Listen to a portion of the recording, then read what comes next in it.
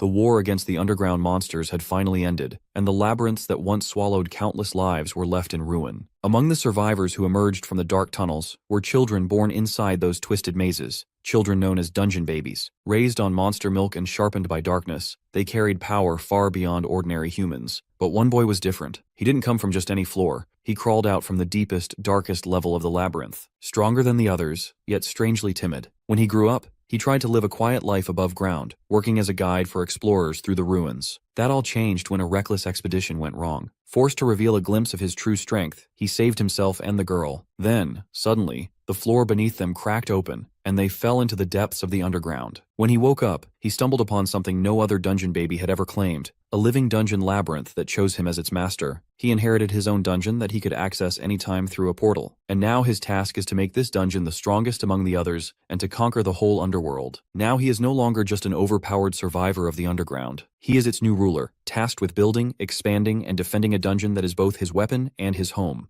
He slides his hand over his wrist, and suddenly a system window pops up, known as Naga Labyrinth. There are a bunch of stats written on the window that go right over his head. So, he starts looking up all the terms and details online and finds out that this green system window is something similar to what you'd find in games. He starts to think that the Naga Labyrinth might be the same place where he got bitten by a snake. He even wonders if perhaps the abandoned labyrinth chose him as its new owner. As he takes a closer look, he notices a red circle suddenly appear next to the portal option, something that wasn't there a minute ago. Curious, he tries to press the circle, but his fingers just pass right through it. That's when reality starts to crack, and suddenly he's back in the dungeon he had crawled out of. There, he sees the same labyrinth emblem. Even though it looks similar, there's something different about this place, making him wonder if he's somewhere else entirely. He suddenly hears the sound of stone creaks, and he notices that the same snake from before has started to move. This time, our boy quickly takes his stance, knowing the snake is way too fast and he doesn't want to make the same mistake again. As soon as the snake lunges to bite, he yanks out the coat he's wearing, using it to block the snake's bite. He then wraps the snake with the coat and ties it to the emblem.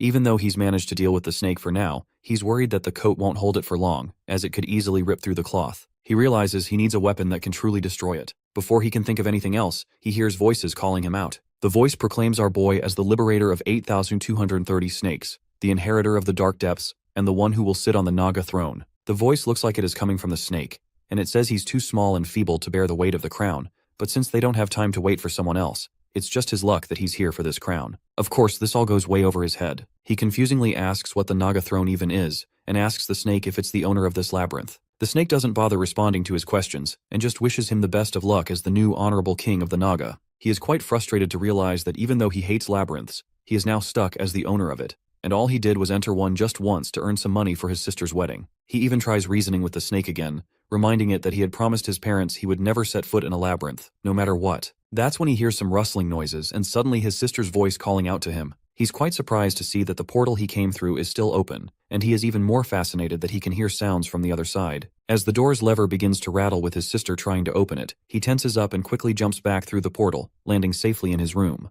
The jump felt like his body was breaking apart, but thankfully, nothing seems wrong. His sister finally opens the door and asks about the strange sound she just heard and why he's sweating so much, especially since he only went to change his clothes. Just then, they both hear a YouTube video playing in the background. His sister gets excited, assuming he's started playing video games. As she excitedly tries to enter the room, he awkwardly pushes her out, saying he's just watching a random video and nothing more. She can't believe it and teases him, saying it's shocking that he's found a hobby. She recalls how he never had any hobbies before, and even as a kid, he'd just stare at the walls for hours. Well, to be honest, she isn't wrong. After the dungeon babies were freed, our boy spent months trying to shake off the labyrinth's lingering thoughts that kept flooding his brain. Surrounded by a sense of peace he wasn't used to, it actually made him uncomfortable. That's probably why the other dungeon babies are still drawn to the labyrinths. Anyway, he asks her what she really wants from him, and she suddenly falls silent, bowing her head. She admits that she is feeling guilty that he had to go inside a dungeon because of her. He's unsettled that this is what's upsetting her, so he quickly tries to reassure her, saying there's nothing to worry about. He starts searching through his pockets for the money,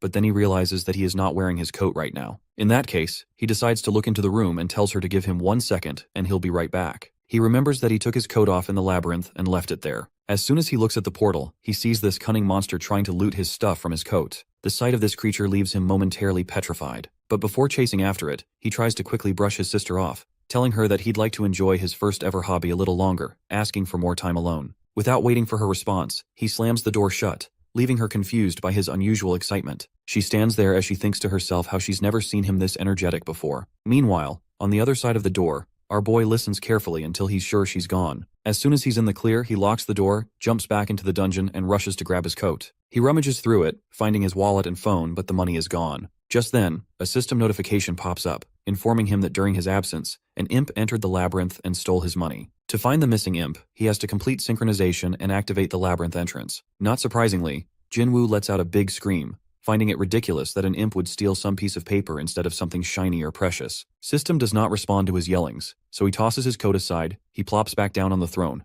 feeling frustrated about his current predicament. He places his hand over the orb embedded in the armrest of the chair, and once again, a system notification pops up. It repeats that during his absence, an imp entered the labyrinth and stole his money. To find the missing imp, he needs to complete synchronization and activate the labyrinth entrance. The details of the labyrinth cannot be accessed until synchronization is complete. It turns out he can control the system windows through these orbs, just like with the tattoo on his arm. He then sits quietly as he considers whether to proceed with synchronization or not. And eventually, he finally gives up to the system's wishes, because retrieving his hard-earned money is his top priority right now. He thinks that once he gets his money back, he can just leave this place as it is, and it'll be one of those many abandoned labyrinths out there. With that in mind, he hits the yes button, and after a bit of loading that says, confirming qualification, he realizes he has no idea what that even means. He tries to swipe away the notification while muttering about why the gate of the labyrinth hasn't opened yet. As he starts to get up from his seat, he can't help but grumble about how he can't believe he wasted his time on this nonsense. It would have been way quicker to just dig around and find his way that money stealer old-fashioned way. But then, out of nowhere, a system notification pops up, saying that the Naga King status is confirmed for user Kim Jinwoo, and synchronization will start shortly. Light flashes around him as he sits cluelessly on the throne, and that same voice from before tells him he's now the owner of the Naga Labyrinth, which is a home to 80,230 snakes. The voice goes on to say that the Naga Labyrinth will be restructured to align with the data set by its owner. Suddenly, the whole place starts transforming, and when the synchronization wraps up, it's got a whole new look, and it's way better than the spooky vibe it had before. The system pops up with all the stats and details, but our boy realizes not much has changed besides some gate info being added. He shoves the window aside and glances at the gate, where he spots that same imp chilling nearby. He calls out to the little monster for his audacity of returning back to place. The imp quickly freezes in place. It looks around, trying to find the source of the voice, only to get grabbed by the throat by our boy. He doesn't hold back, and starts choking the shit out of this little critter, and then lands a solid punch to its face. He demands the creature hand over the money if it values its insignificant life. The little monster starts flailing, trying to let our guy know it doesn't have the cash anymore. Jinwoo cracks his fingers in frustration, gearing up to really mess this imp up. But the little guy suddenly starts rummaging through its pockets. It pulls out a stone and offers it up as compensation for the lost money. As soon as Jinwoo sees it, he recognizes the crimson stone as a down gem. Apparently, down gems are special jewels only found underground, buried deep or nestled in rare plants that grow down there. It's nearly impossible to snag them that way, so most people end up getting them by hunting beasts and searching their remains. Because of their rarity, down gems trade at a high price. From what Jinwoo knows, even one that isn't perfect can fetch 1,000,000 won, and this one looks about the size of the knuckle on his thumb. Just a heads up, that 1,000,000 won is roughly 830 bucks, but still, Jinwoo can see the value in it. The creature, on the other hand, starts struggling as Jinwoo keeps his grip tight on its throat. It then quickly rummages through its pockets again, pulling out another stone. Unable to take the pressure anymore, the imp tosses the stones into the air while letting out a screeching cry. Finally, Jinwoo releases his grip and rushes to grab the stones. He manages to catch one, but the blue gem bounces off his hand and hits the ground. The little monster also takes his chance and scurries back into the tunnel. But Jinwoo isn't worried about it anymore, because he's already scored 2 down gems. But as the blue stone continues to bounce, it cracks open,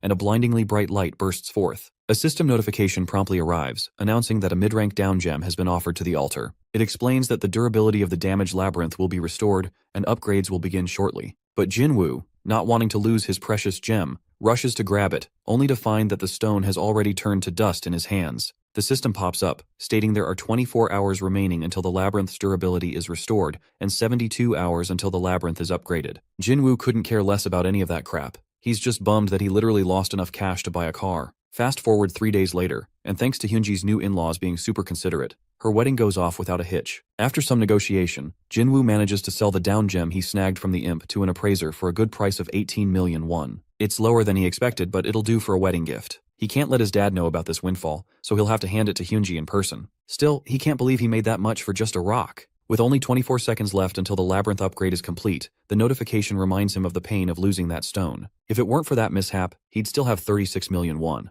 But he figures there's no use crying over spilled milk. He just hopes the upgrades will make up for the loss. As reality cracks and a portal opens up, he steps inside and gets bombarded with notifications. The first bit of good news is that the labyrinth's rank has jumped from rank 1 to rank 2. The downside, though, is that activating the labyrinth means beasts and creatures from far away will now detect its existence, and the labyrinth's defenses are utterly weak. Among all this info, the most striking detail is that a Naga nest has been established near the owner's room. When the gate to the nest opens, a cloud of dust billows out, and as he looks inside, he sees a room created in a previously blocked-off wall. This isn't quite what he imagined a Naga nest to be like. He thought it would be stickier and more humid since, they're reptiles. Suddenly he notices the presence of a monster, and the system quickly reveals that there are now 6 Naga workers in the Naga nest. These workers will keep being added every time the labyrinth's rank rises. Although he expected them to be monstrous, they actually look pretty cute. They are now his new underlings, living in the Naga nest and waiting for orders from their owner. Speaking of orders, he reflects on his past as a worker himself and knows just what tasks to assign these little critters. He tells 3 of them to act as scouts and draw up a map of the area around the labyrinth. He instructs them to look for potential dangers and resources, advising them to avoid any and all conflicts and to act with survival as their top priority. Usually, this kind of work would require guards to accompany them, but he doesn't have the manpower for that right now. So he's counting on these little guys to get the job done right. He then commands the rest of the Naga workers to dig through the opposite wall and create a storage space for them. Even though he assigns them this task, he isn't expecting much, because these Naga workers have short, stubby bodies that seem far removed from strength or speed, and he's never seen anything underground look so much like prey. But he figures he has no other option but to rely on them for now. To his surprise, when he checks back later, he finds that 3 of these little critters have dug out another room in under an hour. Just as he's starting to feel a bit hopeful, the system announces that some of the Naga workers sent out as scouts have returned. His anxiety spikes when he realizes not all the workers made it back. He can see only one making its way toward him, and he quickly asks where the others are, wondering if they were attacked. He then also starts berating himself, realizing there's no separate category to summon new workers like there is for soldiers. Losing workers means a permanent loss, and that thought gnaws at him. That's when his little worker reveals that they're safe and came back alone to move over some supplies because their pack was full. It's feeling really proud that their owner actually cares about them. The other Naga cheer for their leader, and the system shows that the morale of the 4 Naga workers has increased, along with a slight boost in work efficiency. The snaky worker then hands Jinwoo a map, and as soon as he grabs it, the system begins updating the labyrinth map. Once he sees this extensive and detailed layout, he realizes he won't have to run around mapping the place himself anymore. The little companion then drops everything it gathered onto the ground, revealing a collection of interesting items they managed to find along the way. By the way, whatever the snake is saying is all in the snaky language, but Jinwoo is translating it for us since we don't have that close of a relationship with the little monster yet. When he takes a look at the gathered items, he isn't sure if he should feel relieved. Most of these things seem to be from the Great Underground War, either outdated or too rusty. At least it tells him his palace hasn't had human contact for a while. Suddenly, something shiny catches his eye among the stuff. He quickly grabs the shiny stones and is absolutely blown away to find out they're down gems. He then exactly asks his snake friend if it saw more of these down there. The little creature nods, and Jinwoo doesn't waste a second telling it to bring every last one it finds, making sure to deliver the message to the others as well. With that command given, he starts heading out for the appraisal, but then he abruptly stops. What if the labyrinth gets attacked while he's gone? His little friends don't seem too keen on the idea of him leaving them behind either. He takes a moment to weigh his options, realizing he might need to find to bolster their defenses before heading out. He asks his snake friend if it's sure there are more gems down there, and the slithery creature responds positively. With that reassurance, Jinwoo decides to prioritize the labyrinth's defenses, figuring he can always rack up real-world cash later since there are plenty of gems down below. He tosses the shiny stones and offers them to the labyrinth. Once the gems are placed on the altar, a blinding light rises once again. As he watches the light, he reflects on how he tried to run away from dungeons all these years, and now he's stuck owning one himself. He has also started to understand why other dungeon babies are so fixated on labyrinths, and why they risk their lives for them. There's something captivating about this whole underground world, and it's beginning to feel like his destiny. After leaving that dark and dangerous underground world, Jinwoo felt an endless sense of discomfort with the bright, safe life he had above ground. Now he realizes it wasn't just about adjusting or getting used to something. He was simply bored. He points out how incredibly dull it's been up there. So, he finally explores this underground world, and vows to the king of the Naga that he will fulfill their wishes and bring honor to the Naga kingdom. So to become the sole protector of his turf, and as a proud owner, he wishes to summon some Naga soldiers. The system shows that he can only summon 1 rank Q Naga soldier and 2 Naga maids, and he currently has 4 down gem energy available. Also, he will have to bear the maintenance fee for the soldiers as well. He thinks it over and decides to summon the Naga soldier first, though he's not thrilled about the maintenance fees. It makes sense not to increase his expenses before stocking up on more down gems. In the end, he settles on summoning 1 Naga maid and 1 Naga soldier. As soon as Jinwoo makes the summons, a giant, overgrown lizard materializes, his new Naga soldier. He quickly orders the massive creature to head to the gate and guard the workers and storage room. The giant snake complies without hesitation, and our boy could not help but to marvel that with these muscles, his guard can easily solo an entire 5th floor labyrinth. After summoning this jacked up lizard, Jinwoo finds himself down to just 2 down gem energy and uses them to summon a Naga Maid. When the summoning of the Naga Maid begins, another notification flashes up, indicating that an extremely rare hero rank Naga Maid is being summoned. Our boy has no clue what that means, but before he can ponder it further, the ground starts to rumble and crumble beneath him. A blinding light bursts forth, and when it clears, an absolutely beautiful Naga Maid appears. Her name is Dominique, and she's unlike any normal Naga Maid. She's a true and loyal advisor to her master. The maid quickly bows her head in respect, and Jinwoo can literally hear her voice in his head. She gets excited and requests him to give her a command to fulfill. Well, it looks like this one actually talks, and I'm relieved that we won't have to deal with the hissing of the other snakes anymore. He fills her in on the entire situation, and she quickly assesses that he's basically still in the tutorial stage, to which he sadly agrees. She then asks for permission to access the labyrinth map he has so far. As soon as he gives her the go-ahead, the system pops up, showing her the layout, including a mine and some plants laden with down gems nearby. Jinwoo is amazed that she can navigate the map so easily. Dominique then suggests they should explore all the areas in person before starting any work. She asks if it would be alright for them to begin their exploration. He responds positively, agreeing that it'll be good for him to see all the areas too. Their first stop is a stalactite cave near the labyrinth. The maid points out that the walls here are weak, making it possible to dig a tunnel to the mines and set up a mining station in the empty space beneath the stalactite cave. She further explains that breaking down the wall will lead them to mineral mines where they can gather valuable resources, including potential down gems. She points out that there are gem-shaped flowers inside the mines, which also produce small amounts of down gems. Plus, the underground plants are resilient and require no additional care. With that in mind, she decides to collect them while they're here. Lastly, she emphasizes the benefits of incorporating this area into the labyrinth's domain. The surrounding tunnels are great for defense, and this location provides water, sitting at the center of all the major areas. He then asks her about a dangerous-looking mark on the map. She explains that it indicates territory inhabited by wild beasts. The map shows a large area blocked off on all sides, but it's likely that the workers fled the region after realizing it belonged to certain beasts. Depending on the type of creatures in that spot, they could set up a hunting ground to cater the maintenance expenses. Jinwoo is amazed to see how she is so thorough about everything. He even compliments her on her amazing work, and she beams with joy, stating that she's just doing her basic duties as a maid who helps manage the labyrinth. He reassures her there's no need to be humble about it. He explains that he never thought he'd be able to communicate with a Naga, let alone receive advice from one. Even though he lives above ground, he has no plans to neglect the labyrinth either, but he knows he'll be spending a lot of time away from here. She acknowledges and says she totally gets his concerns. She explains that since they don't have a labyrinth core yet, no one is going to attack them for now. But she warns him that they should always expect the unexpected down here. She recommends he beef up his armed forces and upgrade the labyrinth as soon as possible, which means they'll need to invest more down gems into it. He asks if she can't handle the summoning of soldiers by herself. She replies that extracting energy from down gems and summoning Naga is something only the labyrinth owner can do. Then he throws in one last question, asking what happens if he doesn't meet her standards. She explains that there might be some Naga that stray from the group or try to plot a rebellion, but beasts can't take over a labyrinth just because they can beat the owner. Only the one chosen by the labyrinth can really claim ownership, and no Naga would be foolish enough to throw away the glory that echoes through the underground.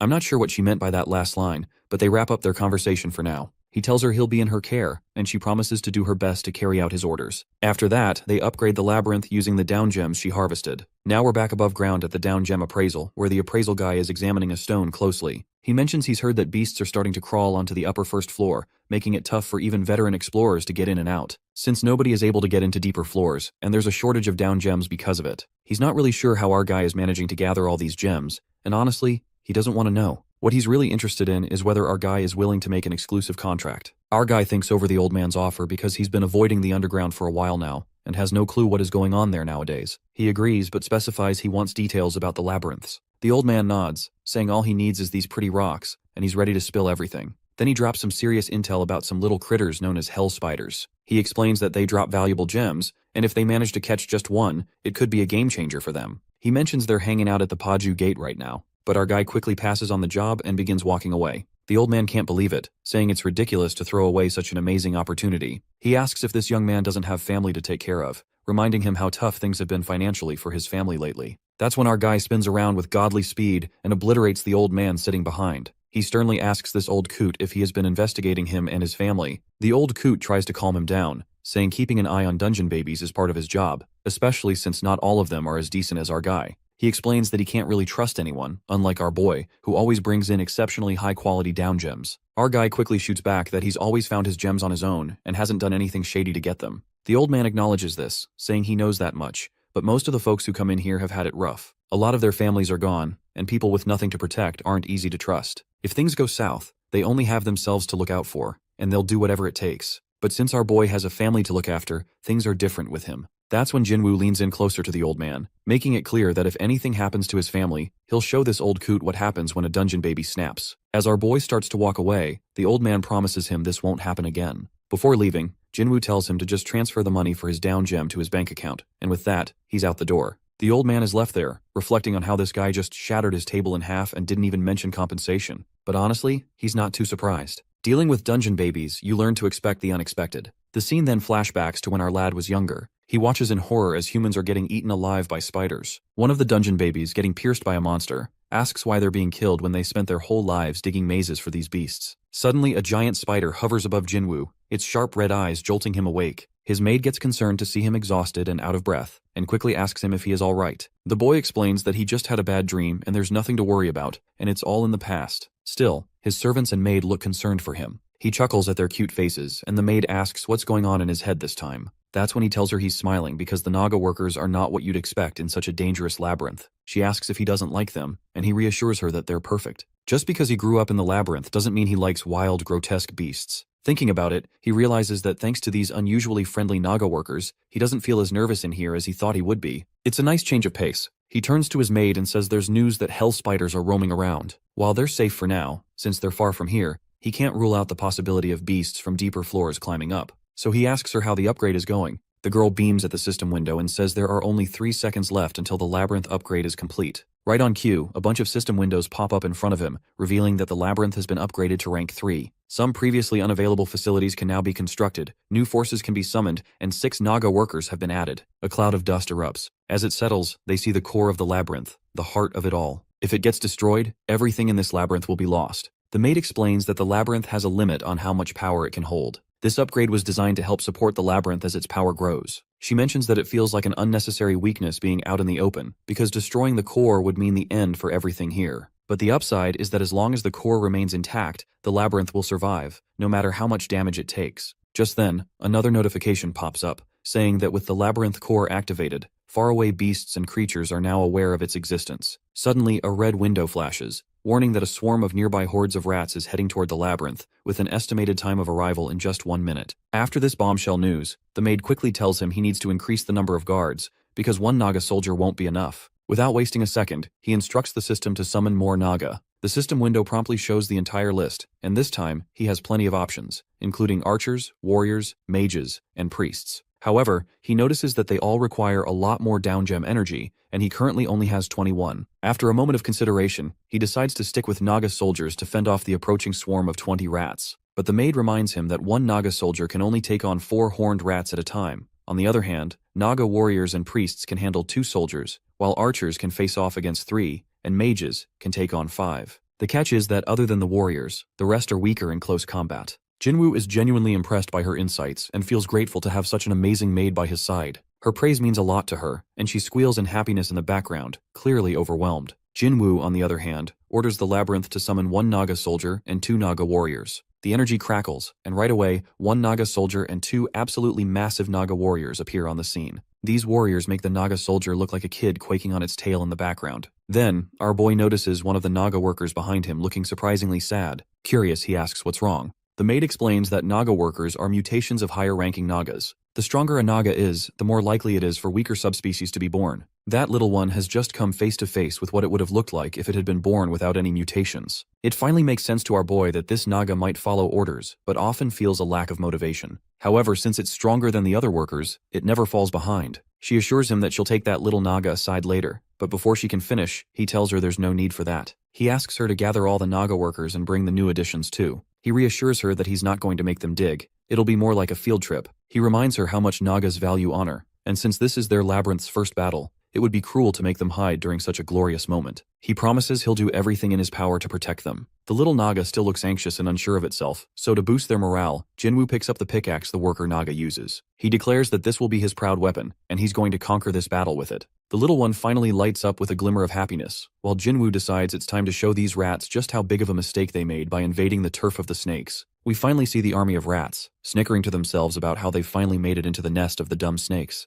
As they look ahead and spot a few Naga workers, they burst out laughing, mocking how the owner of this labyrinth is foolish enough to send these trash snakes that only know how to dig. The rats cheer for their leader, praising him for his big horn and claiming he has a big brain to match. Then, the leader shouts, declaring that he's smart and strong and that the snakes have already fallen. This is the last snake nest. All the little rats start a victory dance, celebrating before the battle has even begun. With their leader's command, they charge toward the labyrinth, ready to claim what they think is an easy victory. Meanwhile, the Naga workers throw down their weapons, trembling as the wild rats charge at them. One rat leaps toward a Naga worker with a blade, but that's when Jinwoo enters the scene. He zips through those little critters so fast they don't even know what hit them, leaving everyone in his sight cut in half. He hoists one of the dead rats into the air and declares to his subordinates to prove their worth and eradicate these pests without a trace. The remaining rats turn to flee, only to realize they've been trapped by both sides. All those once happy rats, celebrating their supposed victory, are now crying in fear as one by one, they get demolished. The tables have turned, and it's clear this battle isn't going the way they thought.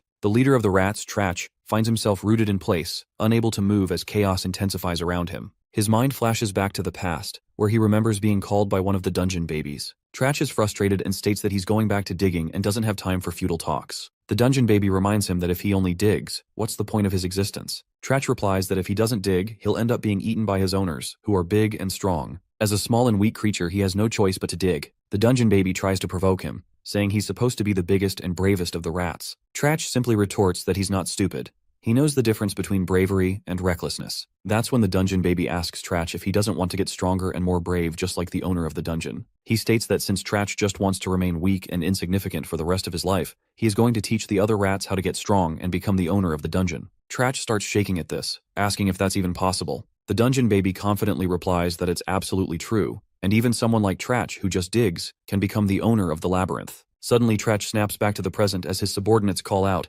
asking what they should do. If they don't take action, they're going to die. In a moment of clarity, Trach points toward the crystal, recalling what the dungeon baby said about it. He believes that if he eats the crystal, he can become stronger, and if he becomes stronger, he can save them all. With newfound determination, he starts running toward the crystal, shouting that they're definitely going to win. All the rats quickly engage in battle against the Naga warriors, trying to buy Trach some time to reach the crystal. They swarm the Naga warrior, but just as the warrior tries to stab Trach, another rat leaps in front of him, taking the spear right through its body. With its last breath, it urges Trach to run and save their people. Fueled by the sacrifice of his comrade, Trach pushes forward, believing that eating the crystal is their only chance to escape the misery and fear of being eaten alive by their owners. The Naga maid calls out to Jinwoo, and when he sees that disgusting rat barreling toward the core, he asks the Naga warrior for his spear. Meanwhile, Trach is almost at the core, and even the little Naga workers try to stop him, but they're simply too small and powerless against a rat's agility. In that critical moment, Jinwoo glides through the air with his spear, throwing it from a distance. The spear pierces the poor rat just as it reaches the crystal, its desperate attempt for freedom tragically cut short.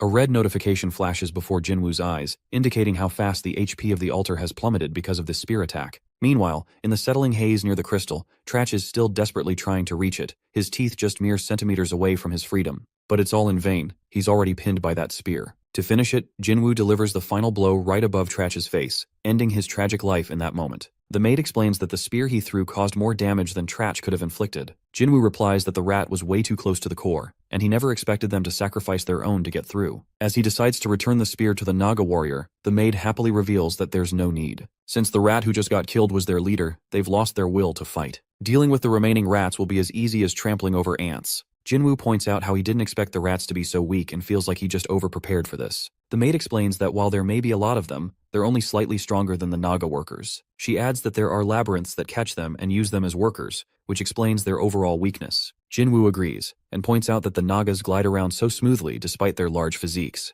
Their long tails allow them to shift their center of gravity, enabling them to move freely and quickly. He acknowledges that this makes them quite the tricky opponents in battle. Meanwhile, in a dark tunnel somewhere, the fire crackles, and we hear a familiar voice, which is the same dungeon baby who urged Trach to fight. The dungeon baby explains to his master that there was one hero-ranked maid and 4 normal-ranked soldiers, and the owner seems ignorant about how to manage the labyrinth because he rushed to summon his forces before the battle began. The master, sitting on his throne, is visibly angry and demands to know if this little piece of information was worth sacrificing 20 workers. The dungeon baby bows deeper, apologizing, but his master cuts him off, telling him to just go catch more rats to use. Not entirely sure if this guy is indeed a dungeon baby. We will just assume he is based on his demeanor. The master then inquires about the mercenary they hired, to which the cloaked man reveals that he's trying to find the best path to attack the labyrinth. The master orders him to prepare for battle once that mercenary returns. The dungeon baby argues that they shouldn't leave the war up to a simple mercenary, but the master dismisses him, reminding him that he too is just a mercenary. Besides, the master reminds him that the mercenary claimed to be a descendant of dragons, and even if that bloodline has been diluted, he should still be strong enough to conquer one measly labyrinth. The next scene shows us the victory panel, highlighting the success of this battle. The notification reveals that the Naga have become slightly accustomed to battle, but the opponents were too weak for them to gain significant experience. The dungeon owner's charisma has increased slightly, and has also earned the title of Beginner Commander. The maid congratulates him on this achievement, but notices something is bothering him. Jinwoo explains that while they won, the rats were able to get to the owner's room far too easily. If the rat leader had been more focused on attacking the soldiers instead of the core, she or other Naga workers could have been hurt. Hearing this, the maid starts to weep, touched that their master cares more about their safety than the core itself. Jinwoo turns to his warriors and reminds them never to forget the joy of their first victory. He emphasizes that this is the underground, where only the strong survive and the weak perish. They don't have time to revel in their triumph over such lowly creatures, as their Naga labyrinth is still in its infancy. He declares that a new chapter in the history of the Naga has begun. They will fill their storage rooms with treasures, expand their territories, and rebuild their nest into a fortress. Together, they will create a new legacy with their own hands, and everyone will be remembered as legends. Days pass since the battle with the horned rats. The bodies and weapons of the defeated rats are moved to the storage room, where they are consumed by the Naga, helping to temporarily decrease the maintenance fees. 3 Naga workers are assigned to build an ingot station for the mines, while the rest are designated as guards. They move back and forth between the mines and the planting areas, diligently collecting down gems. Jinwoo, meanwhile, thinks about his next course of action and wonders whether he should send the knights to patrol the surrounding area and construct some hunting grounds for his snakes. But the problem is, he doesn't have enough gems to buy new soldiers. Finding no other choice, he collects the horns of the horned rats left behind by the Naga, who clearly didn't eat them, only the flesh, and goes to Bayek as expected. The appraiser appreciates the horns since they are hard to find, judging by the hiding capabilities of the horned rats. Jinwoo is curious whether these things are really worth anything. Bayek replies that anything that comes from a dungeon is worth selling, as they can be used like deer antlers, but he still hopes for some down gems. Seeing the disappointment on Jinwoo's face, he observes that he must be facing a tough time if he didn't find any down gems. Then he dismisses him, adding that he will transfer the money to his account. But despite the dismissal, Jinwoo doesn't move. Baek encourages him to spill the beans. Jinwoo finally reveals his wish to join the spider hunt Baek mentioned last time. Baek understands immediately that he must already be full of regret. Jinwoo answers simply that he needs more gems. Baek wonders what a boy like him needs down gems for. Our boy annoyingly answers that obviously someone like him needs money, so he will sell down gems to have some. Baek understands his need for money, despite the fact that last time, Jinwoo not only refused his offer, but also broke his desk. Anyway, he decides to place him with the second team, as the first one has already departed. Then he needs to know Jinwoo's level, which prompts a remark from Jinwoo that Baek should already know it, considering he was secretly investigating him. At first, Baek protests, but then he calms down and asks him to let the matter go. Our boy decides to answer anyway, saying that he didn't personally know his level, but he knows he was raised at the 12th level. Baek is clearly taken aback hearing this and assumes Jinwoo must be joking. But Jinwoo calmly presses that he was indeed lived in one of the underground Duke's labyrinth until he came into the light. With a tense expression, Baek concludes that he must be super strong, because he's categorized as the highest level dungeon type in Korea. Unimpressed, our boy still doesn't understand why the level is so important to everyone. Baek asks if he even knows how to determine a dungeon baby's strength.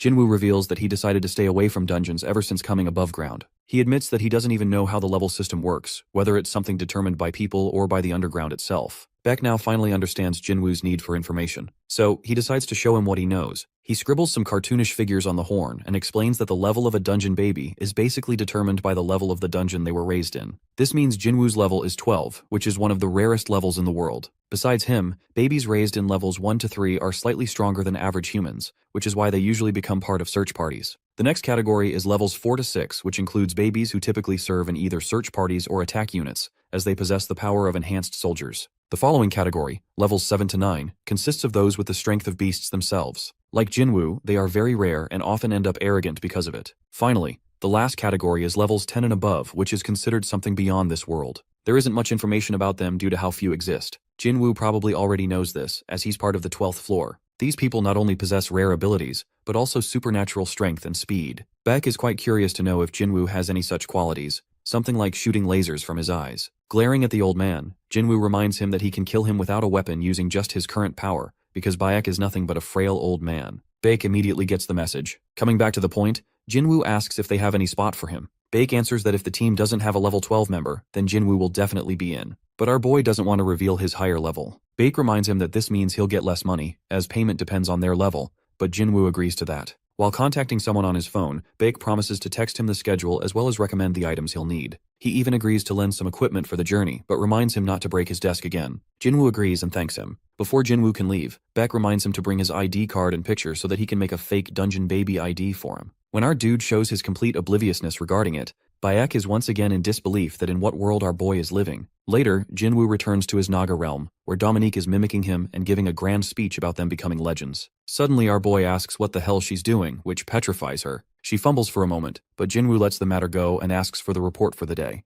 She begins to explain their activities, how the workers are doing well mining minerals, using the stalactite cave as their base. She adds that they've collected a few down gems from the mines and plants. Meanwhile, they've also caught a beast, from which they not only obtained a number of down gems, but are now using its body for resources, disassembling it in their storage room. Jinwoo is satisfied with their progress and asks to see the down gems. She immediately presents them, but one slips from her hand. The dungeon instantly decides to convert the gem into labyrinth energy. Without hesitation, our boy orders it to be used for summoning a Naga. Dominique grows sentimental, realizing that he sacrificed the gem for the labyrinth instead of keeping it for himself. Jinwoo explains that he has no use for it above ground anyway. He then informs her that he might not return for 2 weeks. When she asks why, he tells her about his upcoming expedition to hunt some hell spiders. He reasons that they need more upgrades to grow stronger, and the low-grade down gems from their floor are no longer sufficient. Instead, he's going to hunt the hell spiders to collect some mid-rank down gems. He then summons a Naga, and the system provides him with a standard-level Naga archer. Looking at this newly summoned soldier, he imagines how his cute, chubby green worker will look when he will fully grown. He then turns to Dominique and observes that they have almost used up all of their down gems to summon Nagas. So he decides to leave the remaining ones for maintenance fees. Suddenly, a thought strikes him,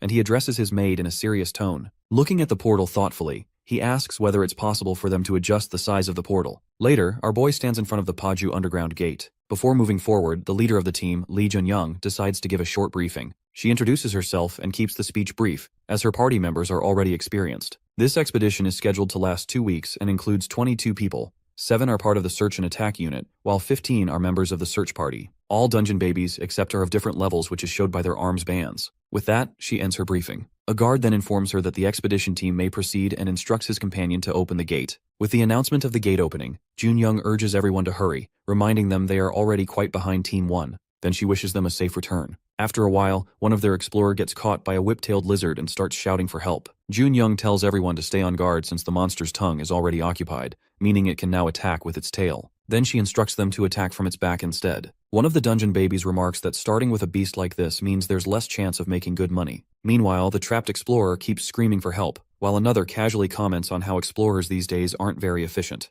Despite the careful process of selecting plans and teammates, they still lose people. Someone else comments that even though it's been 10 years since the war, people still keep getting injured or killed. They point out that most of these explorers are in their 20s or 30s, which doesn't make them great fighters. Left with no choice and burdened by debt, many head underground only to become prey for the beasts. Then with a sigh, one of them leisurely unsheathes his sword while reflecting on the tragic lives of these people. Suddenly, everyone stops in surprise as our boy slashes the monster, freeing the trapped explorer. Everyone is stunned to see a level 7 mercenary pull off something like this. Taking advantage of the moment, Junyoung immediately commands her team to aim for the open wound. Unfortunately, the man is already dead. She comments that he should have moved as soon as he felt the blood clinging to him. Then, she orders the others to collect the down gems and regroup. She further instructs everyone to spray themselves to mask their scent after completing their work. Then she runs over to our boy, praising his skill, as it's not an easy task to pierce a whip-tailed lizard. Now she understands why Baek recommended him. However, she warns him not to act without her orders, no matter how much he wants to show off his strength, because stunts like that can tire him out before the main course even arrives. Jinwoo isn't sure whether taking action was a mistake. She explains that it's her way of showing concern since normal humans can easily deal with beasts like these.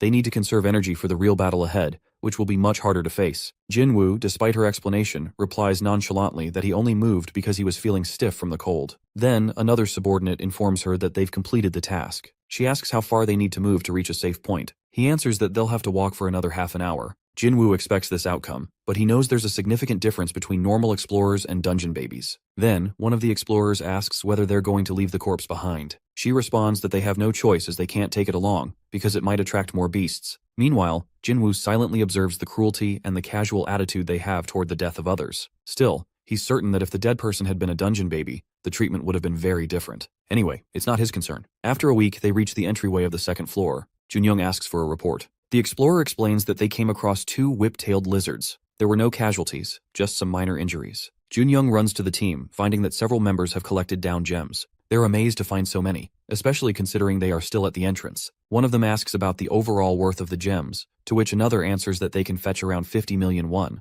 One of the explorers expresses disappointment, feeling that they're risking their lives for only 2 million won when they will have their share. The leader is irritated by this comment, explaining that this is just the start as they've only collected small down gems so far. He discusses the possibility of finding 2 mid-level gems, which they could obtain from the Hell Spiders. One explorer asks about their value, and he answers that each would be worth 10 million won. The explorer is stunned, realizing that they could make such a significant amount of money. At that moment, Young-tae addresses Junyoung with a tense expression, explaining that it seems like the first team have vanished into thin air as they find the traces of intense fight. Junyoung assumes that the first team must have captured the spiders. However, Young-tae is about to mention the strange traces he found from the first team when someone comes rushing toward them. The person is panicking, informing them that one of his teammates froze in place while trying to pick up a down gem. Everyone panics upon hearing this. Junyoung analyzes the situation quickly, realizing something after knowing that the down gem had fallen from above. She immediately orders everyone to prepare for battle. Then, she turns to Young-tae to prepare the flares. Afterwards, she immediately fires one. As soon as the light reaches the ceiling, they are shocked to see the first team bound by spider webs on the ceiling floor. Seeing their condition, Junyoung concludes why they found traces of the first team all around the area. By counting, she concludes that half of the team could be dead, as there are only 10 of them. To retreat for now, she orders the team to get out of here and regroup. At that moment, a spider approaches from behind her. She immediately activates her power and kills the spider while informing everyone that they can camouflage. She orders the dungeon babies to take the front battleground and tells everyone to take cover to protect themselves. The next moment, the flares begin to die down, and they need a light source to continue the battle. She orders another flare to be ready. But the next moment, she is protected by our boy, who quickly orders to ready the flare. As soon as another flare is lit, they see dozens of spiders above the explorers. Meanwhile, one of the dungeon baby faces the spider with bloodlust in his eyes. He leaps into the air and kills one of them. He then tells Young-chul to catch the spider. Young-chul gets ready and slashes the spider's legs. The next moment, another dungeon baby steps on a spider and crushes it with his boot. He comments on how sloppy Young-chul is. Then, he kills another spider and throws another one, taking out 2 spiders at once. There is a girl who is playing with her thin sword, making mincemeat of the spiders with it. She nonchalantly turns to the bulky one, who comments that he thought she was taking everything too seriously. She responds, while saying that she thinks these spiders are weak and below her battle standard.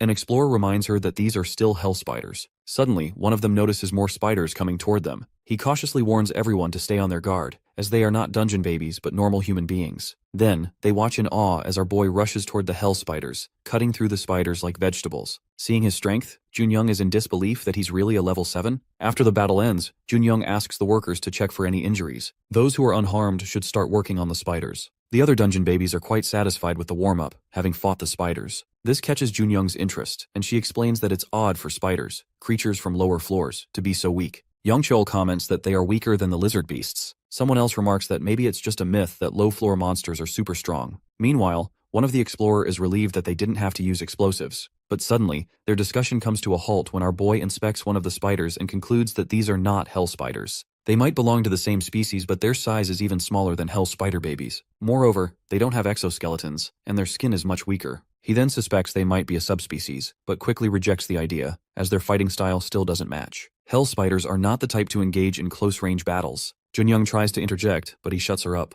Meanwhile, our boy is thinking about the cautious nature of hell spiders, who don't attack first but wait for prey to fall into their trap. Some explorers notice thick spider webs that weren't there a moment ago. Then, they realize that their entrance is also blocked by spider webs. The next moment, our boy feels a chill run down his spine as he senses an ominous aura. He turns to Young-tae and asks about the explosives he has. Young-tae replies that although he does have some, they don't usually use them. He then suggests to Junyoung that they should install them at the entrance where the spider webs are. Young-chul doesn't understand if the spiders are truly finished yet. His companion adds that they have usually read in comic books about situations where a bigger threat lurks in the shadows. Jinwoo agrees with them, deadpanning that the hell spiders are waiting for them. But the dungeon babies remain relaxed, thinking they can handle them again, without fully understanding the gravity of the situation. Our dude reminds them in a serious tone that those weaker monsters are not real hell spiders. Junyoung is about to ask how our boy knows this, but before he can answer her question, there's a shriek from one of the dungeon babies. She yells that some spider-like creature has dared to scratch her body. She's ready to take down the giant spider. As shouts soon as Jinwoo's eyes land on it, he immediately yells at her to get away from it.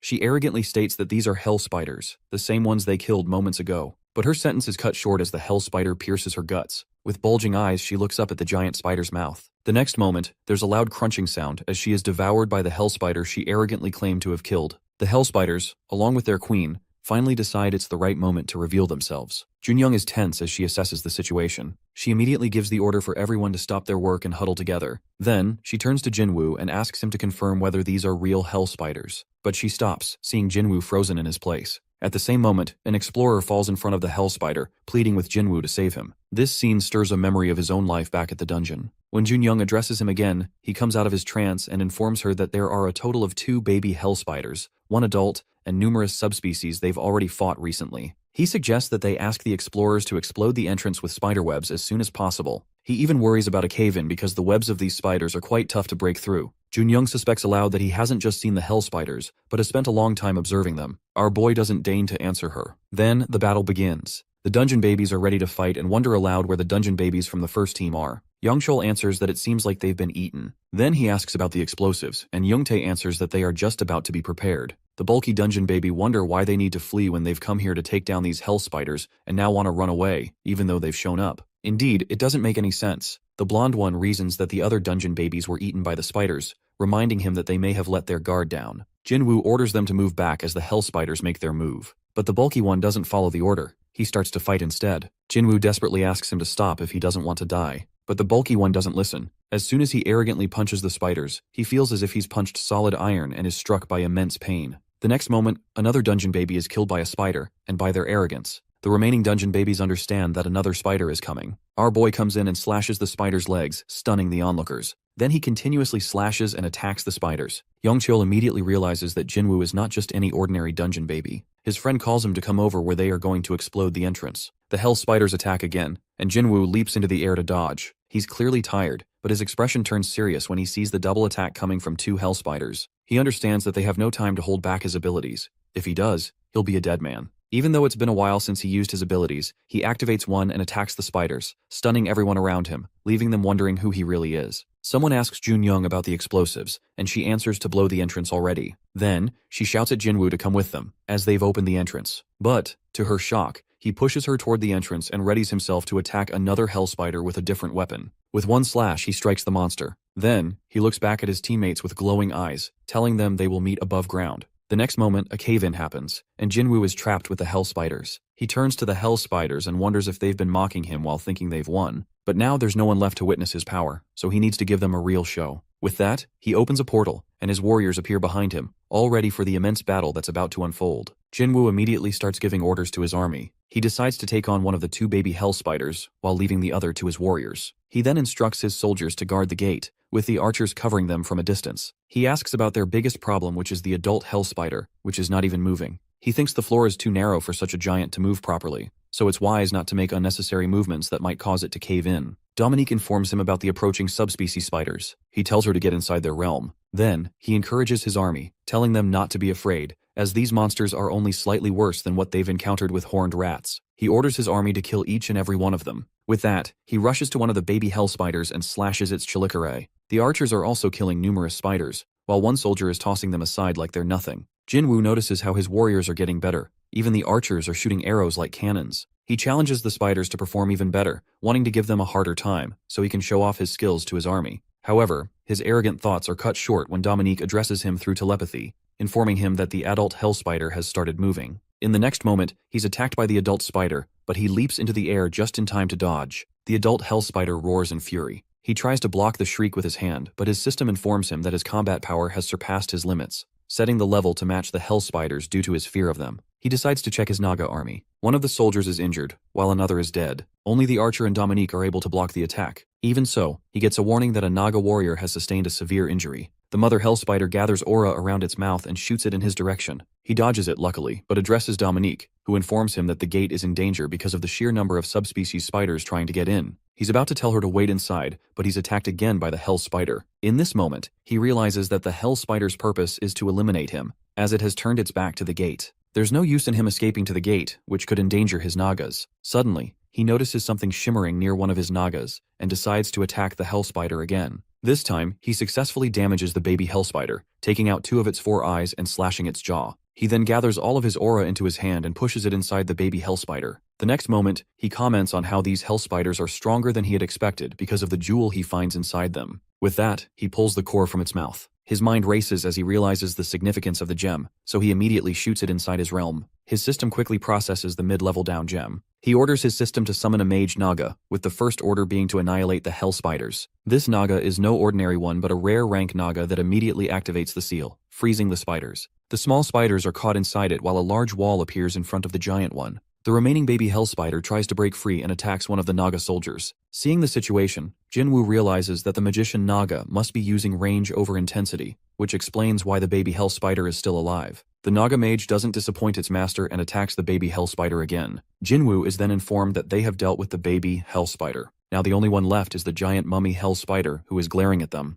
Jinwoo observes that he can attack the weak spots of these spiders, which are the eyes, mouth, and leg joints. The problem is the giant size of this Hell Spider. His blade won't be big enough to reach its brain even if he attacks its eyes. He's not even thinking about getting into its mouth as he doesn't want to risk getting eaten alive. While he is thinking about his battle strategy, Dominique informs him that there is a chance of further cave-ins because the surrounding structure has taken intense damage. With her words still echoing, the poor dude has a bizarre but fantastic idea to defeat the Hell Spiders. He asks his army to wait for his signal and orders them to attack the ceiling. After they succeed in that attack, they will try to move up to the first floor. Dominique warns him that it's a dangerous gamble they're about to take, but he shouts back that they have no choice left, as their combined attack power is not enough to kill the adult Hell Spider. He then climbs up the cliff and calls out to the Hell Spider, asking if it can follow him. After getting a clear signal from the monster, he is saturated with bloodlust. With fire in his eyes, he declares his intent to take revenge for having been exploited for half of his life by these creatures. The Hell Spider should feel honored to be the first of its kind to face his wrath. Meanwhile, Dominique questions whether they can truly bury the Hell Spider alive. The archer adds that Jinwoo must have a plan.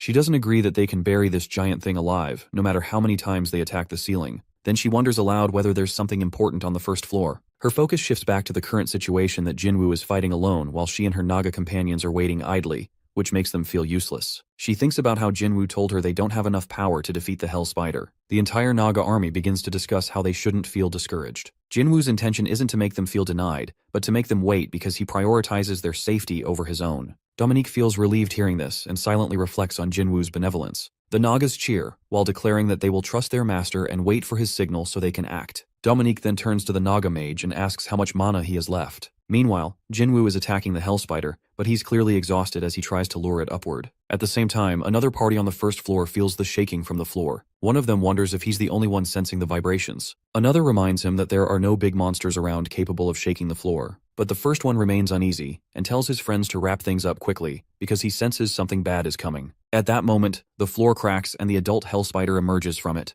Jinwoo gets a notification that due to this incident, a passage has been created between the first and second floors, which also causes an environmental shift across both floors. He yells at his system, saying he doesn't have time for its babbling, and it can go back to where it came from. He's grateful that he's in a large cave now. Then he warns the humans to run away as far as they can. A new problem arises. How can Jinwoo throw the Hell Spider off this floor? He signals the Mage Naga to begin casting. The magician freezes the spider, but Jinwoo notices that the ice isn't solid. It's actually a clever plan by the good Naga maid who wants to please her master. She believes she's figured out his strategy and instructs the mage to create a thin ice layer first, causing the Hell Spider to thrash and slip, while the path it takes is lined with thick ice. This way, the spider's own weight will work against it, making it crash through the cracked ice. She knows this fall won't kill the spider, but she also knows that all Jinwoo needs is enough space to finish it off. The next moment, the Hell Spider falls. Dominique orders her companions to restrain it. The mage begins casting a spell while the other Nagas use brute force to hold the spider down as they wait for their master to finish it off. The next moment, our boy rushes toward the spider and attacks its eyes. Finally, our dude claims victory over the Hell Spider, which boosts his charisma.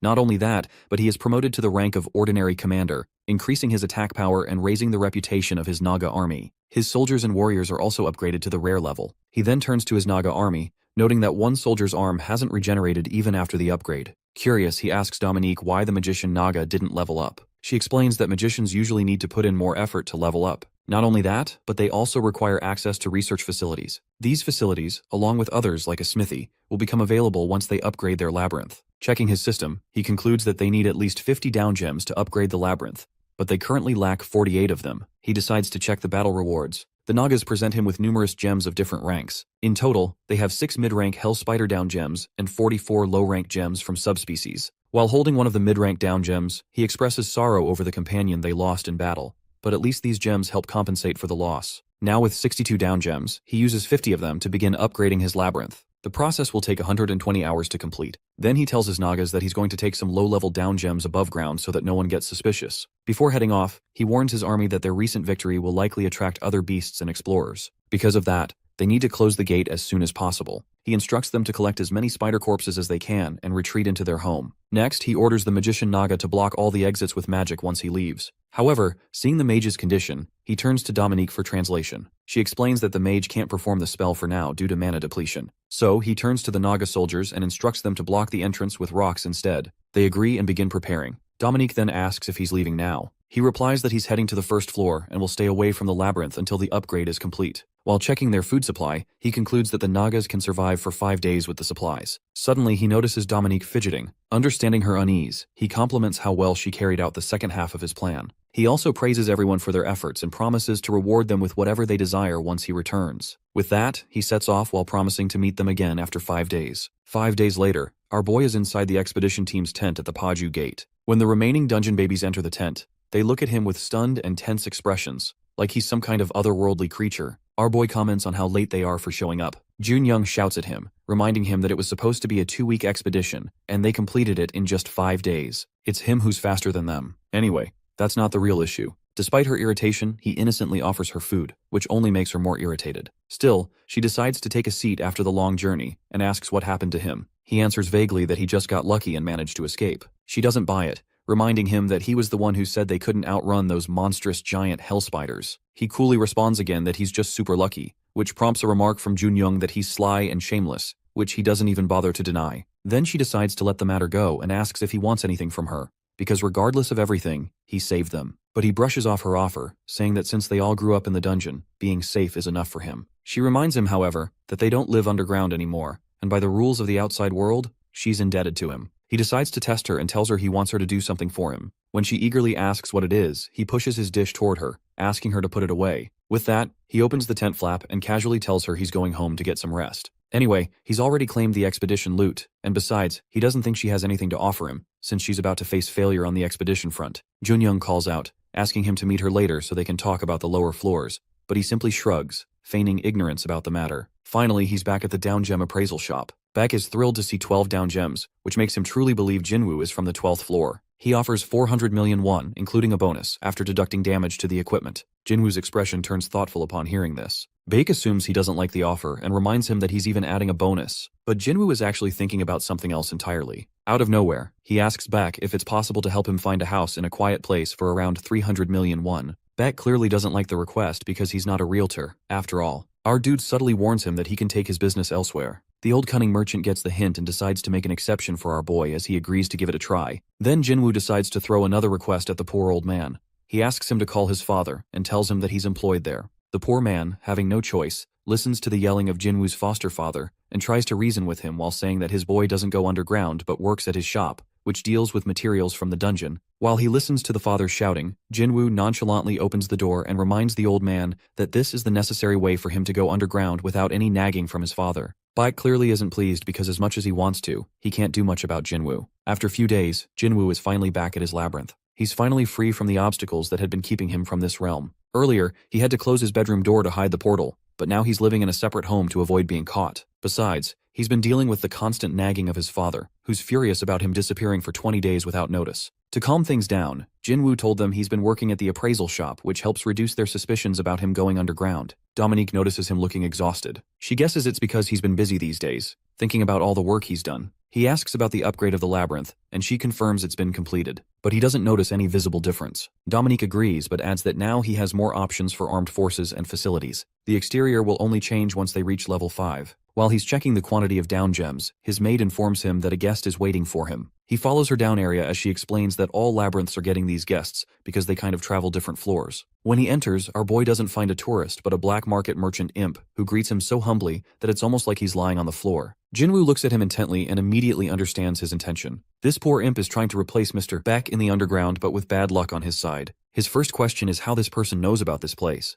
The black merchant chooses flattery, declaring that his deed of slaying the hell spider earned him a reputation which helped him learn about the Naga. Dominique, being a good maid, immediately informs him telepathically that he is lying. These kinds of merchants keep a close eye on things underground. It seems like he's in charge of the area where their labyrinth is located. Besides, she also warns him not to take these merchants lightly just because of their appearance. The imp then praises Dominique, but Jinwoo doesn't buy the flattery and asks the merchant's real purpose for being here. The black merchant finally reveals that he wants to form a long-term business contract with him. After a while, Jinwoo corners his maid and asks if they have a choice to get rid of this black merchant. But she warns him against it because these merchants are dangerous and might spread rumors about them. So they have no choice but to be polite and play along. Jinwoo comments on how annoying they can be, but Dominique reminds him that they can also make use of these black merchants since they usually sell useful items. Finally, our boy decides to shop for a while and asks her to bring the down gems. Then she telepathically asks him to purchase the recommended items from the black merchant first, if he wants to make a deal with him. Then Jinwoo informs the black merchant to show him the recommended item, which quite pleases the merchant. After a long, flattering babble, he finally reveals a rare item which is a parasite that costs a high-ranking down gem,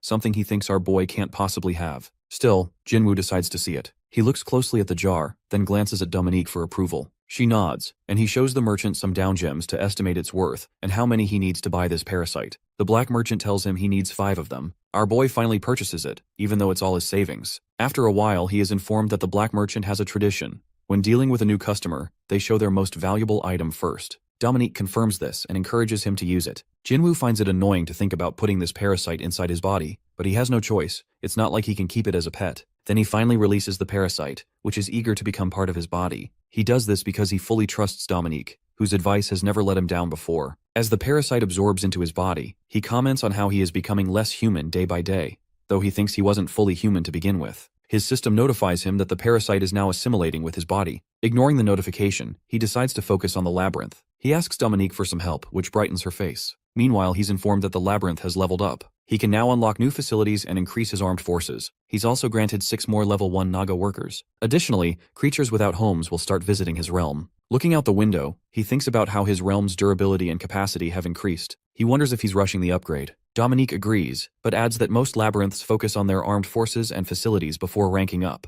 In his case, he's already done most of the groundwork, allowing fast progress. Now the question is whether the owners of other labyrinths are weak. Dominique answers that most owners don't get directly involved in anything, as far as she understands. Then he decides to construct facilities while checking the facility list. He has several options like a livestock farm, training center, bar, smithy, and so on. There's even a temple option where his Naga can worship his picture, with an annoyingly expression on. Before deciding anything, he asks his system to bring up a big labyrinth map. He points to a particular area and asks Dominique to get intel on which creatures live there, especially the archers and warriors, so he can gather more forces. While looking at the map, he plans to build a livestock farm and a bar in the Naga nest. Other facilities are more expensive and require more down gems. For now, he decides to focus on expanding his army. He orders his workers to bring all their low-rank gems. Now having 162, he offers 150 down gems to summon more Naga. He then declares that he's going to summon the whole army. After 1 week, we find our boy sitting on his throne with a bored expression. He's informed about the expansion of the Naga nest and the establishment of the livestock farm in which they've successfully caught giant rabbits and boars to breed. Meanwhile, workers are digging new hallways and laying traps. He worries whether they are getting enough rest. Dominique assures him she's making sure of it. Then she informs him about the new troops, which have been split into teams to take breaks, patrol, and train,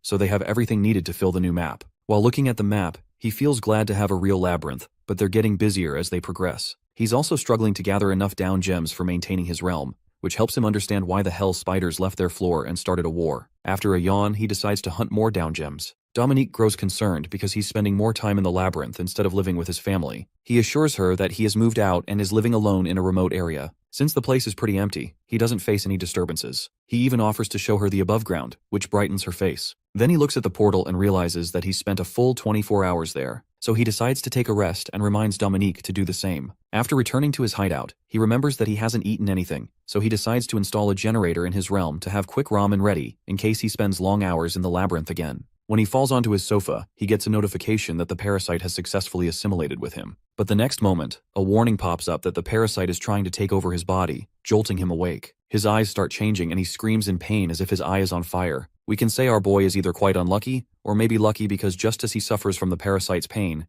Junyoung decides to visit him, Wine being annoyed by how isolated his home is. As soon as she hears about his shriek, she rushes over immediately and calls him. Jinwoo looks at her with bloodshot eyes. After a while, he starts feeling better and decides to serve tea to his guest while asking about her well-being. As they sit, he apologizes for showing her his twisted state. She panics, wondering what that thing is because it feels like his face is melting at that moment. Avoiding her gaze, he excuses himself, saying that he picked up an eye disease from underground. But she doesn't buy it as she's lived her whole life down there, and even babies born in the deep floor dungeons don't have anything like that. He then nonchalantly asks if they are from the 12th floor, which stuns her momentarily. With an unfazed expression, he tells her he got this disease underground on the 12th floor. from the Duke Labyrinth spider, but she still doesn't believe him, and quickly informs him that all babies from the 12th floor dungeon are either dead or missing. He wonders aloud why people declare the 12th floor dungeon babies dead when they're actually alive. Now Junyoung understands how Jinwoo knows so much about hell spiders. Since he thinks she's smart enough to figure out the levels, he trusts her enough to tell her the truth. Then he changes the topic and asks why she's here, assuming Baek must have told her his address. She hesitantly asks if he will join her team for the next expedition, promising to give him a big cut since he didn't take anything from her on their last one. She's unsure if he'll join since he's already doing well on solo missions, but suddenly he agrees, which catches her off guard. He explains that he's not used to underground expeditions because he only recently became interested in going underground after coming above ground. The underground has changed a lot since he was last there. Junyoung's face brightens as he tells her he'll join her team until he gets the hang of underground work. She can't believe a level 12 dungeon baby will be with her team, but he dryly reminds her it's only temporary. Then he shows her the door while she informs him about their next journey. The expedition will take 2 weeks and starts in 4 days. They will have 5 dungeon babies, including them, along with 10 explorers. Except for 1 dungeon baby, all of them were part of the Hell Spider expedition. At that, he quips that they didn't do well on the 2nd floor and now plan to play adventurers on the 6th floor. She timidly answers that he hasn't seen their best capabilities, that her team are experts at going even to the 8th floor. He understands that since they were against the Hell Spiders, they lost. Anyway, she reminds him that they will be preparing equipment meantime, so they will meet after 4 days. He will receive a detailed schedule as well. When she greets him goodbye, he annoyingly reminds her that she needs to inform him before coming to his home, otherwise he will call the cops, which changes her expression to embarrassment. She quickly runs away. After she leaves, he's thankful that he didn't leave the portal open when she entered his home. Finally, the 4 days pass, and our boy is at the small entrance of Paju Gate D. Looking at the entrance, he comments it feels like this will lead them to Subway. She informs him that usually Gate C opens for large-scale expeditions, but Gates D and F allow entry if they show their ID cards and team members. Besides, thanks to our boy who opened a new entrance to the 2nd floor, Gate B is crowded with beasts, so they can't enter from there. Then someone interjects, introducing himself as Young Chansik, a level 7 dungeon baby. Jinwoo introduces himself in return. One of them comments that Yongchul assumed Jinwoo was a monster and ran away, which irritates Yongchul. Both of them then greet Jinwoo, and Junyoung tells them to shut up so they can get inside. She orders Yongchul to take charge of leading the explorers. Chansik leaves them, which makes Jinwoo question whether Junyoung is really the leader of the team. She vaguely answers that he'll see for himself once they get inside. Meanwhile, at the Naga Labyrinth bar, Dominique is drowning herself in alcohol. Looking at her, the Nagas comment on her misery ever since Jinwoo left the place. Not only that, they're grateful that this time there's a bar for her to control.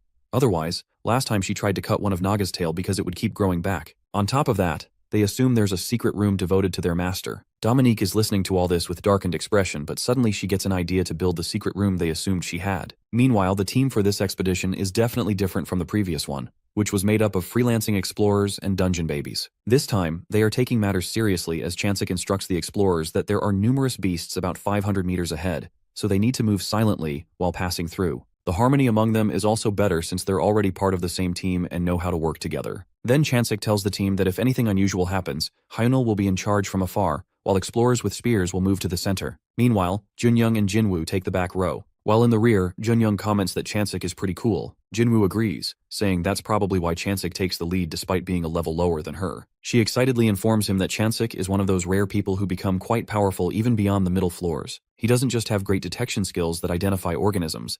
He can also use a stealth skill like camouflage, which gives them an upper hand in battle. Then she wonders whether he actually has a detection skill, but he denies it, adding that it's just his instinct that helps him detect things. At first, she doesn't understand and then loudly comments that level 12 dungeon babies are truly out of this world. This catches the attention of the explorers, who start murmuring among themselves. Our boy gets irritated because he wants to stay low profile. She quickly apologizes while saying she forgot about that. Then one of the explorers informs them to move to the front row as they are right in front of a gate. Chansik informs them that this entrance leads to an abandoned labyrinth. The other path is ruled by wolf monsters. So, they decide to take this labyrinth since he doesn't detect any immediate danger. Next, he asks for their opinion on his decision. Jinwoo objects, wondering if they might get lost inside, because judging by the entrance, the place could be huge. Chansik reasons that he has already memorized the path. Jinwoo agrees with the decision, while thinking he himself wants to see a big labyrinth, which will help him expand his own. Then Chansik announces they are going to enter the owner's room at the center. At that moment, Jinwoo hopes his Naga is doing well. Meanwhile, Dominique is giving instructions to have the cute little chubby Nagas dig a secret room for her. Elsewhere, the scaly Dragon King is asking Rikshasha about Draken. She replies that Draken received a severe injury and is currently healing. The master is not happy with the news because Draken should be stronger if he wants to call himself a descendant of the dragon.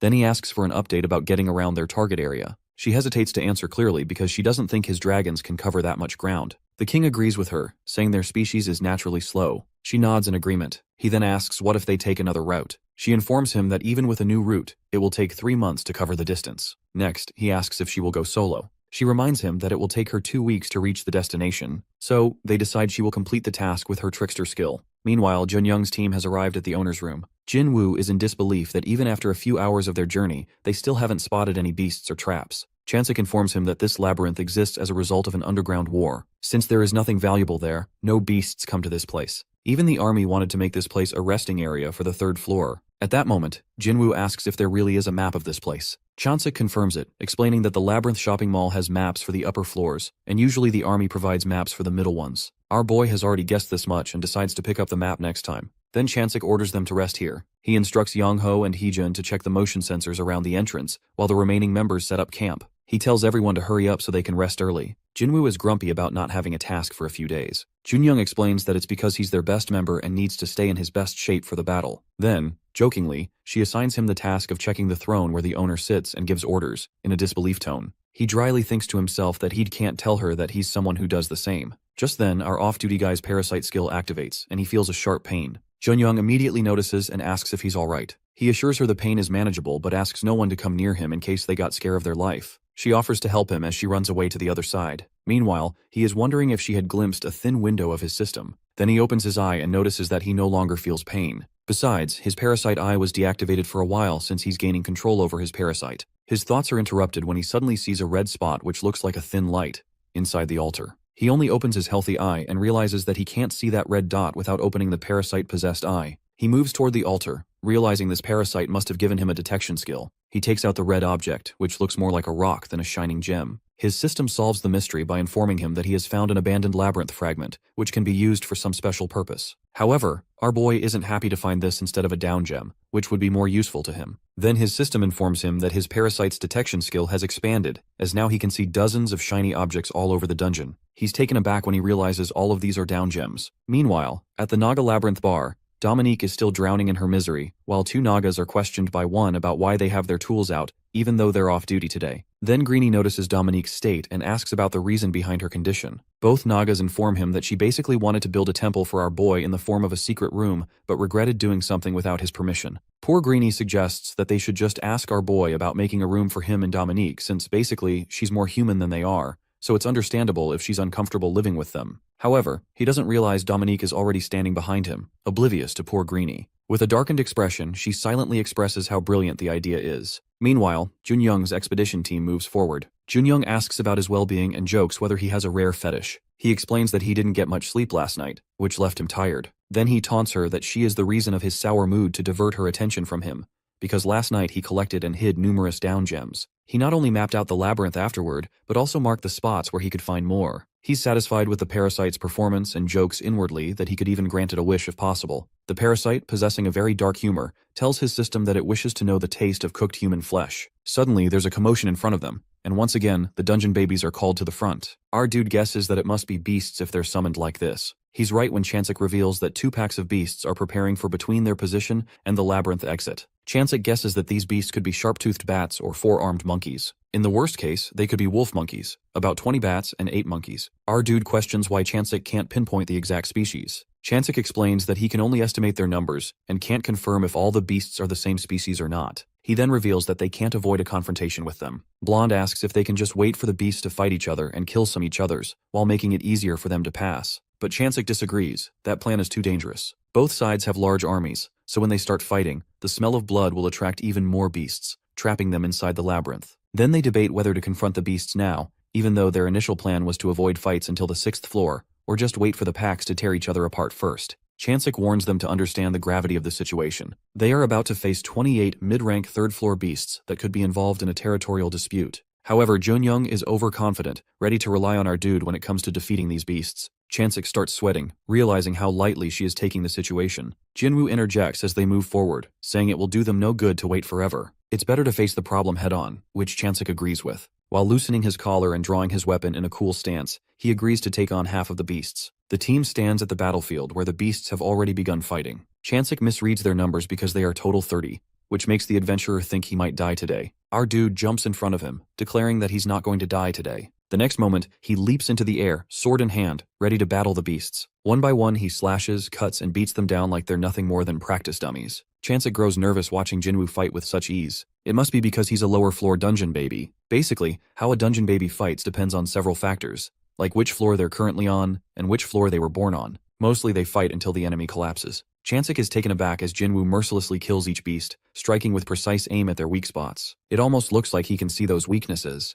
Chansik wonders how our dude can fight like this, especially when, in reality, he's only slightly stronger and faster than Junyoung. The answer to his question comes from Junyoung, who oh so casually informs Chansik that Jinwoo was born in the Marcus Labyrinth. Chansik knows that Labyrinth sits in the deepest depths of the 7th floor. Junyoung clarifies, as if it's the most obvious thing in the world, that in order to survive there, Jinwoo had to win countless battles. This brutal survival training apparently turned him into a beast-slaying machine. Since his labyrinth was practically lounging beneath the 8th floor, he had no choice but to grow strong enough to survive beasts that eat newbies for breakfast. Chansik takes the hint that Jinwoo is from a famous labyrinth, but still comments that survival instincts alone can't explain his strength. The guy must also be stupidly talented. Junyoung, quite proud of the little fairy tale she just spun to cover up Jinwoo's actual level, wears a smug smile. Then both of them decide, since Jinwoo's out there basically doing all the work, they should probably contribute a little themselves. With his spear raised, Chansik steps up, ready to fight. Meanwhile, Jinwoo already has parasite vision activated, making the world around him move in slow motion and his body feel feather-light. As he slices through beasts like he's prepping ingredients for a stir-fry, he briefly wonders if he's using his full power. But no, he quickly dismisses the thought. He's being cautious, keeping himself at Junyoung's level, even though it feels like he's going all out.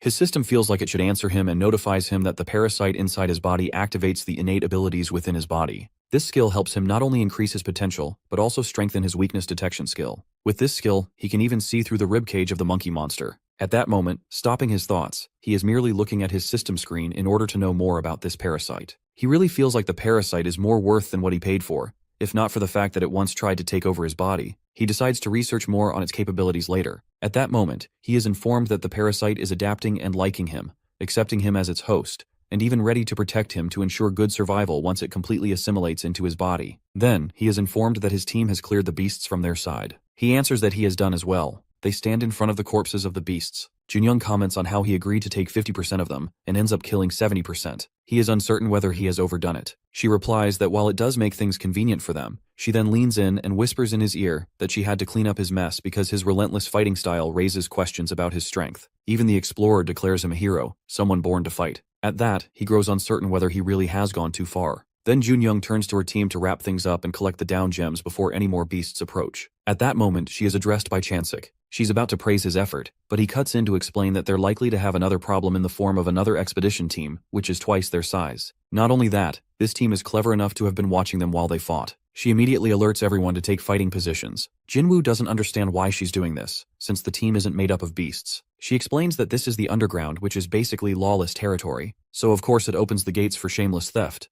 This is a common strategy teams use. While Junyoung's team is busy fighting, the others wait and watch, hoping they'll be too worn out to defend themselves. If not for Chansik's detection skills, they'd already be ambushed. At that, Chansik informs them that the other team has regrouped, having sensed that Junyoung's team is aware of their presence. So, they're likely to give up on the ambush. Jinwoo assumes they might be going back, but Chansik corrects him that they'll definitely come back. Then Junyoung turns to her team and tells them to stay alert. They're already tired from the previous fight, so trying to run away from this team would be useless. She then turns to our boy, slightly apologetic for relying on him too much. However, she wants to know if he can fight humans too, if it comes to that. He affirms, adding with a casual smirk that he's grown quite fond of them. When the other team finally arrives, Junyoung and her teammates' expressions turn sour. It's Song Jong-chul's team, well known for their bad blood with hers. The redhead freak doesn't waste a second before taunting Junyoung about her last expedition failure, casually bringing up the rumor that her team was massacred by hell spiders. But there her team is standing still intact. Oh, and of course, she conveniently has the bodies of those monsters to spare. Annoyed by his non-stop babbling, she tells him to get the hell out of there. But being the professional nuisance he is, Song insists that he's just passing through and needs to search for valuables, because apparently, Junyoung is on his way. Watching this little circus unfold, our boy raises an eyebrow, clearly curious about this obnoxious redhead. Chansik explains that this person belongs to the Expedition Association, which has government backing. That's the reason this arrogant fool thinks he gets to decide who can or can't enter the labyrinth. Jinwoo doesn't believe the government would allow such thieves down here, but Chansik reveals that, judging by the popularity of the association, there are very few teams that aren't part of it, which also makes the association ridiculously rich. That's why these teams act so cocky, like they own the entire underground. Jinwoo really dislikes them. At that moment, he activates his detection skill, which helps him see the enemy's abilities. To his surprise, Song is slightly stronger than Junyoung. Everyone else is either level 7 or below. While assessing them, Jinwoo also notices the experienced explorer flash an evil smile. Clearly they're used to tearing apart weaker teams. It's only a matter of time before Song's team crashes Junyoung's, except for Jinwoo, of course. His expression darkens as he watches those smug, greedy faces. Disgust rises in him at the sheer hunger in their eyes. His disgust boils so intensely that it turns into bloodlust. It seeps from his body in such a strong wave that even his teammates can sense it. At first, Junyoung assumes there might be a Labyrinth King nearby, which, to be fair, isn't entirely wrong. But she doesn't realize the real Labyrinth King is right behind her, radiating that bloodthirst. Her thoughts are interrupted by Song, who mocks their scared faces. Their timid reactions make him feel like the villain of the scene, which, ironically, he kind of is. He sneers that he'd love to help her, especially since she lost so much in the spider expedition. But with an irritating little wink, he adds that he's got work to do. Then, with theatrical flair, he mockingly tells his team to move ahead and not touch Junyoung's loot. Turning to our boy, he drops the playful tone and gets serious. He warns Jinwoo not to fall for Junyoung's looks, and not to waste his time being part of her team since she hasn't even registered her team with the association. He's already detected Jinwoo's strength and offers him a place on his association-backed team. Our dude dryly retorts that he's not interested. Not that Song bothers to hear the full answer. With a smirk, he bids them goodbye, leaving a final little promise hanging in the air that he'll be seeing Junyoung on a deeper floor. Junyoung is visibly angry at Song's audacity. Chansik tries to calm her and Jinwoo down, reminding them that at least they've resolved this without bloodshed. When they look at Jinwoo strangely, he blinks in confusion and asks if something happened. Chansik urges him not to hide anything from them, pointing out that they definitely sensed bloodlust coming from him. Jinwoo brushes it off with a lazy excuse, saying it's just his hot-headedness acting up. The rest of the team doesn't feel anything though, so they stay quiet. Chansik explains that bloodlust is something only certain higher dungeon babies can sense. If everyone could feel it, the entire place would be in constant chaos. Meanwhile, Jinwoo turns to Junyoung and casually asks about her connection to Song. She reveals that they were both born and raised in the same labyrinth, and that Song was actually a good leader back then. But once he went above ground, he probably caught a bad case of normal human greed and got addicted to money. She is also taken back how he changed. Then she turns to her team and tells them to wrap things up so they can gather the loot from the beasts they've defeated. Chansik agrees with a nod, clearly glad to be focusing on something less dramatic. Jinwoo reminds her about their initial plan to head to the 6th floor. She explains that because of Song's team, they've become a major obstacle because they already tried to ambush them. Besides, Song's team is big enough to attract all the beasts. Usually she would go ahead with her team alone, but thanks to Jinwoo, they already have enough material. Just then, she's informed that her team has finished their work. She asks everyone to gather and wrap things up. After an uneventful week at the bottom of the dungeon, it's a relief that everyone is alive this time.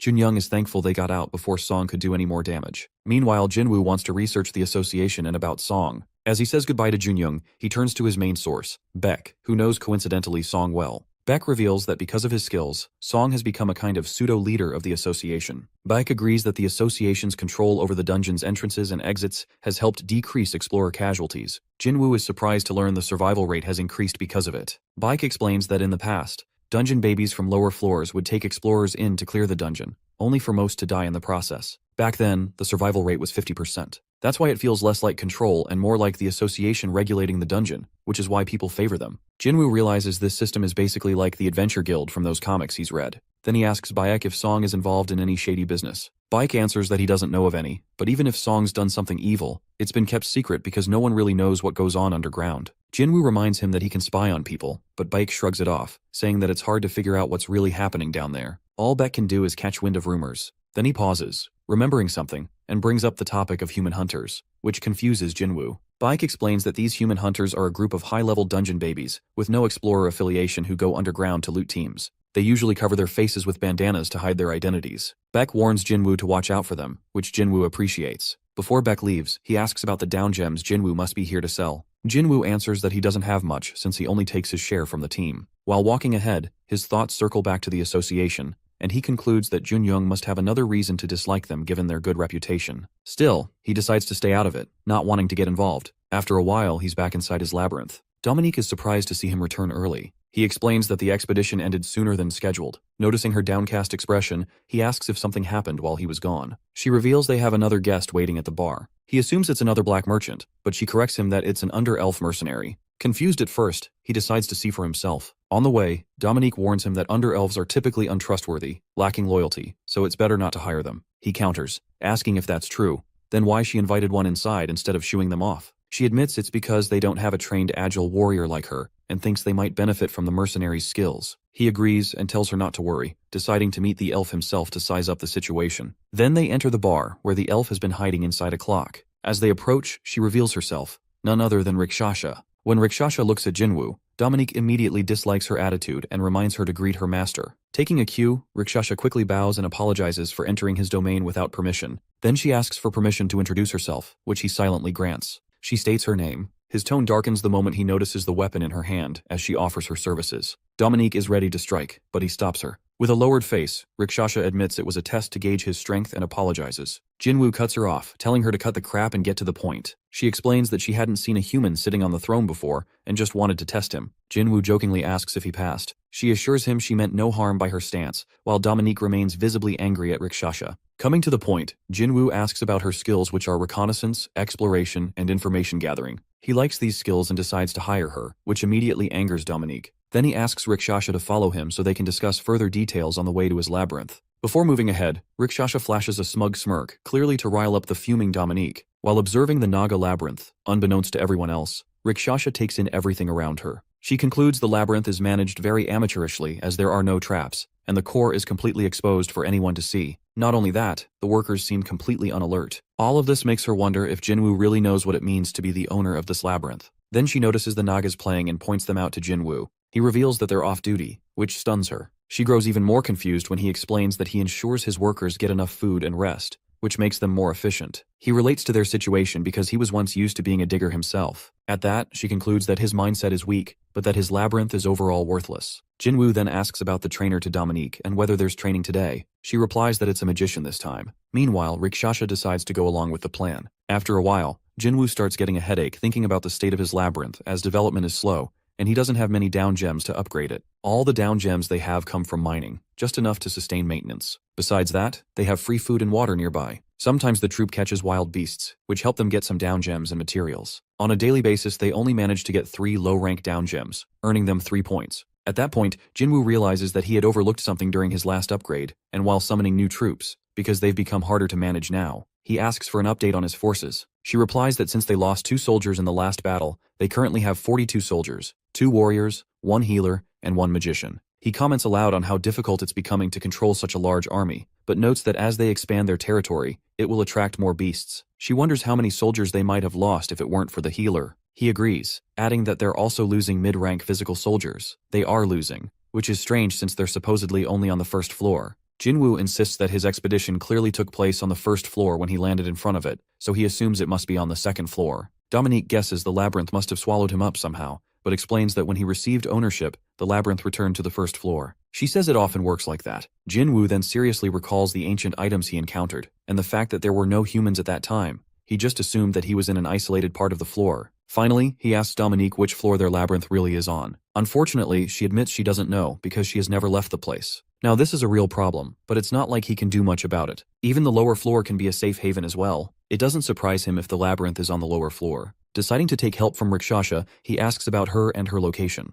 Dominique informs him that she's at the bar after her patrol shift, but she doesn't like him asking about Rikshasha. The elf deems her rude. Getting up, he realizes how ridiculous it is that he doesn't know about their labyrinth floor, whining internally and hoping she must know it, as she sees the outside of it. Afterwards, they stand in front of Rikshasha, who greets him while questioning his presence there. Dominique, ever the eager one, immediately quips that they can't tolerate someone like her in the owner's room. Rikshasha dryly retorts that in that case, they should put a door on his room. Before their bickering escalates, he shuts both of them up. Then he turns to her and confirms whether she's been wandering around and coming there, which she affirms. He then asks about their labyrinth floor. She wonders aloud that this must be a human system to categorize the underground area, but unfortunately, as a native of the underground, she never knows how to determine these floor things. However, Rikshasha also offers to share the things she has seen outside of their labyrinth, which he agrees to. She reveals that their neighbor is none other than a labyrinth that survived the Great Underground War, the labyrinth of the Scaly Dragon King. Jinwoo is clearly taken aback to hear this. Rikshasha presses that she visited that labyrinth before arriving here. She introduces the Scaly Dragon King, whose name is Anaxtus, and who, like most labyrinth owners, rarely leaves his throne. He wants to know the distance between the 2 labyrinths, and she tells him it's a 4-day journey on foot. He immediately analyzes that this neighboring labyrinth must be more powerful and of a higher level than theirs, while having survived for decades. In that case, there's a chance their two labyrinths could eventually merge if an imbalance occurs on their floor. He knows this from his experience as a digger, since the route he often digs through is used as battlegrounds by various beasts, which he frequently witnesses firsthand. Then Rikshasha drops the bomb that the Scaly Dragon King knows about the Naga labyrinth's existence. He wants to know if that's true. She explains by revealing the existence of another labyrinth owner called the Blonde Panther, whose labyrinth lies between the two. The current Scaly Dragon King tried to take over the Blonde Panther's territory but failed. This means they want to conquer that territory in order to reach the Naga labyrinth. She adds that Jinwoo still has time because scaly dragons are usually slow creatures. Jinwoo is glad to hear that, as this gives him enough time to prepare. Then he casually comments on how she knows so much about the Scaly Dragon King. She replies that it's because she was once hired by them as well, which immediately raises Dominique's suspicion that she might be a spy. She denies the accusation, while adding that she simply worked for those who hired her, because that's her job as a mercenary. Now, however, her loyalty belongs to the Naga labyrinth. Before Dominique can argue further, Jinwoo assigns Rikshasha another task. She declines it without even listening, assuming it must be related to fighting the Scaly Dragon. But he clarifies that he doesn't want her to fight. Instead, he wants information, anything she knows about the Scaly Dragon King's kingdom. Additionally, she needs to keep an eye on them during patrol to assess the current level of their army and footing. It shouldn't be a problem for someone like her, since she has already worked with them. At that, she reminds him that she'll charge a good amount of money for the task, which he agrees to. She promises to get it done within a week. After she leaves, Dominique informs him about her patrol. He then tells her about his own upcoming departure. But Dominique adds that she still suspects that clever elf, thinking Rikshasha might be hiding something. Jinwoo agrees with her. After all, there's no reason for a mercenary like her to work with a weaker labyrinth when a war is about to break out. He then voices his doubt that she's currently working for the Scaly Dragon. Maybe she's just adventurous enough to take on different clients. But then he recalls the detailed information she shared about the Scaly Dragon King, and suspects she might be passing their information along as well. This raises a concern from Dominique, whether it's wise to send her into enemy territory alone. Jinwoo decides to take advantage of their enemy's arrogance by letting Rikshasha express their lack of threat openly. That way, the enemy will underestimate them, assuming they're nothing more than a band of Naga soldiers without down gems. Dominique remains hesitant about Rikshasha revealing any information to the enemy, but Jinwoo cuts her off by revealing that they possess something the Scaly Dragon's labyrinth lacks. He explains that Rikshasha told him during the Great Underground War, Anaxtis went into hiding, despite being nearly invincible, because he feared human weapons and, more importantly, humans themselves. In the present, he explains to Dominique that he, being human, can scare Anaxtis. With that, he bids her goodbye, promising to return with a gift for her. Somewhere else, Junyoung jolts awake at the sound of her cell phone ringing. She's quite grumpy about being called on her day off. When she sees the caller ID, she can't believe Jinwoo is calling her directly, assuming he must be joining her team. He quickly corrects her that he doesn't intend to do that. Instead, he wants her to repay the debt she insists on settling. There are some things he wants from her. A week later, in the Scaly Dragon Kingdom, Draken brags about how he emerged unscathed after fighting the Nagas, claiming it's thanks to his high dragon bloodline and so on. His companions, who haven't get any scratch either, refrain from joining in the bragging. If they do, they'll only end up being reminded of how great a hero Draken is. Not to mention, he was unusually quiet during the raid on the Blood Panther, because he was nearly killed that time. When Draken asks whether they have anything to say, his companions resort to flattery, praising how great he is, which makes him blush. He steps ahead, casually expressing how he'd rather rest on the throne than go on this journey. This catches the attention of other scaly dragons, who quickly remind him that the throne belongs to Anaxtis, and that careless words like that might invoke his wrath. At that moment, Draken spots a Naga worker and points him out. They're baffled that the worker didn't detect their presence earlier, but when the Naga suddenly tries to flee, they immediately give chase. Draken is determined to catch him, even as his companions try to stop him. In the end, Draken corners the Naga and is about to grab him, but the Naga swiftly digs into the ground and escapes. Draken is left stunned. Before he can even react, a voice emerges from the shadows, asking whether all dragon descendants are as noisy as Draken. Overconfident and offended, Draken yells back, daring the stranger to insult him. He demands that the figure introduce himself. When Jinwoo steps forward and reveals that he is the Naga King, everyone is stunned to see that the Naga King is, in fact, a human. Other dragons understand the urgency and decide to relay this information to Anaxtis, but Draken assures them that he can take Jinwoo down himself, even boldly challenging him to fight the Descendant of Dragons. Our guy, already exhausted by Draken's repetitive Descendant of Dragons chant, asks Dominique to just get on with it. It's revealed that Jinwoo has already hidden Naga workers armed with human weapons, waiting to ambush. As soon as Draken sees the workers preparing to fight, he reprimands Jinwoo for making his weak labyrinth's workers engage in battle. He even tries to shame him, pointing out that the workers can't even hold the weapons properly. This makes Dominique call Draken a lizard, which infuriates him. While he again chants about being a dragon's descendant, she scoffs that they only need a maid and Naga workers to deal with them. With that, the ambush begins, and they open fire. After some time, Rikshasha is seen entering the Scaly Dragon Kingdom, once again taking in the dark and gloomy atmosphere around her. This labyrinth is maintained like many others, where workers labor non-stop until death, surviving on minimal food. With bitterness, she thinks this is how a labyrinth should be run, not turned into a human paradise like Jinwoo's. She then presents herself before the Scaly Dragon King, informing him that she has relayed Jinwoo's knowledge of their war plans, which likely puts him on alert. She also reports the limited size of Jinwoo's army and the low possibility of acquiring many down gems. So, it's the original plan of this cunning Scaly Dragon King to make Jinwoo desperate by revealing the plan of war. They are likely to attack on their own, but to do that, they must first try to eliminate the Blood Panther. In the end, both parties will fight each other, and he will have a labyrinth without an owner to claim. He appreciates Rikshasha and tasks her to encourage Jinwoo and his army to take on the Blood Panther. After a week, she will arrive at the Naga Labyrinth. They are likely to leave tomorrow. She warns him that they need at least 2 months to start a full war since scaly dragons are slow. But it seems the Scaly Dragon King has another trick up his sleeve, revealing a siege dragon behind him. Meanwhile, Draken and his companions panic upon seeing the Naga soldiers firing at them. At first, they console themselves, believing human weapons don't work on them, but when one of them gets injured, they realize the weapons are effective. They decide to retreat but can't, as the Naga soldiers surround them. It's revealed these special weapons are a favor Jinwoo requested from Junyoung, who explains they are designed to fight underground beasts. Created on the black market but never used, they were stored in a warehouse before falling into Jinwoo's hands. He compliments her connections, and she replies that it's part of her job to meet different kinds of people underground.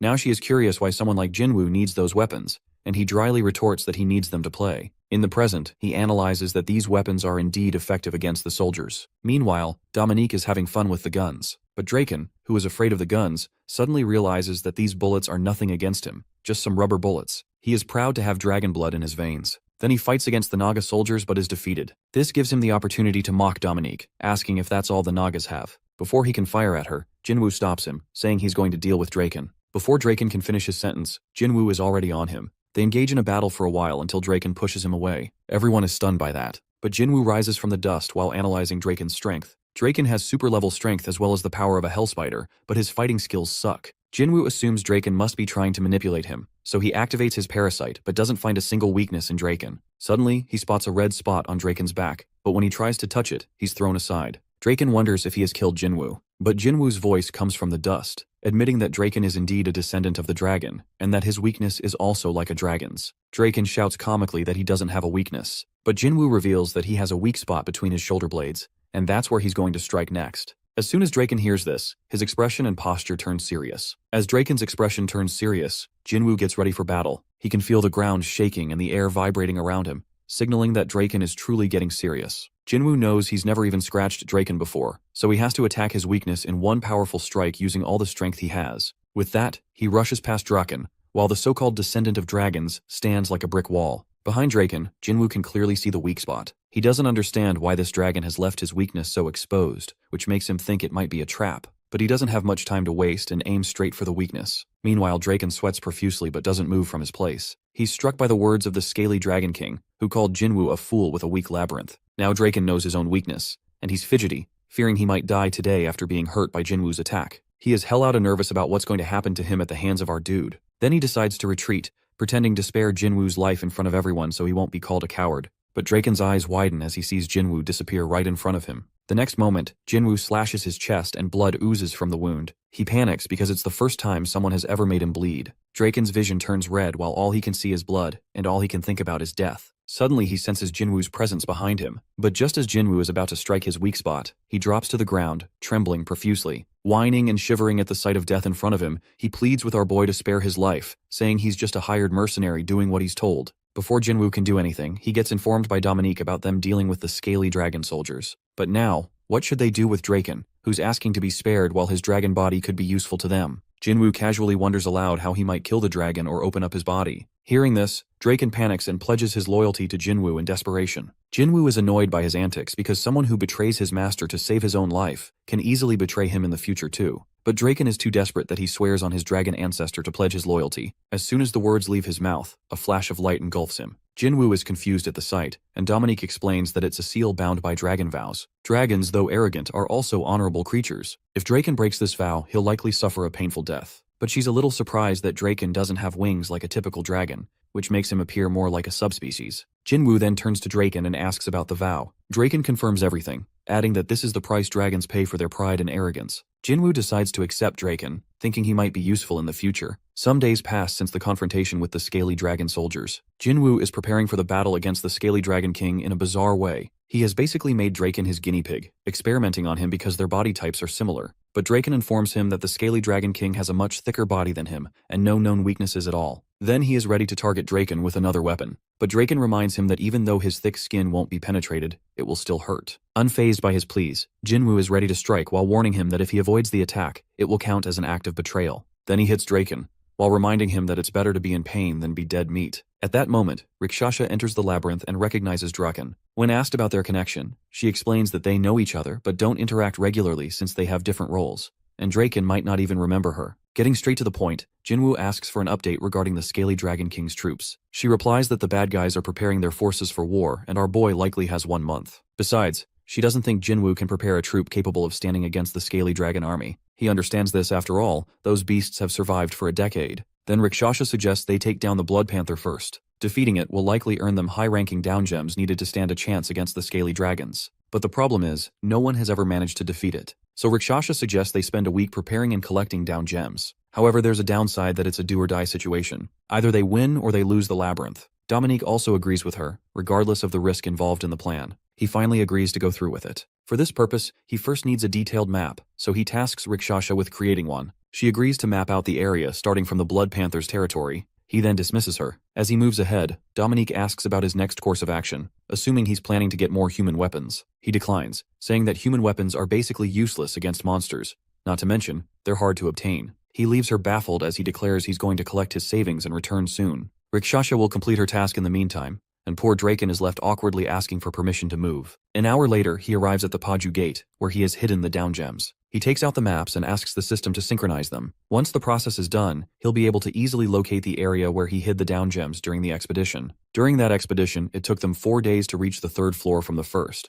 even while moving at high speed. So after analyzing their pace, he asks his parasite to scan and locate all the down gems it can, and to compare that against the speed of a dungeon baby. Then, deadpan, he tells it to strengthen his legs dozens of times, before pausing and ordering it to increase his speed by 100 times. With that, he starts acquiring a number of low-rank down gems. After collecting all the down gems, he returns to his realm. As expected, the first thing he asks is what happened in his absence. Dominique answers that there is no incident. Then they discuss his journey briefly. He explains that he went from the 1st to the 3rd floor while emptying his bag in front of the labyrinth core. Dominique is stunned to see so many down gems. He explains that he finds them because of the parasite, but looking at the number of low-rank down gems, around 435, they are still not enough for them to prepare an army for war. On top of that, judging by the thick skin of the Draken, even hundreds of their 1st and 2nd rank soldiers can't win against such a scaly dragon. He then decides to update the labyrinth first, a process that takes a month while assuming they even have a month to prepare. However, Dominique reminds him that Rakshasa might be lying, but it is a risk he needs to take. He uses 100 gems to upgrade his labyrinth. Afterwards, he plans to summon level 5 Naga soldiers for the army, and sets aside some down gems in case he needs to summon more later. Suddenly, his eyes catch the option for rank 4 Naga troops, offering strong and patient mid-level Naga gatekeepers who defend the gate and won't open it without his permission. He slightly changes his plan and summons the gatekeepers. Meanwhile, Rakshasa steps toward the Naga labyrinth,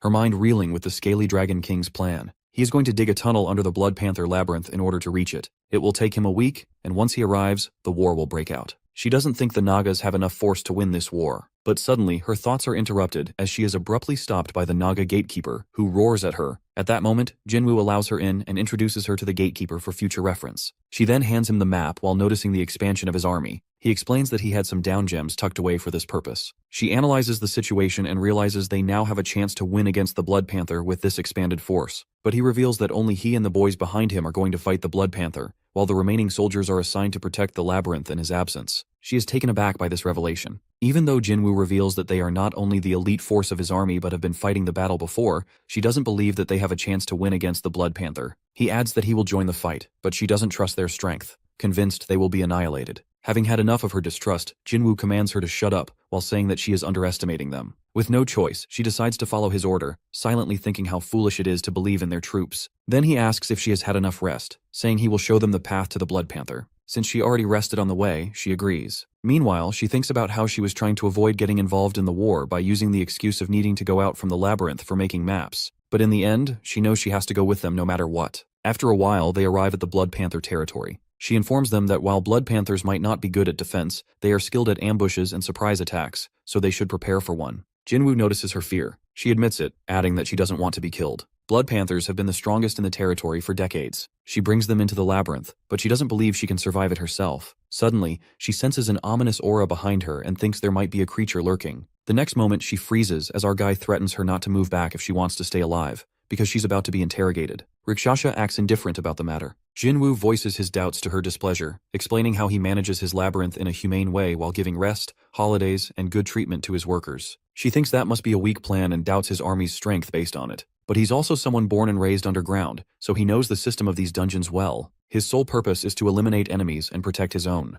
However, he's still unsure whether she's a friend or foe. She replies that she's just a hired mercenary. But our guy already knows she's working with the Scaly Dragon King and still gives her a chance to explain herself. She casually admits that he knows she worked with the Scaly Dragon King too, and if she were double-crossing him, there'd be no reason to tell him. Besides, she also spies for him. Yet Jinwoo doubts she's feeding them false information. She gets angry at the accusations and firmly denies ever doing such a thing. As he activates her parasite, which she can't see, he admits that she never fed him false information, which only makes him more curious about her true motives for double-crossing both sides of the war. She protests, saying he has no proof for his claims. Instead of answering, he asks if she knows about parasites. She says that she's heard of them, but never seen one in person. Our guy then reveals that he has one, and that he's left a fragment of his parasite inside her body, which petrifies her. The next moment, she sees a parasite crawling on her arm, while he explains he implanted fragments in her to spy on her actions inside the Scaly Dragon King's labyrinth. She doesn't understand why he's given her a chance despite knowing this. Casually, he replies that he's fond of her. Finally admitting she underestimated him, she confesses that she wants nothing to do with him or the Scaly Dragon King, as her only goal is revenge on the Spirit King. But then a chill runs down her spine. She slowly turns around, and our guy, fully transformed in his parasite form, warns her that she'll die if she turns completely. With that, he prepares to attack. She braces for the attack, but it never comes because the strike was meant for a Blood Panther hiding in the shadows. He strikes it while analyzing that this Blood Panther is fully camouflaged during its attack and moves with incredible speed. However, our guy can see his enemy's weakness through his parasite and lands a hit. Rikshasha is taken aback by this display of power as the floor cracks beneath her. She thinks she underestimated him, assuming he was just a human no matter how strong. But now, looking at him, he doesn't even look like one. He then asks her why she's standing there. He offers her an open chance to run away from the battle, but warns that they will have a conversation next time, and darkly deadpanning that next time, he won't give her a chance to open her mouth. Looking at him, she realizes that he's a monster born and raised underground. After the battle finishes with this Blood Panther, she asks if he can still see the Blood Panther. He admits, wondering if it's recovering since it has stopped moving. While he thinks about how useful the parasite is and how to use it to its full potential, he also recognizes its downsides.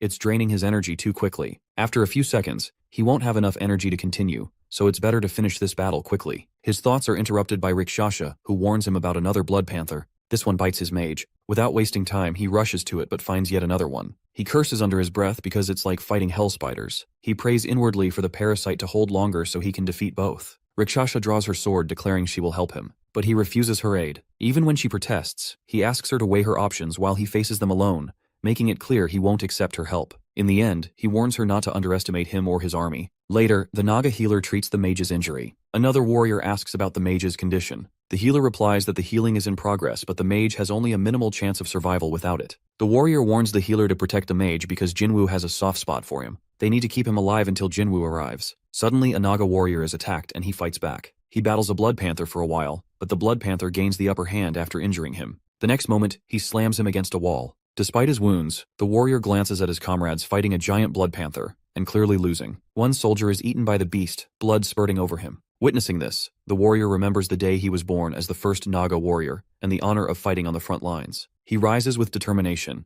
recalling the vow to fight for his king until they achieve the glory Jinwoo promised. He doesn't fear death as he charges at the Blood Panther, determined never to back down against the formidable enemy. Then, he clamps the Blood Panther's jaws shut, realizing how wrong he was at the beginning. He is thrown back again, but he attacks the Blood Panther once more. The Blood Panther roars and tries to get him, but he flinches, surprised that nothing happens. The condition is met, and the Hall of Heroes responds to the brave warrior's wish. The next moment, he is ablaze, thinking how he can call himself a warrior when he fears death and wants his king to protect him instead of the other way around. With his body on fire, he is determined to kill the Blood Panther, even if he dies alongside it. At that moment, the system informs him that his heroification will now commence. He crashes the Blood Panther into the ground. The panther lunges at him, but he blocks its claw and tears it apart. He attacks relentlessly and slams it down again. Finally, he defeats the Blood Panther, thinking about how everyone bragged that the Blood Panther was invincible.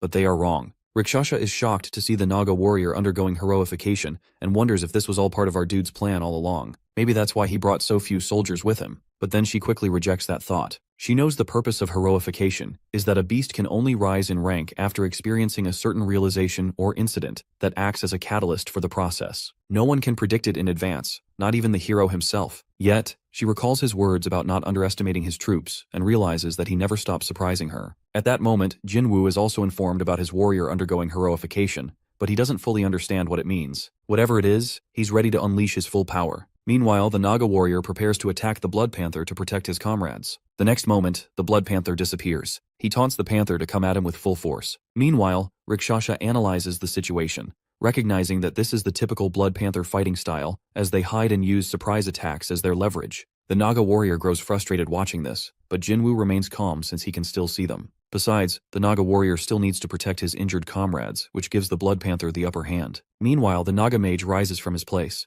The healer warns him not to move, but he reminds them he doesn't have the luxury of rest. They are in the middle of battle. The next moment, a Blood Panther tries to attack the Naga warrior, but the mage creates a protective shield around them. The healer scolds him for using mana when he's on the brink of death. The mage then tells the Naga warrior that he's used all his mana to make the shield so the warrior can fight without worrying about them and unleash his full strength. The warrior feels satisfied with his performance and asks the mage to create a shield on the ground as well. They don't understand him, but instead of explaining, the mage tears the ground beneath them to strike the Blood Panther. Then he scoops up a big rock and throws it inside the Blood Panther's mouth. The Blood Panther is injured and clearly exhausted. It tries to strike the warrior, but he not only blocks the attack, but also tears off its nail and fashions it into a weapon. He's determined not to let it go. He's baffled, however, to see the Blood Panther hiding behind the shield made by the Naga mage, which is surprisingly low for their standards. The Blood Panther forgets the mage is still there, and the mage hits it with a spell while the Naga warrior squeezes its jaw with his tail. When the panther tries to attack again, the warrior angrily bites it and tears off its limbs. It's only just getting started with its torture. After a while, the Naga warrior finally kills the Blood Panther. Next moment, he hears the sound of clapping and it's from his king, aka our guy. He immediately bows before Jinwoo, who praises him, saying he has outdone himself by defeating the Blood Panther when Jinwoo was only expecting him to buy time. The Naga warrior humbly reminds him that they lost a soldier because of the fight.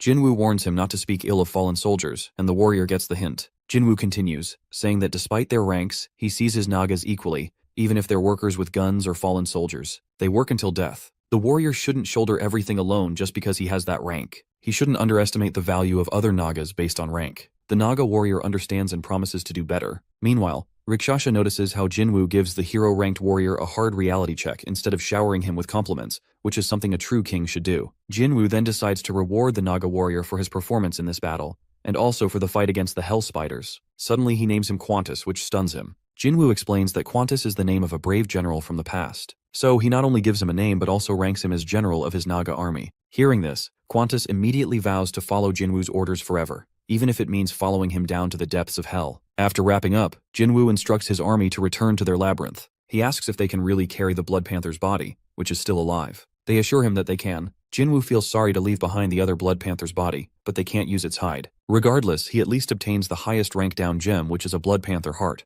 His system informs him that he can carefully use the Blood Panther's power from its heart, but he needs to construct and research it in the smithy and research facility. He wishes for some down gems that can be used immediately, but instead he gets the Blood Panther's heart gem, which he can't offer to alter. Then he turns his attention to Rakshasa, who hasn't run away yet. He assumes he has passed her test. She immediately kneels down, declaring that she doesn't dare to do it. Unfazed by her flattery, he darkly asks her to continue their earlier conversation. So this Rakshasa fellow is following the scaly dragon and urging them to defeat the Naga labyrinth so they can become stronger. Only then can she get revenge on the Spirit King with the scaly dragon king for her family. Jinwoo guesses this much of the story, despite some loopholes. When she points out there are some facts left out, he answers that he doesn't have time to hear the full story, and has left the details for another time. For now, he wants to know the moves of the scaly dragon king. She informs him that he has already left his labyrinth when she was on her journey, and that it will take him 5 days to reach there. Jinwoo feels disappointed hearing this because he assumed they would have 2 weeks. They don't have enough time to upgrade their labyrinth. Rakshasa is stunned to realize that he already knew, since he had placed a parasite on her for spying. He casually admits that he was lying. The parasite she found on her body was actually attached to him. She is shocked to discover it was all a hunch. Then he tells her not to be so surprised,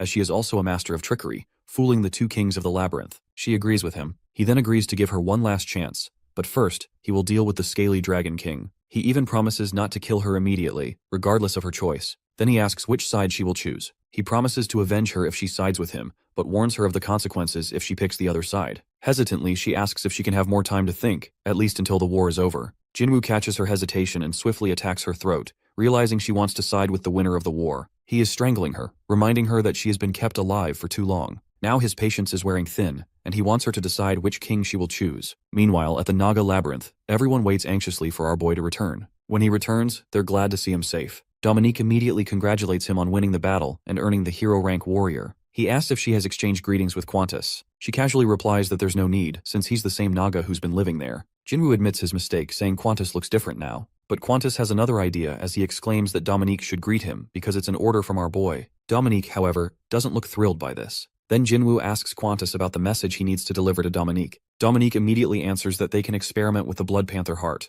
but the problem is their mage is injured. Jinwoo decides to summon more magicians, but another problem arises that they're running out of time. Dominique doesn't understand his statement. He informs Dominique about the latest update regarding the war. Dominique is furious to learn that Rakshasha was a mole, despite Jinwoo explaining that she is now on their side. Then he asks Rakshasha to explain everything to Dominique herself, and urges Dominique to set his grudge aside for the sake of the war. He then instructs Qantas to construct watchtowers and set traps with the help of the workers. Once that's done, he is to begin training the soldiers. When Qantas confidently claims he'll finish everything in 3 hours, Jinwoo reminds him to take his time, but to do the work properly. When Dominique asks about Jinwoo's next move, he answers that he's heading to the upper floors to collect some down gems and acquire weapons for them. He instructs them that a proper war plan will be discussed upon his return in 3 days. Meanwhile, Rakshasha is ordered to patrol the area. Before leaving, he reassures them with a smirk that the scaly dragons are just a little stronger than horned rats. Meanwhile, the troops of the scaly dragon king advance steadily. Both Azarg and Urzarg, warriors of hero rank, are summoned by Anaxtus, who orders them to lead their units forward. They are instructed to complete their mission before he arrives at the destination. The day of the war finally arrives. At the front lines of the Naga labyrinth, the invasion is already underway. Dominique informs our boy that everyone is in position, and the final briefing is about to begin. He urges her to go. She informs him that they have 90 Naga soldiers and 10 warriors, excluding Qantas. Their forces also include 6 archers, 4 healers, 5 magicians, and 2 gatekeepers to defend the labyrinth. Everyone is ready for battle. On the other side, the enemy vanguard consists of 121 scaly dragons, which comprises 100 soldiers, 18 warriors, and 2 mid-sized scaly dragons who appear to act as gatekeepers. Their commanding leader seems to be of hero rank. He then points out that scaly dragons are close-range fighters. Dominique agrees, stating that this is a well-known characteristic of their kind. He recalls his earlier conversation with Rakshasha, who informed him that scaly dragons possess exceptional defensive abilities and strength strong enough to overpower their opponents. However, due to their sheer mass, they suffer from a major drawback. They're slow and lack any proficiency in long-range combat. Jinwoo understands they are the impulsive type, always ready to charge into battle, even when unprovoked. Rakshasha had warned him, though, that they've recently found a way to compensate for this weakness. Jinwoo is brought back to the present by Dominique's voice, who has spotted the enemy vanguard. He quickly checks the labyrinth's upgrade status. There are still 2 hours left until completion. Rakshasha's prediction was dead on. The enemy has arrived right on time. Without wasting a second, he orders everyone to take their positions and prepare the first line of defense. Then something clicks in his mind regarding hero-rank soldiers. He calls out to Draken, who by now looks rather disgruntled with Jinwoo's treatment. Understandably so. He hasn't exactly been thrilled about being used as a glorified target dummy for this long. He then orders Draken to go and fight the hero-rank warrior, because it's time for him to prove that he truly is a descendant of dragons. As soon as Draken steps in front of his former allies, they immediately recognize him. They had heard he was dead. The hero-rank scaly dragons are furious that he switched sides after witnessing defeat and begging for mercy. Draken reminds them not to address him so casually as they are no longer comrades. But they mock him instead, calling him nothing more than a boastful fool who kept claiming to be a descendant of dragons. In their eyes, the ancient legends of dragons are a joke, as Draken himself is the living proof of how weak dragons must have been. Draken warns Azarg not to speak ill of dragons, but Azarg mocks him again, saying dragons are extinct. Besides, scaly dragons are also distant relatives of the dragons, so Draken is nothing but a yellow lizard in their eyes. They laugh, asking whether he's here to surrender like a coward or actually has the spine to fight. Meanwhile, they begin analyzing the enemy formation. The Naga soldiers don't look particularly strong to them. However, the magicians stationed in the rear catch their attention that they seem to be preparing something. The scaly dragons decide to keep a close eye on them. They then order their troops to advance in order to crush the Naga forces. Urzarg instructs his companion to go deal with the magicians, while he personally takes on Draken. Declaring that he will grant Draken a painless death, he charges forward. However, Urzarg is caught off guard when his weapon fails to pierce Draken's thick skin. He tries several more times, but nothing works. Meanwhile, Jinwoo observes that Draken has improved since he's even letting his enemy attack him from behind. Dominique, watching the fight, is uncertain whether Draken can truly defeat his opponent, but Jinwoo explains that Draken has an intense fear of death. Because of this, he possesses excellent survival instincts. He's not blindly taking blows as he's carefully analyzing his enemy's fighting pattern. In fact, he's deliberately showing his back to test whether the enemy knows his weakness or not. Everything Draken is doing right now is part of a calculated effort to survive. Dominique admits that Draken really is strong. Jinwoo adds that he saw it in his movements the moment Draken surrendered to him. Meanwhile, Urzarg realizes that he has completely underestimated Draken. In the next moment, he activates his full power as a scaly dragon hero, but he doesn't know that, after our boy Jinwoo, Draken is the strongest among them. That's why Urzarg's hero-ranked weapon breaks upon contact with Draken's Hero++ level skills. Urzarg is stunned. Finally getting serious, Draken grabs Urzarg and reminds him of his earlier words that scaly dragon blood is thicker than that of true dragons. But Draken corrects him, stating that original dragons possess certain attributes, one of which is the ability to breathe fire. The next moment, a fireball bursts from Draken's mouth, engulfing Urzarg in flames as he screams in pain. Shocked and disbelieving, Urzarg wonders how, as a supposed descendant of dragons, he isn't immune to fire. A heartbeat later, he is reduced to ashes. Seeing what happened to their hero, the scaly dragon troops are gripped with fear and begin to flee. But Azar grabs them and orders them to advance. They still need to deal with the magicians. Following the command, they charge forward and manage to kill one Naga mage. Seeing the display in front of her, Dominique immediately asks Jinwoo whether they should signal their forces to open fire. But our boy doesn't agree with her, as they can't afford to waste arrows for now. He believes in his mage Naga to handle the defense. His belief proves right, as the magicians are ready with their ice magic the moment the scaly dragons are thrown at them. Many of the creatures die when cracked ice pierces through their bodies. Some manage to land on the ground, but in the next moment, he sees a gatekeeper grab one and hurl it into the air. Urzarg and his minions growl in frustration. Seeing this, Jinwoo comes up with a new strategy and asks Dominique to order the gatekeepers to throw the scaly dragons toward the mid-scale soldiers. It's his trap, to lure them in. Then he asks for an update. She informs him that they've secured the middle, thanks to Draken. However, the enemy army panics after witnessing their commander's death and begins to split on both sides. The problem is Jinwoo's smaller force, which might give the scaly dragons an upper hand. So she suggests opening the trap now, but he believes it's not the right time. They need to lure the bigger soldiers into it first. He then turns to Qantas and asks him to handle the left flank while Draken takes care of the right. They must ensure the enemy force doesn't break through their lines of defense. At that moment, a very exhausted Rakshasa addresses Jinwoo desperately. As soon as he turns to her, she immediately informs him that they are about to face the main force, which is led by the scaly dragon king. The next moment, they hear the loud rumbling of the ground, which is a clear signal that the main force has arrived. Jinwoo and the others see the scaly dragon king, known as the immovable king, Anaxtis. The main enemy force numbers around 300 troops. Out of these, 150 are regular soldiers, while the rest are high-ranking fighters. They also have over 30 mid-sized catapulting scaly dragons. Overall, Jinwoo is clearly outnumbered, especially when it comes to elite soldiers. Dominique points out Anaxtis, who signals his force to move forward. The soldiers blow their whistles to announce the start of the battle, and the enemy begins to advance. Jinwoo stays alert, realizing that the main forces have launched the war. He orders his troops to focus on the flying dragons first, but tells the archers to hold their fire for now. Dominique warns him that they won't be able to defend for long once the main force pushes forward. He asks her to be patient because they need the enemy army to get as close as possible in order to execute their plan. Dominique then updates him on their side of the battle, saying that the magicians are about to run out of mana. Judging by how intensely they're defending, they won't hold much longer. She urges him to act soon. He starts to object, but suddenly stops and tells Dominique to send the magicians underground. Dominique telepathically orders the magicians to stop using their defensive spells and join the fight. As per his order, the magicians target the scaly dragon soldiers advancing forward. Suddenly, the enemies notice ice forming around their feet. In the next moment, a large number of soldiers become stuck in the ice. Qantas immediately orders his troops to attack the trapped soldiers. Seeing this, Rakshasa comments that the area where the soldiers are standing is actually a dirt-covered cliff. If they're paying attention, they can easily avoid falling into the trap. Jinwoo analyzes the situation. It seems the scaly dragon king doesn't have updated intel on his enemy. The force he sent has been completely annihilated by Jinwoo's army, except for her and Draken, who are now on Jinwoo's side. With both survivors switched over, the Dragon King is left completely in the dark. Jinwoo then asks about their losses so far. Dominique responds that they've lost 20 soldiers and 1 warrior. On the other hand, the traps have wiped out nearly 20% of the enemy forces, including most of their vanguard. Still, the enemy has around 250 soldiers remaining. Then he issues a new order to use the narrow bridge to their advantage by focusing their troops at its entrance. He instructs Qantas, Draken, and the gatekeepers to lead the charge. His strategy is to force the enemy on the riverbank to spread out, reducing the impact of the catapult attacks. At the same time, he commands that any scaly dragon flying toward Jinwoo's side must be killed on sight without hesitation. They can't risk the scaly dragons disrupting their defensive line, so he asks Dominique to telepathically inform everyone to kill every scaly dragon, targeting the weak spot under their chin. Rakshasa is baffled by his war strategy and asks where he learned all this. He casually answers that he learned it from video games. Naturally, Rakshasa, who has no idea what video games are,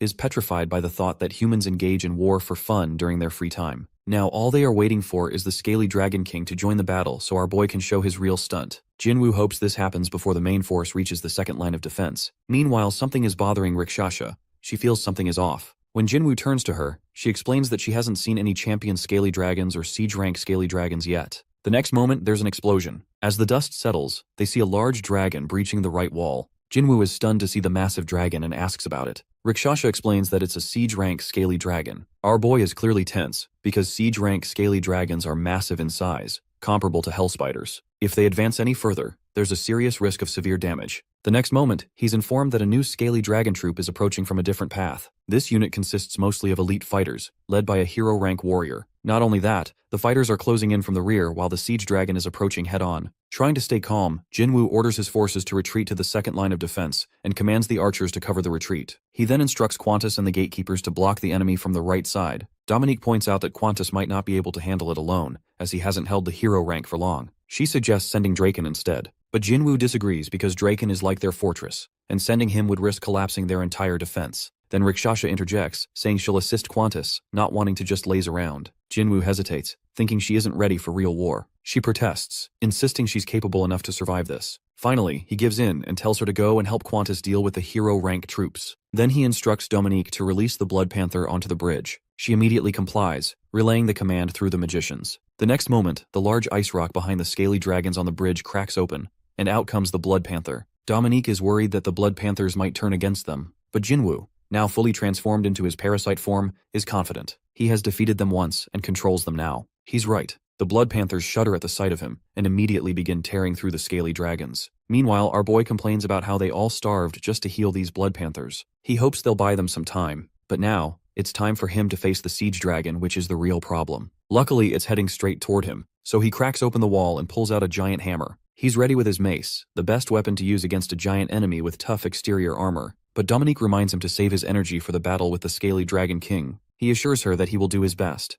The next moment, he injures the siege dragon. Now it's time to attack from another side. Suddenly, he freezes momentarily, stunned by the direction the siege dragon takes. He immediately shouts at Dominique to run away because the dragon is after her, not him. The next moment, the siege dragon rushes forward. Our boy worries about Dominique's safety. She telepathically tells him she's fine, but then reveals that the real target of the siege dragon isn't either of them. It's the dungeon core. Jinwoo understands the gravity of the situation and orders Draken to come immediately. Draken arrives instantly, ordering Draken to stop it. Draken panics, doubting he can stop the dragon. Jinwoo encourages him by reminding him that he is a dragon and just needs to pull the siege dragon's tail to stop it from getting the core. It works. Draken decides to fight the siege dragon, which he dismisses as just a big lizard. Jinwoo asks him to hold the siege dragon until they get the scaly dragon king. Then he asks for an update from Dominique, who informs him that 2 groups of their Naga army have successfully retreated to the second line of defense because of the Blood Panthers. Currently, they are fighting against the scaly dragons, but 20% of their forces have been annihilated by her rank fighters. He then orders the archers and magicians to help against the hero rank troops. He asks for updates on Qantas and Rakshasa. Fortunately, both are alone but having a difficult time against the hero rank warriors. The good news is the Blood Panthers are becoming a great help.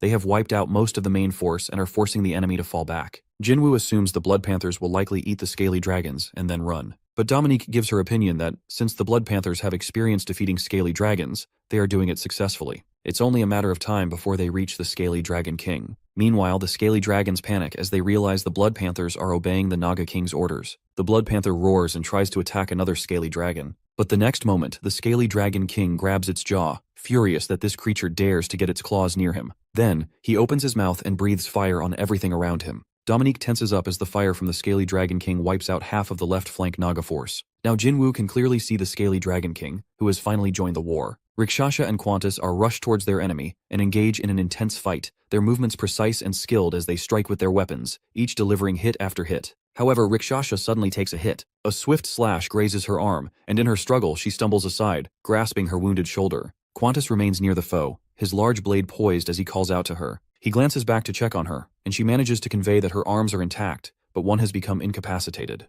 Rakshasa stands resolute, visibly distressed by the dire turn of events. She acknowledges that their adversaries are far more powerful than she anticipated, and if their king had taken action, they would have been invincible. The elf and the Naga warrior now confront the dragon soldier, who wields a lengthy sword and shows no inclination to retreat. Rakshasa realizes that he possesses not only strength but also experience. Their enemy is Urzarg, who is the formidable dragon fighter. At the same time, Draken is struggling to hold back a massive, scaly dragon. Rakshasa figures he's trying to stall a siege-type conqueror. Not far from there, Jinwoo stands in the center of the battlefield. He grips a giant weapon in one hand and uses the other to command the Naga warriors, planning their next move. Rakshasa realizes that Jinwoo is conserving energy for a more dangerous fight, the one against the king. Suddenly, behind her and Qantas, a bright yellow glow appears and they are stunned. They can't understand what's going on at first. The dust clears to reveal Anaxtis, the scaly dragon king, stepping onto the front lines. He's massive and intimidating, standing among his soldiers. Dominique mentally warns her master that the king has entered the fight. Realizing the gravity of the situation, Rakshasa checks on Qantas's strength. He's clearly exhausted but still determined. He promises to finish this monster off himself. Rakshasa reassures him, although she quietly doubts the victory.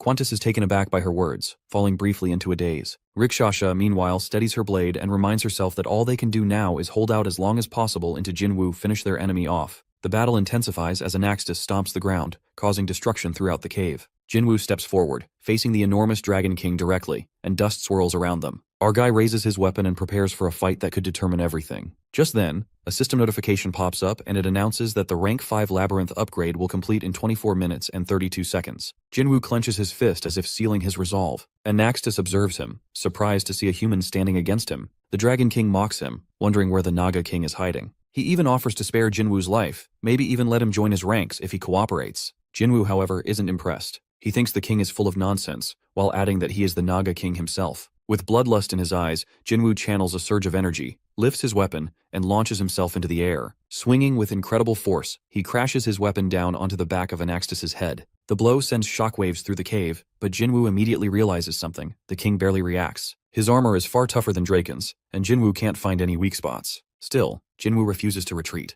He watches as Anaxtis slowly turns his head, unaffected. The king admits that he underestimated Jinwoo and had hoped to spare him. But now, he begins to take the fight seriously after knowing Jinwoo's status as Naga King. Anaxtis starts radiating violet energy that even terrifies his own soldiers. Jinwoo remains focused, still releasing energy, hammer in hand. Their clash escalates as Anaxtis launches a powerful attack, crushing the ground and sending debris flying. Jinwoo dodges and jumps out of the way, frustrated by how fast the huge Dragon King moves. Forced to activate his predator combat form, Jinwoo transforms, his eyes glowing red, his power rising. But Anaxtis is relentless and lands a massive hit that sends Jinwoo crashing into the ground. Jinwoo rises again, dispersing the dust around him, now fully embracing the power of the parasite he once hoped to avoid. In the chaos, Anaxtis unleashes a fire from his mouth, setting fire to the battlefield. Dominique, watching from a distance with Draken, grows deeply concerned for her master. Draken struggles to hold the scaly dragon back, admitting through gritted teeth that scaly dragon may indeed have dragon blood strong enough for breath attacks. Dominique is frustrated he only mentions this now. At that, she thinks about what Jinwoo told her earlier about using gun and wonders whether he is going to use it. Back in the fight, Jinwoo splits into two shadows, each wielding a hammer. One of the shadows appears behind Anaxtis, landing another heavy blow to the back of the Dragon King's head. Anaxtis flinches and lashes out, but Jinwoo dodges once again. Now unleashing waves of tentacles from his hands, Jinwoo continues to strike. He binds Anaxtis in place and lands another crushing hit. Although Anaxtis tries to fight back, Jinwoo is faster and more strategic. He is determined that he can definitely win this battle, as after fighting this much, he gets a hang of Dragon King's move with the help of his parasite. While hitting him again, he aims to hit his weakness in order to break his armor. At that, he keeps hitting the same weak point,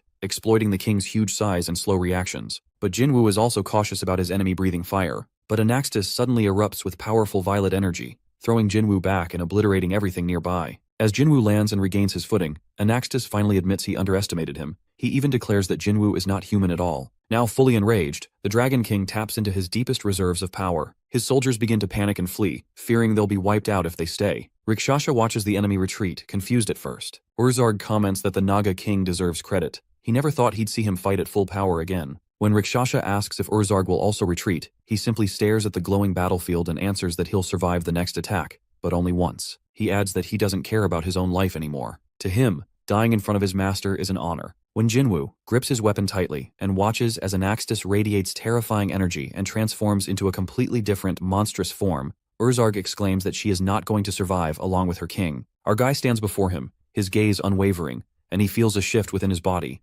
recognizing that he has entered Phase 2. He activates his weakness detection skill. Anaxtis leans in slightly, and our guy observes vulnerabilities throughout his opponent's physique. It appears that Anaxtis has traded defense for strength. His blows may pack a heavier punch, but he has left himself vulnerable. In an instant, Anaxtis disappears, leaving behind a cloud of dust and a ring of scattered stones where he once stood. Jinwoo remains motionless, aware that he must wait for the perfect opportunity to attack. However, the system's red glow becomes more pronounced, signaling a dire threat. Jinwoo is caught off guard until he is thrown to the next wall. The impact cracks the stone, sending fragments crashing down. Jinwoo lies embedded in the rubble, gripping his arm, clearly in pain, dust swirling around him. Anaxtis wastes no time, lunging forward again with sharp yellow claws, ready to strike. Jinwoo barely dodges, leaping to the side. He retaliates with a swift, sharp kick aimed at Anaxtis's face. Though Anaxtis doesn't move, his fury is obvious. Yellow energy, like lightning, sparks around him. Moments later, he breaths a fire straight at our guy. Terrified, Jinwoo uses his tentacles to push himself aside just in time. The fire scorches the ground, leaving nothing but charred remains and shattered stones. As Jinwoo crashes down, he rolls across the dusty floor, looking completely drained. Still, he forces himself upright with arms tense, one held to the side, the other hanging low. He's out of breath,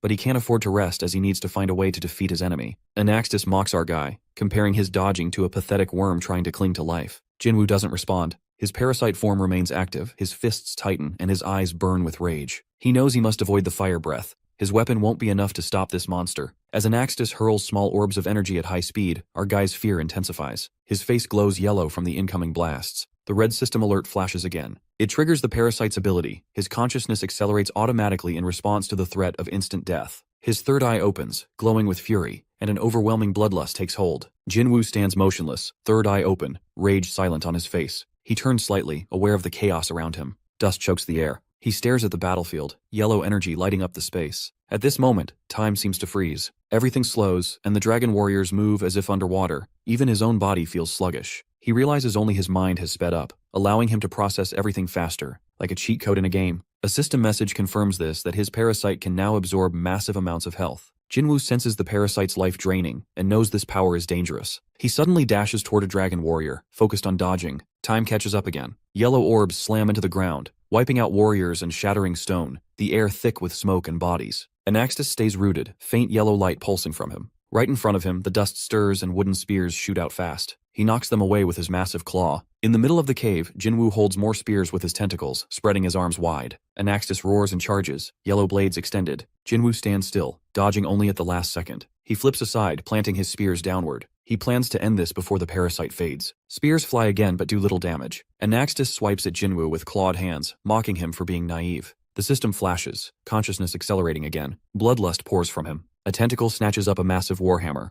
Rage consumes him as he rushes along Anaxtis' leg, warhammer in hand. He delivers several heavy blows to the legs and jumps back. Anaxtis screams in pain, turning sharply. Jinwoo's third eye remains fixed, calm and cold. He's attacking from everywhere. The system notifies once more that acceleration is active. Anaxtis swings again, but Jinwoo leaps back and counters with a fierce strike of his hammer. He thinks briefly of the tail. Anaxtis flinches, turning slowly. Rikshasha watches in disbelief, while Qantas continues fighting in the distance. Dominique stands frozen, whispering in disbelief about the Dragon King kneeling. Jinwoo stands tall before his opponent, warhammer in hand. Anaxtis kneels, bowing after the strikes. Jinwoo smirks, hammer resting on his shoulder. He comments that this kneeling pose suits his enemy better, as he might understand his true self now. Anaxtis lowers his glowing yellow horns. Jinwoo mocks him, calling him a pathetic lizard. Anaxtis begins to glow again, yellow energy sparking. He growls, asking how Jinwoo dares defy him, and opens his mouth, readying another attack. But Jinwoo's faster. His tentacles hurl several explosive packs into Anaxtis' open mouth. Our guy's tentacle glows with blue energy as he snaps his fingers.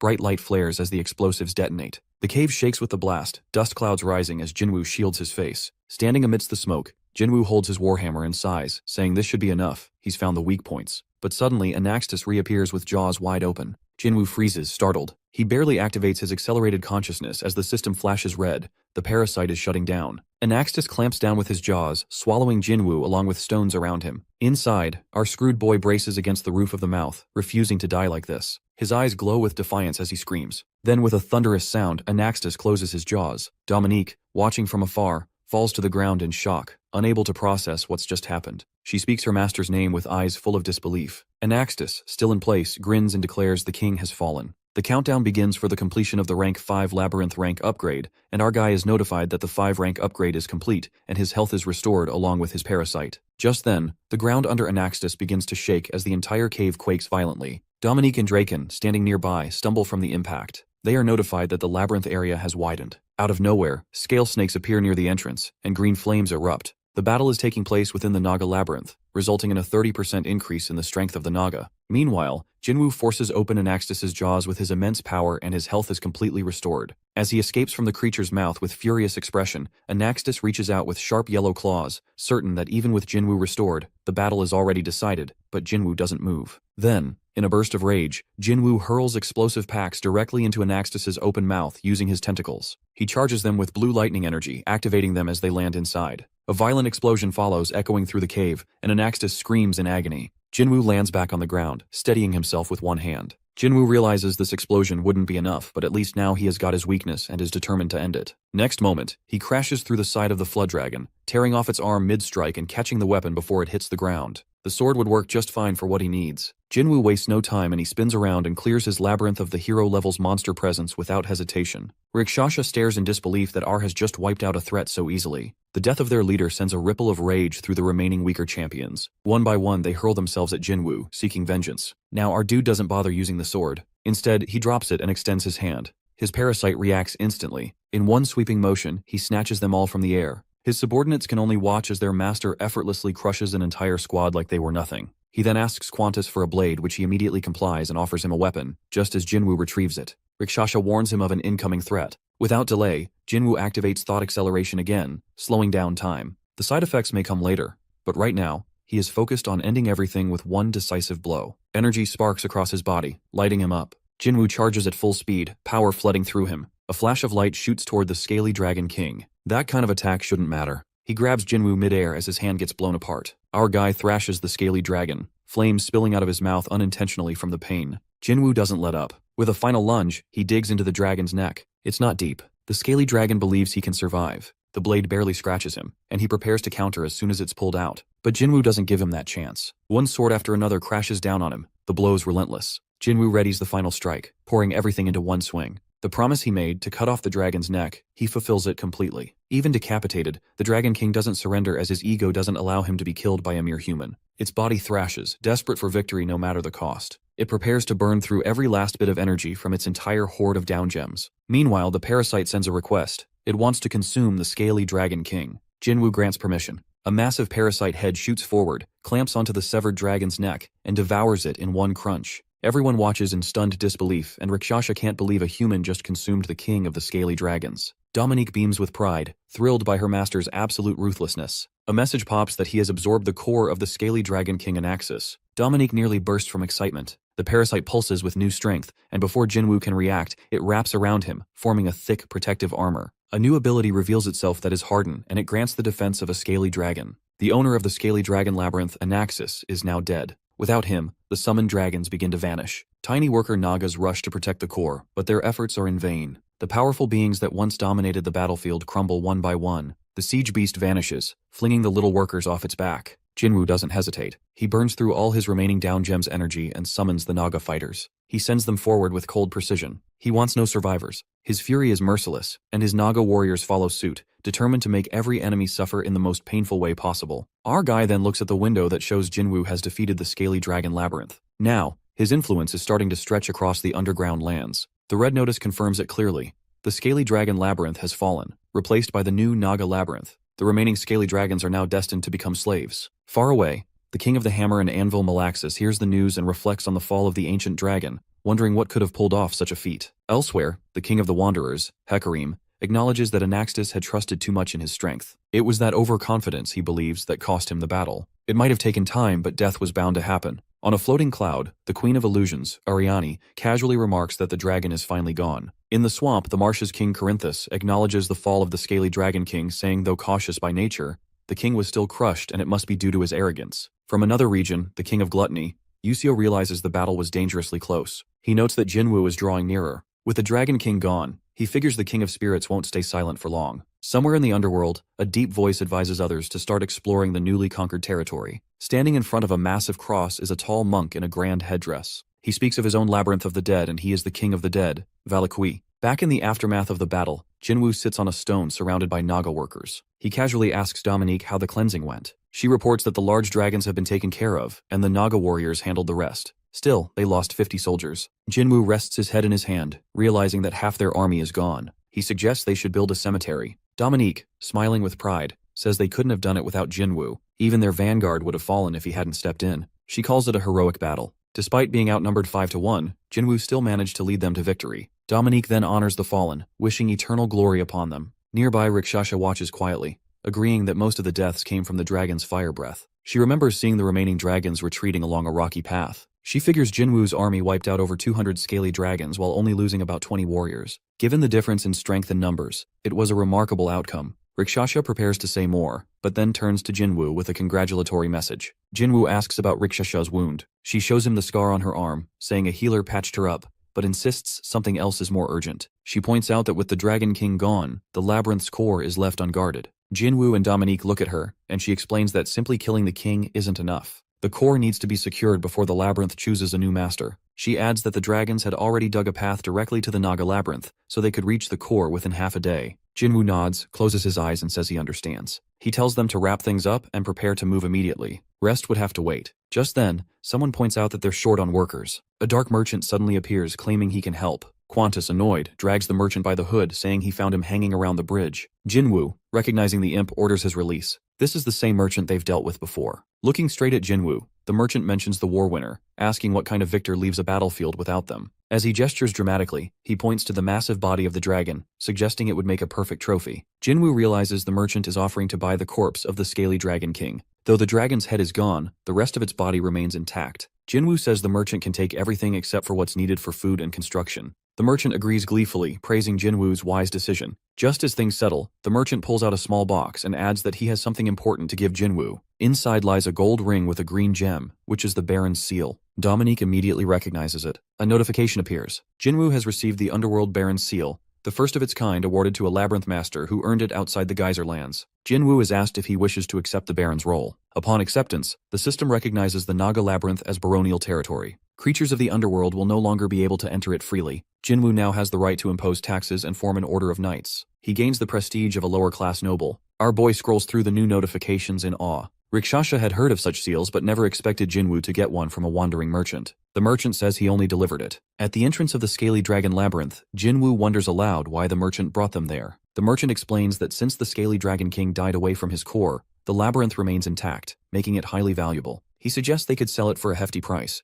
Jinwoo pauses and then asks who said he was going to sell anything. As the merchant tries to reason with him, Jinwoo shouts to his army. The Naga warriors march forward with the giant dragon at their heels. Jinwoo orders them to take what they need and destroy the rest. Chaos follows. The Naga begins tearing through the labyrinth. The merchant screams that very few labyrinths survive the Great War, and if this one is destroyed, it may never return. Our guy stands before the collapsing ruins and simply says that's exactly what he wants. As he approaches the labyrinth's core, the merchant yells that people will fear the power of a baron now. Jinwoo doesn't care. The notification shows that the core has a 7th rank and holds 5,400 energy points, more than enough. Apparently, even Anaxtis didn't consider that he might lose. Jinwoo grabs the glowing orb with both hands and decides to take everything. The merchant watches in horror. Jinwoo confirms he wants to deactivate and dismantle the core. Moments later, the notification announces that the Scaly Dragon Labyrinth is now deactivated. With one hand, Jinwoo tosses the now dim orb into the air and watches it fall. He doesn't want another labyrinth to grow from this place again. The merchant collapses in grief, saying decades of growth vanished in an instant.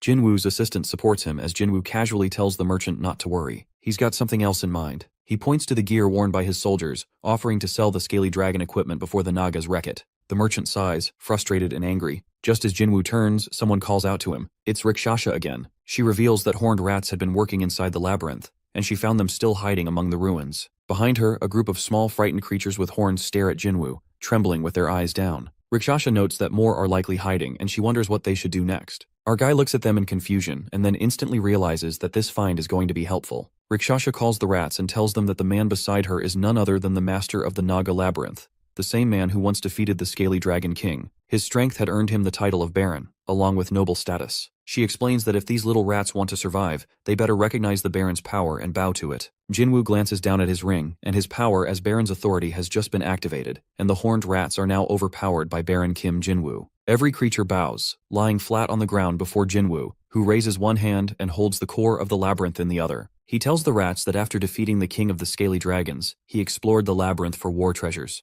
But now he only wants those who can prove they're useful. The rest, he says, would be destroyed. Without warning, Jinwoo grabs one of the rats by its collar, and other rats grow uneasy. He mutters that they've spent years working in this mighty labyrinth, yet they don't even seem strong enough to hold a tool. Most of them look malnutritioned, and the others show signs of sickness. He questions how they managed to work at all in such poor condition. Still holding the rat, Jinwoo states that if they went on an expedition like this, they'd only spread disease. The rats panic, whispering among themselves that this might be their end. They'd served the scaly dragon their entire lives, and now they wonder if dying would be better than continuing this painful existence. But just then our guy, against all expectations, orders that the rats be fed first. Gently setting one rat into his arms, he instructs Rakshasa to find them a place to stay in the labyrinth, feed them 3 meals a day, allow proper rest, and later quarantine the sick ones in a temple to help them recover fully. Rakshasa quickly jots everything down. The rats begin to murmur among themselves. They suspect Jinwoo only wants to fatten them up to eat later. But Jinwoo, overhearing this, shakes his head. He insists that dead workers are useless, and from now on, none of them will die unless it's of natural causes. Surrounded by the Naga warriors standing guard, Jinwoo declares that once the rats are back in shape,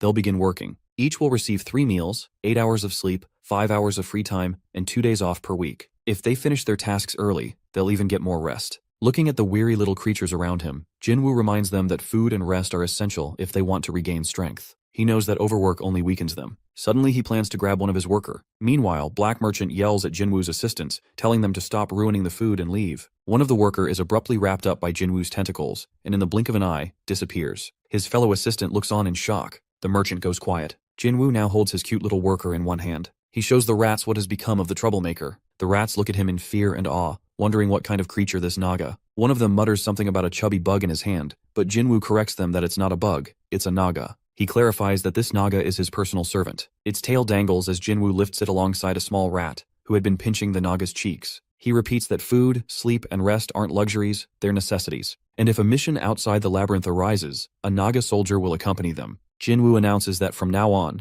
these rats are part of his Naga labyrinth. Moved by his words, the gray rats all begin to bow before him. They call him their king and vow to serve him to the end, proclaiming him the great ruler of the Naga. As they kneel, Jinwoo glances elsewhere. Rakshasa approaches, pointing out that more rats are crawling out of hiding after hearing everything. Jinwoo simply nods. It doesn't bother him. There's enough food for everyone now. He turns to the crowd and tells them that they don't need to live in fear anymore. No more worries about being hunted by scaly dragons. He lifts his arm, his assistant still hanging from it, and welcomes them all to join him. He promises them dragon meat. A notification confirms the arrival of 176 new rat slaves. The system notes that they'll need food and water. One scaly dragon can feed 16 rats. 2 days later, deep inside the Naga labyrinth, Jinwoo delivers the core of the scaly dragon labyrinth and integrates it into his own. The system asks if he's sure. Having 2 cores could cause unknown effects. Jinwoo replies without hesitation. No one else dared, but he will. With that, he commands the system to activate it. The notification announces that both cores, the primary rank 5 Naga core and the secondary rank 7 Scaly Dragon core, are now syncing.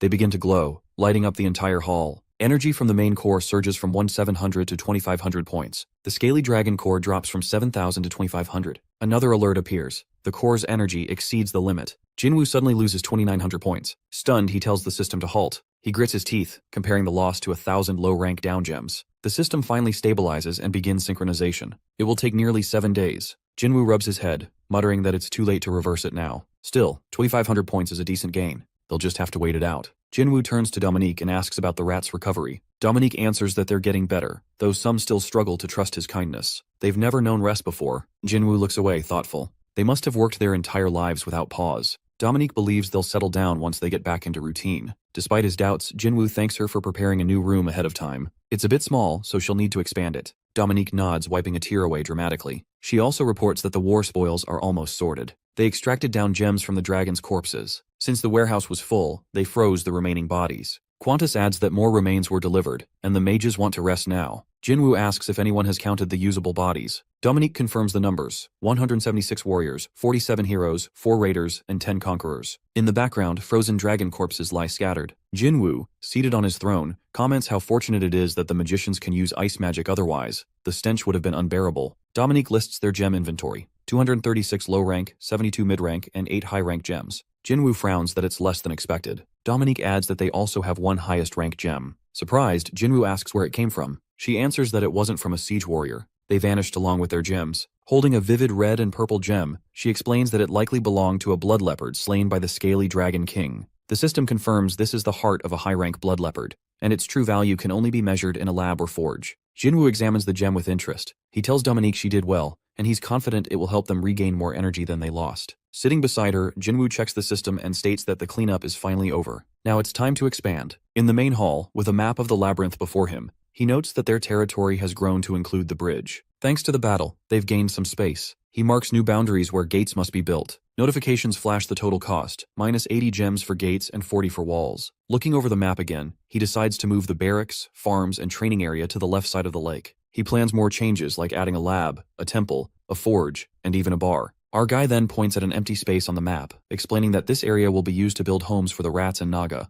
Just as he's about to continue, Dominique cuts in with a suggestion. She asks why he doesn't create a personal rest area for himself near the main hall. Jinwoo tilts his head, unsure if it's necessary, but Dominique insists that he may be the lord of this place, but even he needs a space to breathe. Then she swears it's criminal for someone as amazing as him to have just one throne. Embarrassed, Jinwoo raises a hand and says he'll do as she recommends. Dominique lifts her hand to her face, hesitating for a moment like she's about to say something else. Then, still facing away, she blurts out that Qantas has made a request. As a reward for helping kill the spiders, he asks that every Naga of heroic rank and above be given their own private room. Jinwoo eyes her curiously, noticing how quickly she's speaking. Rubbing his chin, he admits it's unexpected. He thought Qantas would be the type to ask for new weapons instead. But before he can say more, Dominique jumps back in, explaining that personal rooms will boost morale even more than weapons. Looking through the system interface, Jinwoo nods slowly. It all makes sense. He murmurs to himself that he'll have to thank Qantas later for the smart idea. Dominique, full of energy, excitedly suggests that perhaps a girl should deliver Jinwoo's thanks, instead of Jinwoo doing it personally. She hints that Qantas might appreciate that more. Jinwoo, resting his cheek on his hand, chuckles and agrees. It's fine by him. He'll leave it to her.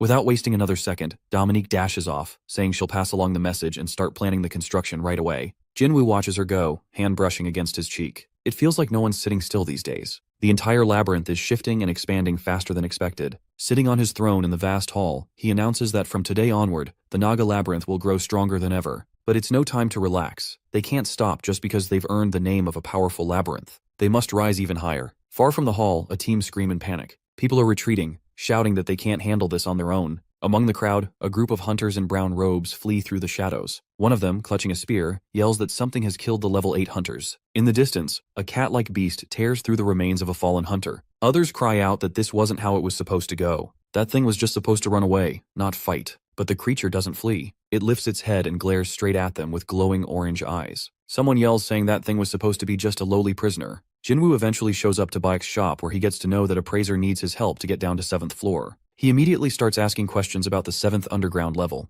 Baek sits at his desk holding his head, surrounded by a scattering of colorful down gems, but he is not satisfied with them. Baek seems to be hinting at something, wanting Jinwoo to head down there and grab more of down gems. But Jinwoo reminds Baek that he already brought back a whole bag of down gems and argues that there's no guarantee those weren't from the 7th level or even deeper. He doesn't see why he should go again. Baek leans back, rubbing his forehead, clearly overwhelmed. He pleads, hoping Jinwoo will help him out. He explains that he just needs something to report, something to prove that someone was sent down by him. His client won't stop bothering him. The 7th level, he says, marks the beginning of the lower depths. It's not a place he'd send just anyone, no matter how much he likes money. Jinwoo sighs, holding up the gem-filled bag. He reminds Baek that he's already risked enough. But Baek shifts the topic. He starts talking about something else, something he hadn't mentioned before because he figured Jinwoo was in a similar situation. Then he brings up the term beast hybrids. Jinwoo immediately thinks of those strange horned rats. But Baek shakes his head, trying to explain. These hybrids, he explains, aren't like horned rats. They resemble cartoon-like figures, part human, part animal, with ears or tails attached.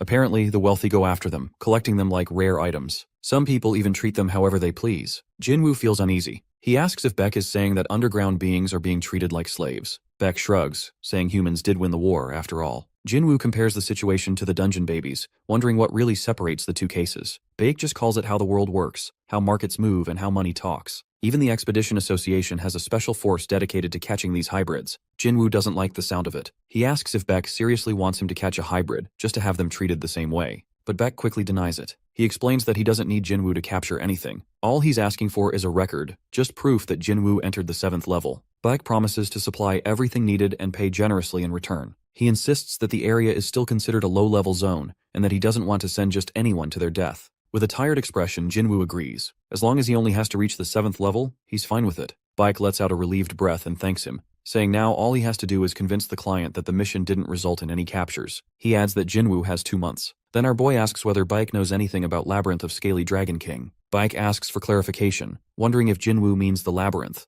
The 9th level one tied to Anaxtis the coward. Our dude finally gets his answer. Then he heads off and makes his way back to Dominique. She greets him as soon as he arrives. Jinwoo casually asks if anything happened while he was gone. Dominique answers as usually that nothing significant occurred, but she does have a few items to report. Jinwoo nods and tells her to go on. As rats work in the background, Dominique explains that most have started working and seem satisfied so far. Jinwoo is relieved to hear that. She mentions that they're still less efficient than the Naga workers, about 40% less actually. Jinwoo wonders if it's due to exhaustion, but Dominique says Rikshasha believes it's simply due to racial traits. Horned rats are used to digging narrow spaces, not large tunnels. Jinwoo ponders whether he needs to consider this further. Dominique adds that in 3 days, the Bloody Panther's heart will be fully processed in both the laboratory and the smithy. Jinwoo repeats the time frame, then says he'll probably leave the labyrinth for a bit around then. He's got a task to handle. Dominique seems surprised and asks where he's going. Jinwoo casually answers that he's agreed to help someone again. Dominique looks down, understanding. Jinwoo has to maintain life above ground after all, but she says it still makes her sad. He's rarely around.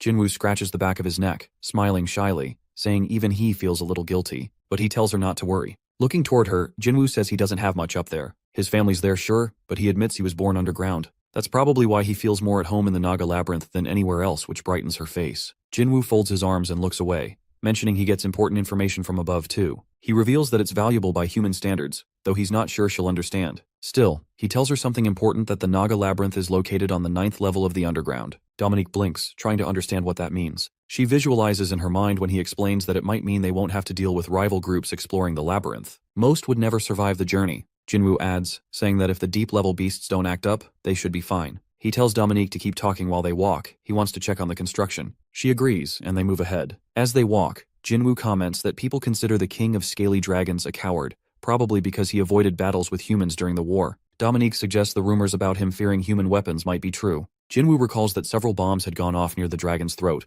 but didn't harm him. Maybe it was just a rumor. 3 days later, the heart of the Bloody Panther rests on red pillows. Dominique announces that it's ready. One half refined in the lab, the other processed in the smithy. Jinwoo praises the work and picks up a large polished stone, saying he'll test the lab-processed one first. The stone emits information that it's a high-ranking deep blood panther gem with camouflage abilities. Jinwoo stares at it, realizing it retains the skill to hide itself. He has no idea how to use it and doubts he should eat it. Suddenly, a stat screen opens. The parasite in his body is requesting the highest-ranked down gem. Jinwoo glances at Dominique and says the parasite mentioned something similar during the Anaxtis fight. She nods that her theory was right. She explains that high-ranked gems might be crucial for the parasite's development. That's probably why it's drawn to down gems. Jinwoo looks frustrated, saying this complicates everything. Gems like these help the labyrinth grow stronger, and now the parasite wants them too. Dominique says they're lucky. Most parasites are far worse, feeding on blood, life force. Jinwoo raises an eyebrow and asks if she made him drink it knowing all this. She glances away, reminding him they had no choice. Jinwoo silently agrees without the parasite. They'd never have defeated the scaly dragons.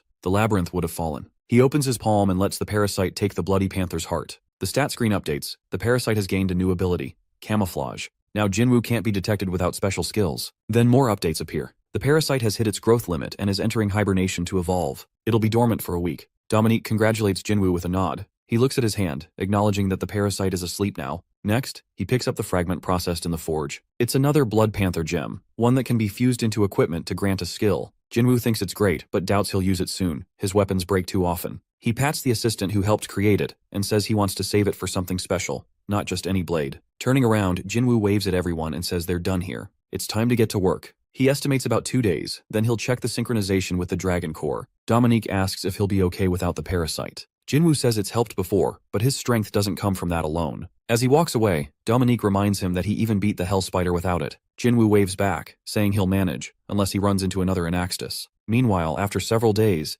deep within the 7th level of the dungeon, a group of researchers stumbles upon a disturbing scene near the entrance. Dozens of corpses stand or lie around, their bodies stiff, faces frozen in blank expressions. One of the researchers studies the bodies carefully. He notices most of the wounds come from slashes or stabs, clean cuts rather than brutal force. It doesn't look like the work of a giant creature, but it couldn't have been something small either. 2 level 8 fighters among the dead make it even more concerning. His thoughts lean toward a mid-sized predator, maybe a rare species of sharp-toothed bats. The idea of something like that, moving silently above them, puts the team on edge. He quietly advises the others to stick close to the walls and keep eyes on the ceiling. If anyone hears ringing, they should freeze in place. A faint noise breaks the silence, almost like a whisper. One of the researchers freezes, and he's sure he just heard a voice. Another nods and agrees to spread the warning. Their unease grows. Some begin to wonder why people keep being sent down here just to die. One of them questions what's so special about beast hybrids to risk so many lives. The man wearing a headband answers with a casual shrug, thinking aloud that the hybrid on this level must be a rare one. He jokes about the idea of catching it themselves and selling it at an auction for extra cash instead of handing it over to the client. Since they've already been sent into such a deadly place, they might as well profit from it.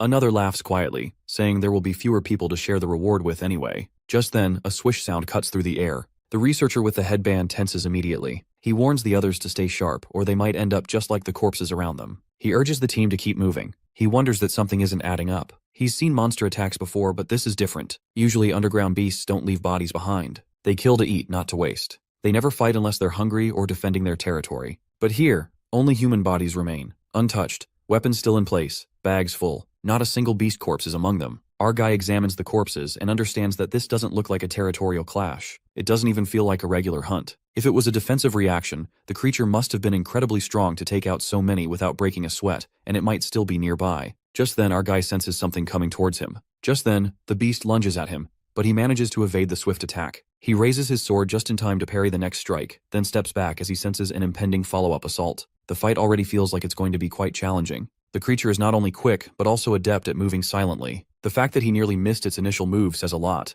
He begins to approach the combat with greater seriousness, realizing this must be the elusive beast hybrid that many are pursuing. What surprises him is why any human would desire to possess something so untamed. Judging by the scattered corpses around him, this beast might be the reason they all die there. Now that he's had a moment to regain his composure, Jinwoo enters combat mode. The creature charges at him like a projectile, but he is prepared. Each strike is met with a block in return. It reminds him of battling a smaller version of the Blood Panther. In terms of skill, it feels as if he is up against someone of the caliber of his former hero, Qantas. With the evaluation done, he doesn't see any point in dragging this out. One strong punch to the stomach sends the creature flying into the wall. He wants her to back off as he is not interested in fighting with her. But when the creature still doesn't give up, Jinwoo knows he'll have no choice but to end it. Before he makes a move, a net suddenly springs up, binding the creature to the ground. The creature thrashes in place as voices echo through the space as the explorers are celebrating their so-called victory. They're talking among themselves like Jinwoo isn't even there, as if they were the ones battling the beast and not him. Some of them begin acting like they're claiming the creature for themselves. One of them accuses Jinwoo of being a coward who ran and only came back to collect leftover gear while assuming he was a member of Fallen Team. His equipment looks cheap, so they guess he must be a dungeon baby from the expedition.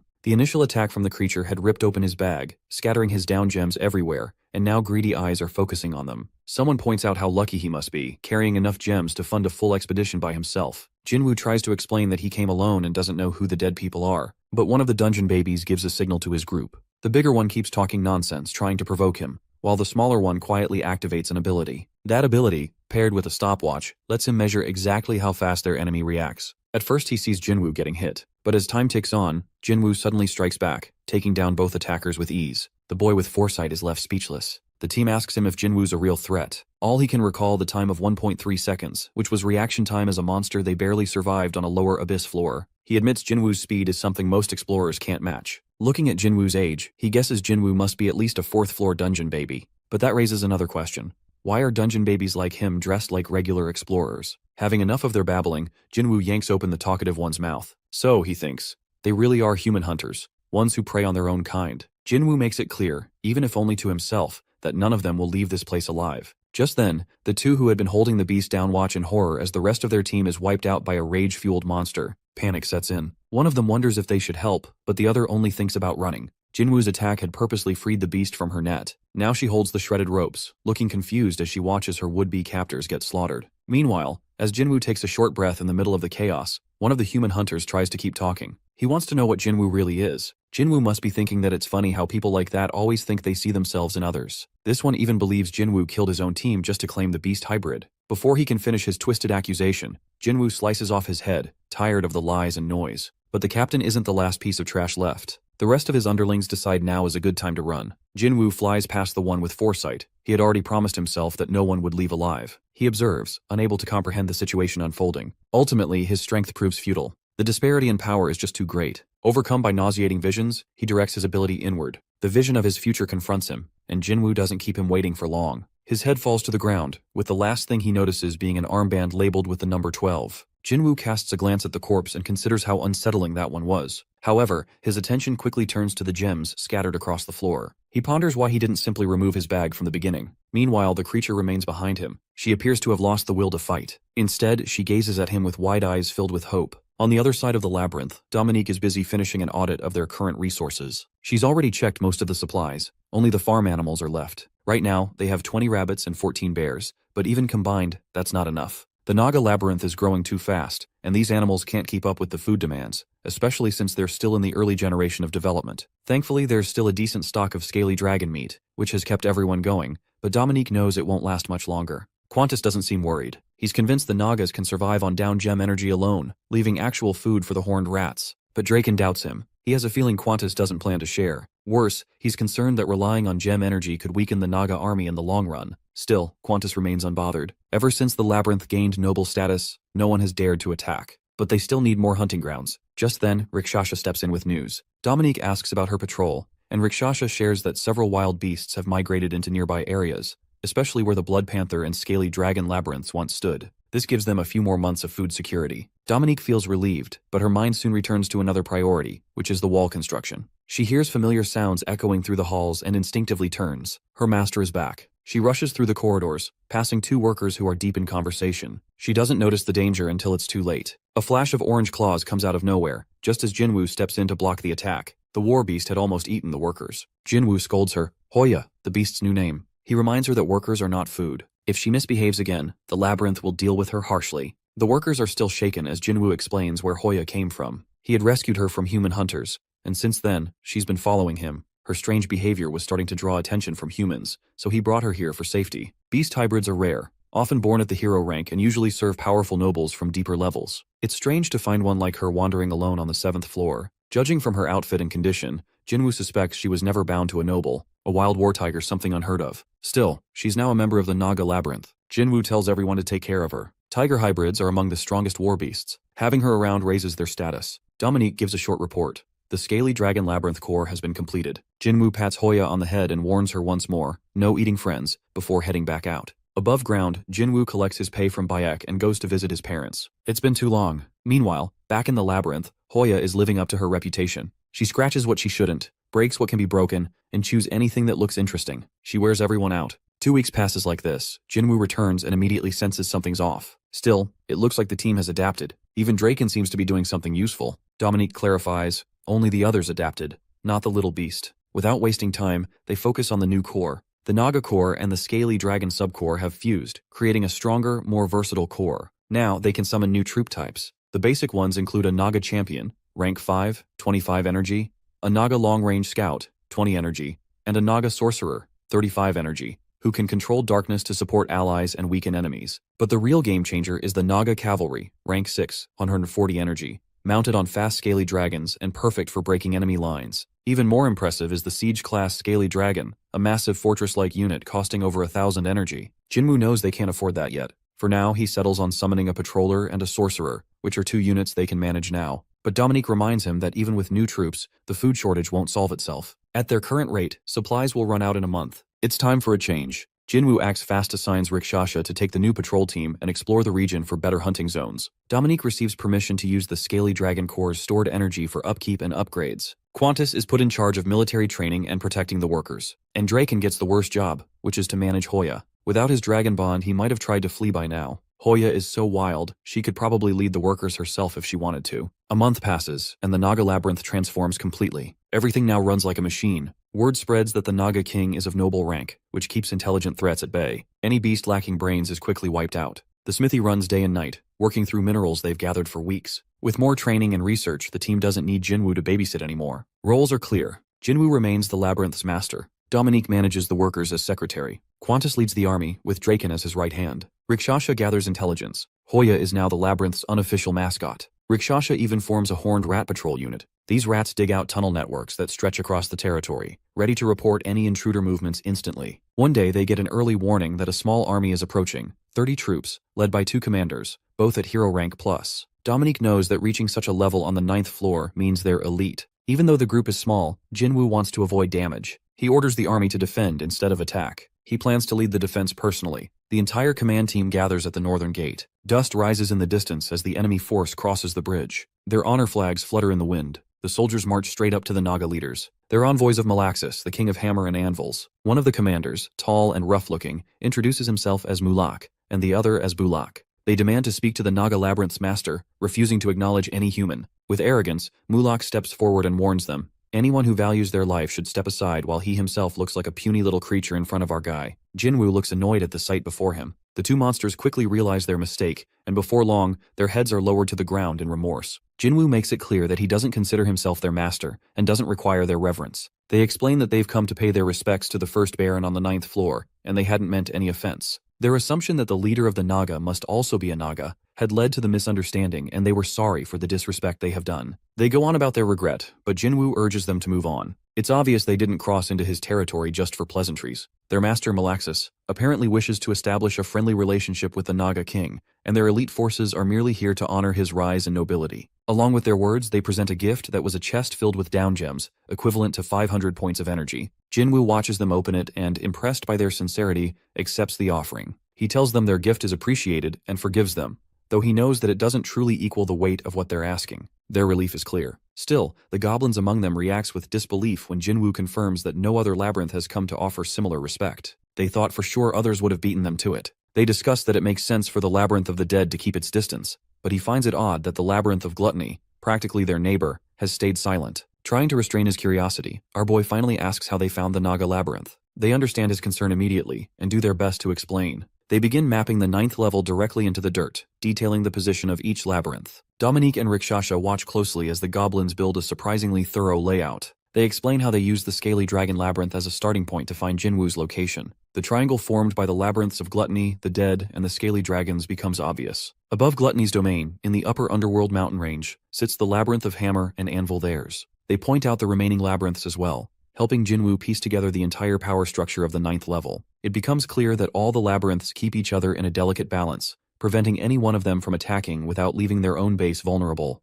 The three main labyrinths, Scaly Dragons, the Dead, and Gluttony, are the keystones of this system. But Jinwoo sees that his presence as a new noble has disrupted that balance. War feels inevitable. The goblins confirm that many weaker labyrinths will soon approach him, not out of admiration, but because they fear the collapse of the balance and want to align early. Jinwoo appreciates their honesty. They argue there's no point in lying, that he'd learn the truth eventually, and deception would only harm future relations. Jinwoo wonders if the two remaining powerhouse labyrinths can maintain the balance alone, but the goblins don't think so. Gluttony, they say, has no real interest in power structures. That king only cares about expanding himself, sitting on his throne while growing endlessly in strength. They add that the king of Gluttony never leaves his labyrinth because his gluttony can't be fed elsewhere. Jinwoo asks if he wouldn't starve then, and they assure him, no, his nest can sustain him forever. It's frustrating, Jinwoo thinks, that something so powerful can grow endlessly by doing nothing at all. Still, the information is valuable. He sends his regards to Malaxis and thanks them for their generosity. When asked if the army would rest before returning, they decline. They'd rather avoid running into other labyrinths.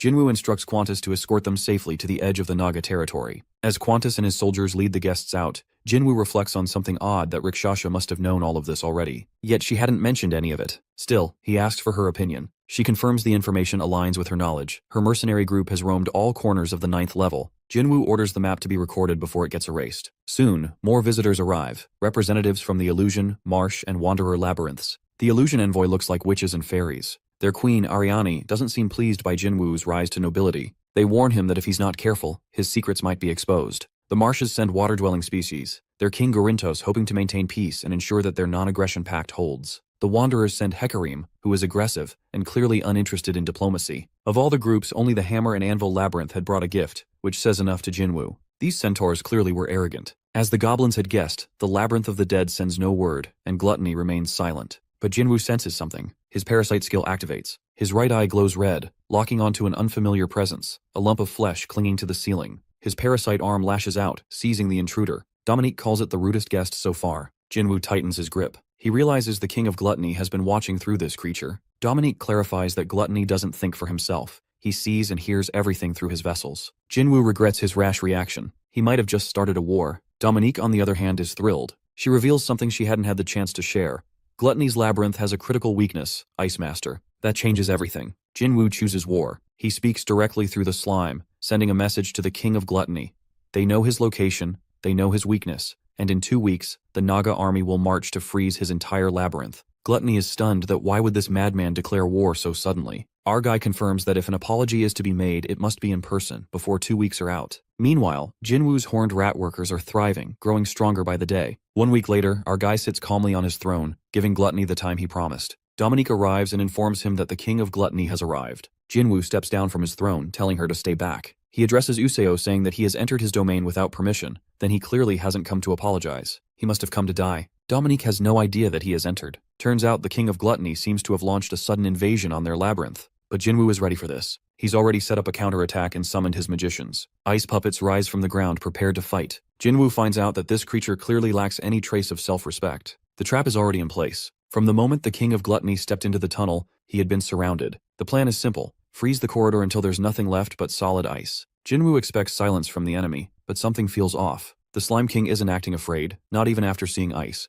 Instead of fear, Jinwoo senses a strange excitement from the creature, like it's getting ready to launch an attack. For a brief moment, Jinwoo questions everything like letting him to owner room and the judgment of Dominique. But then he decides not to let it happen and reinforces his blades, and his magicians do the same. His parasite ability, hardening, activates, ready to fight. In his mind, slimes are still just slimes, no matter how many there are. If they had paid their respects like everyone else, things wouldn't have come to this. Suddenly the king of Gluttony moves. He bursts from the corridor at high speed. Jinwoo signals everyone to attack without holding back. But then something strange happens. The slime compresses into a humanoid form and lands with a wet splat. In a shocking turn, it throws itself to the ground in a deep bow. It seems to be apologizing. The force of that bow is so intense it cancels out all the ice attacks around it. Jinwoo watches with surprise and curiosity. The Slime King calls himself Useo, is led to the Naga owner room. He's extremely polite and introduces himself properly. He says he's here only to apologize for his earlier behavior. But Jinwoo's mages don't trust him and launch ice spells in warning. Useo seems genuinely confused, thinking the Naga maid had invited him.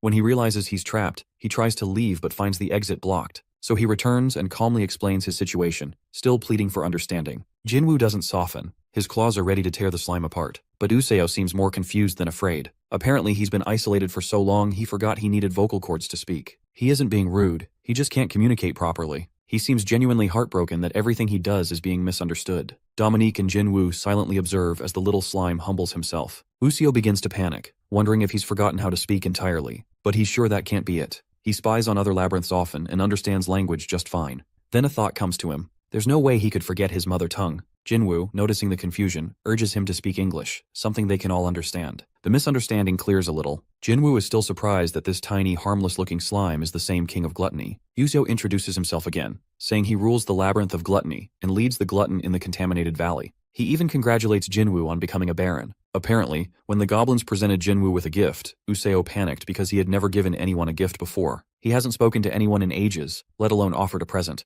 To figure out what might be a good gift, Useo sent one of his glutton to spy on Jinwoo. He never meant for it to invade the throne room, but he also had no idea they could even detect it. If he had known, he would have probably ordered it to follow Jinwoo everywhere more carefully. Jinwoo quickly realizes what kind of person or slime he's dealing with. Useo is a total shut-in. And despite his title, he doesn't seem very gluttonous. Jinwoo even compliments him on that. Useo takes it as praise, not realizing Jinwoo is being sarcastic. The truth is, Useo has been surviving by sacrificing tens of gluttony pieces every minute. The black marks around him are remnants of those who starved to death. Jinwoo is surprised he remains so calm, losing comrades so quickly. But Useo insists they aren't truly conscious, so he doesn't feel like he's losing anyone important. He plans to be the last one to die anyway. With over 1 million glutton, he figures he has a month left to live. Jinwoo considers freezing them all instantly, but knows it wouldn't actually kill Useo right away. The slime might look small, but his mass is enormous. Even kneeling down cracked the floor. Banging his head earlier had dispersed all their magic. Jinwoo knows he's dealing with serious power, even if Useo doesn't. Useo believes his job is done and prepares to leave. He came to apologize. That should be enough. But Jinwoo doesn't accept apologies so easily. Useo claims someone told him the Naga Labyrinth is where he needed to go to say sorry. Jinwoo doesn't deny it but reminds him, just because he came doesn't mean he'll be forgiven. Still, there might be another way. As a noble of the Underworld, Jinwoo makes an offer. Become his servant, his first knight. In return, he'll forgive Useo. The slime starts to panic. How could someone like him be offered such an important role? They barely know each other. But Jinwoo isn't concerned. He trusts Useo's combat abilities. A contract will bind them both. Jinwoo sees this as a win-win. He gains a loyal servant, and Useo no longer has to fear ice, his biggest weakness. Plus, he'll become the first knight of a noble. That sounds prestigious. Without wasting time, Jinwoo begins the ritual. He names Useo, the master of the Labyrinth of Gluttony, as his first knight. The contract is strict. Jinwoo has no obligation to protect Useo, but Useo must protect Jinwoo and his labyrinth with his life. He must obey Jinwoo's every command, give up half his labyrinth's earnings and treasures, and offer any suitable equipment or gems to Jinwoo. If Jinwoo wants anything else Useo owns, Useo must hand it over. The weight of the agreement almost kills the poor slime. A trail of goo drips from his mouth, and he turns a sickly green, not because he's a slime, but because of pure stress. Elsewhere, preparations for the annual Black Merchants auction are in full swing. This is the most important event of the year, and everyone is on edge. Invitation letters have gone out. The first 3 floors can't attend. It's no surprise, humans control those areas now. But the 4th floor is attending, even with humans chasing them. One of the merchants confirms there's a greenhorn interested in the auction. At first, no one understood the fuss. New labyrinth owners always show interest. But then it's revealed, this greenhorn is human. A human has been accepted into a labyrinth again. Everyone hopes this attempt goes better than the last. Talk shifts to the humans on the 9th floor referring to our boy. It's less dangerous than the 8th, but new labyrinths on that floor often don't survive long. In response, Jinwoo's merchant pulls out a golden VIP ticket, something reserved for nobles. Others are shocked. He's not even in the abyss. But the merchant just smiles. His human has been appointed a baron. There's no need to worry about his safety. He's strong enough to take care of himself. With special prizes planned and the appearance of the first human noble, everyone agrees that this year's event is going to be interesting. Jinwoo gets his hands on the VIP ticket from his black merchant, which opens the door to a special event, the annual festival hosted by the merchant himself. Usually these merchants deal with door-to-door, everyday stuff. But during this event, things take a different turn. Priceless and unique items go up for auction, giving everyone a fair shot at owning something incredible, no matter their background. Jinwoo becomes curious, mostly because of the kind of guests expected at the event. Since he owns a labyrinth, he figures other labyrinth owners might be there too. But then he starts to wonder if the turnout would even be worth it. To his surprise, he learns that more than 100 people attend every year. That number shocks him. He never imagined so many labyrinths had survived and thrived. Dominique, sensing his doubt, reminds him that the world of labyrinths is much bigger than he thinks. Even just the 9th floor stretches farther than any goblin-drawn map could show. What reassures him more is that the black merchants have strict rules in place that no one is allowed to attack the participants during the auction.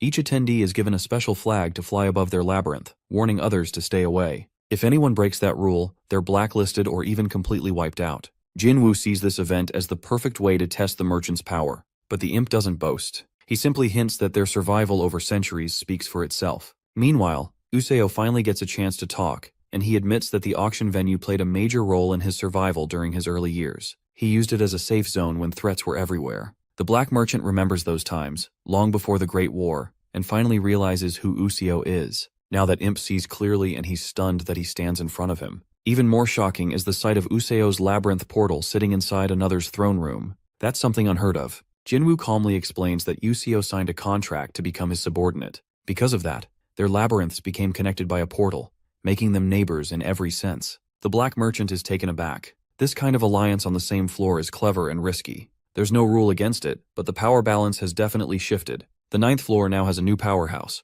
Jinwoo doesn't seem too concerned. He says people will assume the alliance is meant to keep the Valicious in check, who runs the Labyrinth of the Dead. What surprises Imp even more is how well Jinwoo understands the political setup of the 9th floor. He barely has time to catch his breath from all the surprises. First the war with the scaly dragons, and now this. Jinwoo, however, expected more from his contract with Useo. He didn't gain control over the Labyrinth of Gluttony, just access to its rank. No summon rights or building control. It's a formal alliance, nothing more. The black merchant never thought Useo had reached rank 5. From what he remembered, the gluttonous king barely moved from his sticky throne. Useo beams with pride. He had worked hard in the past to reach that level, and finally felt seen. He even offers them a tour of his labyrinth, but the merchant declines quickly. The place is too gross for his liking, walls and floors dripping with slime. Jinwoo silently agrees. Feeling ignored, Useo watches as the attention moves back to more pressing matters. The merchant then explains the VIP ticket perks. Since Jinwoo is considered a noble, he gets access to a private room at the auction. It comes with great food and services and free species, just for the elite guests. The merchant encourages him to show up, even if just for fun. Jinwoo wonders if Valicious will be attending. The merchant can't share personal info, but admits that Valicious is usually a regular. Being a king, he's fascinated by anything that still breathes. Jinwoo finds it strange how much the merchant reveals, but it seems the imp finds it hard to stay quiet around him. This year's festival is shaping up to be something wild. The rules are simple. A week after the ticket begins to glow, the auction will start and last for 7 days. If anyone tears the ticket, no matter where they are, they'll be instantly transported to the event. The VIP pass also allows them to bring along companions. 1 week later, Jinwoo prepares to depart from the labyrinth of gluttony. He's not thrilled about being there. The place reeks of slime. He wishes Useo would clean up, but the gluttonous king doesn't see the issue. He doesn't get why they had to gather here just to use the ticket. Jinwoo tells him it's for safety. If monsters come rushing out when the ticket activates, it's better to have a messy shield than none at all. Useo realizes his labyrinth is just being used as cover, and Jinwoo doesn't deny it. Before leaving, Jinwoo double-checks that the merchant's flag is flying above the labyrinth. Qantas confirms it and also sets the Naga labyrinth into rest mode, allowing only essential workers to stay active. With Valicious attending and the flag offering protection, their only concern now is wild beasts, but Qantas stands ready to fight off even the smallest bug. For the journey, Jinwoo brings Useo and Rikshasha, since both know the underground scene well. Dominique, his second-in-command, stays behind to oversee the labyrinth. Jinwoo wishes he could bring her, but it's not worth the risk. She assures him she'll manage fine and plans to use the quiet time to rest. With everything set, Jinwoo tears the golden ticket, and the adventure begins. The auction venue turns out to be pure chaos. Monsters from rival labyrinths sit side by side, pretending to be civil while throwing insults and death glares. Swear words and threats fly like arrows. If not for the black merchant's rules, the place would be a war zone. Jinwoo finds it all amusing. His attendant tells him that the seating mess wasn't intentional. Most attendees are enemies, so separating them would have been impossible. The event serves as a break for many, which is an escape from endless battles. Useo proudly states that those days are behind him. No one dares touch him now. Then he spots Valicious himself. Valicious, the king of the dead, sits alone. No one dares sit near him. Rumors say he reeks of death, something about rotting flesh, but no one can confirm it for sure. Soon the noise fades and enemies put aside their grudges as the event is about to begin. Jinwoo is a little disappointed. He hoped for more chaos, but as the curtains open and the lights dim as the host steps onto the stage, his voice echoing through the grand hall, he welcomes the crowd with polished words, calling them honored guests who have chosen to attend the Black Merchant's annual auction. He expresses gratitude for their presence and promises not to waste their time with empty words. Instead, he jumps straight into the heart of the night, the auction itself. He assures everyone that tonight's collection is not only rare but unforgettable. Even the most elite nobles in the room, the ones who've seen it all, will find their eyes lingering on the final item of the evening. It's a piece so exceptional, he claims, that it alone justifies their journey here. He urges the audience to remain seated, no matter how dull some early items may seem. The true highlight, he insists, is still on its way. Then, with a swift gesture, the host rips away the velvet curtain behind him, and chaos brews in Jinwoo's mind. 1 second, he's quietly observing, and the next, his mood flips to confusion, then to furious, as the host announces that the item hasn't appeared in the underworld for more than a decade. People believed it had vanished for good, yet here it is, alive and bound, on display for all to see. This thing had once turned on its master, biting the hand that fed it, and it didn't stop there. It kept biting, kept attacking, refusing to be tamed. The host then announces the item's name and presents it to the audience, and it was an underground human. The host begins by reminding everyone that the sight of an underground human has become rare ever since the treaty with the surface humans was signed. He makes it clear that the creature on display isn't one that was caught again after its release. This one is different, a purebred underground human, untouched by the surface world. It was born after the treaty, a time when its kind nearly disappeared. But thanks to a kind aristocrat, it was saved and raised with care. In a way, that aristocrat could be seen as the creature's savior, the reason it still exists.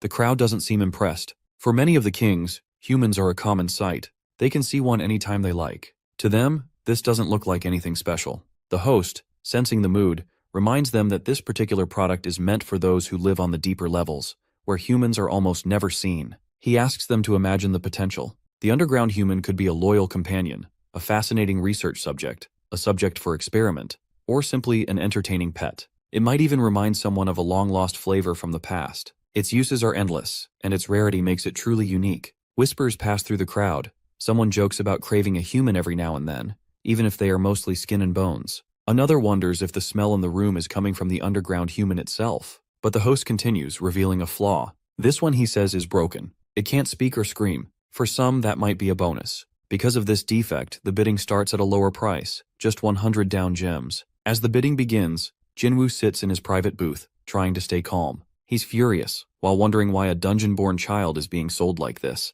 His attendant explains that the products change with the underground as trends. If something doesn't appeal to buyers, the auction house won't offer it again unless the trends shift. But that answer doesn't satisfy Jinwoo. Rikshasha quietly urges her master to stay calm. This isn't a lawless place, and they are facing the black merchants, A powerful group that even the most elite aristocrats avoid offending. Strength won't fix this, and besides, she reminds him, he has other priorities, like his revenge against the Valikuis. Jinwoo points toward the underground human, clearly disturbed by how it's being treated. He asks if she would have stopped him had the product been an elf instead. After a pause, she admits that she would have. Their true enemy is the black merchants. Fighting them would mean certain death. The attendant adds, without arrogance, that this is just an auction. As a commoner, he doesn't know what the Baron has been through in the underground, but he does understand Jinwoo's urge to act. Still, there are better ways to respond. He suggests that Jinwoo use his wealth, not force. By placing a bid, he could protect the girl and show the others that he isn't to be crossed. The bidding soon climbs to 1,200 gems. Jinwoo realizes his opponent is none other than Velikui.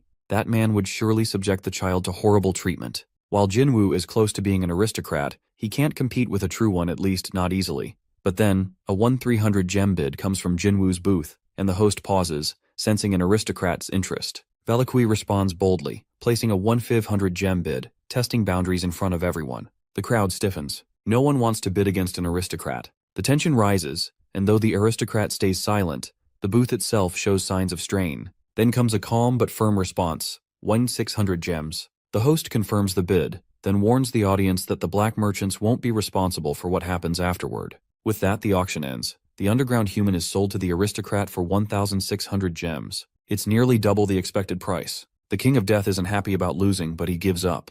The human child simply isn't worth the fallout. Jinwoo, having pulled off a clever bluff, wonders if the damage to the room was worth it. More than anything, he wants to make sure the girl is safe. For now, the best he can do is arrange a private meeting with her after the auction ends. He might not be able to claim her yet, but he'll check on her. The auction continues, though the rest of the items are less dramatic. No more humans appear after the underground human, just rare or mutated creatures. One of them is a spirit once treasured by the elves before their fall. Most of the remaining products are high-grade down gems and luxury items. Some gems offer instant power boosts, while others were obtained from elder beings deep in the underground. Odd items also appear. A broken firearm from the Great War sells for a ridiculous amount of gems, even though it's basically useless. And it's not the only strange item the kings seem eager to grab. Eventually, the long day begins to wind down. The host wastes no time revealing the final product, the special one he had mentioned earlier. A vampire with long blonde hair stands tall on the stage, fully aware of her worth. Vampires are incredibly rare, and only the richest aristocrats own them. Even Jinwoo has never seen one up close. He feels her gaze on his skin, but others think the destruction of the booth is what caught her attention.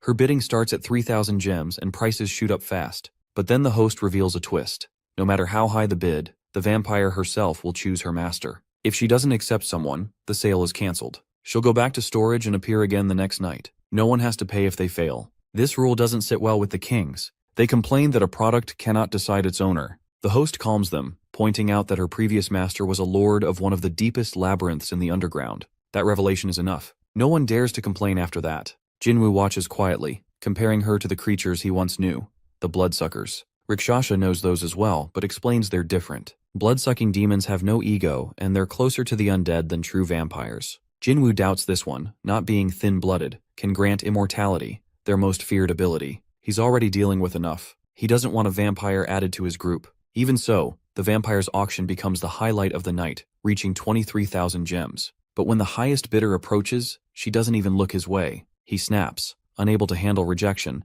and prepares to destroy her. But the host furiously stops him and tells him not to be violent in the hall, maintaining the discipline.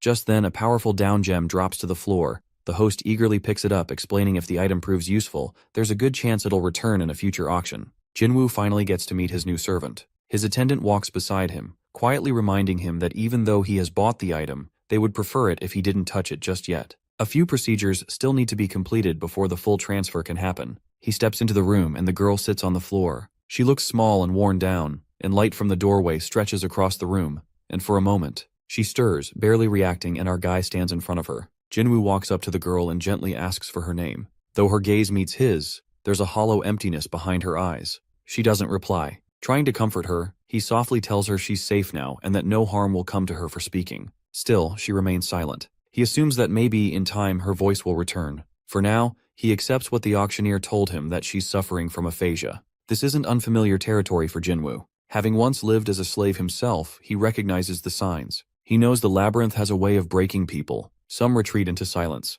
In such fragile situations, patience is crucial. So, he slowly introduces himself, making it clear that she now belongs to him, and from now on, she'll live under his protection. Her reaction doesn't surprise him. At the word master, her head drops so low it nearly brushes the ground. It's painfully clear that her last owner shattered her spirit, reducing her to something less than human. Jinwoo quietly asks her to lift her head, doing his best to bury the rage simmering inside him. There's something he needs to know, whether others like her are still trapped below. He doesn't expect her to respond, but he asks anyway. Which labyrinth had she come from, and who was her previous master? She just stares at him blankly, no different than before. That's when it clicks that he can't leave her behind with the Naga Empire. Handing her over to a human household isn't an option either. He knows better than to believe they'd treat her kindly. When he bought her, he already felt a quiet responsibility. Helping her recover, he's ready to take that on. For now, his role is simple: protect her. He gently pats her head and assures her that he'll be back soon. She should rest. Then he steps out of the room,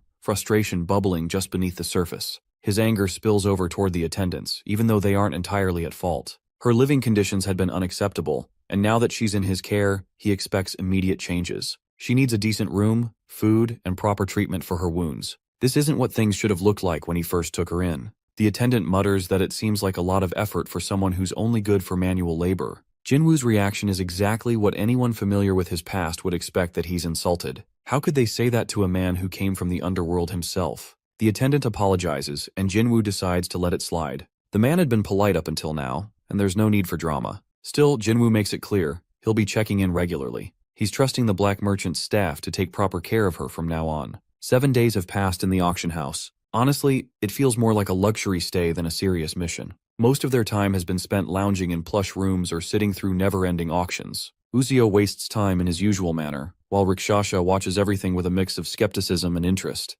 Jinwoo hadn't expected much from the food since it was complimentary, but it turned out to be surprisingly decent. The beds weren't bad either. If only they didn't have to deal with squat toilets and the lack of real entertainment. Even reading and staring at the walls grows tiring after a while. Still, the quiet gives Jinwoo a chance to learn Rikshasha's full story. After the fall of the elves, she had gathered the last few survivors and founded a mercenary guild. Their survival depended on answering emergency calls from distressed labyrinths. They were fierce, unmatched in battle, and quickly became well known throughout the underworld. But fame comes at a cost. Felicius noticed and set a trap. Everyone was captured, except for Rikshasha. She escaped through sheer grit, though not without witnessing what happened to her comrades. Jinwoo confirms what she likely already suspects, that her story isn't unique. Tragedies like this are far too common in the chaos of the underground. He reminds her that strength alone won't get her the revenge she seeks. She needs strategy, and he's more than willing to help. After all, their goals are aligned. One way or another, he's going to cross paths with the King of Death. They decide to shelve the deeper discussion for later.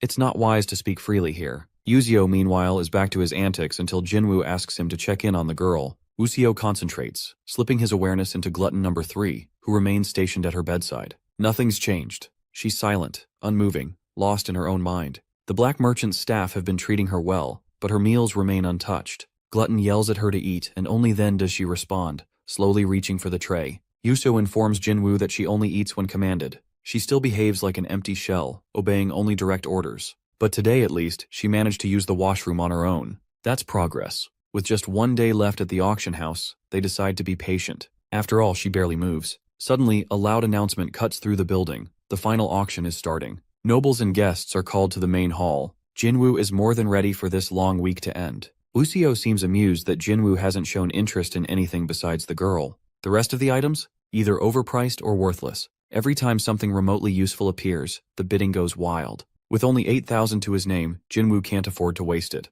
As the auction drags on, glutton number 3 storms into their room, fuming. Glutton number 4 skipped his shift, leaving 3 stuck babysitting far longer than planned. The other 2 gluttons are thrilled the main body is away. They've been plotting mischief since morning. Poor Uzio can't even rely on his own split selves. The final day is just more of the same. A tiny gnome statue sells for a ridiculous amount. Jinwoo can't understand it. Why would anyone throw money at such junk? He'd rather spend it on strengthening his troops. At last, it's time for the vampire showcase. The host doesn't waste time introducing her, as there's no need. She's already known for rejecting every offer that's come her way. Jinwoo doesn't even understand why she's still being presented. She feels more like a spectacle than a sale item. Before the host finishes his dramatic introduction, she interrupts. When he tries to quiet her, she reminds him that without a buyer, they're the ones in trouble. He backs down. Since it's the final event, she decides to make it unforgettable. She snaps her restraints and begins her transformation. This time she's calling the shots. She'll choose her own master, and whatever they offer, high or low, that's the final price. The audience erupts in excitement. Everyone holds their breath to see who she'll pick. The vampire, known as the Red Jewel of the Underworld, already knows. She darts toward a beaten-up private booth, toward the noble who stirred up trouble on day one. She's captivated by the scent from that room, barely managing to restrain herself. Jinwoo desperately asks for Rikshasha's take on the situation. It's her first encounter with a vampire, and she can't help but wonder if they all behave this bizarrely. Judging by her expression, our boy calls her pervert. Meanwhile, the auction host feels a wave of relief. This long ordeal may finally be wrapping up. The vampire has chosen her master, and it turns out to be none other than his grace. Just his presence appears to have sent her into a frenzy. The many kings and their entourages see through the performance. It was obvious from the start she was always going to choose an aristocrat. Now the crowd is about to witness her true value. As declared, the price set by the Baron would be final. Jinwoo pauses briefly before the Baron names his price. 1 down gem. The audience gasps. Vampires are considered priceless, yet this one is sold for the lowest price imaginable. Speculation stirs that perhaps it's a down gem of rare quality. But no, it's the lowest tier. The host is stunned. Even Rikshasha questions the our dude's decision. He answers bluntly that he has no intention of spending more on a depraved creature. He never wanted her and is already regretful over even that 1 gem. Yusio, standing beside him, doesn't understand the hype about vampires. Jinwoo, who owns numerous rare servants, figures that if the vampire turns out to be worthless, he'll simply demand a refund. The host, trying to add flair to the anticlimactic moment, announces with exaggerated drama, "For the first time in the auction's history, a vampire has been sold for just 1 down gem." The nickname 1 gem vampy starts making rounds. Though annoyed, the vampire lets it go. Money isn't her priority. Per auction rules, she cannot meet her new master right away. Her patience starts wearing thin. The host hastens the process, thanking attendees for joining the annual black merchant auction, and invites successful bidders to the lobby or private rooms to collect their winnings. Soon after, a merchant from the labyrinth's black market escorts Jinwoo's new servant, the vampire herself. They're as eager to offload her as she is to be claimed. The merchant congratulates Jinwoo, calling him lucky, but Jinwoo suspects they're trying to push this odd vampire onto him. Before handing over the gem, he demands answers. The vampire thinks his question is for her, but Jinwoo cuts her off. He wants to know who is orchestrating all of this. He doesn't believe in coincidences. First, he acquires something far more valuable than he paid for, then defeats a bothersome neighbor and earns aristocrat status. Suddenly, he's a key bidder and vampire owner. It all feels staged, and Jinwoo refuses to be played. The merchant admits Jinwoo isn't the only one. There are many within the underground who stand to gain if he rises. He admires Jinwoo's courage, and still, Jinwoo remains wary, accepting the situation for now. But the merchant offers a warning that the vampire's former master cared for her deeply. If Jinwoo mistreats her, there could be consequences. Jinwoo, uninterested in pointless fights, says the merchant can take her back if that's the case. He won't be blamed for something he didn't ask for. He isn't stupid or easily manipulated. If her former master is so fond of her, he can keep her. Ready to be done with it all, Jinwoo turns to leave, telling everyone to forget he was ever there. But the vampire doesn't give up. She tries to stop him, shouting for him to wait. She knows that her presence alone boosts her master's prestige. Jinwoo ignores her. He dismisses her as nothing more than a walking mosquito, and says he'd rather value a nearby girl than her. The vampire pulls herself together. She realizes Jinwoo is no ordinary man and silently thanks fate for assigning her to him. Jinwoo sees her trying to mark him again but holds his stance. He reminds her she belongs to him now, not the other way around. The black merchant is about to leave, but Jinwoo stops him. He still has a role to play. The vampire, now revealed as Angela, begins to share her story. Her previous master was Count Anatolius, who was a steel giant from the 11th floor. She was precious to him, but he had no choice but to let her go. Jinwoo wants specific circumstances aren't enough. Making a vampire contract requires blood, and that's what fuels their power. Angela explains that while she can feed on most beasts, the Count's blood was too weak. Jinwoo realizes that the Count couldn't even feed his own vampire, and thus had to part ways. Angela apologizes for her frankness. She admits that she hasn't fed in months and says Jinwoo smells sweet, like the premium blood she remembers. Originally, she planned to seduce her new master and live comfortably, but one breath of Jinwoo's scent overwhelmed her with hunger. Jinwoo shoves her aside, making it clear that he doesn't need her. Angela insists she doesn't mean any harm, she's just starving and dangerous if left unchecked. The merchant warns that it's too late to back out now. If word reaches the steel giant, trouble will come. With no alternative, Jinwoo begrudgingly accepts her. Angela promises to give her best effort. She may be useless at chores, but she'll at least pretend to try. Jinwoo swats her away again, reminding her that giving blood doesn't mean he's accepted her. She still has to earn her place. Suddenly, Angela lunges forward with vampiric hunger and gets too close to our guy. Dominique is in shock to see our boy's party. She can hardly process it. Jinwoo explains that a lot has clearly happened over the trip, and according to our guy, one problem starts after another. She informs our guy that the small one looks like she's from the same species as his, and then there's that shameless woman beside her master. Both are apparently put up for auction, and somehow he manages to walk away with both. She wonders why a human at an auction makes sense but not a vampire. As the weight of that thought settles,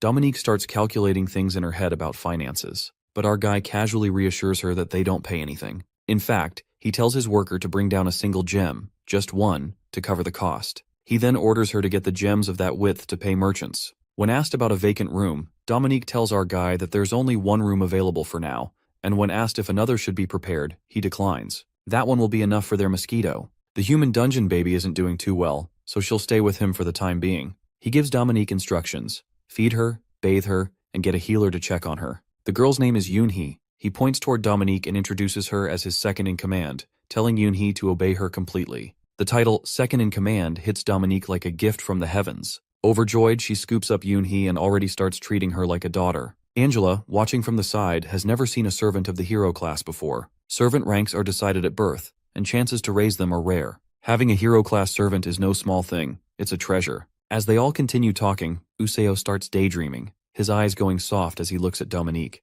She really does hold the whole place together. She's like the beating heart of it all. Suddenly, Useo asks if he can go home. His gluttons are falling apart, and he seems completely overlooked. His master barely notices him and waves him off. Disheartened, Useo and his gluttons shuffle away slowly. He wonders why they treat him in a mean way. Ever since he sends Rikshasha away, the only one who sticks around is the black merchant. Once Jinwoo gets his money, he warns the merchant to disappear. The merchant agrees, though he's clearly not happy. Jinwoo adds another warning, reminding him that he's tired of the tricks. He knows the merchant is trying to expand his market to the surface, but Jinwoo doesn't trust his instincts with money. The black merchant, despite the scolding, can't hide his excitement. Jinwoo has guessed the grand plan, and as the only human in the underworld, Jinwoo is valuable. He's the main link between the surface and their world below. Reluctantly, Jinwoo gives in and decides to show his new mosquito around the labyrinth. He isn't thrilled. She is kind of forced onto him, but now that she's one of them, he doesn't have a choice. She seems impressed by everything: the clean halls, the luxury, even the horn rats being treated so well. And now her new master owns an underelf, a beast hybrid, draken, and even a vampire. She can't believe a new labyrinth can gather everything an aristocrat could want. As she looks around, she becomes sure of it. He's the new aristocrat of the 9th floor. She knows how quickly he rises. In less than a year since forming his labyrinth, he's gained both enemies and allies among the aristocrats. Some fear he'll ruin their prestige. Others find him interesting. And then there are opportunists, like her previous master, who see a path to power through him. Jinwoo has heard whispers about the 11th level. Same situation, stuck in a power deadlock. He figures her old master makes a deal.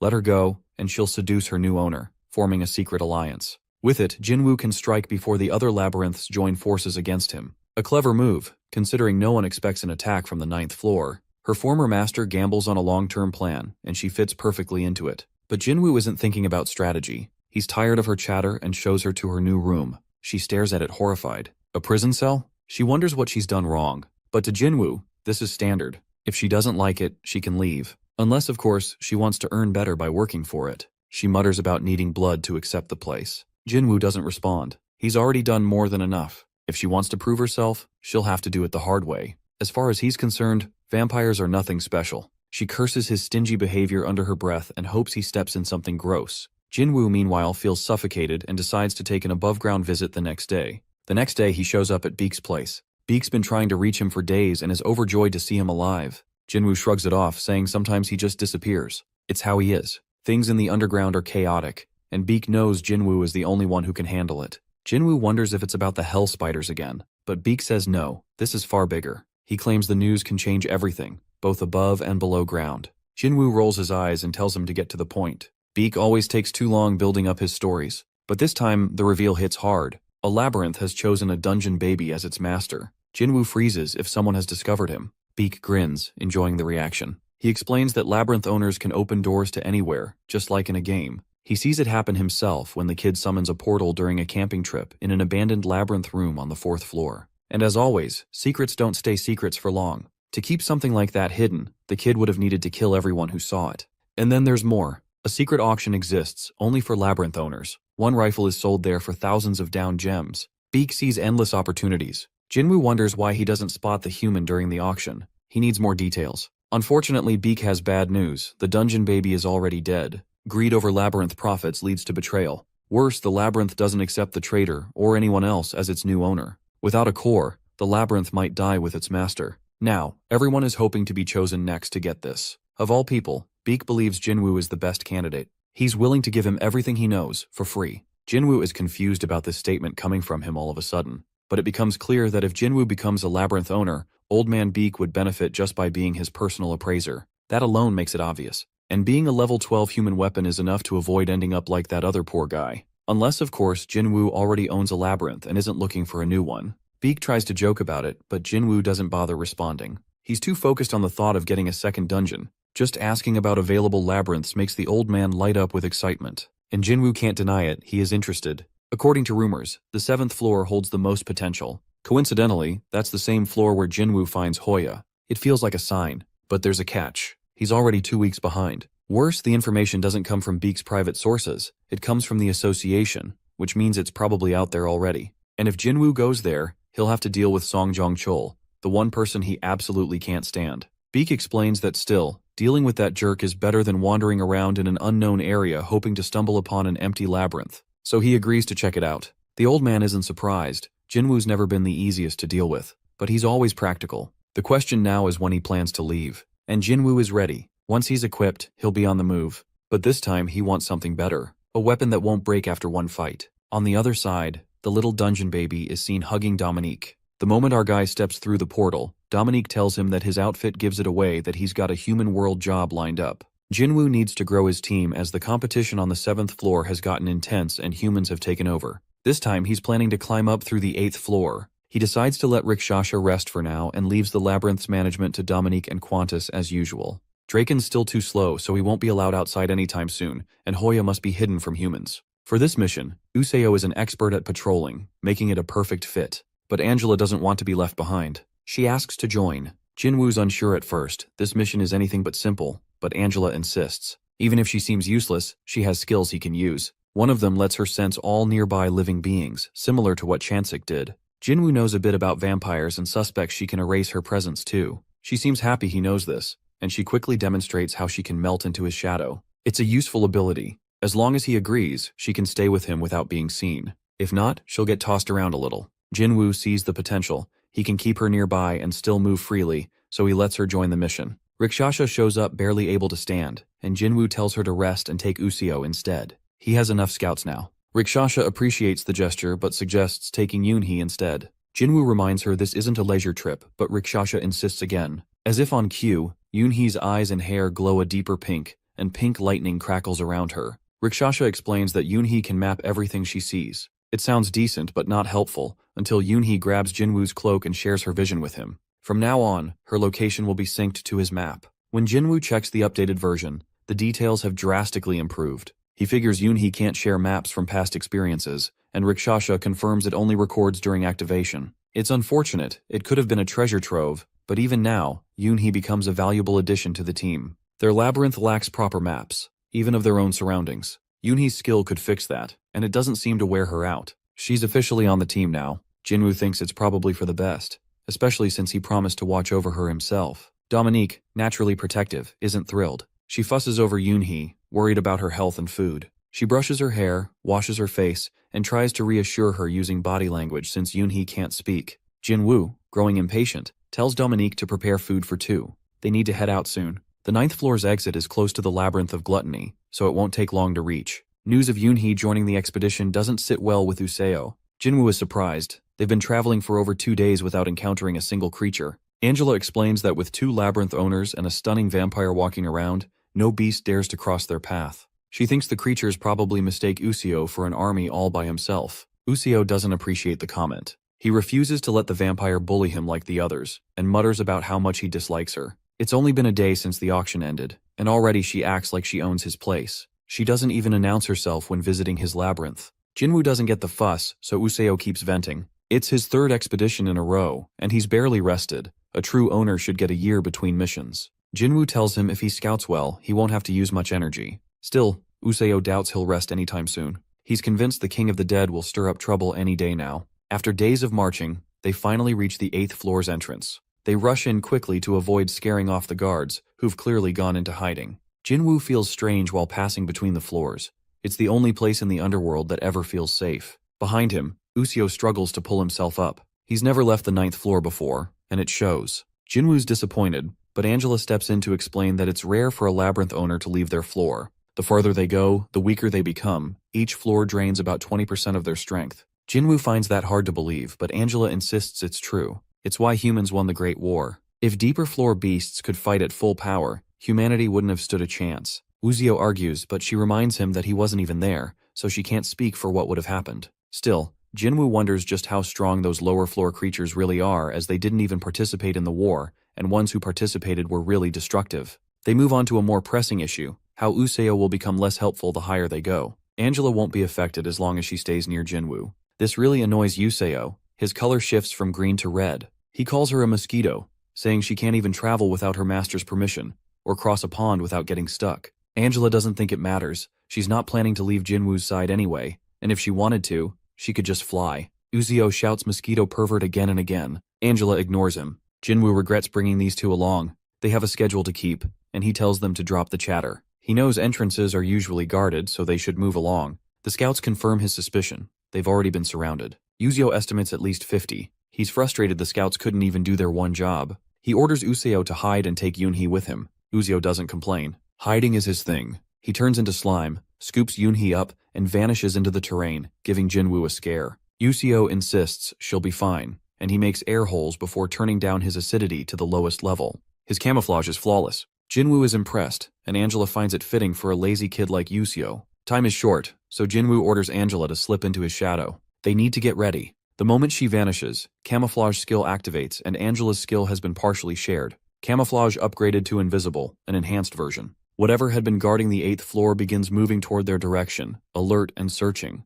A group of pigs comes to a halt at the exact spot where Jinwoo had been standing just moments earlier. The largest among them lowers its snout and sniffs the air cautiously, sensing something unusual in the atmosphere. There's no doubt, something unfamiliar has risen from the 9th floor. It lets out a low grunt, puzzled by the absence of the intruders. The pig glances around, clearly confused about where they've gone. With a nickname like Big Nose, failing to locate hidden enemies would be disgraceful, and it knows its reputation is on the line. Without hesitation, it puts its skill to use, trusting its powerful sense of smell. As expected, it detects the faint scent of the 9th floor still lingering in the air. The intruders haven't left, they're just hiding somewhere nearby. Realizing this, it grunts louder and signals the others without delay that the hunt begins tonight. Angela thinks Jinwoo has no idea that while staying tucked inside his shadow, she sends him the information telepathically, hoping he doesn't get startled. All he needs to do is think about talking to her, and she'll hear it. It's easy enough, and soon he gets the hang of it because he communicated with Dominique like this. Despite these creatures' low intelligence, the enemy's strong sense of smell somehow lets them pierce through the protective veil.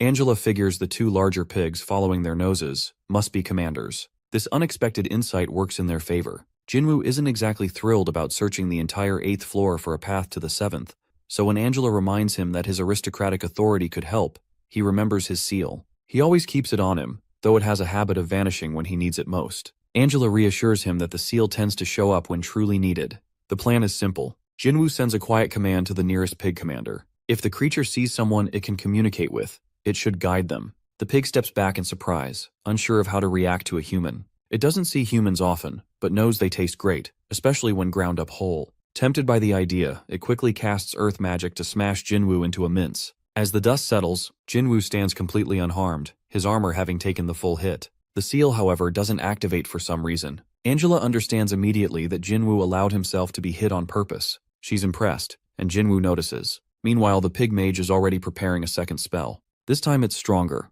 which is an attempt to draw much more earth for an even bigger attack. Before the spell can finish, Jinwoo drives his knee right into the pig's forehead, knocking it unconscious in a single blow. Attacking before judging the enemy's strength was a dumb move. At that moment, his Baron-level skill activates. Jinwoo doesn't like wasting good pork, but he decides to show some mercy. He declares his title, Master of Naga, Baron Jinwoo of the Underworld. He offers them one chance to surrender, and surprisingly, they take it. Every pig hits the ground in submission. Their leader insists he only acted based on what he smelled. One of them makes it obvious she hates being inside the slime, while Usio continues scooping up as many gluttons as he can. The pigs now act like royal guards, shouting praise for Jinwoo and clearing the way through their maze. One of them even scolds a younger pig for not showing enough respect to the Baron, though neither of them knows what a Baron actually is. Still, their excitement makes them look like Naga soldiers. Angela, full of herself again, believes the pigs are in awe of her appearance. Jinwoo thinks they're more afraid of Angela than of him. Her disgust is clear. Among vampires, there's a rumor that pigs are common prey, tasty if you can get past the fat. She figures their fear might come from ancient memories of vampires feasting on them. The sheer number of pigs starts to make Angela curious. Jinwoo too begins thinking that just a few hundred of these porkers could fix the Naga's food shortage. But his good mood doesn't last. Something big is approaching fast, parting the sea of pigs in its path. Angela tries to warn him, but Jinwoo already senses it. Yuzio rushes to safety, dragging his new admirers with him. The giant creature heading their way is the labyrinth's owner. It had sent the pigs out to gather food, not celebrate their potential dinner. The Boar King is stronger than Jinwoo expected, but Jinwoo isn't in the mood for games. He flashes his ring casually. The seal's aristocratic authority activates, but the king resists it, though not completely. Sweat beads across the creature's face. He recognizes the seal and knows it well. Though he resists, the presence of power rattles him, and his attitude changes instantly. He greets Jinwoo with formal respect, acknowledging the rare presence of an aristocrat, and even more so, the terrifying company of a vampire. He's never heard of an aristocrat traveling this far from their own floor, and wonders if they've come to thin out his kind. Jinwoo makes it clear they're just passing through. The 8th floor is just a stop on their way to the 7th. The king seems confused. His labyrinth lies in the opposite direction of the 7th floor entrance. Both Jinwoo and the leader slowly turn toward the two pig commanders. The pigs quickly admit they have no idea where the entrance is, and thought it best to involve their chief. Their lack of knowledge earns them punishment, but Jinwoo doesn't blame them. It's his fault for expecting pigs to be useful. The Pig King then asks what Jinwoo wants from the 7th floor. Jinwoo doesn't think that's any of his business. Still, the king believes Jinwoo doesn't understand what's happening there. A war has broken out, spreading across the entire floor. Traveling without a plan could get Jinwoo trapped in the crossfire, and not even an aristocrat would enjoy that. Jinwoo doesn't have time to wait. He's willing to take the risk. Fortunately, the pig knows another way. If he joins the fight himself, it would create a distraction big enough for Jinwoo to slip through. A labyrinth owner stepping into battle would draw all attention. Jinwoo doubts the boars would do such a favor for someone he just met, but the pig assures him he will, on one condition. When Jinwoo finishes his business on the 7th floor, he must return the favor and assist the pig in return. The deal is offered. The king is then taken to the place that is very noisy, the same place where the bloodshed repeats every other day. It's always the same kind of pointless battle, a slow grind between the bloodlions from the 7th floor and the striped wasps. None of it makes much sense to the commanders, but both sides still throw themselves into the fight. The king can't understand why the striped wasps are struggling so badly. They must be way past their prime now. He turns to his commanders, asking for the latest news from the lookouts on the 8th floor, but all he gets is a confused grunt. Apparently, neither of them remembers what was reported. They argue over who forgot, but the king already knows the real problem. It's him. He should have never trusted the two with anything even slightly important. So, he gives them orders they can't possibly mess up. Return to the labyrinth, lock it down, and put everyone on high alert. He'll handle the rest on his own. Leaving them behind is safer. There's always someone lurking around, waiting for a chance to gain something in his absence. Whatever he has to do now, it's better done alone. No need to risk the lives of his pigs. The commanders try to warn him. Their reports hint that things might be dangerous. They even mention the blood lion, Marcus himself, showing up in battle. But the king doesn't take it seriously. He doubts a 7th level creature could pose any real threat to him. Without another word, he sends them back. He watches to make sure they obey. They can't be getting in his way now. It's been ages since he was free to let loose on the battlefield. Opportunities like this don't come often, and he's ready to enjoy every moment. As he begins his warm-up, one of the commanders expresses concern, but the other one reminds him of the truth. Once their chief starts charging, nothing can stop him. After all, he's Okanatushi, the advancer. Elsewhere, even from over half a day's journey away, they sense the king's awakening. The ground trembles from the impact of his movement. Yuzio feels grateful to be far from such a beast. Meanwhile, Jinwoo checks in with Angela. He wants to know if the distraction is working. She informs him that the big oinker is doing his job well. Every beast in the area is getting drawn toward the chaos he's creating. Even creatures that are 2 days away might come running. Jinwoo knows what that means. The battlefield ahead is going to be brutal. There's no time to waste. They have a long journey ahead to reach the 7th floor's entrance. 3 days pass. At the edge of the 7th floor, Jinwoo turns to Usio. He needs him to protect Yoonhee, because she's their only hope if things go bad. Usio's doing his best, but he's burning through glutton faster than he can consume it. A beast crashes through him, heading straight for Yoonhee. Uzo cries out her name. The little girl doesn't flinch. Instead, she activates her powers and, like a seasoned warrior, drives her bare hand into the creature's chest. In a second, the threat is gone, and she stands covered in blood, calm as ever. Jinwoo wonders how he forgot. Yoonhee isn't just any child. She's a dungeon baby, born on the 11th floor. But just being from a deeper floor doesn't mean she knows how to fight. It means she had been properly trained for one. He hands her his weapon, curious to see what she can do. She activates her power again and rushes off, focused on the task. Watching her fight, he starts to think she might have been trained as a soldier, or maybe she's just naturally gifted. He tells Useo to watch over her while she battles. If she gets hit, she won't recover easily, so Useo needs to be her shield if needed. Useo feels like it's unfair. He's already using too many gluttons, and now this? Still, he listens. Realizing Yoonhee is more than capable of handling herself, Jinwoo heads off to check on Angela. The destruction she's caused is on another level. With a wave of her fan, she tears open beasts and drains their blood. As a vampire, she doesn't let any of it go to waste. It's not drinkable, but it works fine for attacks. Curious, she tastes a drop, but instantly regrets it and spits it out, embarrassed. Jinwoo asks for a report. She tells him the enemies are everywhere, but should be gone soon. She's already taken out over half of them. Still, Jinwoo knows the rest won't be easy.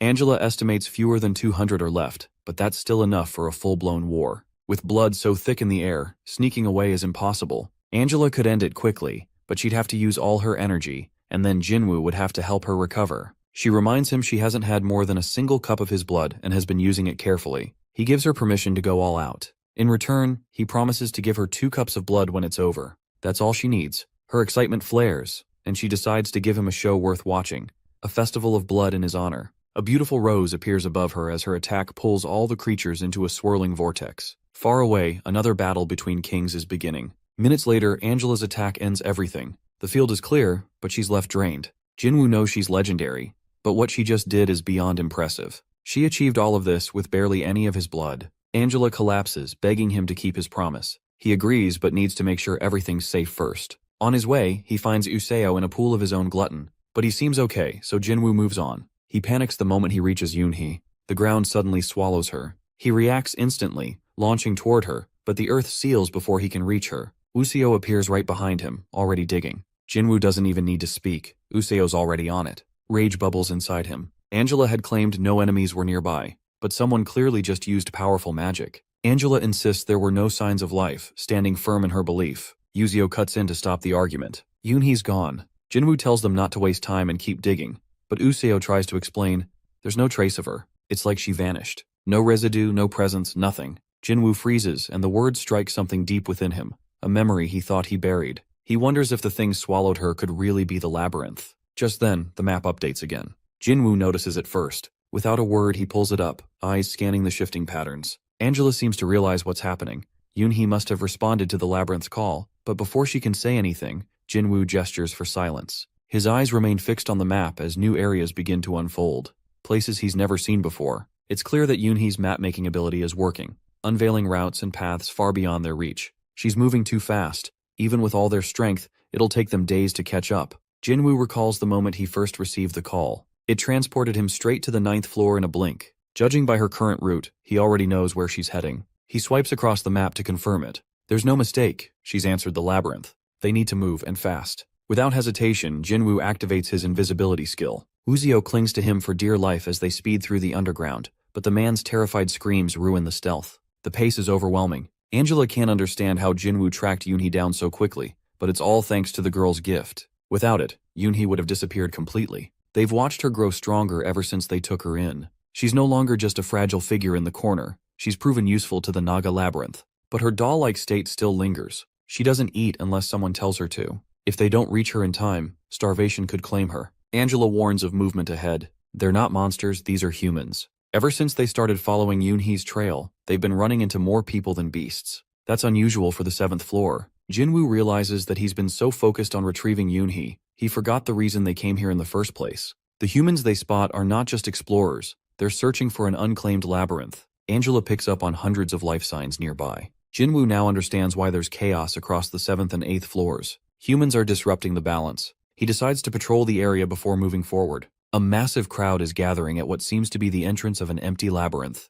But there's tension. Fights are on the verge of breaking out. The association, as always, is trying to control the situation, pressing down on the growing unrest. Everyone there seems desperate to claim the labyrinth for themselves. Angela finds their behavior ridiculous. One can't just become a labyrinth's master because they want to. Jinwoo quietly agrees. Most people don't understand how these mysterious structures function. In the crowd, a familiar face is yelling at others, telling them they're too late to the party. He insists the labyrinth belongs to the association. Jinwoo remembers something. This must be the place Old Man Baek had mentioned. Given the tensions between the association and the freelance explorers, Jinwoo knows exactly where this is going. But now isn't the time to deal with it. He marks the spot on the map. They'll return later. For now, they have to reach Yoonhee. Angela suddenly picks up on a life signal, faint, but definitely Yoonhee. They arrive at the hidden entrance to the labyrinth. It's so well concealed that Jinwoo doubts ordinary humans would ever have found it. If labyrinths really do pick their own masters, then this one must have chosen Yoonhee. It suits her perfectly. Though he admits the place gives him a strange feeling, Jinwoo leads them inside. Yuso thinks it's more than strange, it's ugly. But they have no choice. Once inside, Jinwoo warns the group. This labyrinth is alive. Even without a master, it senses intruders. They're not welcome here. Jinwoo keeps walking. The paths stretch endlessly. Time begins to blur. No matter how far he moves, the scenery doesn't change. He starts to feel something's wrong. There's no resistance, no beasts, no traps. A living labyrinth should have some form of defense, and yet nothing. A strange feeling washes over him. He turns to check on Angela and Yuseo, but they're gone. Panic sets in. He yells their names. No answer. There were no signs, no sounds, nothing to indicate anything had happened. He wonders if he's even inside a real labyrinth. He tries to call up his map, but it doesn't respond. He shouts out the names of his skills. Parasite, hardening, camouflage, none of them work. Everything's been stripped from him. But how? A floor 7 labyrinth without a master shouldn't have this kind of power. Then someone appears. The man asks if Jinwoo's lost his mind. Jinwoo doesn't recognize him, but the guy looks genuinely concerned. He says if Jinwoo keeps acting strange, they'll all get eaten. This isn't the time or place for breakdowns. The stranger is none other than Kim Jinwoo. Their leader tries to help, saying they can't afford to attract attention. If even one of them makes a mistake, it could cost everyone their lives. Jinwoo stares. This man seems to think they're teammates. A wild thought strikes him that maybe he's dreaming. Maybe none of this is real. In the dream, Jinwoo had become a labyrinth owner. Not some monstrous creature with limbs sprouting everywhere, but someone with a parasite capable of incredible things. He jokes about growing taller, maybe like the man before him. The stranger laughs, saying it sounds like a great dream. Jinwoo can't believe how real it all felt. The man offers to stand guard next time Jinwoo needs rest. Everyone knows Jinwoo works the hardest in their group. Nobody would mind if he took more breaks, actually. They'd prefer it. Then a new voice cuts through the haze. He pulls her up by the jaw and scolds her. Jinwoo's imagination is getting him in trouble again. But it's also one of the reasons everyone likes him so much. More of his old squad shows up.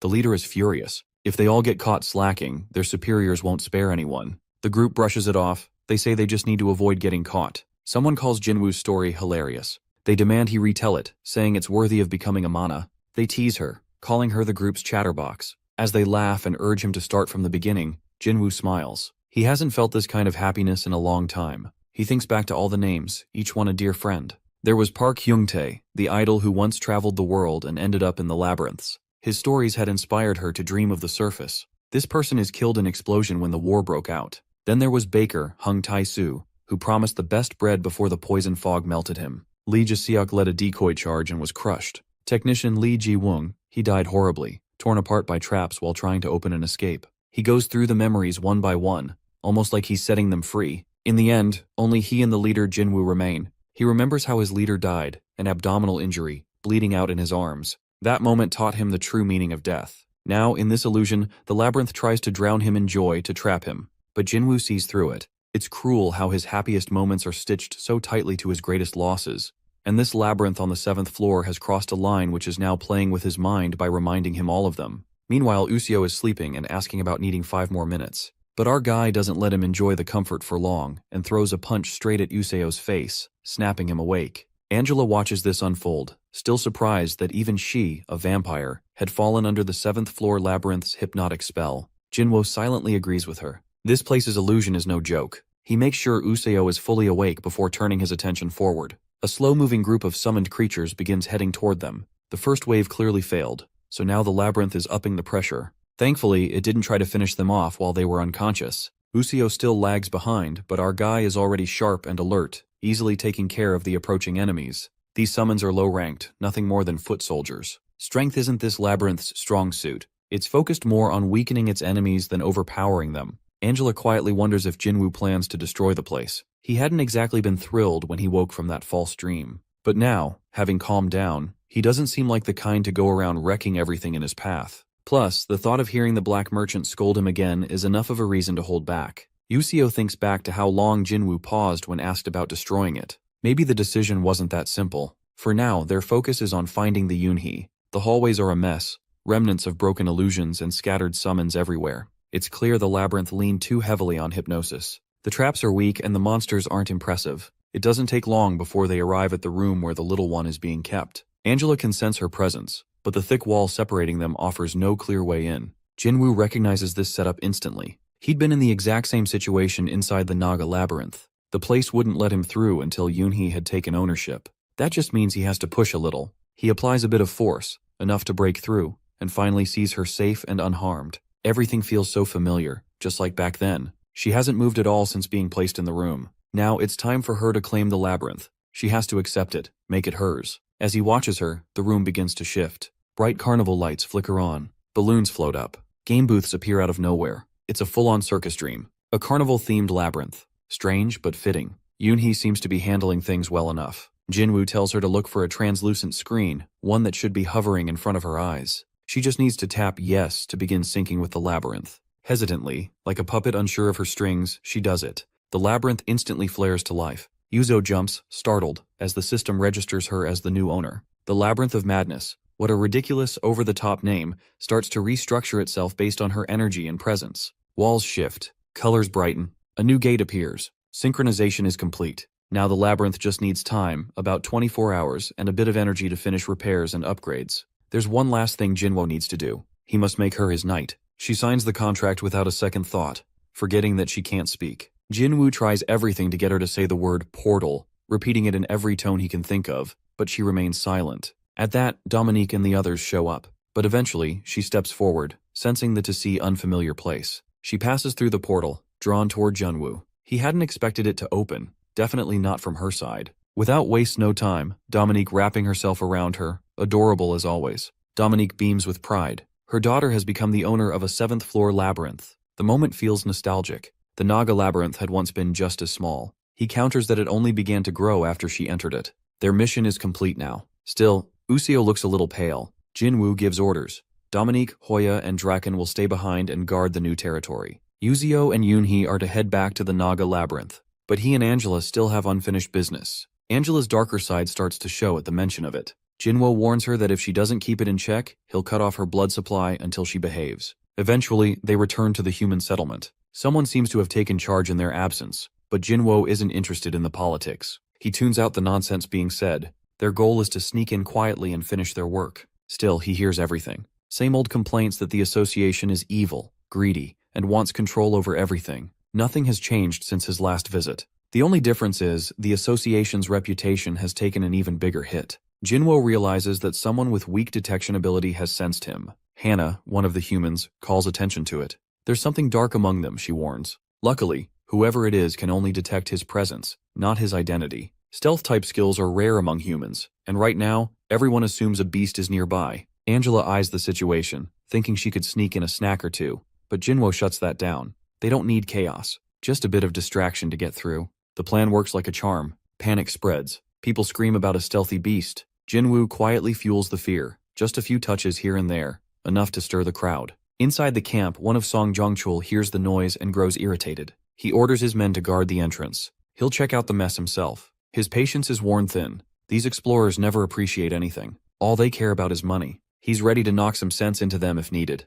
The 2 guards he leaves behind have no idea what they're even protecting. One thinks he's looking for an ancient artifact. The other imagines some lost magic tech. Neither understands what a labyrinth really is. Our guy stands between them and answers to their questions silently. Without wasting any time, our boy knocks both of the guards. Angela comments at that he cares about human. But Jinwoo reflects that there's little value in drawing comparisons between these greedy people and Yoonhee, especially since she hasn't done anything wrong. As they continue strolling through the vacant chamber, Angela inquires what they're searching for. He simply tells her to wait. Meanwhile, a realization strikes him that the owner's chamber lies at the end of a long, direct hallway from the entrance, yet there are no traps, no supporting structures, not even a frame to secure the core. That's when it clicks that the labyrinth collapsed before reaching rank 3, even before its core could fully form. Hearing this, Angela wonders aloud whether they're inside a dead labyrinth. However, he clarifies that it isn't, while pointing out the absence of a throne and the presence of a labyrinth emblem positioned behind the altar. At that moment, he spots a box nearby. Jinwoo notes that it appears as though it was preparing to receive a rightful owner. Then unexpectedly, his parasite detection ability activates, and a burst of light emerges from the box. Noticing something unusual, he questions internally if it might be a labyrinth shard, reminiscent of what they encountered previously. Soon, the core is discovered, but its functionality is suspended due to the loss of its master. The system won't initiate until a new owner is recognized. As he raises a finger toward the box, Angela, now slightly anxious, queries what he's doing. He asks her to hold on for a moment. Upon pressing the button, the system signals that the ownerless labyrinth has denied the imprinting attempt. His effort fails as it refuses to accept him. He realizes the presence of a dormant core, and if left unattended, it may awaken once again someday. Upon hearing this, Angela asks whether that future host might be a human. Jinwoo admits that he can't rule out the possibility. Contemplating the situation, Angela becomes concerned. If humans begin to gain control over labyrinths and initiate their own experiments, the consequences could grow increasingly complex.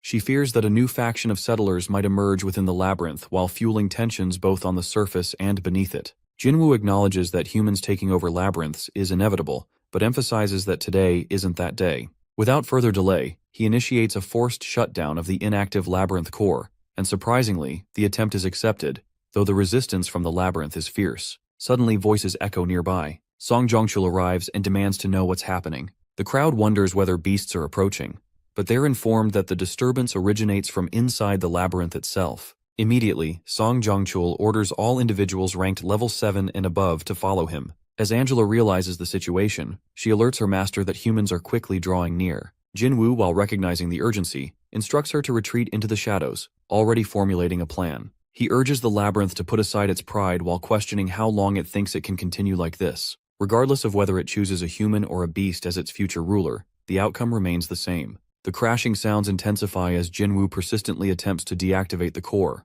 He advises the entity to consider this as misfortune rather than falling prey to humanity's greed. Instead, he proposes that it join him while promising to put it to good use. Finally, through his determination and strength, the core's removal succeeds. Soon after, the people begin nearing their location while questioning whether they're all right. As they step into the labyrinth, sharp crackling sounds echo through the air. Song grits his teeth in visible frustration, his expression hardened. In front of them stands an unfamiliar silhouette, and he turns to his group while inquiring if anyone recognizes what they're facing. However, panic starts to rise as the figure moves closer. The group grows restless while assuming they should flee, yet their legs won't respond. A chilling sense of helplessness takes over as they begin to believe they'll be swallowed by this mysterious entity. Cries for assistance fill the space, especially from those caught in parts of the structure while pleading for someone to save them. Nevertheless, Song quickly takes control while barking orders for everyone to get into formation and remain alert if they want to survive. They soon identify the being as a beast, but it suddenly disappears from view while throwing them into further confusion. One of them gestures towards a shadowy corner while announcing its location. The crackling intensifies while spreading tension in the air, and fear takes over their expressions. Eventually, they notice the creature is retreating. They wonder if the large group scared it off. There's a moment of hesitation as they debate whether to pursue it, but someone warns against it while questioning their judgment. They all know none of them possess the necessary level of strength to engage something unknown. It might have simply made this area its dwelling. After regaining their composure, they begin inspecting one another for injuries and prepare to withdraw. One of them mutters, frustrated, that this place is now compromised. None of it matters if they all end up dead. Once the beast disappears from sight, Angela turns to Jinwoo while questioning what the creature really was. He quickly recognizes that the parasite has entered a dormant phase and quietly admits he never expected it to assume such a massive form. It was merely a performance. Meanwhile, Angela is impressed by his feat silently, while he knows that he must hide the truth that he is human too. With the labyrinth core secured, their task here is finished. The research facility will take over from this point. As Jinwoo rises to his feet, Angela asks if they're heading back into the labyrinth. To her surprise, he declines. She presses further while asking if something remains unfinished. Calmly, he reminds her of a promise he made back on level 8. Eventually, he arrives at level 8, where a few boars are engaged in casual conversation, our boy's abilities. One of them remarks that he seems more dependable now, but the response is modest, and he insists that dependability has nothing to do with having a large structure. While they continue their exchange, Jinwoo begins to grow impatient. Interrupting, he remarks that he's not here for idle chatter. He then inquires whether their leader is currently in the labyrinth.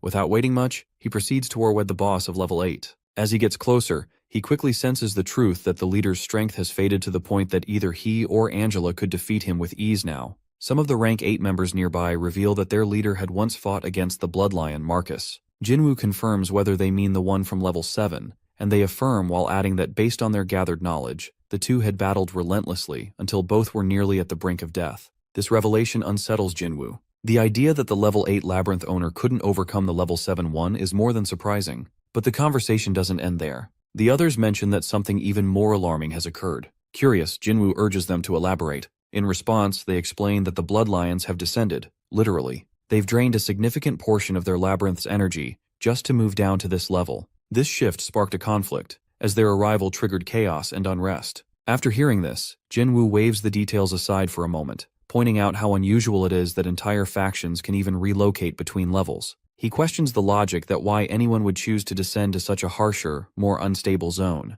The creatures explain that they managed to ask a few lions themselves, and from what they gathered, while something even worse is stirring on level 7. At this point, Jinwoo silently concludes that humans must be behind the ongoing disturbances. As the conversation slows, the labyrinth owner of level 8 finally addresses Jinwoo directly. He invites him to take a seat while admitting that seeing him like this brings both satisfaction and a bit of shame. The owner humbly acknowledges that he bears much of the responsibility for Jinwoo's current circumstances, and so he pledges to assist however he can. He even adds that he's never met a noble quite like Jinwoo. Internally, Jinwoo starts to feel that the situation is becoming increasingly unfavorable for him. Moreover, he realizes that his parasite energy has been completely exhausted. He suspects what's coming next, as he's almost certain the request will involve Marcus. However, to his surprise, the labyrinth owner expresses a different desire. He confesses that he wishes to ascend to level 9 while explaining that he's grown weary of this level and wants to leave it behind. Jinwoo approaches the boss and inquires if he intends to head down to level 9. The leader responds affirmatively while expressing his desire to accompany Jinwoo below as his knight. He acknowledges that, under these circumstances and given his current position while making such a request, might appear as though he's retreating in fear from the bloodlion. However, Jinwoo reassures him that it isn't the case. He admits it may be technically incorrect, yet stands by his choice. As the conversation continues, Jinwoo points out that since they've exchanged only a handful of words, it's difficult for him to gauge the man's capabilities, and he assumes the same applies in reverse. Yet, the labyrinth's master counters this notion. He remarks that Jinwoo is no ordinary human. He holds a Baron's seal and is recognized as the first noble of level 9. According to him, Jinwoo managed to defeat the Dragon King Anaxtis within half a year of establishing his labyrinth. This was no mere stroke of luck. The feat was credited to Jinwoo's proven skill. Nonetheless, Jinwoo grows tired of the excessive praise. He notes how well-informed the labyrinth keeper seems to be about him, and with that, he prompts the boar to share something about himself. The labyrinth master complies while pointing to the condition of his troops as evidence that, without his leadership, the labyrinth wouldn't sustain itself. He explains that each soldier suffers from mental afflictions. He admits that he too was once like them, but over time, through continuous battles to preserve the labyrinth, he gradually transformed. He goes on while revealing that others have always looked down on them so much so that invaders would often raid this level as if it were their personal storage. But every time, he rose to defend his people while confronting anyone foolish enough to threaten his ranks. He goes on to mention that his actions were necessary to minimize the fallout. After hearing this, Jinwoo also comes to the realization that this man was indeed the very first to appear whenever his domain came under siege. Soon after, the labyrinth's keeper reveals that he has endured countless battles, and just when things had started to calm down, the bloodlion appeared, something he now finds himself completely fed up with. Despite being wounded and drained, he points out that Jinwoo hasn't finished him off yet, and so he respectfully makes his appeal. In that moment, Jinwoo perceives him as weakened. Yet, Angela reminds him that this boss monster is actually one of the more formidable labyrinth masters at this tier, and thus deserves the label of veteran. Jinwoo too admits that exhaustion is all that's dulling his strength beneath the fatigue. Real power remains. The keeper then mentions how he prefers being in this position over those who carry a sense of superiority simply for being a labyrinth owner. Eventually, Jinwoo decides to accept the request while agreeing to take him in as his third knight. However, he also informs him that, for the time being, he won't be able to relocate him, since unusual events are currently unfolding on their level. Curious, the master asks if he's referring to the Spirit King. When he questions whether Jinwoo already knows, our boy confirms with a nod while explaining that the Spirit King is notorious for a reason. He's known for doing whatever it takes to gather the materials required to summon a chimera. As the exchange wraps up, Jinwoo assures him that once the situation stabilizes, he'll send the official invitation. The master, patient and prepared, agrees to wait for that day. Jinwoo then advises him not to rush things, and before turning to leave, calmly tells him to stay alive until they meet again. The labyrinth's master begins to reflect while realizing that perhaps he no longer has to shoulder the burden of fighting alone. Meanwhile, Jinwoo arrives at the labyrinth down gem appraisal. The moment he enters, Baek shouts in disbelief, clearly stunned to see Jinwoo alive. But Jinwoo stays composed and urges him to calm down, puzzled by such an intense reaction. Baek, still shaken, explains that a new creature has been spotted in the labyrinth the association was monitoring. His voice trembles as he talks about the overwhelming size of the monster. He then pulls out a photo and reveals that the labyrinth owner appears just like the figure in the image. The situation has gotten so serious that even the association has withdrawn from that labyrinth entirely. At this point, Jinwoo starts to feel that Baek might be overreacting. Yet, instead of brushing it off, he gently remarks that Baek could be right. It's probably just another beast emerging from the lower levels. Baek then questions whether Jinwoo has ever encountered something like that before. Jinwoo replies that he hasn't, and he's simply assuming it's likely a creature from the deeper levels. However, Baek quickly shifts the focus while saying what truly matters is that Jinwoo is unharmed. He then asks if Jinwoo managed to gain anything from the 7th level, such as becoming the labyrinth owner, or if he at least witnessed someone else achieving it.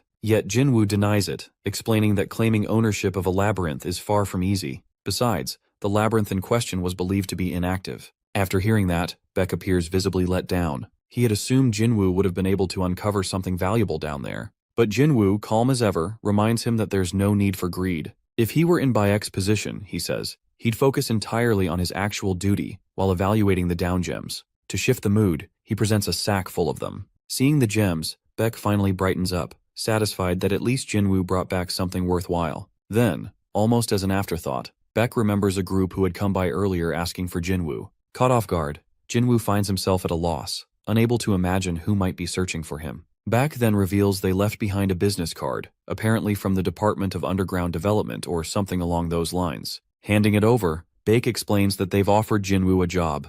They're interested in hiring him. He goes on while mentioning that Kim Joo-hyuk is the deputy director of the department, which he describes as a rather unusual government branch. Due to the recent incident involving a human labyrinth owner, the authorities have started taking action, and this department is part of that movement. They already seem aware of Jinwoo's level and his frequent visits to the site, which is why they're pursuing him now. Curious, Jinwoo wonders if they've been doing some background digging similar to someone he knows. But Baek shrugs it off while guessing they may have enlisted the help of the National Intelligence Service. He adds that Jinwoo actually knows one of their operatives, who is also a dungeon baby. At that, Baek brings up Lee Jun-young from the Spider Expedition, while asking if Jinwoo remembers her. That's when the situation finally clicks for him, while prompting him to ask what kind of role they're offering. Unfortunately, Baek admits he doesn't know. The only thing they said was that it's classified. They probably want to locate more labyrinths, Baek guesses. Yet Jinwoo, deep in thought, begins to feel that his hands are already full with everything going on underground. He quietly questions whether he really has the space or energy to chase vague leads from the human world any longer while burning the card. Baek doesn't expect Jinwoo to react the way he does. He then remarks that there's no reason for him to be upset, especially when those people were trying to push him aside and snatch his client. In fact, he considers it a better outcome for himself. After that, he tells Jinwoo that they're done for the day and that he'll transfer the payment to his account shortly. Jinwoo finds the whole interaction surprisingly brief, but still nods and prepares to leave. As he's about to walk out, Baek reminds him to keep his phone on so he can reach him easily if anything comes up. With that, Jinwoo exits the place. Meanwhile, in another corner of the labyrinth world, the synchronization between the carnival's party hall and Yoonhee, the second night, finally completes. With that, Yoonhee officially takes over the role of party manager. Now that the link is fully established, portals between their two labyrinths are accessible. Jinwoo soon arrives at the location and quietly observes the snakes gathered there. He offers his thanks to a nearby creature for keeping watch in his absence, and checks if everything has remained calm. The snake confirms that there haven't been any visitors. However, as Jinwoo scans the area, he begins to notice traces of damage. The creature then explains it's all the result of Hoya's actions. Suddenly, movement catches their attention that what looks like a group of intruders approaching, but Jinwoo quickly realizes that they're just workers. As they draw near, he starts to feel a strange familiarity with them. Both the workers and Jinwoo lock eyes in a long, silent exchange. Jinwoo proceeds to issue instructions while declaring himself the master of their owner and ordering them to draft a map of the area and construct a storage facility. However, the workers don't respond. They completely ignore his command while acting as if he isn't even there. Frustration boils over, and Jinwoo clenches his fist in growing anger. He then decides to use force in order for them to work for him. Sensing his emotions, Angela steps in while advising him not to lose his temper. She suggests an alternative that enacting his authority as a regent, something her former master Anatolius often used to do. She explains that as long as he holds the title of an aristocrat and the knight agrees, the regency can take effect. It would allow him to manage Yoonhee's labyrinth as if it were his own. Jinwoo hesitates while questioning if that isn't the same as stealing her labyrinth, a betrayal any labyrinth owner would likely consider worse than death. Still, he turns back to the workers while repeating his command with renewed authority. Meanwhile, Yoonhee silently observes the situation. Then while turning to her, Jinwoo asks if she agrees to the regency. For a moment she remains quiet, seemingly lost in thought, but eventually she gives a small nod while signaling her acceptance. After Yoonhee hands over control of the carnival labyrinth, Jinwoo is named its new representative. Now both labyrinths agree to share their summonable units. Alongside this, he gains control of the Naga labyrinth, receives 2 knights, and takes on a regency while solidifying his role as a genuine underground aristocrat. While seated on his throne, Jinwoo reflects silently. Gaining knights and a regency, he thinks, truly boosts his strength as an aristocrat. It suddenly makes sense why Anatolius has been doing the same. As he's deep in thought, Angela and Dominique approach. They address him respectfully while reporting that all the down gems he requested have been offered. He nods, impressed with their efforts, and gives them praise. But he reminds them he won't always be around to defend them directly. Instead, they must focus on enhancing the labyrinth.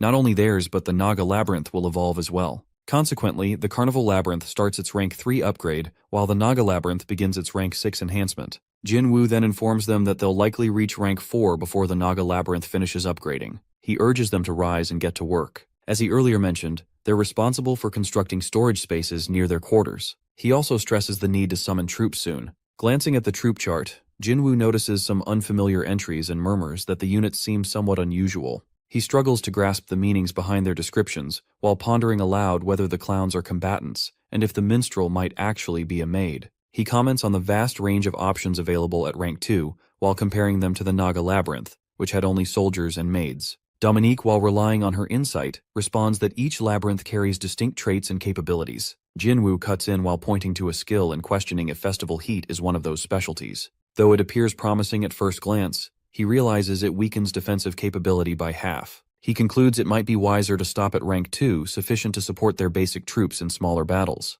Rank 3, he notes, seems tailored for larger attacks, while rank 4 leans toward full-scale warfare. Then, a realization hits him. With urgency, he leaps from the throne, flustered, and commands that a single unit of each type be summoned. Moments later, the forces appear: a carnival labyrinth minstrel, juggler, acrobat, and clown. However, as he surveys them, disappointment sets in. They don't appear battle-ready. He spots one and questions whether it's merely a glass cannon. Not all hope is lost, though. He recalls a particular skill, Sweet Dreams, which he believes may serve a defensive role. It might be the same skill the labyrinth once tried to use on them. While not ideal for mass warfare, it could be highly effective against elite threats. The entire labyrinth, he muses, contrasts completely with the scaly dragon one. Yoonhee then comments, while finally understanding why the carnival labyrinth had failed in the past, it's difficult to command properly. Jinwoo agrees but suggests they could build a specialized strike team for covert operations. Meanwhile, the Naga labyrinth would handle larger, open battles. Curious, Dominique questions whether the Naga labyrinth possesses any unique powers. She speculates that it might simply be a well-balanced labyrinth that allows summoning of all basic troop types.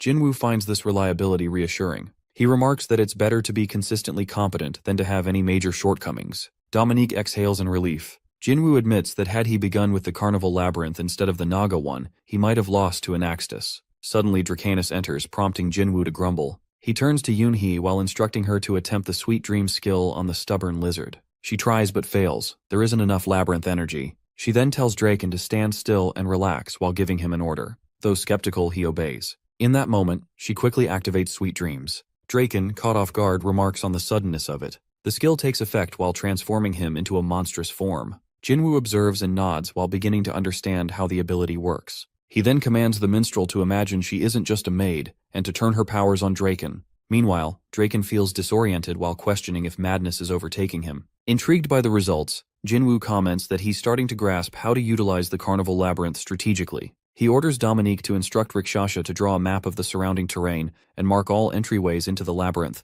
They need to remain hidden from both beasts and humans. Then, Jinwoo spots a rabbit idly loitering and assigns him a new duty, while overseeing the workers and passing on Dominique's commands. He tells him to get started, as internal stability must now be their priority. Jinwoo ponders more seriously that this labyrinth must grow swiftly. His strategy manual, he thinks, is about to gain a major chapter. 2 weeks pass. The Naga Labyrinth completes its rank 6 upgrade, and the Carnival Labyrinth reaches rank 4. Now, hybrid troops from both the Naga and Scaly Dragon Labyrinths can be summoned. The Labyrinth's total energy and territory expand. Even Jinwoo's physical strength as the Naga Labyrinth's master increases. Seated on his throne, Jinwoo instructs that all windows be closed. What truly matters now are the additional troops. At that moment, Useo arrives while commenting on how much the labyrinth evolves each time she visits. She asks why she's been summoned. Jinwoo checks on her recovery, and before she can finish answering, he cuts in, satisfied, and announces it's time for war. She jokes that she actually needs 6 more months to fully heal,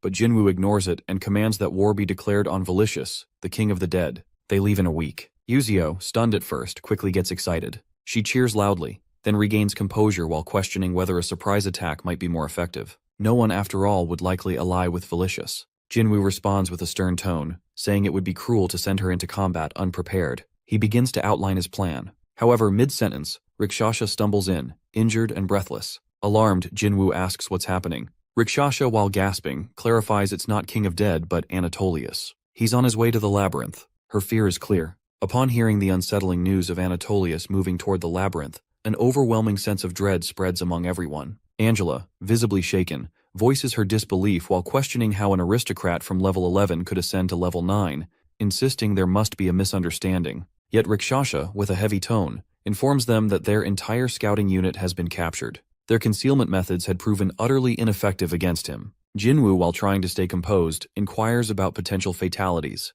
Rikshasha reassures him that none had perished. He follows up while questioning how she managed to flee. She clarifies, not as an escape, but more as being permitted to leave. According to her, there were 3 individuals in that group: Anatolius, a merchant from the black market, and a devil from the auction. This revelation makes Jinwoo contemplate the situation. He grows concerned upon realizing that the black market merchant is allied with Anatolius. Still trying to grasp the full situation, Jinwoo wonders aloud whether it's possible they were merely passing through. Rikshasha dismisses that thought while explaining that their destination is unmistakably the labyrinth. The fact that she's still alive confirms this. Anatolius only released her after learning from the merchant that they belonged to the Naga Labyrinth. Determined, Jinwoo prepares for confrontation. He instructs Dominique to assemble the entire military force and keep them on alert. She acknowledges the directive without hesitation. Rikshasha then advises Jinwoo that it might be wiser to receive Anatolius beyond the labyrinth's defensive walls, while speculating that his sheer size would make it impossible for him to fit through the entrances. Jinwoo concurs with the idea. Angela, however, becomes overwhelmed by panic. She insists that they flee immediately while comparing Anatolius's power to Titans, and saying even mighty figures like the Scaly Dragon King and the King of the Dead pale in comparison. Jinwoo, while maintaining a calm demeanor, reassures her. He believes the situation doesn't indicate an imminent fight. Acting impulsively could worsen things, and this might be his rare chance to evaluate another high-ranking aristocrat in person. Running away, he reasons, isn't an option. Angela eventually agrees, but firmly insists that no matter what happens, Jinwoo must never show aggression toward Anatolius. Jinwoo consents.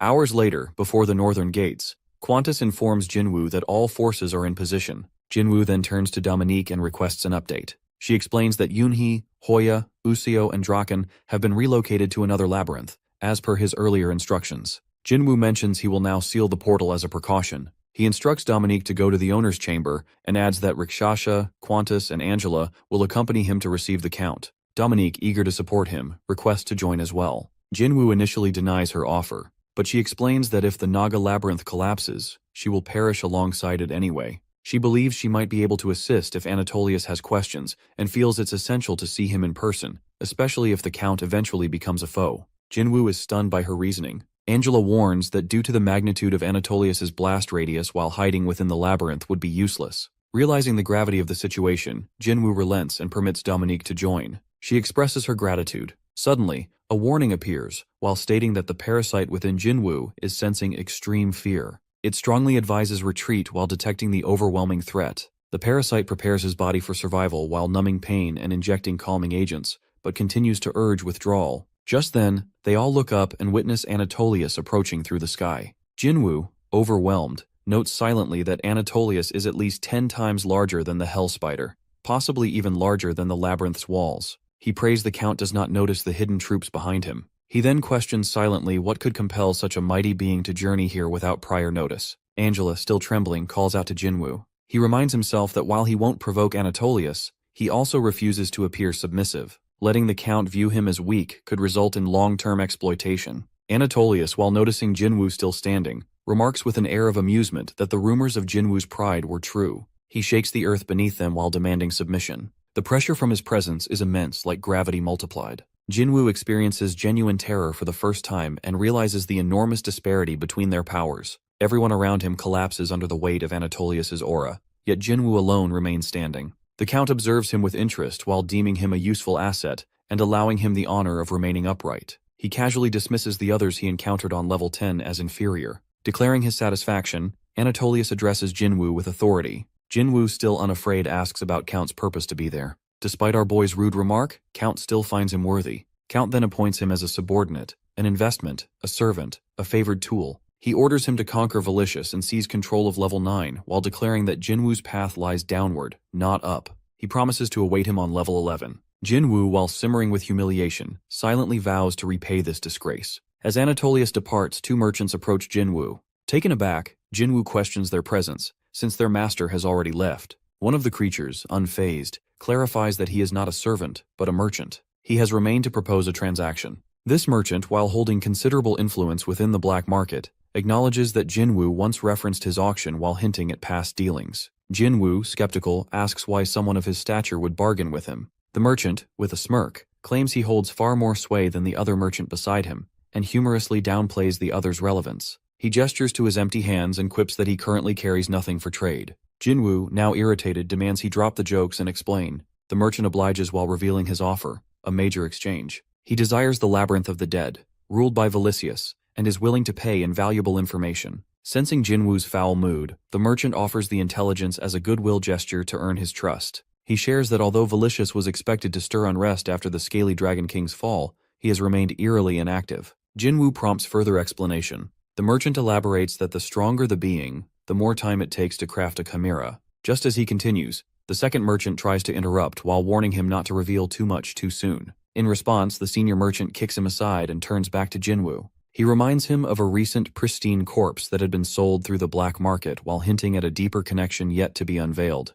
At first, Jinwu wonders aloud while thinking that black market merchants were supposed to remain neutral. He glances at the merchant who's always standing there while expecting an answer. The merchant nods while explaining that neutrality is indeed their principle. However, Jinwu doesn't accept that explanation. With a sharp glare, he questions how this could possibly be called neutrality and begins to feel his irritation grow. In response, the merchant tries to calm him down while mentioning that black market merchants are merely simple traders dealing in worthless goods. All they had done, he explains, was purchase a useless corpse from Jinwu and then sell it to someone who could make better use of it because, after all, that's just business. Nevertheless, Jinwu grows more frustrated. He raises his voice slightly while pointing out that this wasn't about the corpse at all. What he truly means, he clarifies, is that the merchant is leaking information about the King of the Dead to him. Now realizing what Jinwu is hinting at, the merchant softly assures him not to worry. He tries to reason that now things are even between the two parties. But upon hearing those words, Jinwu's temper finally erupts. He yells in disbelief while asking if this is how balance is maintained.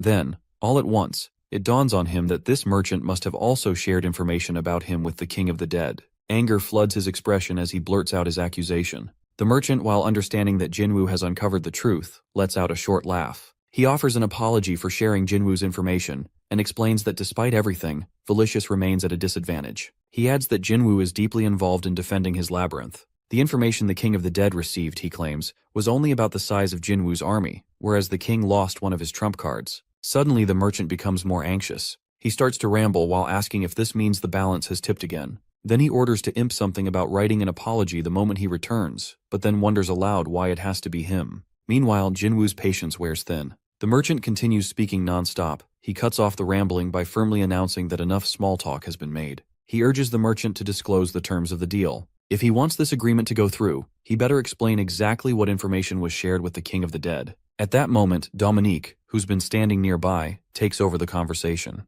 She announces that ahead of their upcoming battle with Valicious, the King of the Dead, and his labyrinth, they must now begin their final briefing. She lists the offensive troops from the Naga labyrinth: 400 Naga soldiers, 200 warriors, 100 archers, and 80 fighters. Furthermore, they have 40 healers, 30 magicians, 30 scouts, and 20 sorcerers. She also mentions that there are 100 Naga flag-bearer cavalry, some of which originate from scaly dragons. Altogether, this brings their total force to around 1,000, 3 times the size that was leaked to the King of the Dead. Although they can't be certain of the enemy's numbers, they estimate that he commands over 5,000 low-ranking undead. Additionally, since he obtained the Scaly Dragon King's corpse 2 months ago, it's likely the Chimera process has already been completed. As everyone listens carefully, Jinwoo suddenly calls out to Dominique. He requests a repeat of the undead's characteristics. She nods in agreement and proceeds to explain. The undead, she begins, are corpses infused with labyrinth energy and controlled by the King of the Dead. Each type is immune to fatigue, pain, and mental attacks.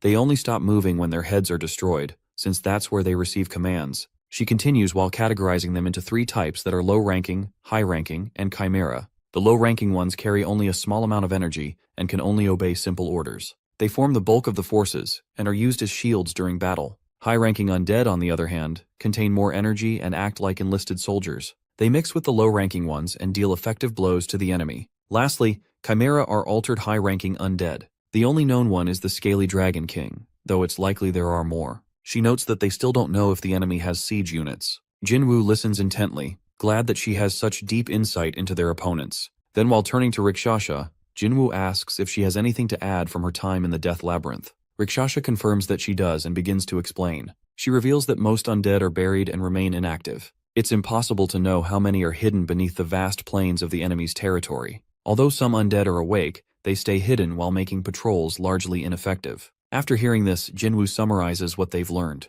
Despite all this, he concludes that the King of the Dead is advancing out of his territory toward the Gluttony Labyrinth. Dominique agrees and adds that rats have confirmed the movement of thousands of undead from the plains. The vanguard and main army are roughly half a day apart. The Scaly Dragon King is with the advance unit, while the King of the Dead travels with the main force. At this point, Jinwoo recalls something the Black Merchant once told him. If one thinks carefully, the king might be using the Scaly Dragon King's transformation as a way to move more freely outside his territory. Jinwoo now understands that the devil was right. Turning to his troops, he points out that this battle will be different from their previous one with the Scaly Dragon. It will focus more on offense than defense. He warns them that, just like last time, there could be traps waiting ahead. However, he assures them they're better prepared now. The Naga Labyrinth possesses a strong army. Though the battle won't be easy, Felicius hasn't been gathering much intelligence. This gives them an advantage in planning their strategy. The information the King of the Dead has dates back to just a week after the last battle, so he may know about Draken, but not Angela, Hoya,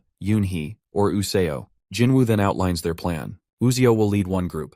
They'll split into 2 more while creating 3 teams in total. Useo will head towards the labyrinth for communication. Angela seems confused and questions the plan while pointing out that Useo seems fake. Jinwoo reassures her while clarifying that Useo is their method of communication. If nothing changes, Useo and Anaxtis will make contact in about 2 days, while Useo, Rikshasha, Angela, and Yoonhee will confront the King of the Dead. Meanwhile, Dominique, Qantas, Draken, and Hoya from the Labyrinth Corps will handle the flag bearers. He warns everyone, if they encounter more than 2 Chimera, they must retreat and rejoin the main group immediately. He emphasizes that this battle is critical and everyone must take care of one another. He turns to Dominique once again while urging her to be careful. She smiles and assures him that she will. Then, he adds that even one group succeeding could have a big impact on the battle. Since both Felicius and the Labyrinth Corps are essential to the undead army, either victory would help turn the tide. Their goal is to meet in front of Felicius. If anything goes wrong, they'll retreat to the Naga Labyrinth. Finally,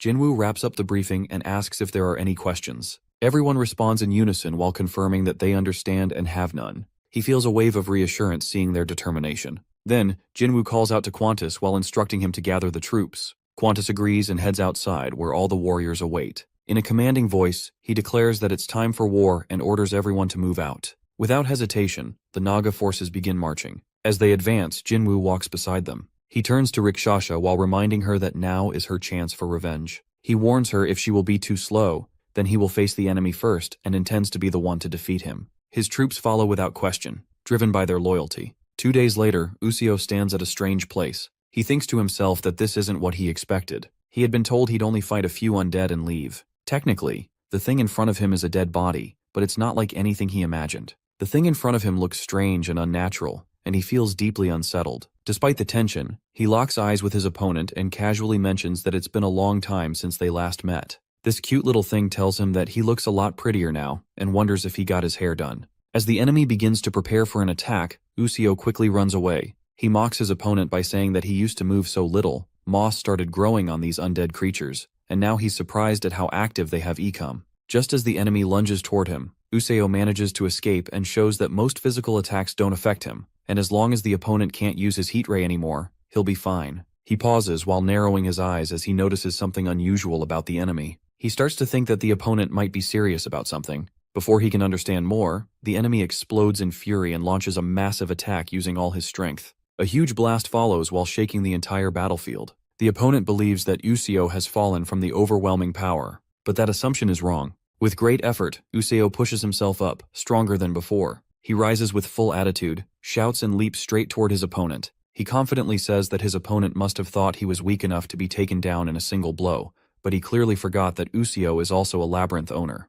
A grin spreads across Useo's face as he adds that refusing to die when killed isn't something only the undead can do. He then opens something in front of him and, to everyone's surprise, dozens of people who look just like him appear. He sets them free while telling them it's time to feast. The duplicates charge toward the enemy while shouting that they'll devour them, and the battlefield becomes wild and chaotic. Meanwhile, the one minion of Useo inform with important news our boy that the battle against the scaly Dragon King has started. Jinwoo hears this and freezes for a moment, caught off guard. He had not expected the fight to begin so suddenly. While Useo continues fighting, one of his enemies comments on how quickly everything has escalated. They examine the situation and understand that if they want to help Useo, they need to act immediately once they discover Velicius's location. Jinwoo hesitates while thinking about how tired his troops are after marching for 2 days around that time.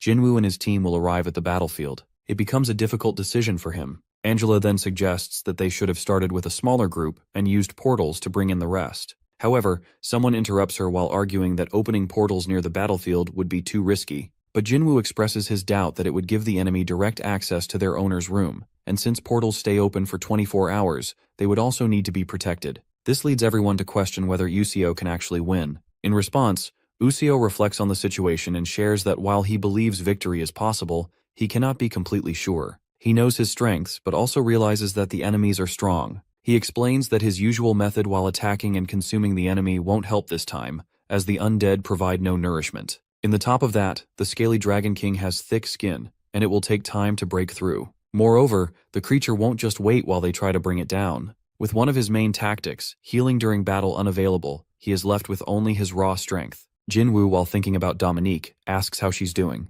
Useo informs him that she and her group have just entered the dry wasteland and are about 2 hours away from the labyrinth. Our dude is surprised by how quickly they are moving, especially considering that they're with scaly dragon troops. Suddenly, someone calls out to Jinwoo. They turn to see Rikshasha, who reports that the scouting party has discovered the enemy camp. She explains that thousands of undead are positioned in a basin about an hour away, and that Velicius is confirmed to be at the center. Angela hears this and begins to think about what their next steps should be. Jinwoo realizes they can't wait any longer. He had hoped to fight when his troops were well rested, but they can't risk Velicius finding out about their goal to attack the labyrinth. He decides they must begin the attack immediately and finish things quickly. He turns to Rikshasha and reminds her that he once promised she could deal with Velicius. But given the urgency of the situation, he explains that he may have to do it himself. Soon after, the battlefield erupts into chaos. Rikshasha gives orders to the archers while telling the first row to get ready, aim, and fire. Flaming arrows soar across the field while striking the enemy. Explosions fill the air.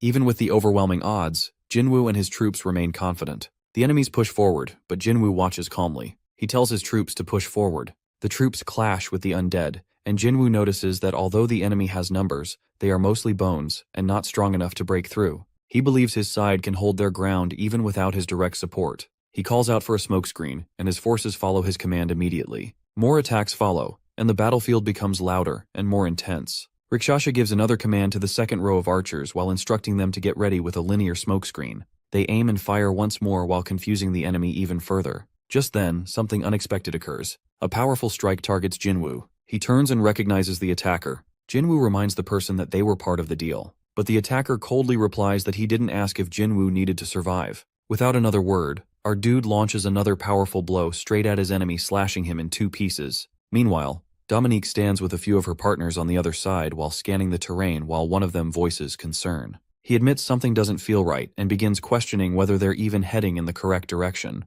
The possibility of a trap ahead weighs on his mind. Dominique turns to him and asks if there's a problem if he might have made a wrong turn. In response, the partner explains that unless some kind of magical interference like hypnosis has occurred, He's fairly certain they followed the right path. He mentions that the trail belongs to Rikshasha and that this is the closest they've ever come to the labyrinth of the dead. However, he recalls how the labyrinth used to be clearly visible before constructed from bones and tombstones. Now, strangely, nothing remains. Dominique expresses her confusion aloud, unsure where such a large structure could have gone. Her partner starts doubting himself while feeling the blame shift to his shoulders. Believing he may have failed the group, he lowers his head and apologizes while looking genuinely upset. Dominique, however, doesn't hold it against him. She reassures him gently while reminding him that even the map places the labyrinth in that exact location. She encourages him and reaffirms her trust, confident that something will reveal itself if they press a bit further. Qantas, who remains close by, raises his concern. He questions whether they should really continue forward while pointing out the possibility of an ambush. He reminds Dominique of how cunning and dangerous their enemies can be and urges caution. Dominique responds with calm assurance while explaining that standing still isn't an option. She suggests their master may have already dealt with Felicius, and that the labyrinth might have fallen. Her words seem to ease Qantas's anxiety. He smiles and acknowledges that her reasoning makes sense, even complimenting her for her insight. Not wanting to waste more time, Dominique issues the command to move out, and the group advances again. Elsewhere on the battlefield, Jinwoo and his team succeed in bringing their enemy down, though the moment feels too convenient. Jinwoo becomes suspicious and shares his concern. He analyzes while noting that everything unfolded a little too smoothly. Besides, the undead is still moving, which makes him realize that the figure they took down may have only been a decoy. Someone in the group of undead reacts to the word dummy as Velicius's laughter fills the air. When being asked, he confirms that the figure was indeed him, but only a version of him. Addressing Jinwoo directly, he acknowledges him as a fellow labyrinth owner, but asserts that unlike Jinwoo, he doesn't charge headfirst into combat. He refers to himself as Velicius in a more perfect form. Next moment, he is gone by the perfect slash from the sword of our boy. Jinwoo's is ready with his next strike, but another Velicius addresses him while urging patience. He informs him that there are many more like him waiting to be dealt with. Confused, Jinwoo turns to Angela while seeking answers. He wants to understand how Velicius keeps returning despite being defeated. Angela explains that she had her doubts from the beginning, and now, with the undead continuing to rise, her theory is confirmed. She reveals that she senses a faint trace of life within the undead, something that shouldn't be possible. That trace, she adds, seems to come from a single origin. She believes Velicius has fragmented his soul and embedded a piece into every undead being. So when one form is destroyed, he simply transfers to another. In other words, every undead presents there can turn out to be Velicius. Jinwoo tries to process the information while asking whether it's truly possible to split one's soul like that. Velicius, clearly pleased that they've uncovered his secret, commends their intelligence. He proclaims that as the king of the dead while controlling the souls of the deceased while including his own, is second nature. Frustration builds within our dude.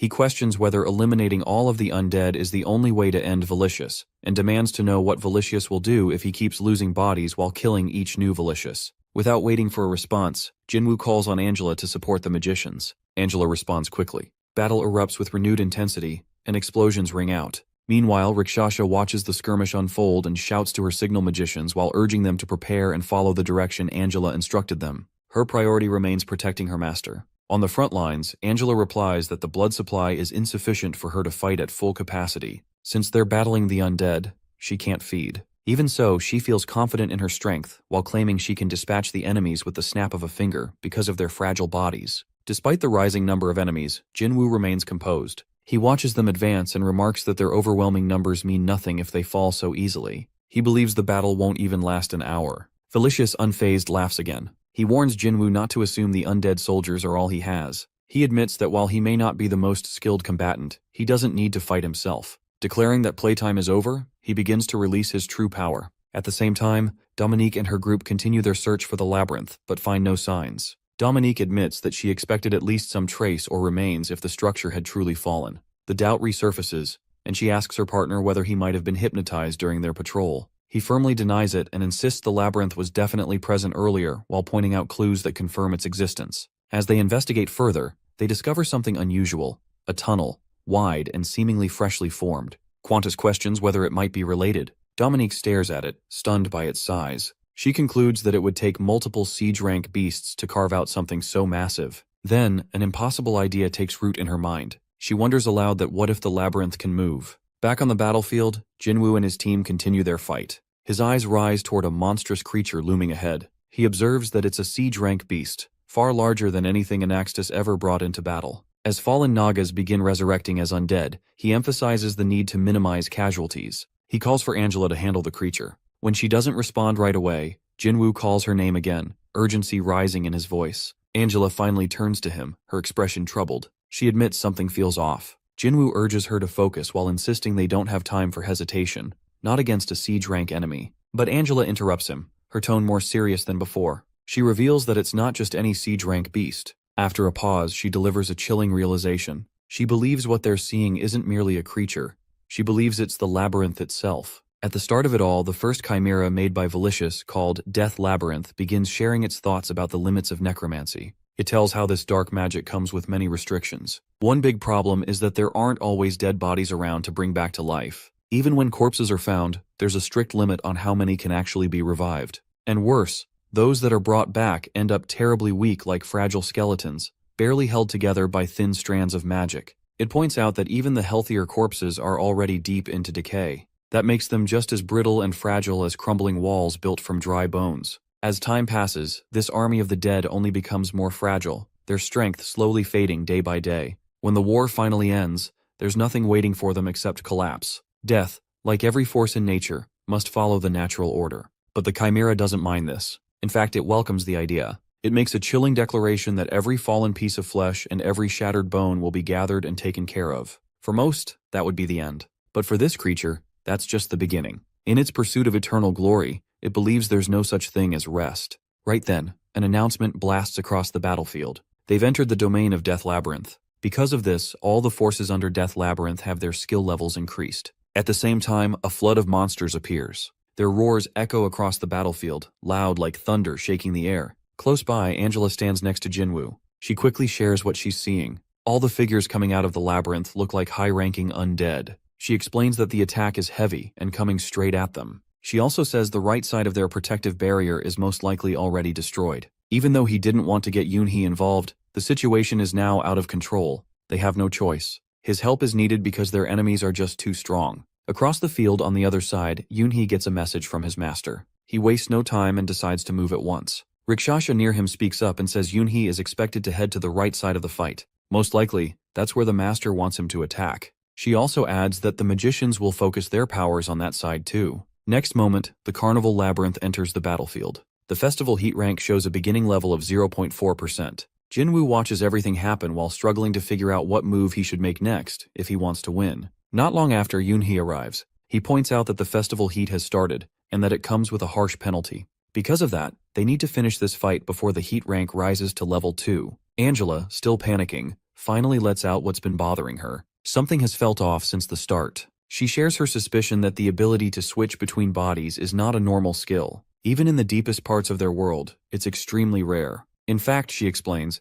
this power is so unique that even aristocrats celebrate it. Based on everything she's seen, she believes the enemy's power isn't just his own. The real strength, she says, comes from the labyrinth itself, not from the king of the dead. Jinwoo listens and takes in her words. After a moment, he reaches a conclusion. He figures she must be saying the labyrinth has been hidden this entire time. She nods and agrees, but she also warns him that a magic that's strong must come with very serious limits. On the far side of the battle, Valicious speaks up that he's indeed getting weaker. His tone shows how long the fight has dragged on and how much strength he's already lost. He explains how he's been splitting his soul into smaller pieces and placing them into host bodies, that it should be clear that this method has limits. Still, he tries to make it sound noble while saying that sharing his weakness openly is an act of honor. Jinwoo completely disagrees, without holding back while he calls Valicious a fool. In Jinwoo's eyes, there's nothing noble about it, it's just stupid. His sharp words spark fresh anger, and the battle explodes back to life in a rush of massive explosions. Jinwoo is more than ready.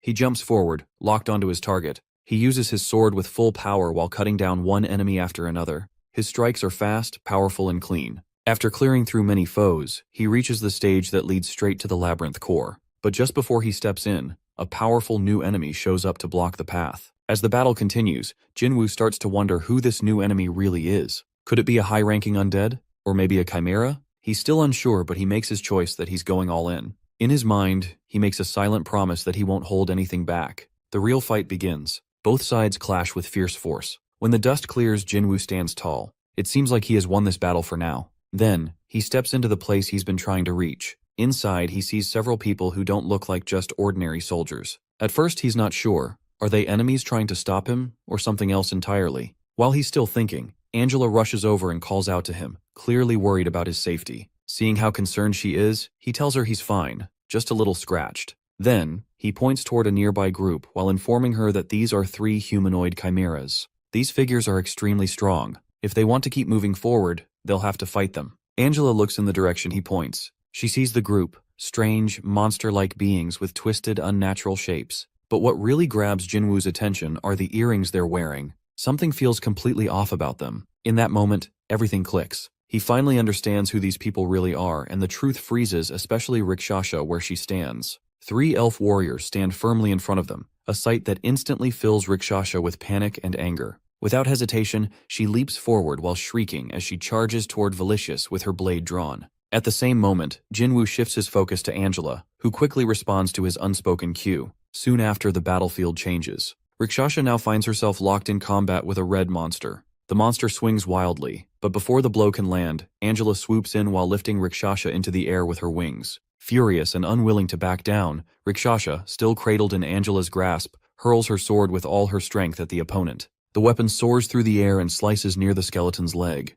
The skeleton bends to pick up the blade while claiming to let her go, as he was expecting she'd fall on her own. Jinwoo questions what that meant, and in response, the skeleton confirms his suspicions. It admits it was all part of a larger plan to capture the remaining 3 elves. But before the skeleton can speak further, a burst of magical energy tears through its form. Angela, still holding Rikshasha, had cast the spell in a fit of rage. She couldn't hold back her fury and remarks bitterly on how the skeleton talks too much for someone who lacks a tongue. Meanwhile, the chimera on the opposite side mock Angela. They comment that perhaps she isn't completely useless after all, but now she'll have to protect Rikshasha while fighting with a disadvantage. Then he declares a battle order. The swordsman is to target our boy, the mage to chase Angela, while the shield-bearer elf to eliminate the Rikshasha and then deal with our dude. Then, without hesitation, he grants permission to use spirit magic. Angela feels a jolt of shock upon hearing this. However, before she can react further, a massive force tears through the air and sends Rikshasha crashing down. As she struggles to stand, she spots a figure ahead,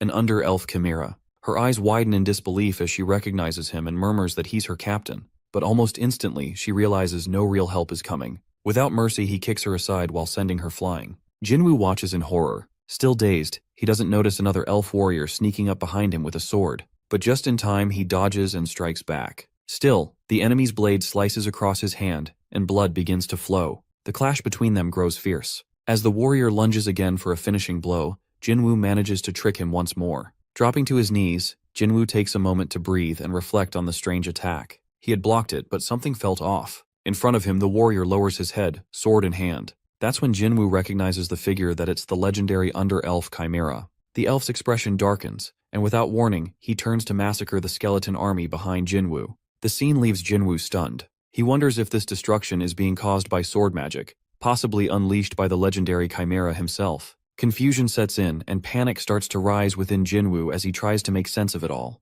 Angela watches the chaos unfold as well, deeply unsettled. Her thoughts race that spirit magic and undead shouldn't mix. That kind of magic goes against everything the undead are. She glances toward Jinwoo, silently asking how such magic can exist without tearing them apart. Her thoughts are cut short as the legendary plus under elf chimera approaches. Her instincts scream that the power radiating from him feels purifying, but logic tells her it shouldn't be possible. Then, in a sudden lunge, he attempts to strike. Angela barely escapes while dodging and fleeing the scene in a burst of light. As she runs, realization dawns with chilling certainty that he's the king of the dead. Now she realizes he's the one responsible for everything that's happening.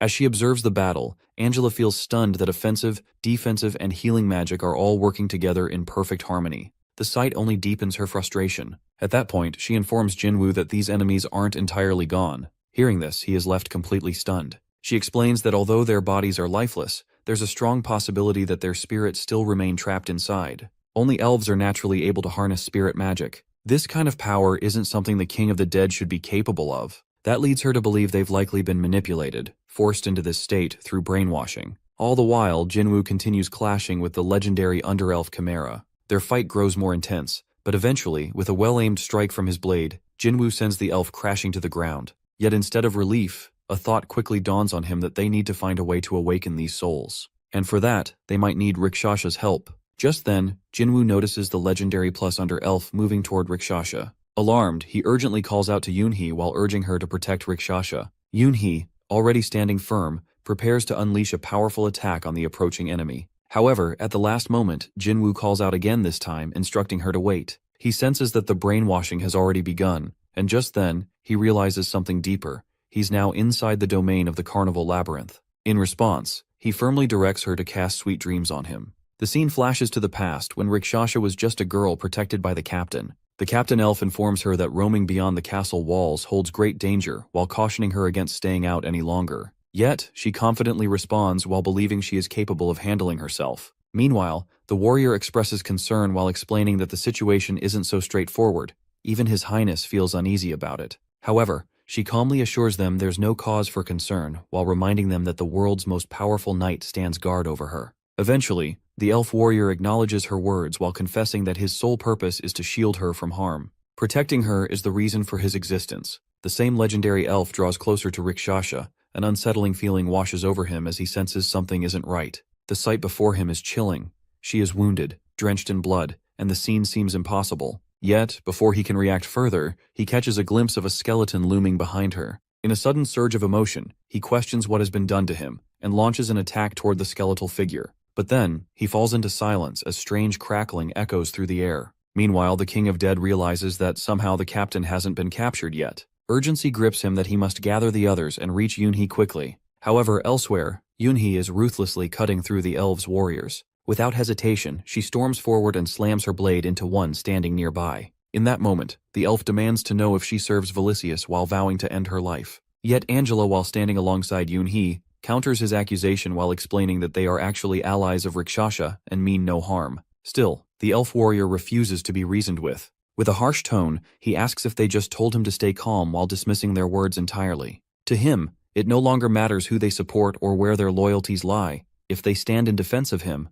they will face his wrath. Angela then calmly reveals a truth that shakes him to the core. He is nothing more than an undead being forged by Velicius. If the source of his energy is severed, his existence will end entirely. The revelation stuns him. She goes on while explaining that if Velicius becomes aware of what's happening, he'll reassert control and compel the elf to once again target Rikshasha. That is the fate of those enslaved by magic. In that instant, the elf warrior grasps the grim reality that he has been under mind control all along. Just then, Jinwoo's voice calls out to Angela. She responds with relief while announcing that their plan has worked. They've managed to overwrite the brainwashing and free the elf from Velicius's grip. Without delay, she races toward Jinwoo, who is locked in combat with another elf warrior, his sword crashing down with unrelenting force. Jinwoo then turns to Angela, while inquiring if the shield-bearer has regained his senses. She confirms it has all unfolded just as he foresaw. Without wasting time, she notes that they must relocate the remaining elves before Velicius becomes aware of their actions. However, the boy quickly points out the difficulty that they're out of options. He mentions that the carnival labyrinth exhausted its entire energy reserve with that single maneuver. He urges her to relay a message to Yoonhee while instructing her to concentrate on raising festival heat to rank 5. Receiving the order, Angela shifts her focus and relays it to Yoonhee with a hint of frustration, while remarking that trouble seems never-ending. Amidst the chaos of their battle, an unexpected voice calls out, and one of the elf soldiers suddenly addresses some elf as Prince. That single word strikes a chord. Angela freezes in surprise, the realization hitting her hard. These weren't just ordinary mercenaries. Her thoughts race as she pieces it together. It all starts making sense: their strength, their coordination, the aura they carry. No regular group of hired soldiers would consist of legendary-class warriors, and one among them, she suspects, had to be a royal magician. Just then, one of the elf fighters steps forward while offering assistance. Yet Angela, while maintaining focus, declines his help. Instead, she advises him to do nothing. That alone would support them more than he realizes. She urges him to remain behind, to sit quietly and avoid drawing the gaze of the King of the Dead. For now, that's the most he can do. Angela quickly instructs Yoonhee to move him away from the current location and urges her to raise festival heat to rank 5 without delay. Responding to the command, Yoonhee grabs hold of his collar to pull him away. Out of nowhere, her powerful force shoves him back while slamming her hard into the ground. The impact causes him to crash down together. Next moment, the elf warrior struggles with guilt.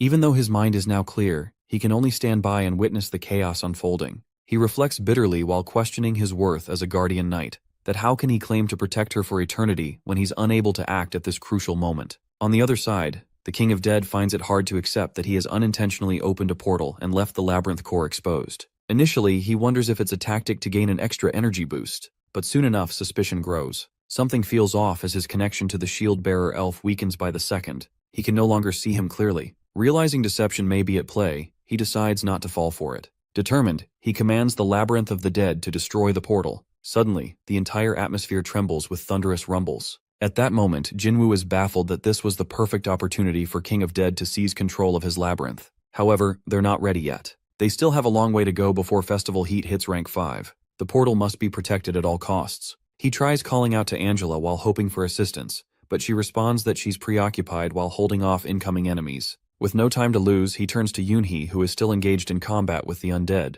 Next moment, the shield warrior jumps in front of him. Jinwoo glances toward the portal. The shield bearer he's clashing with speaks out while declaring himself as the protector of all underground elves, Captain Linar of the Elven Royal Guard. Filled with defiance, Linar shouts at Velicius while choosing death over living as a controlled puppet any longer. Observing his dramatic stance, Angela can't help but find it foolish. She mutters in frustration, while thinking he's wasting effort on actions that won't change the outcome while urging him to just stay out of the way instead of throwing himself into reckless heroics. Velicius looks at his opponent with a confused expression while questioning how he managed to break free, then hints that perhaps their fight could resume. Meanwhile, as Linar moves forward while trying to strike again, Velicius takes a single step and quickly observes that his opponent seems to be struggling. He admits aloud that he doesn't understand how Linar escaped his control, but expresses that he finds it hard to watch someone so bound to a former life. He calls him an elven knight and urges him not to place meaning in a life that already ended. At that moment, Linar watches with a mix of anger and helplessness, while feeling cornered because he cannot gain control of the situation. The one he aimed to defeat continues to resist domination, and that realization leaves him completely fed up while knowing deep down that defeat is drawing closer. Meanwhile, Velicius continues watching his condition and offers one last suggestion: to let go, to accept fate, and to surrender. He proposes that Linar should submit to him, convinced that his victory is certain. However, those words only fuel Linar's frustration and rage. With a loud cry, he throws the words back while declaring that Velicius made a fatal mistake by leaving fragments of their souls intact. He warns that he will now demonstrate true spirit magic. Suddenly, a surge of power fills the air. Light bursts through the area, and his energy returns in full force. The target becomes unstoppable, and control no longer works on him. His abnormal immunity makes him immune to manipulation. He unleashes all of his skills, and Velicius stands stunned while realizing the opponent has grown strong again when he had expected him to remain weak and broken. Soon, shock washes over him as he mutters about the body being a vessel he created, one that traps souls without freedom. Before he can continue that thought, Linar interrupts him. He reveals with calm certainty that he is abandoning the cursed body while reminding Velicius that he had once vowed to be destroyed rather than exist in something so vile. His voice holds confidence, a strength reborn. Meanwhile, Jinwoo arrives on the scene and observes the intense clash. He doesn't grasp the situation and throws out questions, confused about what he's witnessing. He notices Linar and wonders aloud if it's an astral projection. The elves have stopped their attacks, and it seems as if they're paying respect. He realizes the brainwashing might have failed but admits he has no clue what's really happening. Angela stands beside him and sees it too. She pieces everything together quickly and concludes that it's spiritization. She expresses astonishment, not expecting that any elf still possessed knowledge of the technique after centuries. However, her brief words don't help much, so she explains further that elves are spirits in physical bodies. Spiritization allows the spirit to leave the body while staying in the physical realm instead of crossing into the spiritual one. However, the cost is that the spirit will eventually perish. The soul dissolves into mana and fades. It's an act long honored in their culture, likely a subconscious reaction in this case. As Angela provides clarity, Jinwoo finally understands and compares it to an archon. When she repeats the term in confusion, he brushes it off while hinting that something similar doesn't exist for humans. Meanwhile, Velicius begins to speak again while challenging the idea of spiritization. He questions what Linar intends to do and invites him to try, still showing confidence and mocking him by saying he once valued having his corpse. Linar moves closer while correcting him. He claims that his opponent clearly doesn't understand the meaning of a spirit. Calmly, he reveals that he has become immaterial and made contact with Velicius's very essence. He senses the evil soul within him. Velicius, who stands silent until now, begins to show the first signs of fear. The weight of Linar's words sinks in, and panic slowly creeps through him. He blurts out a single word, realizing that he's at risk. He attempts to stop what's coming, desperate to cling to life. Yet Linar apologizes quietly before channeling his final spell. In a twist of fate, though, something unexpected occurs. As the magic is unleashed, the outcome flips that Linar is the one who loses his life. Velicius survives and emerges victorious. Jinwoo and his group observe the result in disbelief. They had believed that Linar would triumph, but they were wrong. Rikshasha, present at the scene, bursts into tears. Her voice cracks with grief as she cries out while lamenting his promise to always protect her. She's overwhelmed while struggling to accept that he's gone once again. Soon after, Jinwoo turns to Angela, still lost in confusion. He questions what has happened. Angela, unsure herself, offers a guess. She explains that it looks like he perished while managing to drag part of Velicious' soul with him. Strangely, the undead begin to fall even though the brainwashing on the elves remains unbroken. She notes that half of the undead have collapsed while the others still roam. Angela grows worried at the mention of soul collection while seeing the chain reaction spreading among the undead. It's a disaster they didn't anticipate. Still watching, Angela urges Jinwoo that it's not over. They must hurry toward the labyrinth core. At the same time, Velicious, now fully embracing his failure, comments that a third of his soul is gone. Yet he's satisfied. He's fine with shattering his soul into pieces. He compares the experience to sharing a sacrament. It makes him feel like a superpower. He refuses to let his soul vanish without a trace. Upon revival, he senses a transformation within himself, one that feels nothing like his past self. He finds the feeling deeply unpleasant. Pride fills him as he absorbs the moment, until his body begins to shift. He transforms into a towering monster, his power surging, his presence becoming more overwhelming than before. Jinwoo and Angela stand frozen, unable to respond. They witness the change, unsure of what to do next. Velicious boasts that he now controls the battlefield. His monstrous form towers above while overflowing with strength and dark energy. At last, Jinwoo observes the transformation and voices his understanding. He mocks Velicious while comparing him to the scaly Dragon King and pointing out that using size as a tactic is no surprise. He recognizes that his enemy has become more powerful and sees the creature preparing another attack. He realizes that despite everything, the elves remain entranced and haven't snapped out of it. He shouts in frustration while pointing out that one of their own just died. He mentally notes that the festival heat stands at rank 4.7% and acknowledges that progress is crawling. The forces from the carnival labyrinth are scattered across dimensions. He's completely out of labyrinth energy and can't summon reinforcements. He thinks if only defeating enemies could help, and then calls out while hoping for Yoonhee's arrival. Eventually, Yoonhee appears. She watches the situation unfold and immediately sees that Jinwoo is in serious danger. His enemy is too powerful and closing in. Knowing she can't let this continue, she prepares herself. When her opponents draw near, ready to strike her down, she halts them with a simple gesture. Her body changes and she transforms into something monstrous. Then, while lifting a single finger, she signals them to stop while issuing a silent but absolute command. Angela senses something ominous and blinks in disbelief while thinking to herself that maybe it's just her imagination. The sudden emptiness doesn't make sense, that it's too abnormal to explain away. She mentions that her guess is off. All of the undead who had gathered around have truly vanished. That child must be the reason, though she doesn't explain how. Meanwhile, Jinwoo's voice rings out through the space. He shouts her name with urgency while letting her know they've finally reached rank 5. He urges her to cast sweet dreams on the elf magician without wasting another second. Without hesitation, she follows his command. She sees it as her duty to obey every word he gives. As ordered, she releases her magic on the elf who was preparing to attack, and in an instant, the target freezes in place. Consequently, Angela witnesses the result and claps her hands with joy. She points out that the spell appears to have worked and suggests that if they can wake the elf up and push back a little, they might finally gain the upper hand. Her excitement grows as she realizes they now have the power to stop anyone. Then, she throws a small blood attack with a bright smile and tells him to take it. Next moment, Mage throws it back. After a pause, a confused expression crosses her face as she questions whether he is really under a trance just moments ago. At the same time, Jinwoo is just about to strike his next opponent when she halts him. She has noticed that their enemy is returning to his senses and might retaliate soon. Meanwhile, the elf begins shouting again, consumed by rage, but the effect of sweet dreams has already taken hold. Suddenly, a memory washes over the mage elf, triggered by the spell. He recalls a time with his father when he had gently congratulated him. He had shared that although he had wished for a baby brother, the newborn was actually a girl. He had laughed at the time while brushing it off with warmth. He had told him he could never resent a younger sibling, even if he wasn't what he had expected. Furthermore, his had then reminded him that elves only have one chance every few centuries to have children, and in such a moment, their personal wishes didn't matter. He had spoken with pride while pointing to the child's small size and gentle light, like sunlight in spring. He believed she would bring joy to their quiet underground home. If the child had been a boy, he mentioned, they would have prepared him for tough training.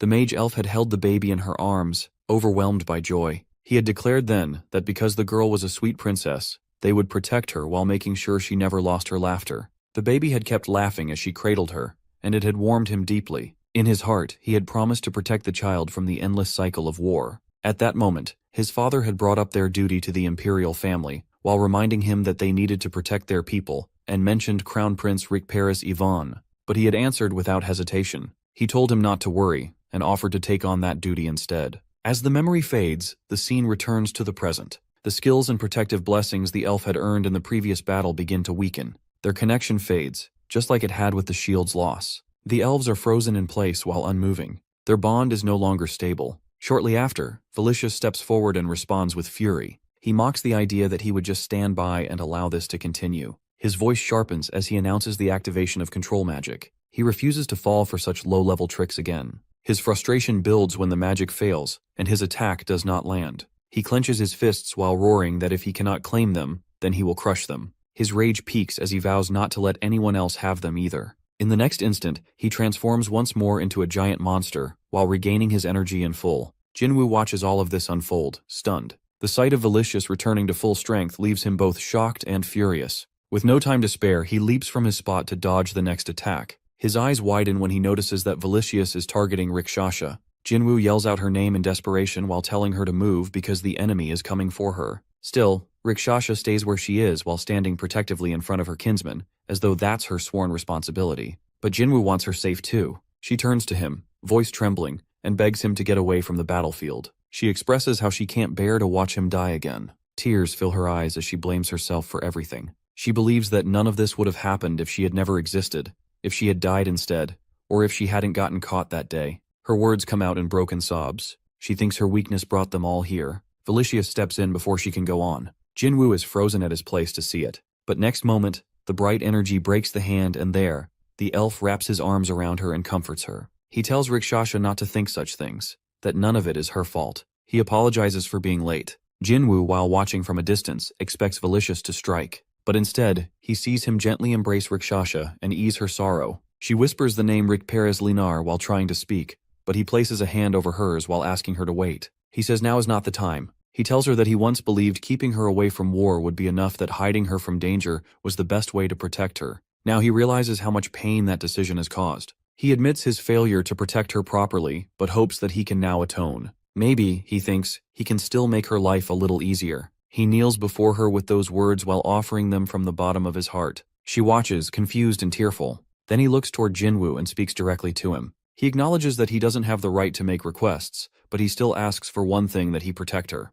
He trusts him while knowing that Jinwoo was strong enough to fight him off. He believes she will be safe in his hands. After all, she is a princess. Jinwoo listens and responds without delay. He brushes off the talk about bloodlines while stating that those things no longer matter. He reminds them that Rikshasha is already the head of his patrol unit. She's always on the front lines. However, he promises this, that if she is ever in danger, he will make sure she gets out safely. His voice carries honesty, a promise from one comrade to another. Rikparis offers a faint smile. He thinks that maybe if he had treated her this way from the beginning, things would have turned out differently. He pulls her close once again in a final embrace. She looks up, puzzled, and asks what he's doing. Then she realizes that his body is fading. His figure slowly disappears before her eyes. He whispers one final wish: that she survive and live on. She reaches out, panic rushing through her while shouting for him to stop, to wait. She begs him not to go, but it's too late. He vanishes, and her hands fall through empty space. Her screams echo as tears pour down her cheeks. She has lost someone irreplaceable. Suddenly, a message flashes through the underground space that the movement of spiritual energy due to external forces detected. Necessary conditions met. Rikshasha heroification will now commence. The words continue. Yet, before it can finish, it fails. Heroification failed. It tries again and fails. Over and over. The underground system begins detecting incompatibility. Nothing is working. At the same time, Jinwoo, still recovering from the emotional moment, can't understand what's happening. Everything feels chaotic and unclear. The elf mage now appears behind him, calm yet determined. He announces that it's time for him to act. Jinwoo questions him while wondering what he's planning. Mage answers with a smirk. This, he explains, is his chance to help Her Highness and to make a mockery of the underground itself. He expresses that it's obvious that it's time for a forced awakening. Felicius begins sharing his thoughts while recalling how he once started with just a handful of bodies and gradually rose to become the master of his own labyrinth. From the beginning until now, he admits he's never been afraid to toss aside his pride and run when the situation seems too dangerous. He believes that eventually, another chance to strike always presents itself. However, this time, his instincts scream louder than ever. This danger feels far greater than before. Therefore, he issues an urgent command while stressing to escape. He urges them to gather everyone this warning applies to and flee. Even if only one of them survives, they must escape from the Naga surrounding them. Meanwhile, as he gives this order, Angela arrives back at her master's side. She informs our boy that the undead are fleeing the battlefield, and from what she sees from above, Felicius seems to be leading the retreat. As soon as Jinwoo hears her report, disbelief floods his expression. He's shocked, especially because he intends to wipe out every last one of them. Yet now they're trying to escape.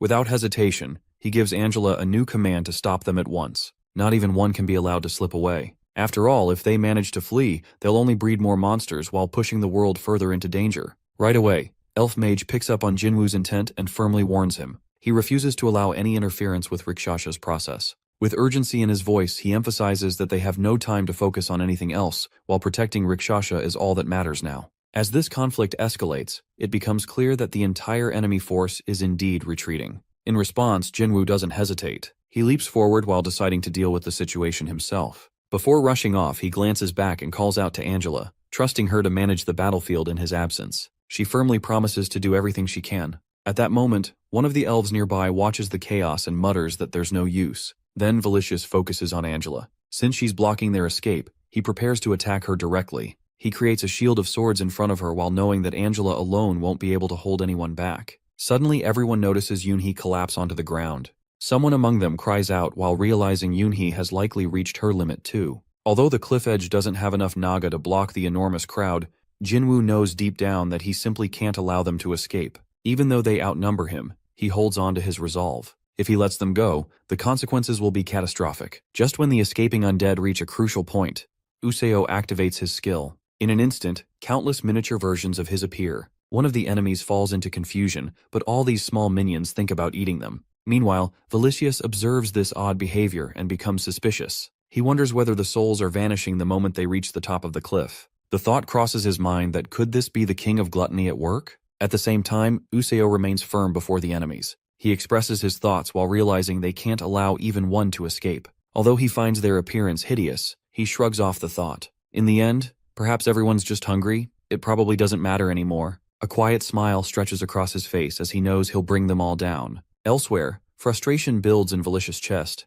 and he thinks about Anaxtis while blaming him for being unable to defeat mere slime. He begins to question whether Anaxtis' past victories were lies, but he stops while insisting it's not over yet. He spots a tunnel, one that his labyrinth had created. If they can reach it, they might still escape through the dry wasteland. Nevertheless, confusion clouds his mind. Even with a tunnel, their chances look grim. He can't understand how such a small number of enemies are managing to stop thousands of them. Meanwhile, Hoya continues giving her all, determined to halt the elves. Gradually, their plan starts to succeed. At that point, Dominique enters the scene. She raises her voice while summoning the Naga forces to help their master crush the enemy. Watching all this unfold, Jinwoo swells with pride. His heart warms as he sees his team fighting fiercely. Then he turns to Dominique and praises her with awe. He gives a firm order that not a single undead carrying a piece of their king should be allowed to escape. He wants all of them destroyed, and he entrusts this task to his 15 warriors. In contrast, Felicius feels the crushing weight of frustration. His forces are failing, and retreat seems impossible. Desperately, he orders his soul to be recovered. Suddenly, all the undead collapse to the ground. Confusion spreads like wildfire. No one understands what's happening. Standing nearby, Angela turns to her master and observes the situation. She wonders aloud if the undead have finally surrendered. However, her master quickly denies it. There's no way they've given up. He knows Felicius far too well. That cunning mind never goes down without a plan. Surely he's gathering power now that escape has been sealed off. He isn't foolish. Indeed, Felicius remains in place, almost paralyzed by the weight of the moment. He mutters that it has been a long time since he faced such a fierce challenge. He lets out a bitter laugh while pondering how strange it is for an undead to fear death. He sees no exit and his defeat feels inevitable. He admits that all his primary power sources are drained, yet somehow he still feels his non-existent heart pounding. His decaying skin begins to sweat, and air leaves his punctured lungs in shaky huffs. For the first time in ages, he feels truly alive. Even so, he refuses to quit. He vows to fight until the bitter end. With one final cry, he activates Chimera. Meanwhile, Jinwoo and his allies brace for what comes next. They remain ready. Jinwoo comments that the labyrinth is collapsing. It appears Felicius is drawing in every last drop of energy. At that moment, one of the elves reflects bitterly. Though they couldn't reach legendary rank, he still has his body left to sacrifice. A message flashes that a spiritual energy surge triggered by outside forces. It won't last long since it's forced. Still, he believes that if his body remembers what to do, he can support Rikshasha. Right then, the underground power exceeds its limits. A brief rupture from the ruin curse shakes the ground. The elf uses his final breath to offer a plea to Her Highness. He begs her to honor a dying old man's wish to restore the shining elven kingdom to these dark lands. He addresses her as Princess Rikshasha Yvonne, the High Elf of the Golden Age. In the shadows, Dominique and Anaxtis quietly observe. They realize they've fallen behind. Rikshasha stands tall, and our boy at her side offers assurance. Now that all souls are gathered, there's no longer any need to hold back. He promises to clear the path ahead, and tells her not to worry about the black merchant deal. From this point forward, everything depends on her. She gives him a quiet nod and thanks him. Velicius reveals that his origin stems from the union of the straying souls, the lambs of the dead. He is the one who guides them, disciplines them, and ultimately offers them redemption. Through him, the lambs discover existence, yet they also face separation. To them, he represents their absolute, their entire realm. Wherever he resides becomes their afterlife's reality. With this, he proceeds into the intangible labyrinth. Once he steps into this elusive maze, his abilities begin to amplify. Angela, who listens intently to his words, finds herself initially stunned by the mention of the intangible labyrinth. However, she quickly discerns that its structure lacks stability and isn't particularly formidable. Its only real function seems to be reinforcing his physical form. Without hesitation, she contacts Jinwoo while expressing her belief that Velicius may have ascended to the rank of an aristocrat through this power. Still, she knows it holds little weight for Jinwoo. He urges her to safeguard Dominique and Yoonhee, and then cautions him that Velicius is advancing toward their position.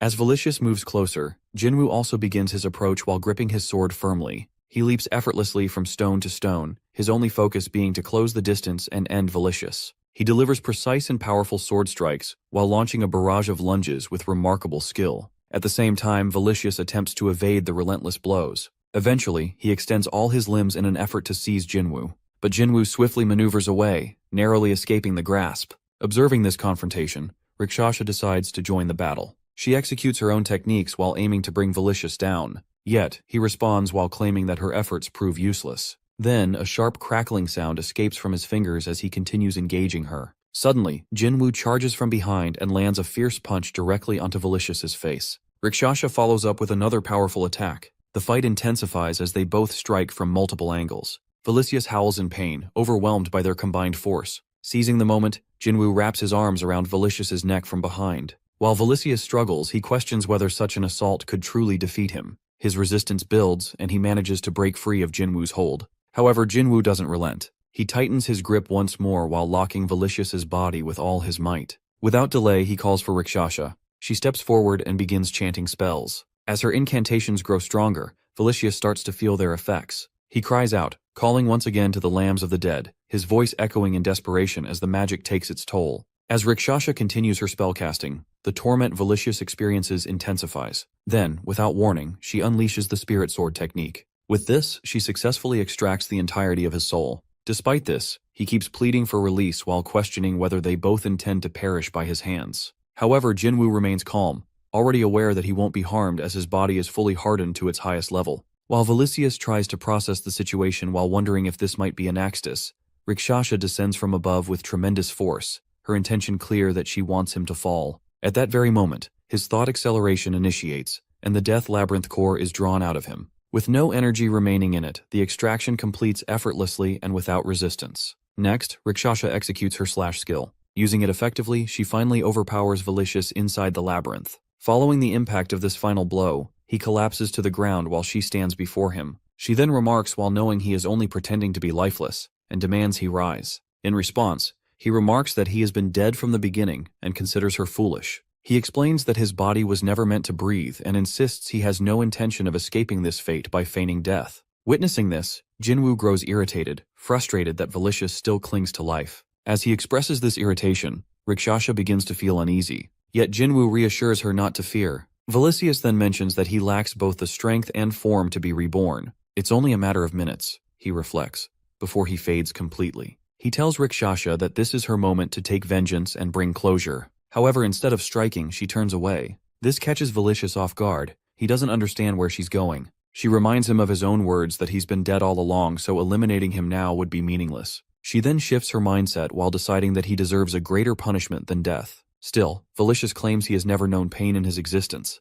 She then walks toward Jinwoo, who quietly questions if she is certain of her choice. She assures him that inflicting pain now is the only option that seems right. Hearing this, Velicius is taken aback. Shortly after, Jinwoo urges Rikshasha to act quickly and take what she needs. Just then, the black merchant makes an unexpected appearance while startling Velicious even further. The figure approaches and calmly introduces himself as the Black Merchant. 3 days pass when Dominique approaches Jinwoo while informing him that they've managed to replenish the 300 fallen Naga with fresh reinforcements. Upon hearing this, Jinwoo quietly checks if everything has returned to its original state before the conflict. She nods while confirming his suspicion. Yet, his mind doesn't rest there. He recalls the agreement he once struck with the Black Merchant prior to the outbreak of war. The deal was clear that in exchange for any intelligence provided to Velicious regarding their labyrinth and details about Jinwoo's core units, the cost would be to deliver Velicious alive, along with the core of his labyrinth. Reflecting on this, he recognizes that it was only due to Rikshasha that they were able to honor this arrangement.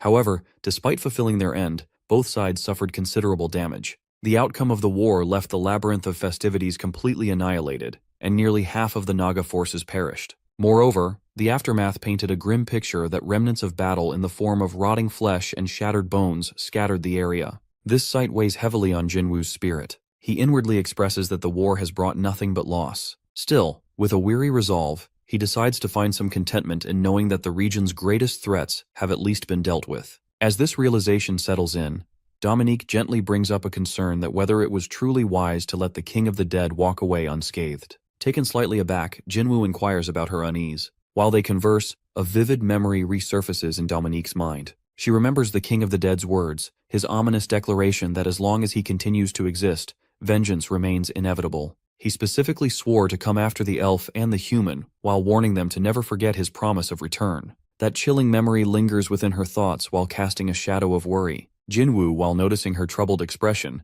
admits with a hint of unease that things should remain under control. After all, the king now lies in the grasp of the black market merchant, who exerts absolute authority in this realm. However, just as he attempts to shift focus and reflect on the fate of the fallen labyrinth of the dead, Qantas suddenly appears while delivering urgent news that Rikshasha has regained consciousness. Soon after, in Rikshasha's chamber, Jinwoo quietly enters and checks on her condition. In return, she counters with a curious glance while wondering what exactly has happened to her. He gently explains that she began to convulse right after Velicious was taken away. The demons mentioned that the curse from the underground had resurfaced, compounded by the aftermath of her forced awakening. Though numerous questions cloud his mind, he chooses to prioritize her recovery above all else. Curious, she then wonders how long she's been unconscious. He informs her that 3 days have already passed since the battle. Shock flashes across her face as she processes this, and she murmurs an apology before attempting to rise. Yet pain quickly overwhelms her while forcing her to falter. Concerned, Jinwoo urges her to remain in bed and rest a little longer. However, she refuses while pointing out that now that Velicious is no longer a threat, the other labyrinths are likely to make their move. But he calmly reminds her that protecting the labyrinth is no longer her burden to carry. Still, she argues that routine patrols won't be enough anymore. It's far too dangerous. Hearing this, Jinwoo responds with quiet resolve. He informs her that he's going to dissolve her contract. The agreement had always been that it would end once her vengeance against the King of the Dead was fulfilled. She no longer serves the Naga labyrinth as a soldier. She is now a welcomed guest. Her expression darkens, and tears begin to form in her eyes. Disappointment lingers in her silence. But Jinwoo, with a sincere tone, acknowledges her bravery that how she had been willing to go to war for a simple soldier with whom she had no prior connection. She had helped him attain his revenge, and for that, he expresses heartfelt gratitude. Moved, Rikshasha thanks him in return for freeing her fallen kin from their chains, while allowing her to reunite with them once more. She softly tells him that had it not been for him, the legacy of the Elven Kingdom would have vanished entirely. She also shares that without his intervention, she would likely be wasting away somewhere in the lower levels.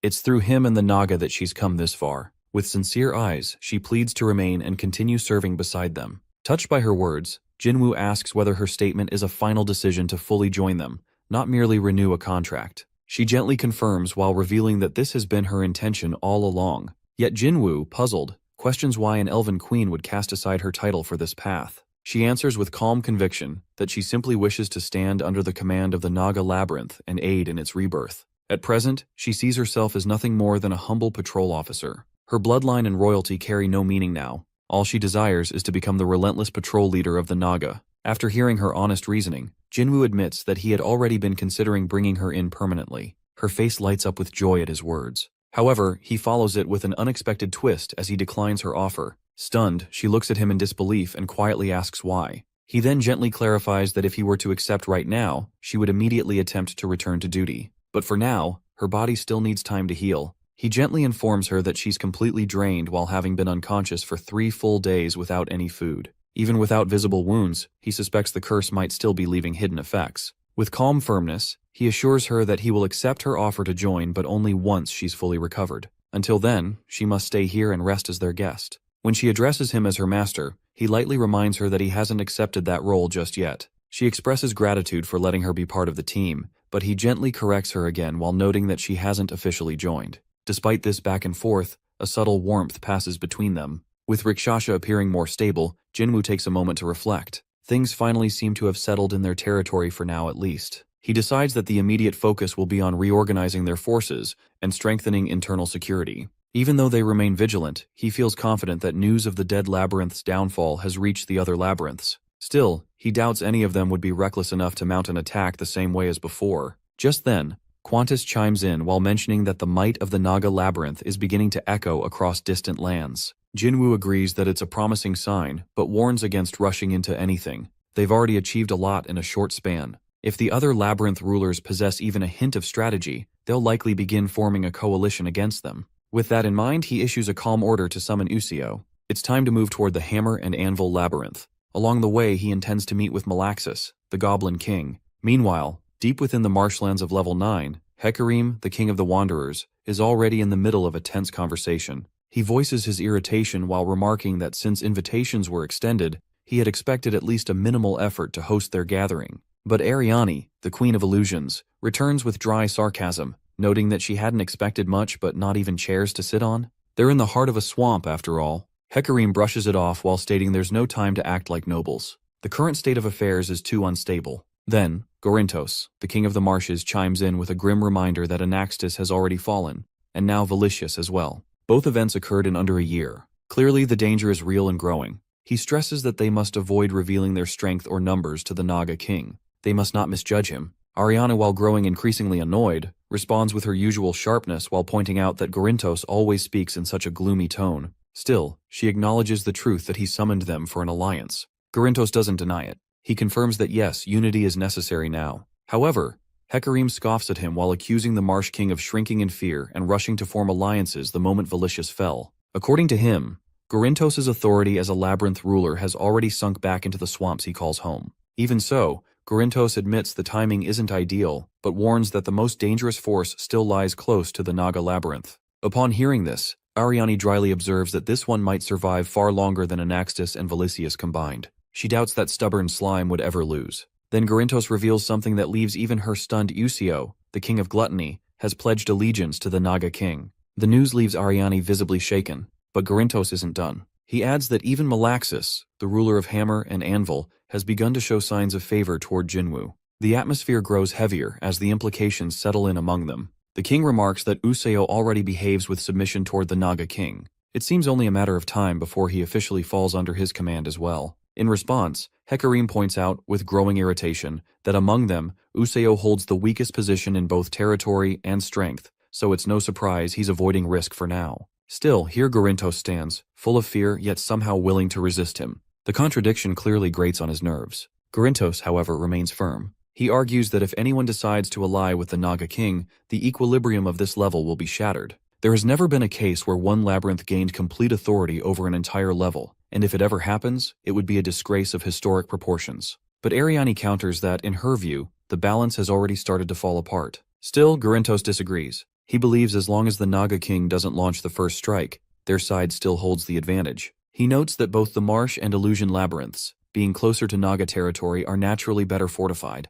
Their position can hold the line while the centaurs move in from the flanks. In his view, the Naga will face severe constraints if they attempt to strike at the Wanderers. Doing so would open them up to retaliation from both his and Ariane's domains. If the Naga King is truly as strategic as they believe, he'll prefer keeping the region locked in a tense stalemate. That, Gorintos concludes, should be their primary objective. Despite the logic, Hecarim doesn't appreciate the strategy. With visible discomfort, he grumbles that he's aware of the facts and will give the plan some thought, but admits that the situation feels deeply humiliating. Then Gorintos turns to Ariane for her input. She, however, responds with a hesitant tone while saying she'll have to decline for now, and she needs more time to weigh her options. This clearly enrages Gorintos. He snaps that a fallen fairy never truly changes. He accuses her of planning to crawl to the stronger side while hinting that perhaps he should put an end to her plotting now. Yet Ariane calmly urges him to settle down while explaining that something else is occupying her thoughts. Gorintos, still tense, insists that she needs to speak openly if he's to understand her hesitation. Finally, she reveals her concern. Some of her subordinates, after breaking the mental hold placed on them, manage to escape from the deeper levels. Through them, while troubling rumors have emerged, ones she hopes aren't true. According to these sources, the aristocrats from the deeper levels might be preparing for a full-scale invasion. 2 days after the war, somewhere deep within the territory controlled by the black market merchants, Vilicius finds himself inside a peculiar chamber. He silently chuckles to himself, amused by the oversight of his captors. They've locked him in a mana-restricted room with no one stationed to watch over him. To him, it's laughable that such infamous merchants could make such an elementary mistake. He assumes they must be underestimating him simply because he has lost 1/4 of his army. Although he acknowledges the absence of mana, he soon senses an abundance of miasma saturating the area. This realization leads him to conclude that numerous lives must have ended here. It becomes clear to him that, being unfamiliar with handling sentient undead, these fools have ignored a vital fact that beings like him can absorb and draw strength from miasma. Now aware that his body has regained enough strength, he decides it's time to leave. He reflects on how they most likely assume his soul transfer technique originates from the dead labyrinth. In fairness, their assumption isn't entirely mistaken. After all, he has spent countless years within its depths while gaining ample opportunity to explore and refine soul-shifting enchantments. With that in mind, he mentally instructs the soul fragments to disperse. He contemplates how he has already unlocked the method of transferring his spirit without relying on the power of the labyrinth itself. Moreover, the stronger the host, the more effective the transition becomes. A host with magical affinity, he muses, would be even more ideal. Soon, his attention shifts toward a figure lurking underground. Anyone at the brink of death can work for him. Finally, he finds someone, but he is disappointed to find that person an underground human. Yet, upon further inspection, he realizes it pales in comparison to his current vessel. Still, given the circumstances, he accepts that he cannot afford to be selective. Fixing his eyes on the target, he aligns the necessary coordinates and prepares to begin the delicate process of soul separation. However, he remains conscious of the danger. Attempting such intricate magic without the labyrinth's support is no small feat. So, he resolves to proceed with caution while resisting the urge to rush. Unexpectedly, the door creaks open, and the black merchant steps inside. With a sly grin, the merchant remarks that it took him longer than expected to act while causing him to doze off while waiting. Unfazed, Vilicius counters with a calm response while remarking that it's actually the merchant who has been slow, as he has already completed half of his soul transfer. The merchant, intrigued, responds with a mixture of fascination and greed. He admits that he had hoped to keep Vilicius as a rare specimen, an undead who has reached such formidable strength. Yet, as time passed, an irresistible curiosity crept in. What might happen if a being born as undead were to experience rebirth as something living? Then the merchant questions whether Vilicius himself doesn't feel a hint of curiosity about it all. Confused and slightly irritated, Vilicius narrows his eyes and demands to know what exactly he means. His expression darkens, fury flickering in his gaze. Yet just as the emotion builds within him, something shifts. He suddenly detects a disturbance within the spell. Turning sharply toward the source, he questions the merchant while suspecting his interference. In response, the merchant calmly reveals that he's modifying the magical circle. In that instant, Vilicius becomes alarmingly aware that the soul fragments that had scattered moments earlier are now returning, drawn back against his will. Even worse, the coordinates he had carefully established have completely unraveled. Despite the setback, he refuses to surrender. Deep inside, he knows he can't allow the merchant to assume control of such powerful magic. Meanwhile, the merchant poses another unsettling question. He wonders aloud what meaning life holds for someone who exists numb to sensation, unable to feel the ache of wounds, the iron scent of war, or the flavor of the hunt. He pushes further while asking if the idea of an undead possessing a living heart and flowing blood doesn't stir even a hint of fascination. He confesses that even the thought of such a thing drives him to madness. However, Vilicius remains grounded in the truth. He understands the frailty of mortal flesh. The living form comes with countless constraints, its durability, its limitations, its reliance on flawed senses. He abruptly yells while demanding the merchant stop whatever he's doing. Yet the merchant, with a calm and firm voice, expresses regret while admitting he must follow through with his intentions. Vilicius, now grasping the full weight of the situation, reflects on a crucial fact, that a soul tethered to a physical body is restricted by the body's own boundaries. Worse still, the new vessel might never awaken to magic, and if that happens, he'll perish before ever breaking free. Realizing the danger, he cries out once again while urging the merchant to terminate the soul transfer. The risk, he knows, is death. But the merchant, now fully in command of the spell, responds with a dismissive tone that he's already seized control.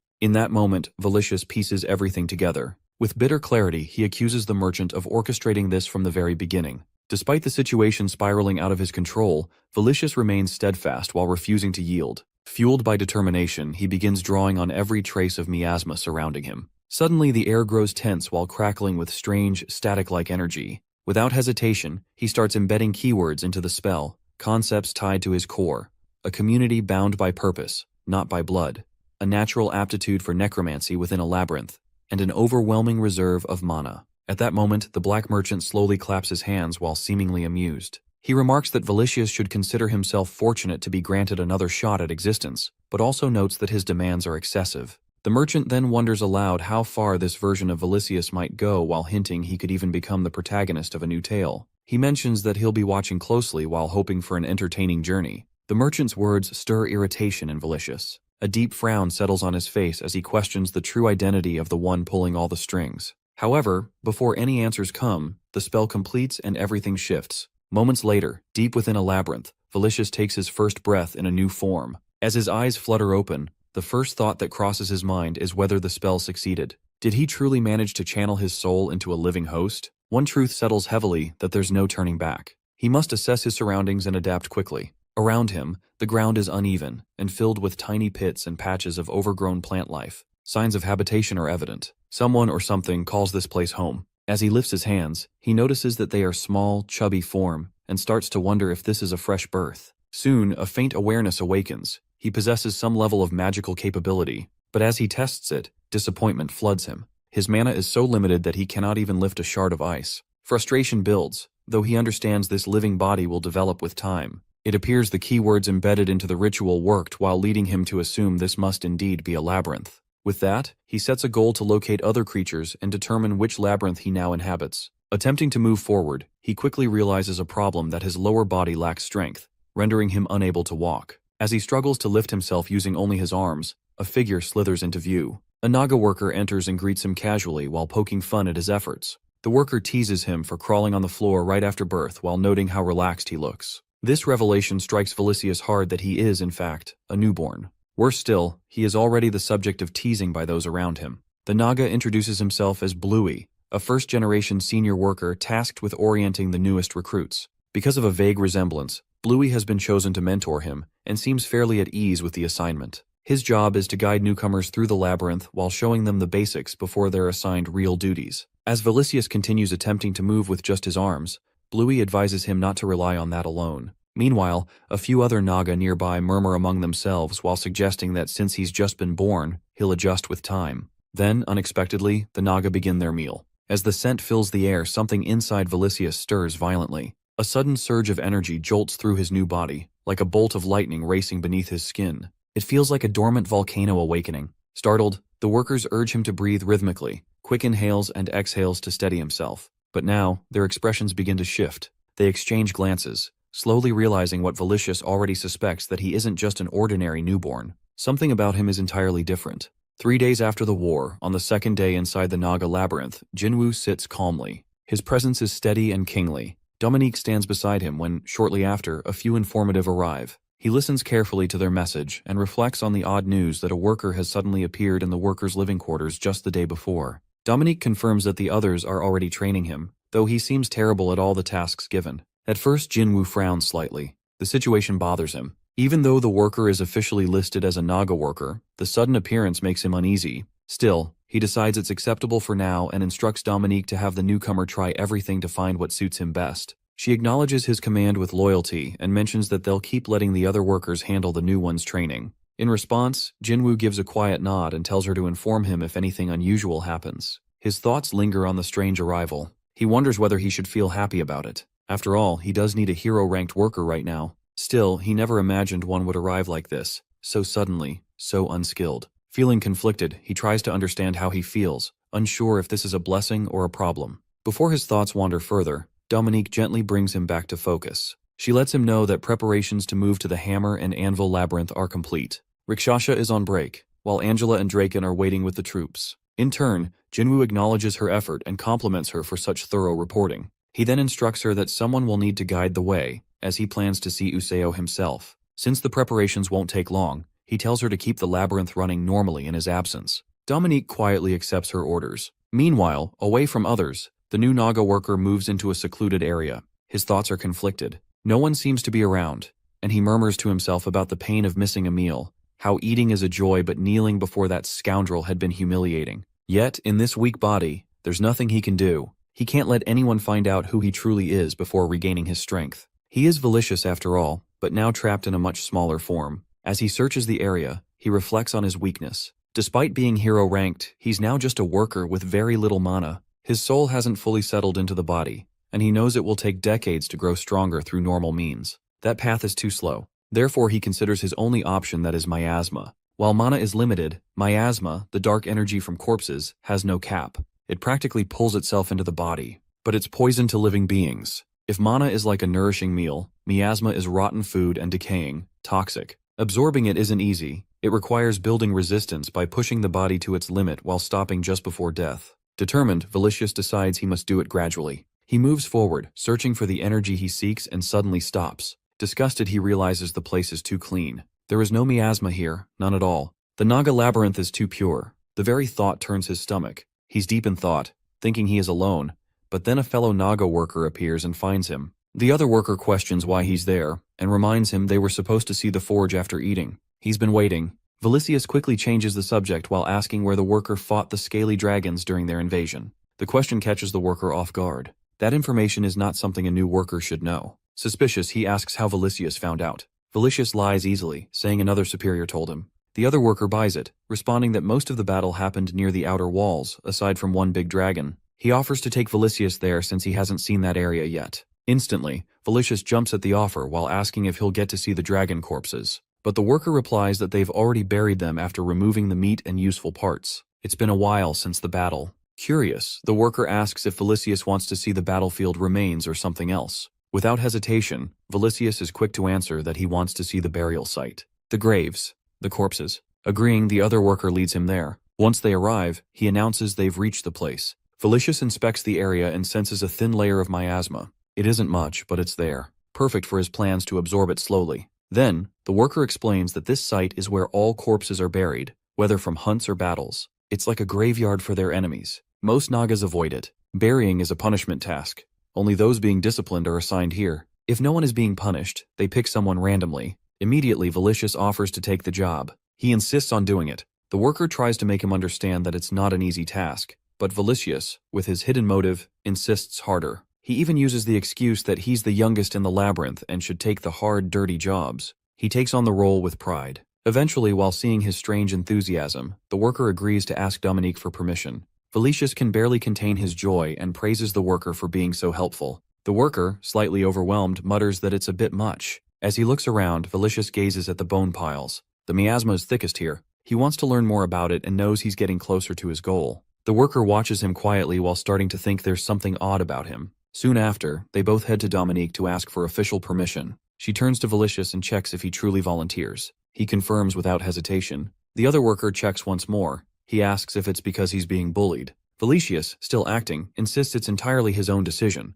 In return, Dominique warns him that the task won't be easy. With more Nagas in the labyrinth, they consume more food. That means about 10 corpses a day. Moving them alone will be difficult. Valicious assures her that he's only handling the leftovers after meat and leather are harvested. He declares it's his true purpose as a worker. He even says he must have been summoned just for this. Carefully listening, Dominique finds him strange that his obsession with the job feels unsettling. But since Jinwoo wants everyone to find their best-suited role, she accepts his offer. She releases him from his other duties and tells him he can tend to the burial site as its undertaker. Overjoyed, Valicious vows to work until his body breaks and his soul shreds. Dominique tells him there's no need to go that far, but she agrees. As she watches him leave, she decides to build a resting facility nearby. Quietly, she whispers how strange he is, and the other worker, while standing beside her, mutters that he told her so. Meanwhile, over at the Hammer and Anvil Labyrinth's forge, workers are busy. Suddenly, a messenger rushes in. He brings urgent news to the boss that the Naga troops are heading straight toward their labyrinth. They're expected to arrive in 2 days. The boss asks how many are coming. The scout responds that around 20 elite Nagas, a dragon, and a vampire. And Useo Gluttony is among them. That gets everyone's attention. The boss checks again. That was there a human with them? The scout nods and mentions an underground human was at the front. Maybe a slave? Immediately, Bullock scolds him. A scout should know better. That's no slave. It's the human baron of a labyrinth. They figured it out right away. The scout realizes his error and apologizes while praising both Bullock and Mulak for their sharp eyes. Suddenly, laughter breaks out from the boss. He thought they were going to exchange envoys, not show up in person. He commands everyone to gather, and preparations must begin immediately for the arrival of our dude. As Jinwoo and his group walk toward the Goblin King, he's surprised. What he sees is not what he expected, and the Goblin King isn't even a goblin. One of the guards behind the throne jokes quietly to the king that the same thing could be said about Jinwoo. Sitting calmly in a simple chair, the Goblin King greets Jinwoo. He calls him a human baron who rules over the Naga and points out how strange that is. Jinwoo starts to understand the situation better. He thinks out loud about how the goblins managed to grow so much. The Goblin King looks around the room and tells Jinwoo it was set up quickly. It's just an empty warehouse used for their meeting. He didn't think Jinwoo would come to their simple labyrinth himself. Jinwoo tells him it's good enough. In fact, he finds the whole labyrinth very well made. Jinwoo looks around and speaks with respect. He describes how the labyrinth is built between narrow paths with tall cliffs and deep pits. There's a moat around an outer wall, then another wall, and a central tower. Beyond that is a giant inner wall that even powerful dragons would struggle to break through. The design uses the land in a smart way while making it a strong fortress. The Goblin King explains that because there aren't many of them, they can't fight wild beasts well. So, they focused on making their home strong and improving their skills. But food is still a problem. They survive by secretly trading high-quality gear on the black market. Jinwoo thinks quietly. He realizes the goblins have been growing in secret while staying out of sight. Usio, while sitting nearby, makes a half-joke while saying the Goblin King was quiet so long he thought he was dead. The king laughs and tells that he never contacted him either. As they talk, Jinwoo starts to understand why other labyrinth leaders don't take them seriously. From the outside, this place looks small and weak, but even Jinwoo can't think of a good plan to take it down. Jinwoo asks the Goblin King why they were allowed so deep into the labyrinth's defenses. Was it a trap? The Goblin King calmly answers that he trusts Jinwoo. He says it would make no sense for Jinwoo to attack while asking for peace. They also have things that might help Jinwoo. The Goblin King looks at Jinwoo's group and lists their power. A vampire, a draken, an undefeated noble, and the king of gluttony. If a fight started, his side would be crushed. Many of his scouts still shake just seeing them. Jinwoo says sorry for scaring them. The Goblin King thanks Jinwoo for defeating Anaxtis and Velicius, who were big problems for him. Jinwoo is surprised by the honesty. The Goblin King says that staying alive sometimes means being humble. Jinwoo nods and explains why he came. The Goblin King says he needs time to think. He understands that Jinwoo wouldn't want dangerous groups left behind as he moves forward. That makes sense. Still, he adds that they rely on black market food because they can't hunt here. Their system depends on their down gem mines. He talks about the cost of loyalty. If he became Jinwoo's knight under a vassal contract, he would have to give up 30% of their down gem energy. That's too much. It would break their system before a war even begins. Jinwoo stops him to clear things up. He never meant to ask for subordination. Why would he demand loyalty from someone he just met? That's not how trust works. The Goblin King is surprised that if it's not a contract, then what it is. Jinwoo tells he wants allies, not servants. Friends in battle, not people he has to keep an eye on. He doesn't give knighthood without reason. This surprises the Goblin King. Even though Jinwoo is far stronger and higher in rank, he offers a partnership with no demands. Jinwoo goes on to say that after becoming an aristocrat, many envoys from other level 9 labyrinths visited. They pretended to congratulate him, but really, they wanted to see what the Naga labyrinth was like. But the Hammer and Anvil labyrinth's group was different. They brought a box full of valuable down gems, even though they needed them, and a detailed map of level 9 while showing all the other labyrinths. Thanks to that, Jinwoo was able to call in key forces and win against Velicius. Jinwoo reminds him that they've already fought together. He doesn't want to take, and he wants to give back. The Goblin King laughs and says Jinwoo isn't like a scaly dragon king or an undead. He adds that he could truly think about giving his loyalty to someone like Jinwoo. He then tells his guards, Mulak and Bulak, to bring something. When they return, Jinwoo's eyes go wide. They're holding weapons and armor made from obsidian steel and adamantite. The Goblin King says that since Jinwoo often breaks his weapons in battle, he had this set made. It's not pure adamantite, but it's strong enough that only a high-level aristocrat could break it. The best smiths in the labyrinth made it. Jinwoo is excited. He picks up the weapon and considers it excellent, and it will finally save him from always replacing his gear. He asks if he can really keep it. The Goblin King says yes. He thought about using it for a deal, but now it will be a symbol of their alliance. The Hammer and Anvil, the Naga, and the Gluttony labyrinths. The Goblin King says he never thought he'd leave his valley, but he's still a labyrinth master with big dreams. Now he's ready to step into the larger world. He promises to support Jinwoo. Jinwoo smiles and promises that they will prosper together. They shake hands to seal their alliance. Nearby, Usio complains to Angela while asking why Jinwoo even brought him along.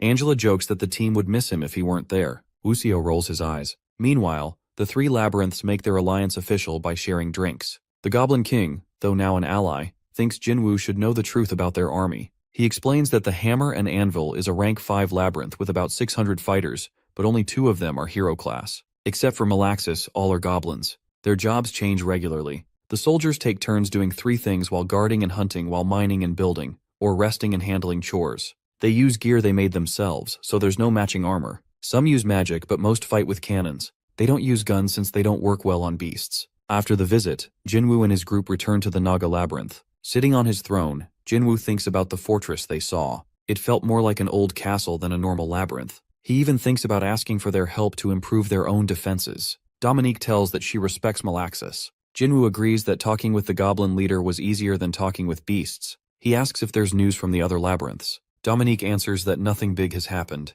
Jinwoo figures they have more time than expected and starts thinking about his next move. Suddenly, Qantas rushes in while looking shaken. He tells Jinwoo that envoys have arrived at the Naga Labyrinth. Jinwoo asks who sent them. Qantas says they are from the Illusion, Wanderer, and Marsh Labyrinths. The envoys come in and kneel before Jinwoo. Sitting calmly, Jinwoo listens as Dominique tells them to speak. If they came to brag about their alliances, she warns, they should leave now. But the envoy says they didn't come to boast. They speak for their labyrinths. They say that they deeply respect Jinwoo's success, but they're also worried. They fear his sword might one day point at them. So, they offer an idea that is a round-table meeting of all Level 9 Labyrinth Masters. Jinwoo is sitting quietly, his expression unreadable, when suddenly he raises a question about a certain meeting. This meeting is something the Naga workers had previously informed him about. With a thoughtful tone, he mentions that they're gathering all the owners of a Level 9 labyrinth. In response, the Naga worker confirms it while explaining that an important discussion must be held concerning the safety of Level 9.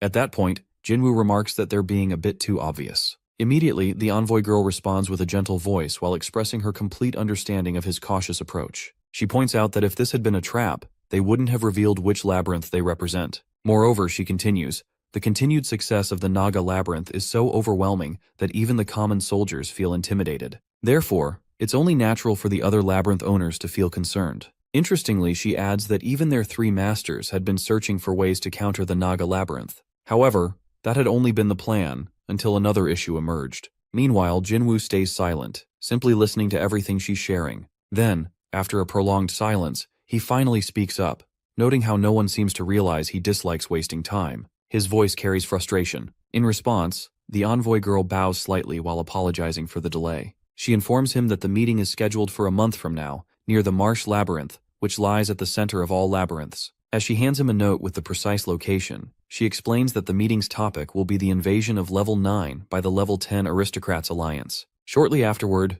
Jinwoo is seen standing with Qantas and Dominique. They are discussing the very meeting the envoys had just mentioned. Qantas informs his master that the envoys have already left the territory. Recognizing his effort, Jinwoo praises him for his thoroughness and instructs him to take another round just to be sure. As expected, Qantas nods and follows the order. With a deep sigh, Jinwoo reflects that the war ended barely a week ago, yet they haven't had a moment's rest. Now suddenly there's news of an invasion from the deeper levels. It strikes him as odd, especially since those aristocrats hadn't acted even during the Great Underground War. Consequently, he wonders aloud why they've chosen now to move. Furthermore, he's tired, not only because of the piling missions but also because his team remains exhausted. Dominique, sharing his concerns, notes that the whole situation feels too suspicious. She wonders if this is actually a trap meant to lure her master while knowing how clever their enemies are. After all, they never arrange a meeting without a hidden scheme. Jinwoo agrees that it's probably a trap. However, he admits that if there's even a slight chance the information is real, while ignoring it might lead to regrets later. It would be better to be deceived by the Level 9 owners than caught off guard by deeper-level aristocrats. Dominique accepts his reasoning and asks if he's planning to attend the meeting. He confirms that he will test their plan, but before that, there's another matter to look into. He refers to the black market merchant, who should still be in the desolate wasteland. Dominique quickly confirms this while explaining that the merchants are currently focused on restoring the ruins of the Death Labyrinth. Jinwoo decides to go check it out while thinking there might be something useful there. She hesitates, clearly concerned about him going alone, and begins to suggest that someone accompany him. However, he picks up on her unspoken thought and assures her that he can handle it himself. A few days later, Jinwoo arrives at the Deflate Wavelength while standing among the ruins of the Death Labyrinth. As he looks around, a black market merchant approaches with a seemingly polite greeting, though his face clearly shows irritation. Jinwoo notices this contrast and points out that he doesn't seem happy to see him. The merchant quickly replies that of course he is. After all, Jinwoo is their top client on level 9. Nearby, some Naga workers spot their master and begin whispering among themselves. They wonder what he's doing there and whether they've made a mistake, even though their task is simply supervision. Soon after, the black market merchant questions Jinwoo's sudden return while noting how he had vanished after the war. He explains that they're currently in the middle of reconstructing the labyrinth. Unlike the scaly dragon labyrinth, this one suffered such immense damage that it completely disappeared. Jinwoo then asks why they don't just work on the scaly dragon labyrinth instead. Misunderstanding the question, the merchant asks if he's giving permission to build a new labyrinth there. His tone carries hope, but Jinwoo immediately clarifies that he absolutely is not granting any such permission. The merchant, visibly disappointed, explains that's why they're starting the reconstruction here from scratch. Jinwoo remarks that the merchant makes it sound like all this is his fault. He then asks whether Valicious would rise from the grave once the site is complete. The merchant explains that a new labyrinth will indeed be built, but it won't be led by Valicious. This shocks Jinwoo, and he wonders how the merchant knows so much. The merchant answers that he's the one who dealt with Valicious's corpse. He goes on to recount how, when Valicious's body was lying on the ground, they noticed that his arms had regrown. Some even questioned whether he was truly dead, unsure how to tell if an undead creature was actually lifeless. Jinwoo asks for confirmation, and the merchant assures him that Valicious really is dead.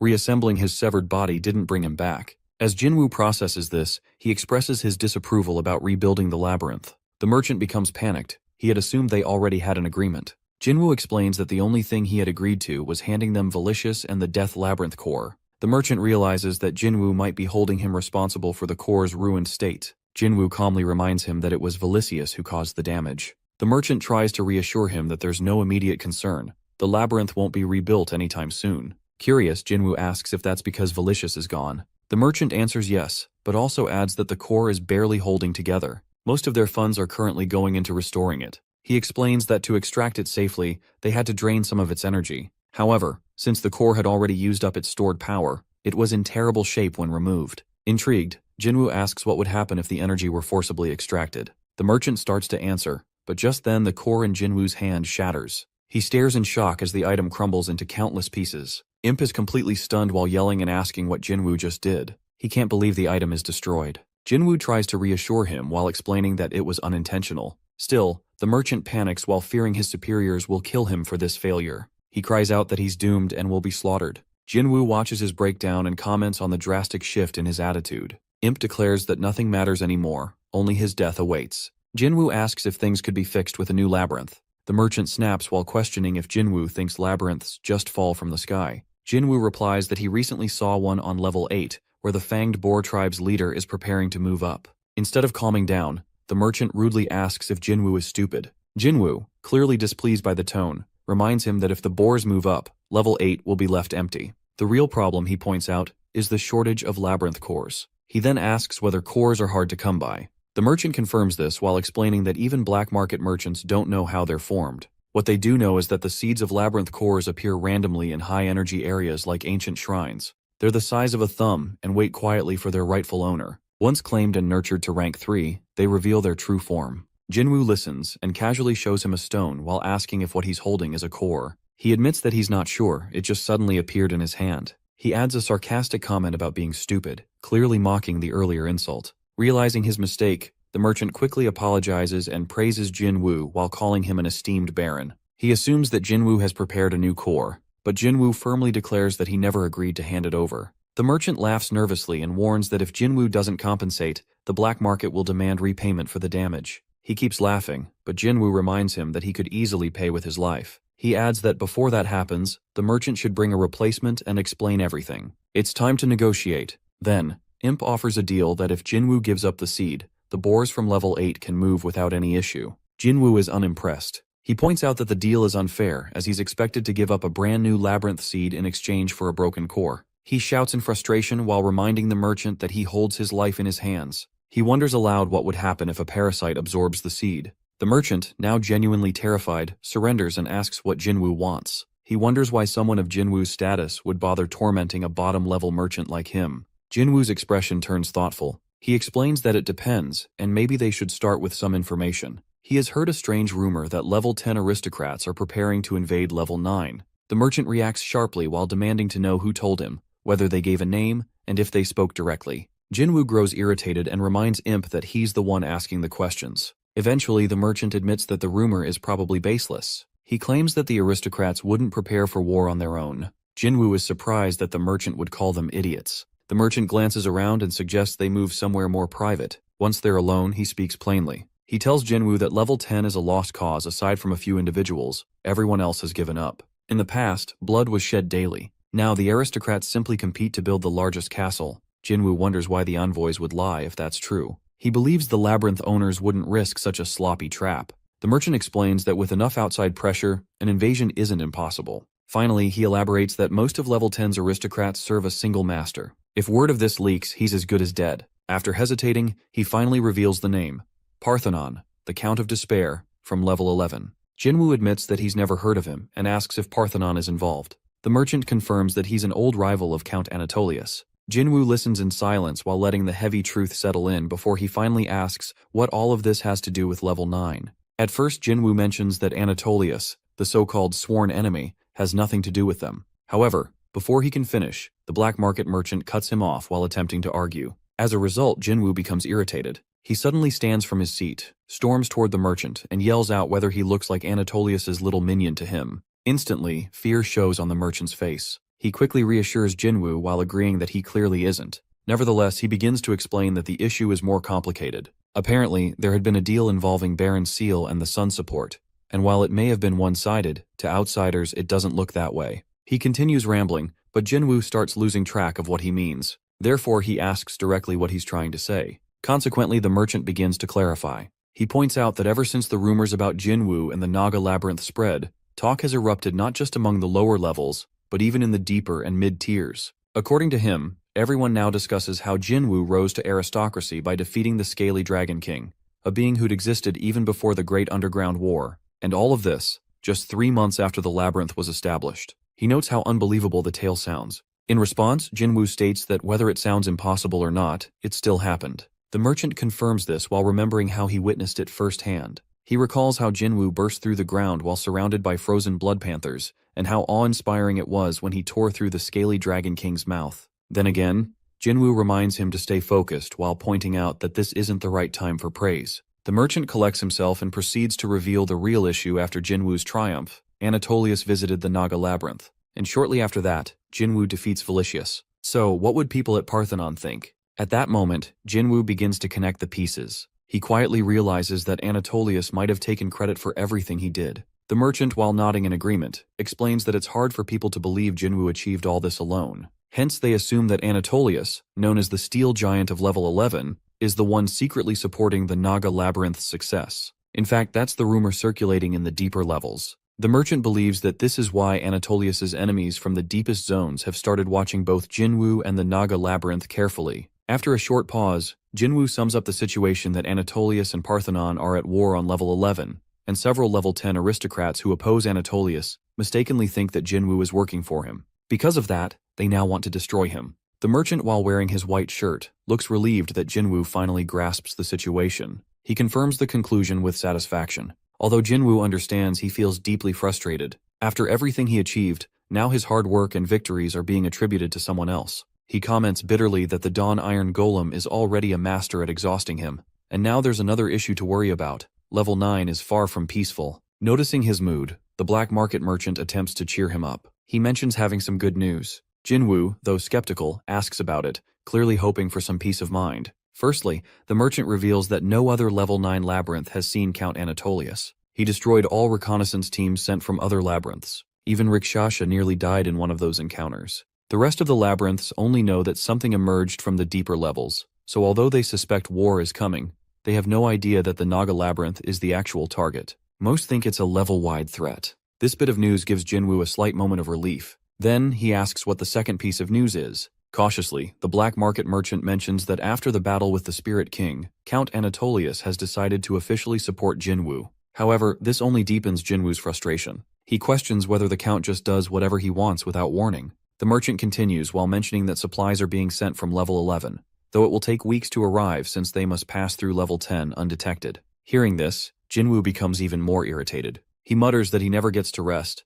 enemies just keep showing up one after another, and he has to keep fighting to protect both himself and his people. Before the merchant can end the conversation, Jinwoo interrupts while stating that he needs a bit more from him. The merchant, visibly shocked, reminds him that he already helped cover up the destruction of the Death Labyrinth core, assisted in moving a level 8 labyrinth, and even shared secrets about the deeper levels. Yet, Jinwoo rises again and calmly explains that the merchant had once said his life was at stake, and now this issue involves Jinwoo's life too. Out of exasperation, the merchant blurts out whether Jinwoo wants the clothes off an old man's back while insisting that he has nothing more to offer. However, Jinwoo firmly responds that there's still one thing he needs to know. He asks whether the merchant has ever visited level 10 in person. Reluctantly, the merchant admits that he has, though he isn't the one in charge. Jinwoo immediately demands to go with him on the next visit. Though angry, the merchant agrees while understanding he has little choice. A few days later, Jinwoo shares everything with his team. Dominique, completely shocked, repeats what she heard that Jinwoo actually decided to accompany the black market merchant to level 10. Calmly, he confirms that they will depart in a week, while pointing out that knowing their true enemies will help with preparation. Dominique, however, expresses concern while warning that it's still a dangerous journey. Jinwoo replies that avoiding danger underground is impossible, and he plans to disguise himself as a mercenary bodyguard. There's also an unspoken rule that owners can't attend black market rounds openly. Angela then steps in while explaining that things are different in the deeper levels. There's a reason merchants hire mercenaries. Creatures in those zones can easily see through camouflage, and hordes of thieves roam freely. Jinwoo questions whether she truly thinks black market merchants are so amateur that they would get robbed. She acknowledges that they're well prepared, but also reminds him that anything could happen. Everyone remains tense, still worried for Jinwoo's safety. To ease their concerns, he assures them that he'll be fine. Rakshasha speaks up while acknowledging the need to scout the deeper levels, but also pointing out the risk of exposing a labyrinth owner to constant danger. She reminds him that while subordinates can be replaced, the labyrinth falls if he dies. She even volunteers to go in his place. Jinwoo, however, gently but firmly disagrees. He values his subordinates while including her, and won't treat them as disposable. She presses further while stating that he always leads from the front lines. He raises his voice then while asserting that his decision is final. He thought he was done with level 9's threats, but now the aristocrats want him dead. To survive, they must keep risking their lives just like they always have. He doesn't know if the labyrinth will level up at just the right moment again, or if allies like Valicious will show up. They can't count on luck forever. Dominique tries to object again, but he stops her while declaring that he will be in his private chamber, and not to disturb him unless it's urgent. Exhausted, he walks away. While heading to his chamber, he quietly reflects. He understands why they're all worried. No matter how strong the labyrinth becomes while everything ends if he dies. Yet, there's a major difference between hearing about enemies and observing them directly. This is something he must do himself. Every time he defeats someone, an even stronger foe appears. He recalls how his sword barely left a mark against Valicious, and knows he must grow stronger. Right then, Draken appears while calling out to him. Without turning around, Jinwoo reminds him not to disturb him, but hearing the voice clearly, he turns and recognizes him. He asks what's wrong. Draken explains that Qantas is asking for him because a mercenary showed up. Jinwoo, now used to being interrupted, sighs and notes how mercenaries have been appearing daily ever since the fight with Valicious. He had already instructed Qantas to turn them away. Just as he prepares to leave again, Draken adds one more thing, that the visitor is a hero rank. Jinwoo stops in his tracks, visibly shocked, and hurries outside. At the Naga Labyrinth Plaza, the new visitor introduces himself. He claims to be Balzac, the wandering knight of the underground. He expresses admiration for Jinwoo's achievements and claims to have braved forests and marshes to meet the undefeated commander. He asks whether this is how such a commander treats his guests. Qantas tries to ask the reason for his visit, but Balzac interrupts while stating that he seeks a duel. He adds that no true knight would challenge someone weaker than himself. Qantas explains that Balzac's attitude is the problem. Balzac, however, challenges his view while questioning how a warrior like Qantas can't understand his reasoning. Qantas admits that he does, but insists on doing his job. Growing impatient, Balzac mocks him while asking if he's truly a knight. He points out that a real knight should have a horse, yet Qantas doesn't even ride one. As tensions rise, a voice interrupts them. They turn and see Jinwoo and Draken approaching. Balzac grins, surprised by Jinwoo's appearance, and comments that he looks smaller than expected. He then offers his sword if Jinwoo defeats him in a duel. As he rambles, Jinwoo cuts him off and announces that he'll handle it. Silently evaluating Balzac, Jinwoo notes that he appears as strong as Qantas, possibly stronger, but still weaker than Draken. He then questions the real purpose behind the visit. Balzac again claims that he just wants a duel to test the undefeated commander's strength. Jinwoo presses him while stating that he doesn't know if Balzac thinks he's foolish or if he truly is. He calls the duel excuse a clever front but points out the mistake, If Balzac really wanted to hide something, he should have removed the armor. He then confronts Balzac directly while asking what an Anatolius soldier is doing here. Suddenly, Balzac transforms into something monstrous, eyes filled with fury, and he roars never to utter that wretched name again.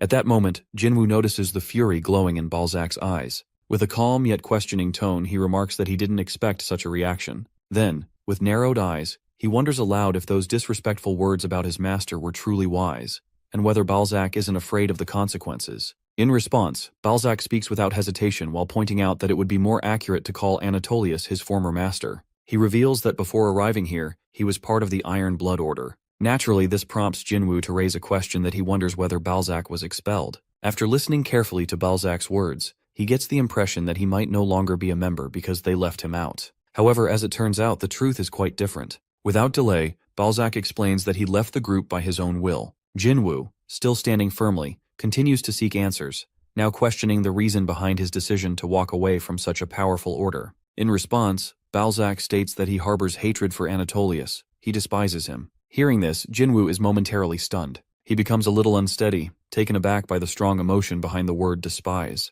Then, suspiciously, he wonders if Balzac is simply mocking him. Balzac, while trying to clear the air, insists that mocking was never his intent. Still, Jinwoo raises a skeptical eyebrow. He can't help but wonder who in their right mind would willingly leave Count Ironblood's order to serve a mere baron, especially one from level 9.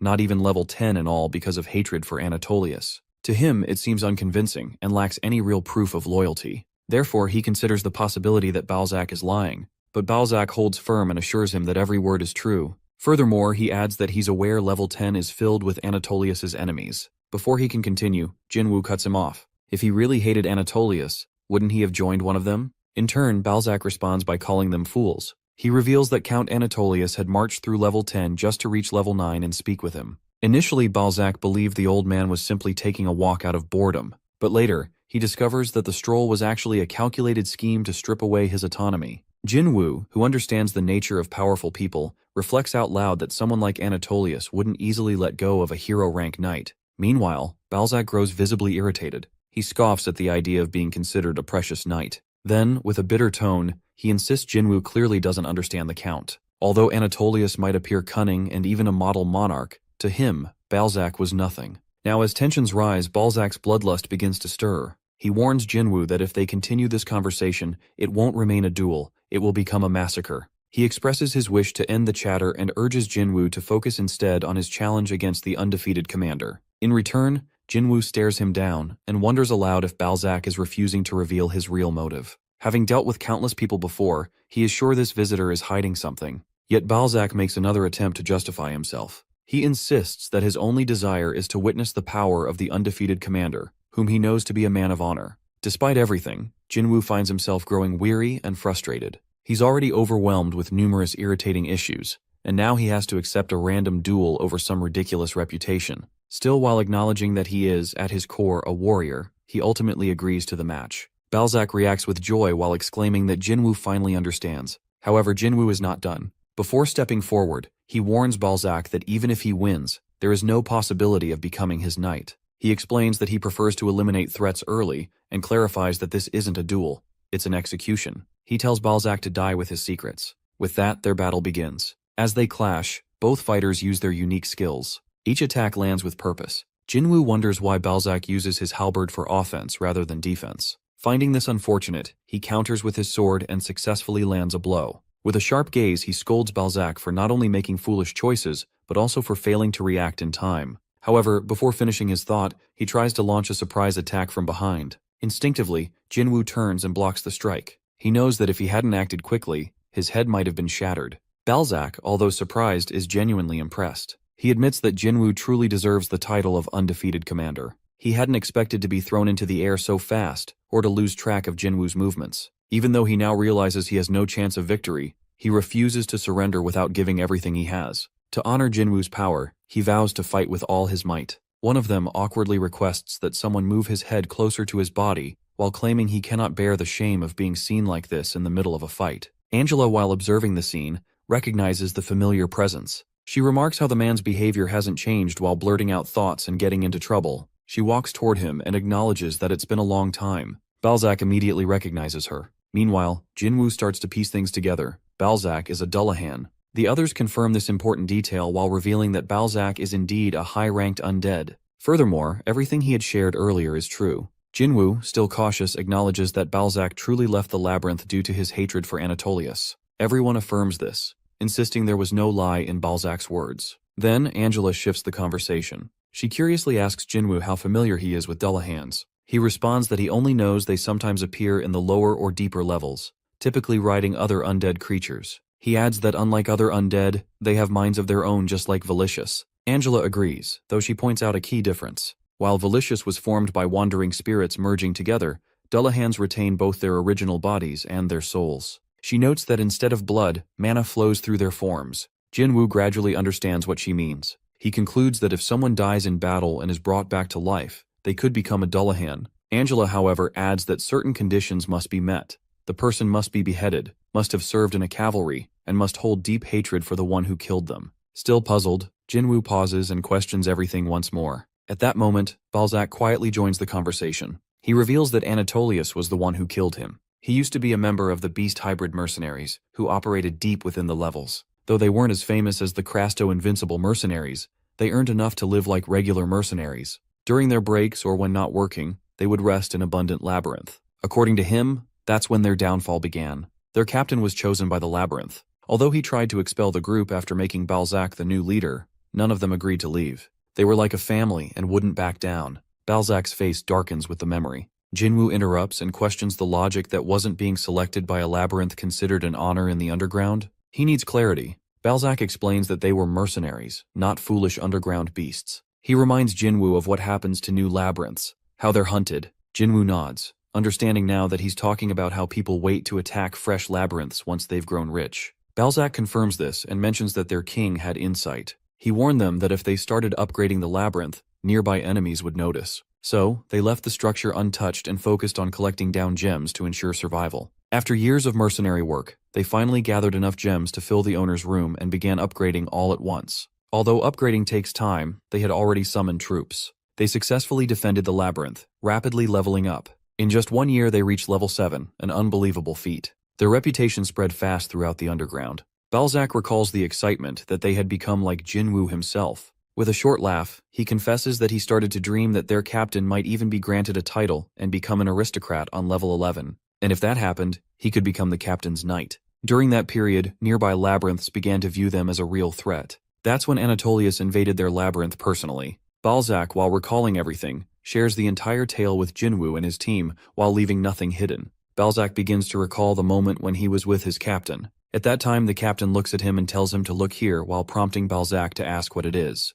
However, the captain surprises him by pointing out that Balzac is the captain now and wonders how long he plans to keep calling him that. In response, Balzac shrugs off the title while claiming he never wanted that troublesome job in the first place. The former captain chuckles and reminds him that if he's talking to a labyrinth owner, he should already know what that means. As a result, Balzac laughs at those words. His reaction draws everyone's attention while leaving them surprised to see him in such a state. He then declares with confidence that he's on a whole different level compared to the common mercenaries. Meanwhile, the other mercenaries glance at him, clearly irritated by his laughter. They mock him while recalling how he had thrown a tantrum when he first became a labyrinth owner. They wonder if he's actually scared. Suddenly, one of them points out something alarming that they all turn and see a giant figure moving 100 yards in a single step. None of them have seen anything like that before. Their captain laughs again while admitting it's hard for him to even stand as his legs are shaking. Still, he reassures everyone that they'll be fine. Though this might be the worst they've ever faced, they've always pulled through with hard work. He insists that this is just a bigger obstacle.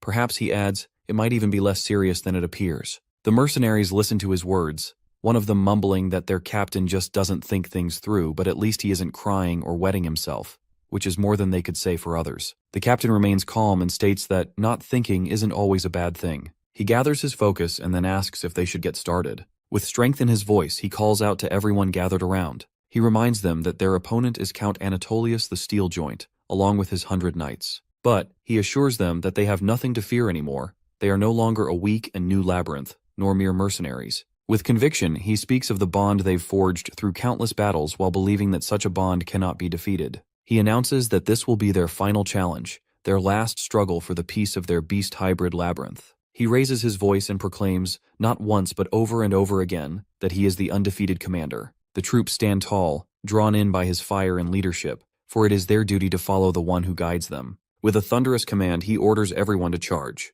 Immediately the troops obey and rush forward, ready to face their enemies head-on. Meanwhile, on the other side, Lieutenant Hestia approaches his master and delivers news. He calls out to him, and the master reflects on their opponents. He refers to them as pitiful beings, yet feels a certain nobility that only comes from foolishness. In his own way, he plans to show them respect. With a shout, a powerful blast erupts around him. He lifts his sword and prepares for combat while warning everyone nearby to brace for impact. A bright, massive sword forms in front of them, crafted by the master's own hand. He gives it a name, So Infortuna, and the real fight begins. Two mighty forces stand ready to clash, both fighting for what they believe is right. Eventually, Balzac and his team arrive, but the situation takes a dark turn. Chaos erupts as everyone attacks each other. The commander, while carrying a wounded mercenary in his arms, reaches Balzac. He tells him to take the injured with him and pretend to be dead. He'll stay behind to defend them. The commander apologizes while admitting he underestimated the enemy's strength. He pleads with Balzac to protect their fellow mercenaries. They had believed their enemies weren't too strong and that they could handle them, but everything changes.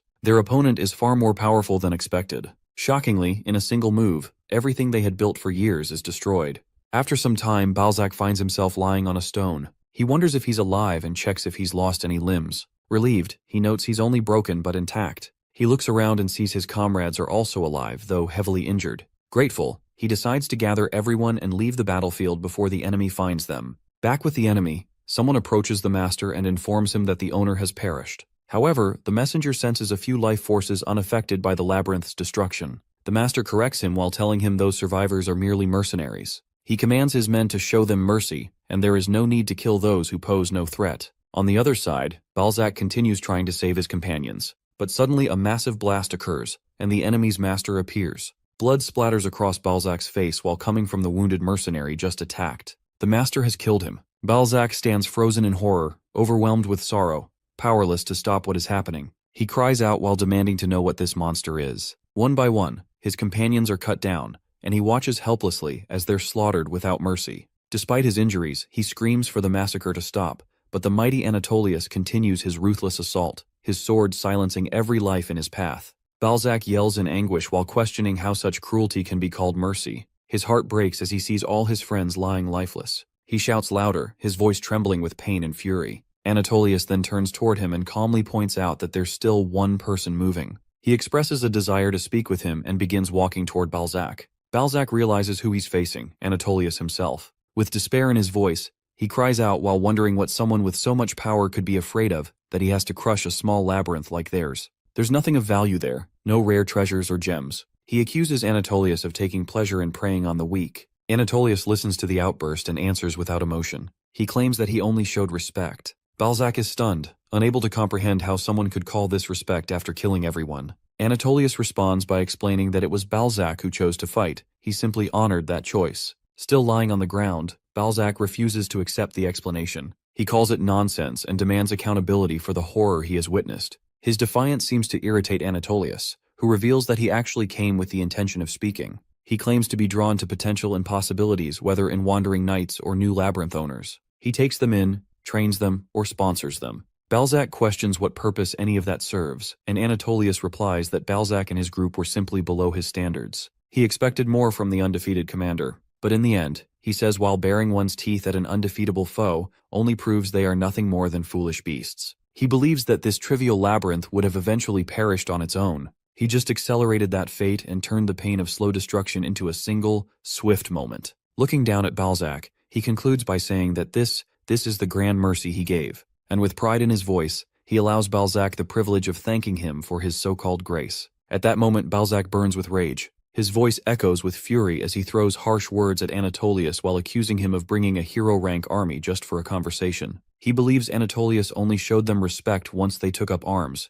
and before that, thousands of his kind were wiped out instantly as if it were some favor. Consequently, he throws back a bitter remark, while feeling insulted that Anatolius expects gratitude after slaughtering so many. With fury bubbling over, he rises, his whole being trembling with anger. Immediately, he gathers all his power while preparing to launch a violent attack, his twisted way of showing appreciation to the one who destroyed his comrades and demanded thanks in return. Meanwhile, Anatolius watches him and responds calmly, his voice steady and composed. He points out that surrendering to emotions and letting despair take over isn't bravery, but foolishness. Still, he stands there, undisturbed, fully aware of his strength, and completely certain that no human could ever harm him. In response, Balzac throws back a bitter remark while calling his opponent's words nothing more than the same speech heard from every other survivor. Anatolius responds without flinching while noting how unoriginal such lines are. Furthermore, he considers the labyrinth just another place filled with brainless beasts, and expresses a wish for something new and something different.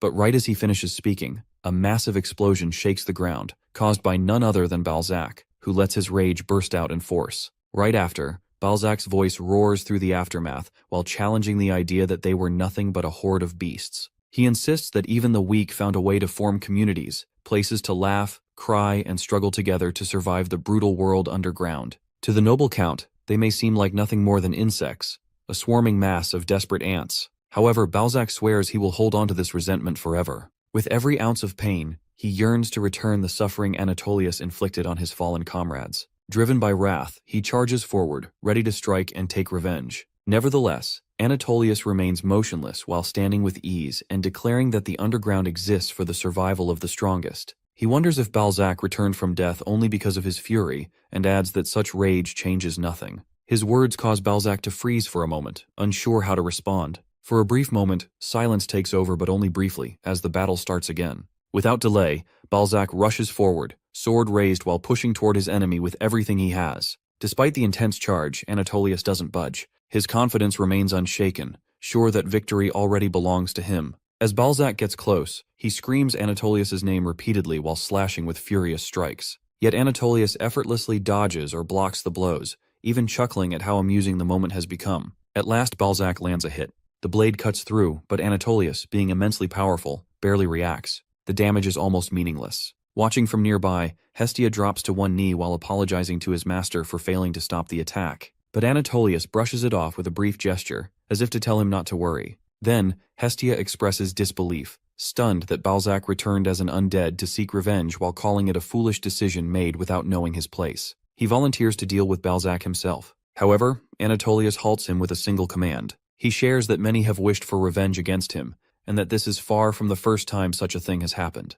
He explains how Dullahans, born from hatred, rarely succeed in their quests for vengeance. Most lose their minds, consumed by their fury while destroying everything in sight. In agreement, Hestia notes that he too has heard how they often lose themselves. Anatolius leans back and issues a surprising order to take Balzac in as a knight and begin training him properly. The command leaves Hestia in shock, unsure how to react. Clearly, he had expected Anatolius to destroy the one who challenged him, not welcome him into his ranks. Wanting clarity, he waits, and Anatolius offers an explanation. He finds Balzac interesting and believes that, by keeping him close to the source of his anger, he might preserve his sense of self. As long as Balzac continues to pursue revenge, he may not fall apart completely. Anatolius finds this entertaining while wondering how long the savage spirit will last before it finally shatters. He considers Balzac a curious prize he happened to acquire. Later, the story shifts to the present, where Balzac shares his past with Jinwu. After listening in silence, Jinwu eventually responds while questioning whether he really became the Count's knight just like that. Balzac explains further. When he first woke up in the labyrinth, all he could think of was causing pain. He fought wildly, full of pride, but couldn't even defeat the lowest-ranking knight. Clearly, Jinwu struggles to believe this. He exclaims that Balzac is still hero rank and should have been strong enough. He tries to remind him of his value. At that moment, Angela joins in while revealing that all 100 of Anatolius's Iron Blood Knights are at least hero rank or stronger. She shares this after being ordered to provide more information. Upon hearing this, Jinwu feels shocked. He mutters to himself that there's no way to win. This force is more powerful than anything he had imagined. Even facing 10 of them would be overwhelming, let alone 100. On top of that, Anatolius himself is far stronger than he expected. Just then, Balzac speaks up again while asking if he can finish the rest of his tale. Jinwu waves him on while allowing him to continue. Balzac recalls that not much happened after that. His spirit slowly broke down from the endless cycle of rampaging and being restrained. Eventually, Hestia came to talk to him directly. At that point, Hestia unleashed a storm of insults, telling him off harshly. She mocked him for not knowing his place while calling him a pathetic beast. She told him that no matter how hard he tried, he couldn't lay a finger on Anatolius. Her words were cruel. She ridiculed his intelligence, asked if his brain had rotted after becoming undead, and compared him to bacteria. Then she shared Anatolius's final message that if he wanted any chance of survival, he had better get stronger. Reflecting on it now, Balzac thinks her message was simply the Count's words delivered through her mouth. She had been ready to kill him if he didn't listen. He jokes that having his head was just a figure of speech after all, his head is still attached. Jinwoo responds with a chuckle while indicating there's no need for further explanation. Angela, however, asks why he went to such lengths to hide his identity. Balzac explains he had heard the Baron had encountered undead recently. Since he himself is one, he thought the Baron might hold some bias. Then, Jinwoo moves closer while pointing out that being undead is far better than challenging him out of nowhere. He teases Balzac while reminding him of their past encounter. Balzac lowers his head and apologizes for that. Eventually, Jinwoo accepts it while nodding that he now understands him better. Though the story was long, he found it useful. He mentions that Angela could have shared the same information, but thanks Balzac anyway. Then he suggests they head to the Naga Labyrinth's training grounds. As they begin walking, Balzac questions the location. Jinwoo reminds him of the duel he requested while noting that destroying the plaza again would only create problems for the workers. Besides, he's curious to see how strong his new knight truly is. At last, Balzac's face lights up with determination. He finally understands what Jinwoo means. With new resolve, he declares that this time, he will fight with all his strength. Within the Naga Labyrinth training arena, Jinwoo and Balzac cross paths once more. The latter remains steady, his weapon gripped tightly in his hand. Yet, a flicker of confusion clouds his expression as he questions why his opponent hasn't unsheathed his own blade. Jinwoo calmly expresses his preference to avoid taking his life, even though Balzac no longer walks among the living. In response, Balzac remarks with a sharp tone that Jinwoo must assume he's feeble. However, he cautions him not to anticipate a repeat of his earlier performance. With that, he lifts his weapon, a fierce resolve shining in his eyes while making it clear that he won't restrain himself this time. Jinwoo, unfazed, welcomes the change. In the next instant, Balzac charges forward with a mighty swing, but in a seamless motion, Jinwoo counters with equal force while landing a decisive blow. The aftermath is swift. Balzac collapses, his body still while his head lies detached beside him. As he lays there, a wave of disbelief washes over him. He hadn't imagined Jinwoo's might to be this overwhelming. It stuns him that he couldn't endure even 10 seconds. Accepting defeat, he admits that he had underestimated his foe. However, he adds, with a hint of lingering pride, that he isn't at his peak without his mount. Jinwoo, curious, asks if that means he'd be stronger astride a horse. To that, Balzac confirms, his tone steady while explaining that he was never meant to fight on foot like an ordinary soldier. Being a cavalry knight, Balzac believes firmly that a true knight must engage in battle while mounted. With that thought, he rises and reattaches his head without hesitation. Observing him, Jinwoo curiously inquires whether Anatolius failed to provide him with a steed or any kind of beast when he inducted him into his ranks. In return, Balzac responds that such an effort was indeed made, yet complications arose. His identity as a Dullahan had created unexpected limitations. Although he isn't entirely certain of the cause, one truth remains that Dullahans are unable to ride any living creature. Jinwoo finds the situation increasingly troublesome. The idea of acquiring an undead mount appears far more complicated than he anticipated. Reflecting on it, he notes that while he has encountered undead beings that walk on 2 legs, he has yet to come across any undead creature moving on 4. Meanwhile, Felicius silently scoffs at the conversation, inwardly mocking their struggles. In his mind, while locating an undead horse seems as easy as picking his nose. Just then, Angela joins in, suggesting that had the black market merchant kept Felicius around, they might have forced him to lend them some assistance. Upon hearing this, Felicius privately acknowledges that the girl possesses sharp instincts, though he still wouldn't lift a finger to aid her, not even if he were alive. However, Jinwoo responds while expressing doubt about the merchant's usefulness. Though he concedes that the man led a formidable force, he also points out a glaring weakness that his chimera crafting skills were severely overrated.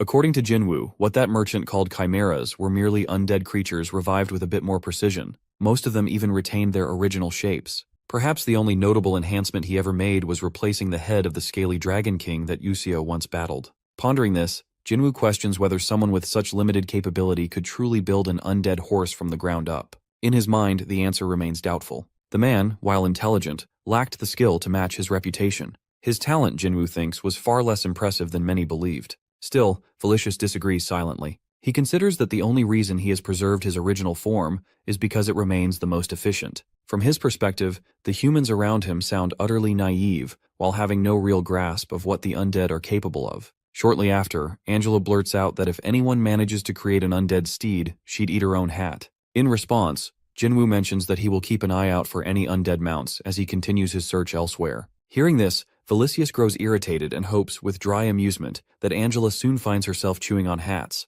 After that, he heads over to a group of Naga workers nearby. One of them mentions that the individual in question seems all right. He's eating, breathing, and functioning, but there's still concern about whatever mischief he might stumble into next. Another adds that the real issue isn't external trouble, but rather the damage he tends to inflict upon himself. According to them, he doesn't get involved in too many wild stunts, nor does he go around wrecking things. As their conversation continues, another Naga worker approaches and casually asks what the group is chatting about. The others greet her warmly and offer her something to eat while assuming she's on break. However, she informs them that she's just returned from lunch and has to get back to her duties. Still, her curiosity lingers, and she asks again what they had been discussing. In response, one of the workers brings up a new topic while mentioning that she hasn't met him yet, and that, finally, she has a newcomer assigned under her. Pinky immediately becomes curious and asks where this newbie works. They're quick to tell her that he's stationed at the burial grounds. Her expression shifts in an instant as she's taken aback. Wanting more information, she inquires about who he's working with.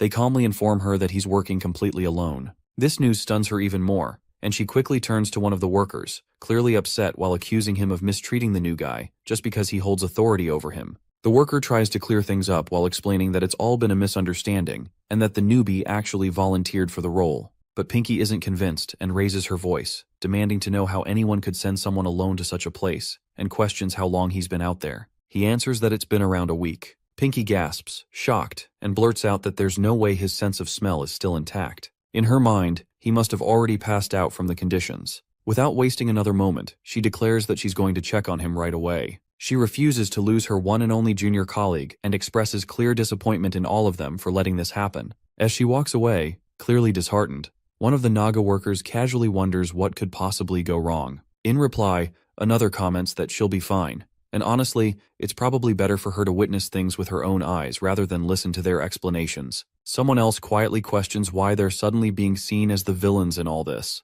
Meanwhile, Pinky moves forward, her frustration rising with every step. She's furious with the workers while struggling to understand how they could leave the newbie in such a place. The thought of him spending an entire week at the burial grounds weighs heavily on her mind. A creeping fear takes hold. She worries that she might already be too late. As her thoughts spiral, an old memory surfaces. She recalls how, when she was first brought into the world, a Naga worker had looked after her with great care. The memory stings, and she starts to wonder where that kind soul is now. The guilt seeps in deeper. A question begins to echo in her mind that could this all be her fault? Is the newcomer suffering because she had been too cherished to ever consider sharing such responsibilities? Determined to set things right, she rushes toward the burial site, shouting heartfelt pleas for forgiveness while calling herself a sinner. The further she goes, the more uncertain she feels. At one point, she even questions whether she's gotten lost. The sign indicates it's indeed the burial area, but strangely, the overwhelming stench she expected is missing. Noticing a door ahead, she stops, alarmed by what it might mean. An enclosed space behind it could suggest poor ventilation, and if so, he might have suffocated.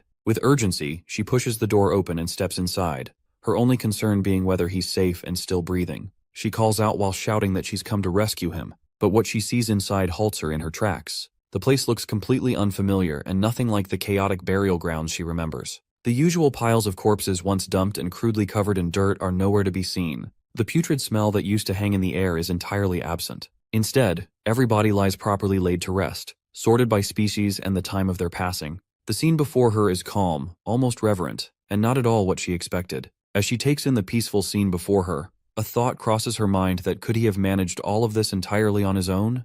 Her eyes drift toward a structure nearby, one she's certain she hasn't seen before. Curiosity nudges her forward. Peering through the window, she spots Felicius inside. The moment she sees him, it hits her that he really is her junior. Inside, Felicius sits quietly while sipping tea, yet his thoughts are anything but calm. He reflects on the constant challenges his own body presents, especially when it comes to summoning. From outside, she watches him speak softly to himself, puzzled at first by his words. He murmurs about the week he has spent absorbing miasma, yet he remains unsure whether his physical form can endure the pressure of another summoning. As she observes him, a wave of emotion settles in. Despite accepting his circumstances and lasting through the entire week, he now stands at the edge of his endurance. His concern isn't just visible that it's heavy. He fears that his strength might finally give out. Meanwhile, Felicius continues weighing his odds. He thinks that perhaps with more experience and enough caution, he can push forward without issue. He clings to the hope that careful effort will be enough. Watching this, she feels a deep sense of admiration. Even though he knows he's nearing his breaking point, he still tries to offer something meaningful to the labyrinth. It moves her, especially knowing that he's younger than her. Despite that, she can't help but feel a sense of respect. Her gaze falls on the distinct horns, the textured scaly skin, and the defined form shaped by long hours of labor. Unlike others who waste time lounging around the bar, he's been transforming himself through tireless effort. At that moment, she makes a decision. If he keeps pushing like this alone, he's bound to collapse. But with the two of them working side by side, they can finish the job in half the time. After all, the burial site remains the most avoided corner of the labyrinth. That's why it'll just be the two of them now. With her mind made up, she steps forward and approaches him. With warmth and purpose, she lets him know that she's there to support him. Then, without hesitation, she invites him to join her, and together, they'll bury the dead. Valicius expresses to her that he believes he had already informed everyone of his intent to oversee the burial site alone. However, she responds with reassurance while telling him he doesn't need to shoulder the weight of the task all by himself. She admits she hasn't yet contributed, but he insists that his efforts stem purely from personal will. Moved by his resolve, she praises the quiet perseverance he continues to show while putting the needs of other Naga before his own, and remaining firm despite the alluring ease he could embrace. He acknowledges that she seems to grasp his reasoning, and in return, she comforts him, while assuring that her presence is of her own choosing. She gently reminds him that even if he did give in, none of the Naga workers would fault him. Still, he refuses entirely. He reminds her that this burial site is a sacred space granted to him by a Naga maid, something he holds dear. He points out that she must also have responsibilities elsewhere, and that abandoning those duties just to be here would be unwise. Then, with a quiet intensity, he questions whether she's attempting to challenge the labyrinth's law. At that moment, she begins to truly understand, despite the harsh conditions he faces, he does not waver. His concerns are not centered on his own struggles but on preserving the labyrinth's harmony. She marvels internally that how can someone with such steadfast loyalty still exist? Without raising his tone, he urges her to depart if she comprehends his stance, as his time is consumed with his responsibilities. She concedes while acknowledging the scale of his workload, but adds softly that there's no need for him to be troubled. Dominique, she mentions, is already aware of the difficult state of the burial grounds. With a calm but determined air, she assures him that if she explains the situation properly, Dominique will surely understand. She promises to return with formal approval while offering a small reassurance before departing. Her final words are light, but carry weight as she tells him to wait. Hearing this, Valicius finds himself quietly taken aback. He finds himself stunned, unable to grasp who this eccentric Naga really is. Finally, after a long struggle, he manages to resume his training. Each day while following every meal, he must engage in meditation within chambers dense with miasma, 3 times without fail. Skipping even one session is out of the question, for his purpose isn't merely to accumulate miasma, but to fundamentally transform his physical form. Deep down, he begins to suspect that the Naga maid might assign that strange pink creature to the burial site. A thought crosses his mind that should he just split the area into 2 sections to avoid unnecessary trouble? Meanwhile, Pinky makes her way to Dominique, who grants her permission and encourages her to give it her all. Yet despite this, Valicius remains uneasy. He reflects silently while believing that someone with her erratic nature isn't suited for the gravekeeper's work. Then, a darker notion creeps in that could she be planted here to keep watch over him? He doubts anyone truly knows his secret, yet a lingering sense of suspicion hangs in the air. If they don't have proof, they might still be watching. The idea unsettles him enough to wonder that should he eliminate her? If he locks her in a miasma-heavy chamber, she wouldn't survive even 10 minutes. But the risk is too great. If their informant vanishes, it would surely draw attention. Instead, he shifts his focus. He must seal off the rooms with deadly miasma levels and begin carving out a hidden tunnel that leads to the underground Chimera lab. Driven by urgency, he resolves to complete everything before the day ends. The following morning, precisely at 8 a.m., she appears before him. Calmly, she notifies him that the new recruit has arrived. Introducing herself as Pinky, she shares that she's been officially placed in the role of the gravekeeper's assistant from this day forward. She informs him that she's been removed from all other assignments, and from now on, they'll also be sharing living quarters. Noticing his intense gaze, she casually remarks that he shouldn't look at her that way. In response, he questions whether she has been told about his terms by the Naga maid. She affirms it with confidence while explaining that the gravekeeper's directives take precedence over Naga hierarchy. She also assures him that he will receive 1 uninterrupted hour of solitude after every meal. He emphasizes how critical that rule is and adds that they must never disturb one another's personal space or initiate unnecessary conversation. She acknowledges the boundary with an easy tone, mentioning that the place likely holds a great deal of energy. Yet internally, Valicius finds her attitude shallow and a bit crafty. With a calculating mindset, he decides to assign her work so grueling that it drains her completely. His plan is simple: that once the situation becomes too uncomfortable, she'll leave on her own. Still, he maintains a composed face and asks if she's prepared for her first day of duty. Deep down, though, he quietly wishes that the workload proves too much for her, perhaps even to the point of collapse. Despite his hidden thoughts, he can't help but feel a sense of pride while believing himself impressive for starting a demanding day with calm determination. Meanwhile, she seems genuinely thrilled, eager to give her full effort. Soon after, she notices a stack of discarded remains and curiously asks about them. He informs her that they're leftovers from the morning meal, and instructs her to sort out the usable pieces and bury the rest, all before lunchtime. He coldly adds that she's free to give up if the work feels overwhelming while assuring her it isn't too late to quit. However, her reaction isn't what he expects. She grows emotional and asks if he had been carrying out all this grueling labor alone. Touched by the thought, she becomes even more determined to support him wholeheartedly. He then prompts her to begin, and she responds with enthusiasm while saying that she's ready, and they can handle it together. As he watches her spirited response, Valicius reflects to himself. Though she's full of energy now, he doubts it will last for long. An hour slips by as both continue with their tasks, and soon 2 hours pass without pause. By the third hour, she turns to him with a light breath and informs him they've completed everything before lunchtime.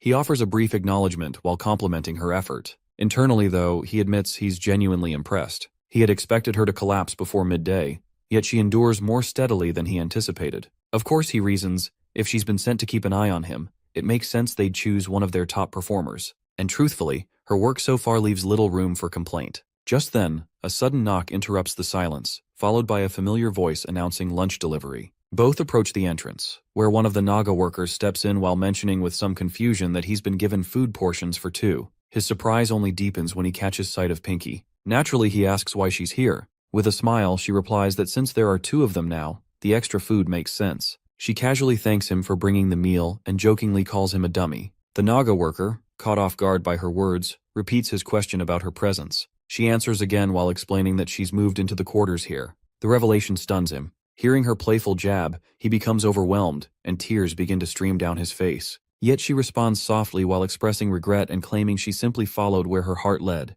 Trying to keep his composure, the Naga worker assures her he won't stand in her way. Though she's left, he says he'll find comfort in knowing she's happy. He turns to Valicius with sincere eyes and urges him to look after her while warning that if she's hurt or made to cry, he won't forgive it. With trembling emotion, he confesses his love and begs her to cherish the moments they shared. Her tears start to fall too, and she calls after him as he turns away. Meanwhile, Valicius stands quietly while observing the entire scene with sharp suspicion. To him, she seems completely unhinged, just another unpredictable Naga. He can't shake the feeling that everything is orchestrated. In his mind, this drama is only a setup to lower his defenses. He believes that once he lets his guard down and begins absorbing miasma again, the real assault will begin. But he isn't one to sit back. With determination, he resolves to disperse his own miasma while using it as a subtle way to monitor her every movement. In his eyes, there are no blind spots. If anyone is being watched, it won't be him, it'll be her. Finally, after the meal, his allotted time alone arrives. The atmosphere shifts,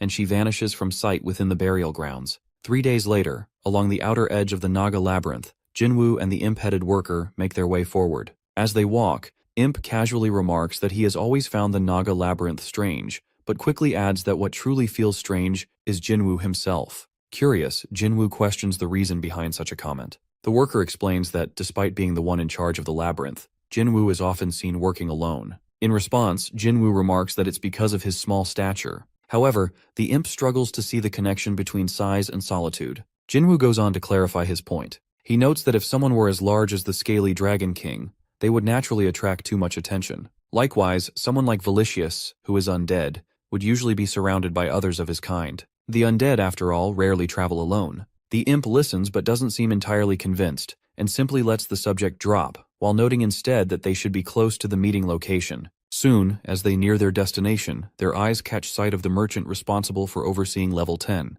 She immediately raises a whistle to her lips and blows it sharply. Startled, Jinwoo asks for an explanation while wanting to know what the sudden act is about. The imp scratches his head and admits he forgot to bring something up earlier. Before Jinwoo can press further, the merchant steps forward and informs him that there's a required step he must complete before they can proceed to level 10. Jinwoo appears puzzled while claiming he hasn't heard of any such formality before. In response, she hands him a pen along with a duplicate form, and calmly informs him that it needs his signature before they continue. Jinwoo places his signature on the document while turning to the imp, mentions that he always assumed all black market merchants were sneaky imps like him, so seeing a demon appear had caught him off guard. The imp nods in agreement while admitting he understands why Jinwoo might think that way. In fact, he adds, imps used to manage the deeper levels up until a few years ago. Naturally, Jinwoo asks what led to demons taking over those duties. In response, the merchant in charge explains with a sharp tone that imps are immediately executed when spotted on the lower levels. While the deaths of imps, seen as worthless and plentiful, don't raise concerns, the loss of cargo they transport is entirely unacceptable. Frustrated, she remarks that she's left to handle the fallout caused by those greedy and unreliable imps. Yet despite her irritation, she reassures Jinwoo not to worry. She admits she's been eagerly anticipating this mission and hasn't slept in 3 days. Though she'd appreciate any concern from him, she insists it's not necessary to fuss over her. Still feeling cautious, Jinwoo quietly asks whether the journey will be safe. She gives a composed response while expressing gratitude for his care. At that moment, the imp chimes in to vouch for her resilience. He claims that, regardless of her appearance, she belongs to a high-ranking species on par with the elite demons deployed to the wasteland. According to him, missing 3 days of rest is nothing. She could endure 3 months without sleep and still function without issue. Just as the merchant begins to say something further, Jinwoo remembers something important. He steps aside with the imp and brings out the labyrinth seed he had previously promised. The imp's eyes light up with joy as he receives it. Fully aware that this gift now secures his safety, he no longer has to worry about dying. Seeing the exchange conclude, the merchant notes that it seems Jinwoo's business here is finished and instructs him to return to headquarters. With a grateful nod, the imp offers them a warm farewell while hoping for a smooth and safe trip ahead. As Jinwoo watches the imp vanish through the teleportation technique, a thought lingers in his mind. He reflects on the black market merchant teleportation ability, unable to ignore how efficient it seems. Unlike the labyrinth portals, it doesn't leave behind any trail. Whether now or during the auction, it always appears as if they tear something open just to activate it. Yet the imp used some kind of object, perhaps a tool or artifact. Jinwoo begins to wonder if this means the imp isn't bound by the same limitations. If a large number of demons suddenly appeared deep inside the labyrinth using this same method, the consequences could be devastating. While Jinwoo is still lost in his thoughts, the demon in charge gently informs him that this teleportation method can't be used to travel to other labyrinths or to the surface. Hearing that, he turns toward her, slightly embarrassed, and asks if his concern had been that obvious. She reassures him with a calm tone while explaining that every labyrinth master reacts the same way upon witnessing this kind of teleportation. With the moment settled, she suggests they proceed to the point on level 10 where the hired mercenaries are already stationed. Without hesitation, she reaches out and takes his hand while preparing to activate the teleportation. Jinwoo, somewhat puzzled, questions her gesture. She explains that physical contact is necessary during the process. It ensures the coordinates remain stable and aren't disrupted mid-transit. As they stand side by side, her grip remains steady. But when the teleportation doesn't initiate right away, Jinwoo becomes concerned and asks if something's wrong. She denies any issue while claiming there's no problem at all. When he presses her for a reason behind the delay, she responds with a hint of sentiment while saying she's simply savoring this moment between them. Soon after, the teleportation activates. In the blink of an eye, they materialize somewhere deep within level 10. As Jinwoo scans the vast space around them, he realizes just how enormous the area is. The ceiling is so high it's not even visible. Now it truly feels like they've reached the deeper parts of the labyrinth. Breaking the silence, the demon in charge addresses the assembled mercenary group, casually mentioning they're 5 minutes late due to a personal matter. The head of the squad responds with indifference while assuring her it's not an issue. She raises an eyebrow, playfully reminding him that since she's the employer, she has no reason to feel nervous. Then while turning to Jinwoo, she starts introducing the group. She describes them as the mercenary force assigned to escort black market traders on level 10 and identifies them by name, Outcast. Shortly after, the squad leader steps forward while presenting himself as the captain. He mentions he's already heard plenty about Jinwoo and assures him that they'll vouch for him while suggesting that posing as an apprentice within their group should cause no problems. Observing the Outcast troop, Jinwoo notes that it's hard to determine their races, as all of them wear masks concealing their features. He extends a hand to the captain while exchanging a firm handshake while expressing his anticipation for working together. In that moment, the captain silently observes Jinwoo's arm, surprised by its structure. It's unlike any beast hybrid he's ever seen before. Meanwhile, Jinwoo is already analyzing the group's strength. Internally, he commands his parasite to assess the fighters around him. Within moments, the evaluation is complete as each of them registers as standard-level combatants, roughly equivalent to level 3 dungeon babies. Jinwoo turns to the level 10 in charge while questioning whether she's serious about the group of mercenaries being the escorts for the deeper levels. From their appearances, they don't seem equipped for such a task. They look more like random people picked off the streets. The in charge, however, reassures him while explaining that the outcast mercenaries are actually better than those who had been responsible for escorting them to level 10 over the past 5 years. She adds that they are no different from the private troops used by the black market, and while they aren't the only mercenaries operating as bodyguards on this level, their record far surpasses that of any other group. As they continue to stand there, the in-charge suddenly senses a disturbance. She realizes that a swarm of giant worms is heading towards them while coming from 200 feet below the ground. The captain of the mercenaries acknowledges the situation while explaining that the worms likely detected the red flash and tremors from their teleportation, but he remains calm. In fact, he considers it fortunate. It would have been much more problematic if the creatures had emerged during a trade. Turning to Jinwoo, the captain motions for him to rest while reminding him that, as an apprentice, he is essentially considered cargo in this situation. He then commands his troops to prepare for battle while urging them to finish quickly before more creatures gather. Jinwoo listens carefully while reflecting on the approaching giant worms. He realizes that the number of worms is far greater than he initially expected. They aren't just a few scattered creatures, but a large swarm. Jinwoo recognizes the creatures as blood panther-grade worms, beasts capable of growing up to 3 meters in diameter and 10 meters in length. These creatures inhabit the lower and sub-levels of the labyrinth. Despite their size and ability to move freely underground, they are disoriented and unable to determine their location accurately. They move by sensing vibrations from creatures above ground. Jinwoo recalls an incident in which a single worm had made its way up to the middle levels and slaughtered an entire team of 100 people. He remembers that this team had been operating on level 6 of the Paju Gate. Now he understands the gravity of the situation. The mercenaries are woefully underprepared for this. Only he and the level 10 in charge possess the ability to handle these creatures with ease, and it's clear to Jinwoo that this will be a massacre. At that moment, the captain of the mercenary squad quietly remarks that things aren't always what they seem while pointing out that Jinwoo depends too heavily on his parasite for judgment. Suddenly, a giant worm bursts from beneath the surface. The captain calmly assesses the situation, while noting that there are 5 of them, and instructs his team to handle 1 each. However, one member quickly reminds the group that he's a healer, not suited for direct combat. Another mercenary teasingly retorts that the healer is usually in charge of preparing lunch, and shouldn't try to escape the battle with that excuse. Without further delay, the entire squad rushes into combat against the massive creatures. Meanwhile, the healer stands back while gripping his weapon and contemplating his next move. Determined, he decides to use the flash technique. He releases a blinding burst of light from his weapon and shouts a command while urging the creature to be healed, though clearly, it's more of a provocation than an actual attempt at recovery. Witnessing this, the captain scolds him sharply, frustrated that he ignored his earlier warnings. He questions whether the healer plans to attract every creature on level 10 with such reckless behavior, while knowing full well that if chaos erupts, he'll be left cleaning up the mess once again. Just then, strange violet-colored bubbles start popping through the surrounding air, bringing a surreal and tense atmosphere to the scene. The captain immediately alerts his team to stay vigilant. Meanwhile, Heejin casually comments that she's merely tidying up the disaster caused by Yoojin. Watching the entire display unfold, Jinwoo grows increasingly confused. He starts questioning what exactly is happening. Despite not sensing any significant increase in power from the mercenaries, they effortlessly eliminate 2 of the giant worms within seconds. At that point, the level 10 in charge, a demon, shares some insight with him. She explains that the outcast mercenaries aren't simply a group of random fighters. Their name holds a deeper meaning. They were once warriors liberated during the Great Underground Conflict, but on their path toward freedom, they became societal outcasts. These individuals are underground humans while originating from the deepest levels, who ultimately chose to abandon any dreams of reaching the surface. The in charge of the place begins explaining, her voice calm but carrying the weight of many years. To begin with, she tells how the war between the creatures underground and the humans above ground started before anyone could even realize it. That war, she shares, is now remembered as the Great War. According to her, less than a century has passed since humans captured during that time became slaves. They were treated as nothing more than nameless prisoners or food. Moving on, she continues while revealing that those prisoners eventually gave birth to the underground humans, including Jinwoo.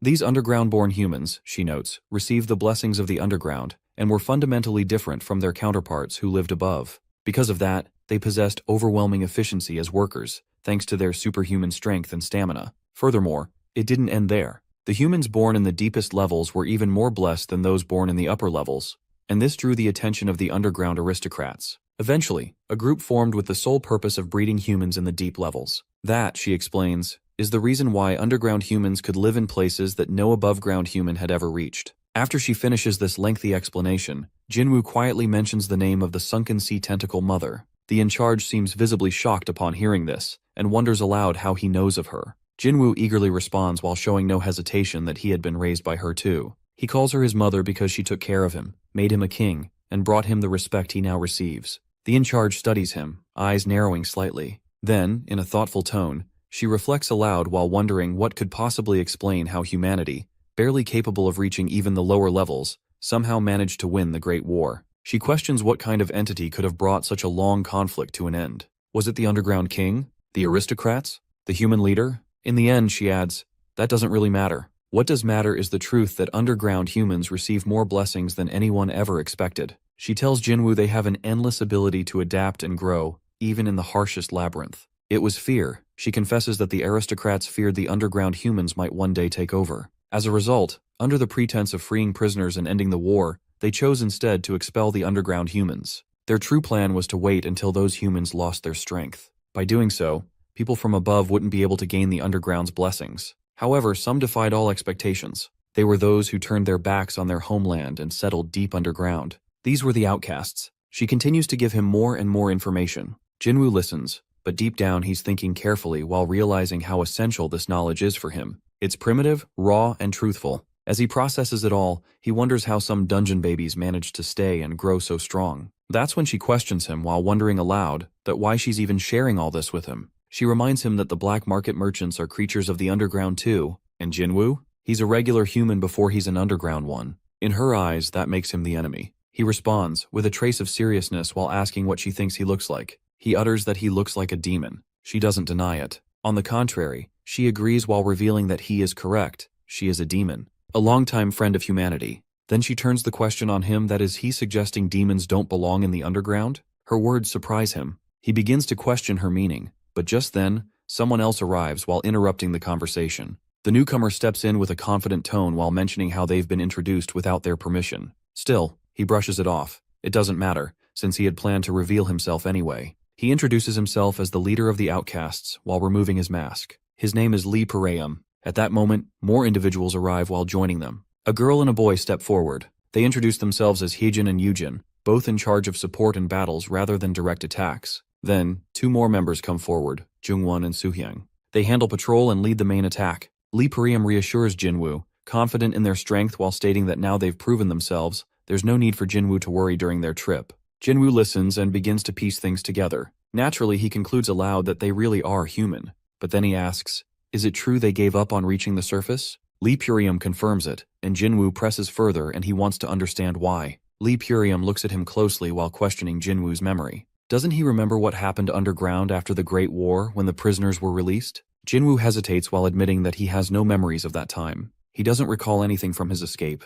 The answer puzzles Lee Pareum. He finds it strange. That kind of trauma, he believes, should be unforgettable. Perhaps it's psychological or something else. He mentions how amnesia is a common occurrence in the underground. Then he decides to tell Jinwoo what happened. There was a harvest festival. Tens of thousands of imprisoned humans were released from the labyrinth at once. But to the underground creatures, humans were nothing more than food. So, under the guise of liberation, the humans were released, only to be devoured the moment they stepped out. For those born and raised in the underground, the scene was beyond comprehension. He recalls someone once saying that if I can get through here, I could make it back home. Then he questions out loud that what is it about the surface that would make humans risk their lives while ignoring the massacre happening around them? Does the surface really exist? An endless ceiling? A blue sky? Blowing clouds? A blazing sun? Countless stars? Rippling plains and a boundless sea? Even so, if all that is true, he wonders that how could those things be worth more than a person's life? They weren't moving toward paradise, he confesses. They hadn't even started the journey. They gave up. They wanted to survive. So, if the price of an unknown paradise is death, then let them run away. Let them disappear into the underground depths, where even hope can't reach. Into the shadows, away from the sun, into the soil. Not to fresh air, but to screams. Not to laughter, but to the cries of their kin. They chose to survive in the darkness. Paradise wasn't for them. They rejected the surface. They returned to the labyrinth owner who had once freed them and begged to be taken in again. The owner, while thinking this was loyalty, accepted them back, not as prisoners, but as soldiers. At least until the labyrinth collapsed. Jinwoo questions what he means by that. Lee Pareum doesn't elaborate. He doesn't want to talk about that part. He simply shares that the owner was killed in battle, but they managed to escape. What mattered more, he explains, was what happened next and how they came to receive the underground blessing. He admits that, even though their employer had requested it, he's reluctant to share this for free. It was the fruit of their lifelong dedication. Jinwoo stands quietly while listening. He knows he's still new to this place, and every bit of information is valuable.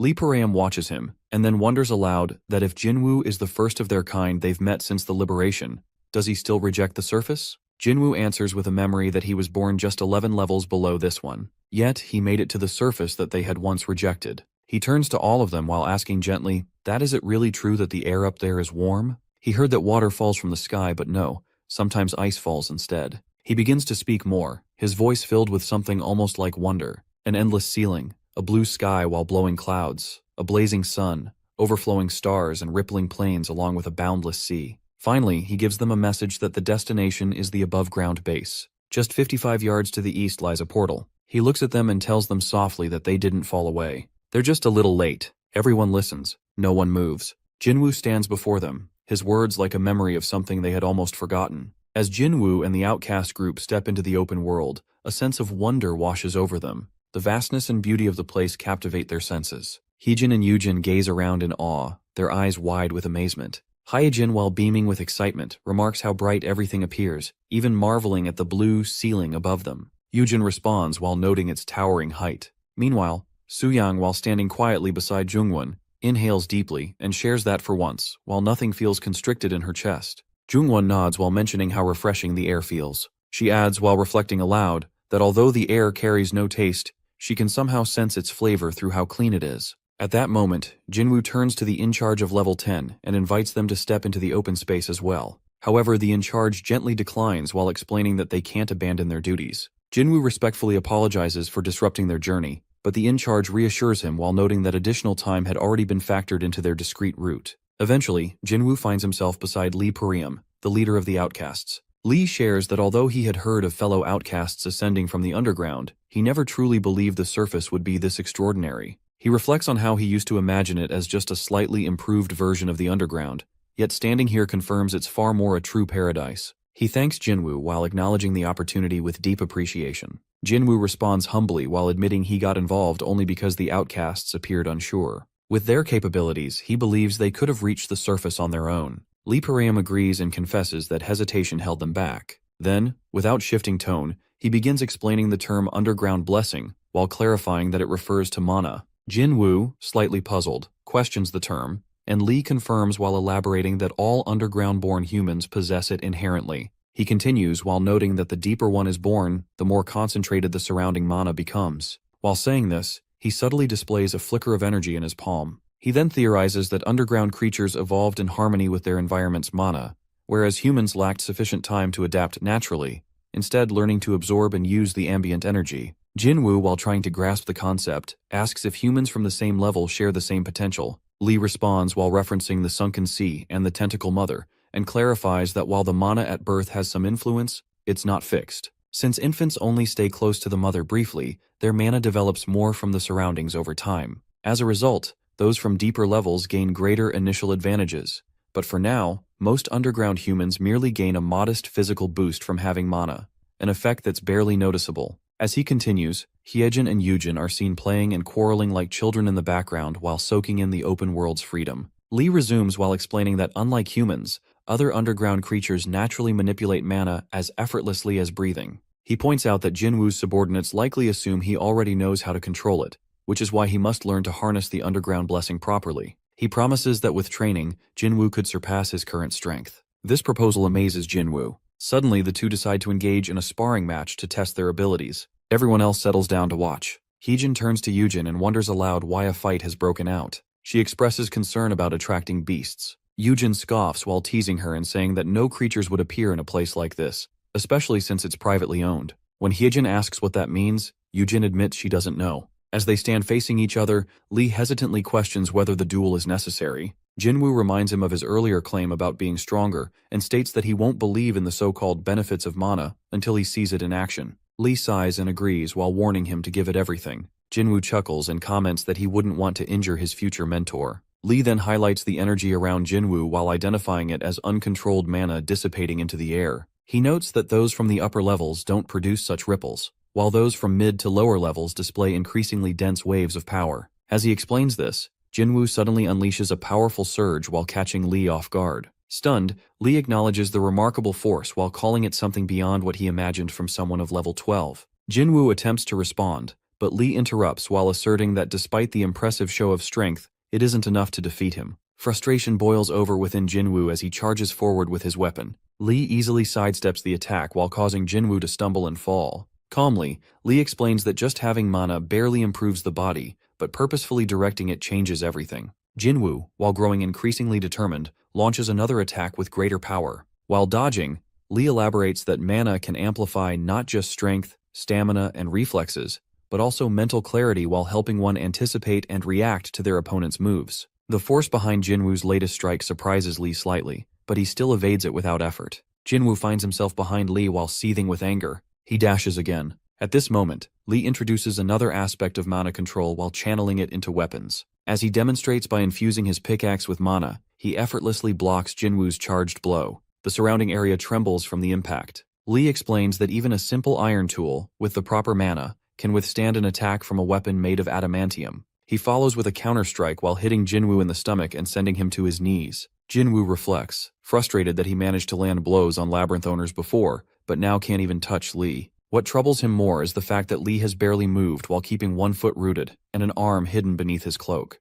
Jinwoo admits to underestimating him, then reveals a transformation while releasing his full might. Declaring that he won't hold back any longer, he charges forward at high velocity. Li responds with a calm warning that during this training, parasites are off limits. He then unleashes his own deeper power. As Jinwoo closes in, Li conjures a cage-like structure formed of mana, while capturing Jinwoo mid-attack. Their duel continues, filled with intensity. After witnessing the sudden strike from Li Puraeum, Jinwoo stands frozen in disbelief while trying to grasp what just happened. Li, while noticing his reaction, remarks if he's stunned or perhaps assumed he alone carried the parasite within. He explains that while these beings are scarce, they haven't vanished entirely. They still dwell beneath the surface. So while encountering another shouldn't come as a shock. As the clash unfolds, Li explains that this duel isn't meant to measure whose parasite is mightier. Rather, it's a way to judge Jinwoo's potential as an underground human. Upon hearing that, Jinwoo reflects on his current strength. Despite reaching level 12 while gaining enhanced capabilities through the parasite, and holding the prestigious labyrinth rank, he still finds himself unable to match Li's prowess. He admits Li possesses tremendous power,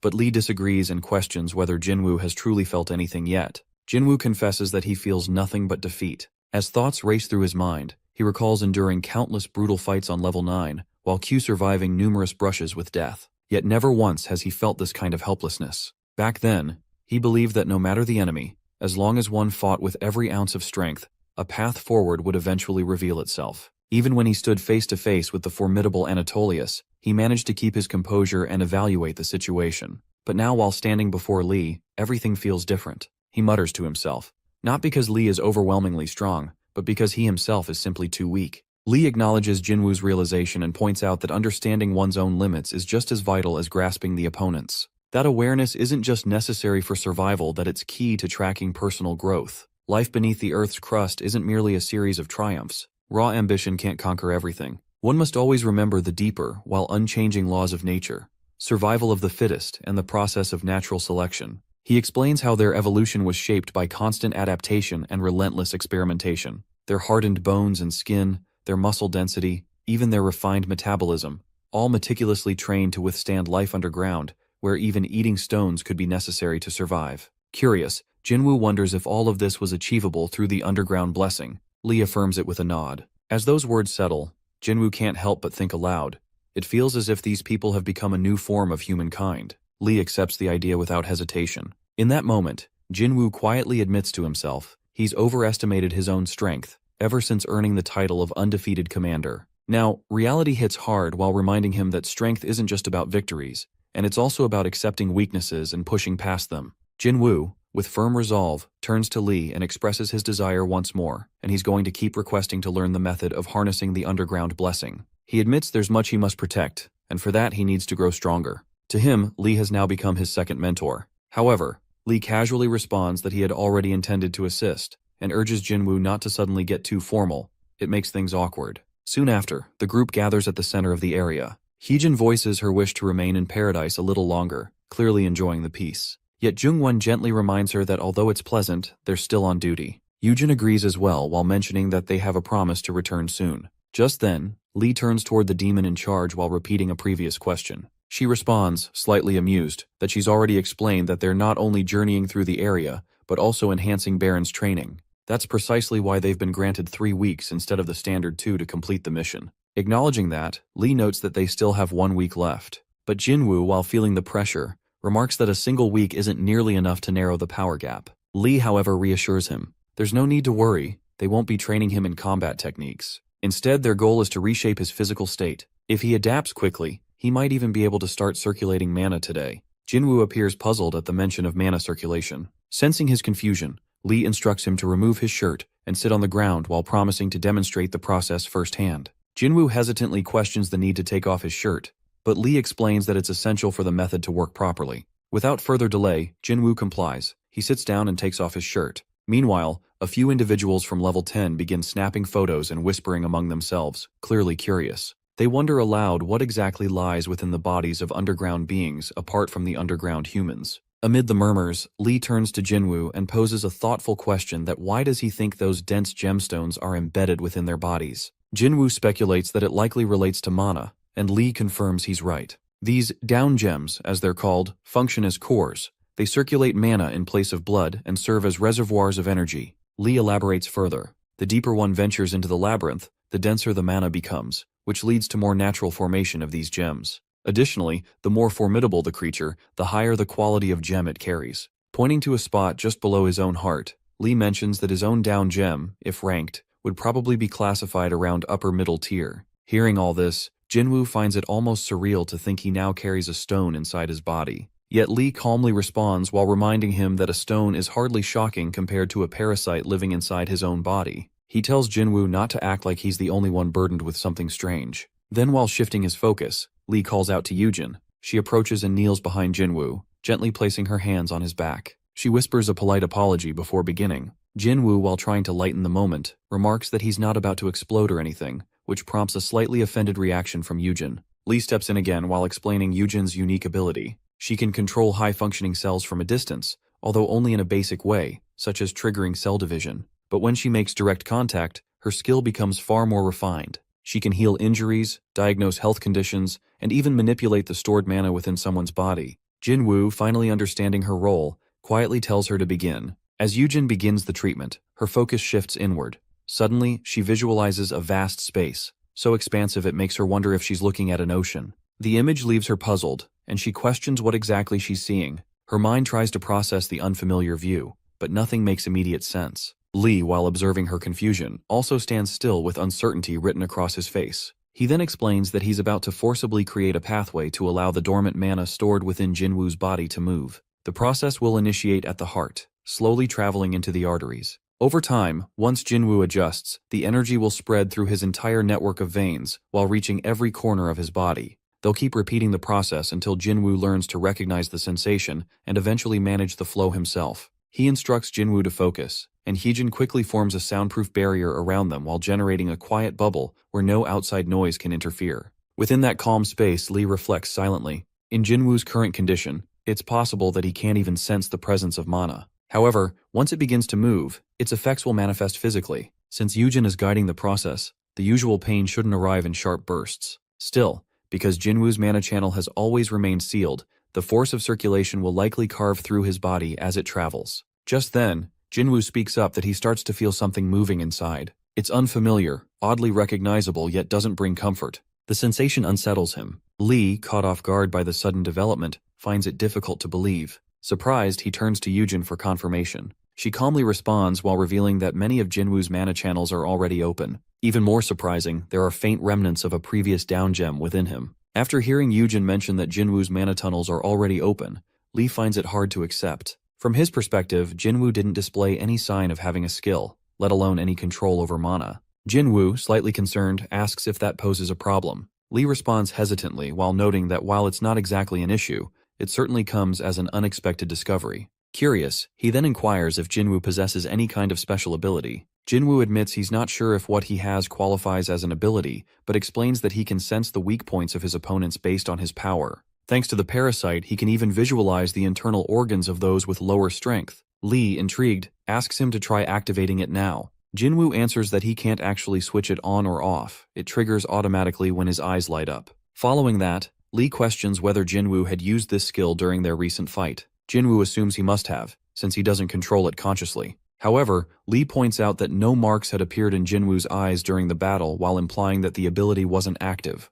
This remark annoys Jinwoo, who demands to know if Lee is implying it's not an actual ability. In response, Lee counters with a question of his own, while asking how well Jinwoo truly understands abilities. Jinwoo explains that he knows they're unique powers granted to a small portion of underground humans, roughly 1 in 10. Most of them, he notes, tend to be detection-based. As far as he's aware, there's never been any case of someone developing an ability after reaching the surface while suggesting they're likely innate. However, Lee disagrees. According to him, abilities aren't purely something one is born with, but they're influenced by environment. He describes them as a form of magic used by underground humans through conscious manipulation of mana. This revelation stuns Jinwoo, who listens as Lee further explains. Scouts, for instance, those assigned to observe the enemy with heightened focus, may develop detection-based skills. Fighters placed on the front lines, or those subjected to harsh experiments, might awaken with defensive abilities. Others who learn to predict enemy movement in desperate survival situations often develop prophetic powers. Most awakenings, he adds, occur at the brink of death.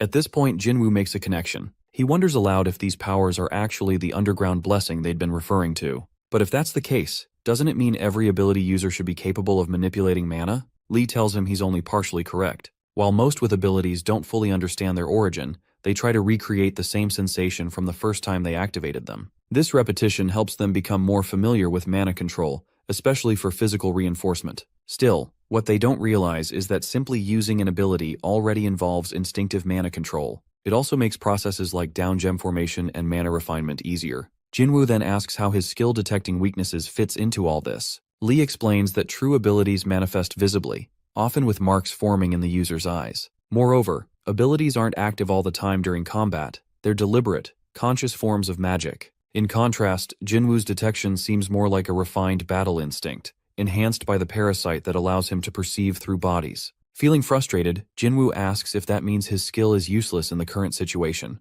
but Lee reassures him that it's not a concern. Since most of his mana pathways are already open, they just need to measure his mana properly, and then, with Yujin's help, guide it. Yet Yujin quietly shakes her head. She explains that all she can do is send small ripples, like tossing a pebble into still water. Creating large waves, let alone an entire tide, is far beyond her reach. Lee, slightly confused, asks her to clarify. She then puts it more plainly that this situation surpasses the scope of her abilities. Even if she attempts it, the effect would be too faint to register. Lee considers the situation more complex than expected. At that moment, Jinwoo wonders aloud what exactly is happening. Lee then explains in simple terms that their original strategy had been to form mana tunnels and rely on Yujin's ability to trigger the flow while allowing the mana to circulate on its own. However, since the tunnels are already open and Jinwoo's mana is unusually thick, Yujin's influence can no longer affect him. Without her intervention, it now depends on Jinwoo recalling the exact moment when his mana first awakened. However, Jinwoo struggles to understand how he's supposed to remember something he's never consciously used before. Lee, however, counters that if his mana pathways are open, it clearly means the awakening has already occurred. He must have used it once, even unknowingly. So, he asks Jinwoo to think carefully, that was there ever a moment when he displayed strength beyond normal limits? Jinwoo reflects on this while mulling over his past. It couldn't have happened after becoming the labyrinth owner, he reasons, but nothing comes to mind before that. Back then, he had only worked as a miner deep underground before finally escaping to the surface. Lee then recalls something and prompts Jinwoo again. Didn't he once mention that he had no memory of his escape? Also, was he accompanied by anyone? Jinwoo confirms that he wasn't alone during the escape, but unfortunately, he was the only one who made it out. He explains that he lost consciousness at some point, and by the time he regained awareness, he was already ascending toward the surface by himself. Lee finds that particularly odd. It appears Jinwoo can recall the loss of his companions, but draws a complete blank about everything that occurred between level 12 and level 1. That time gap seems to be the most likely window when his mana had awakened.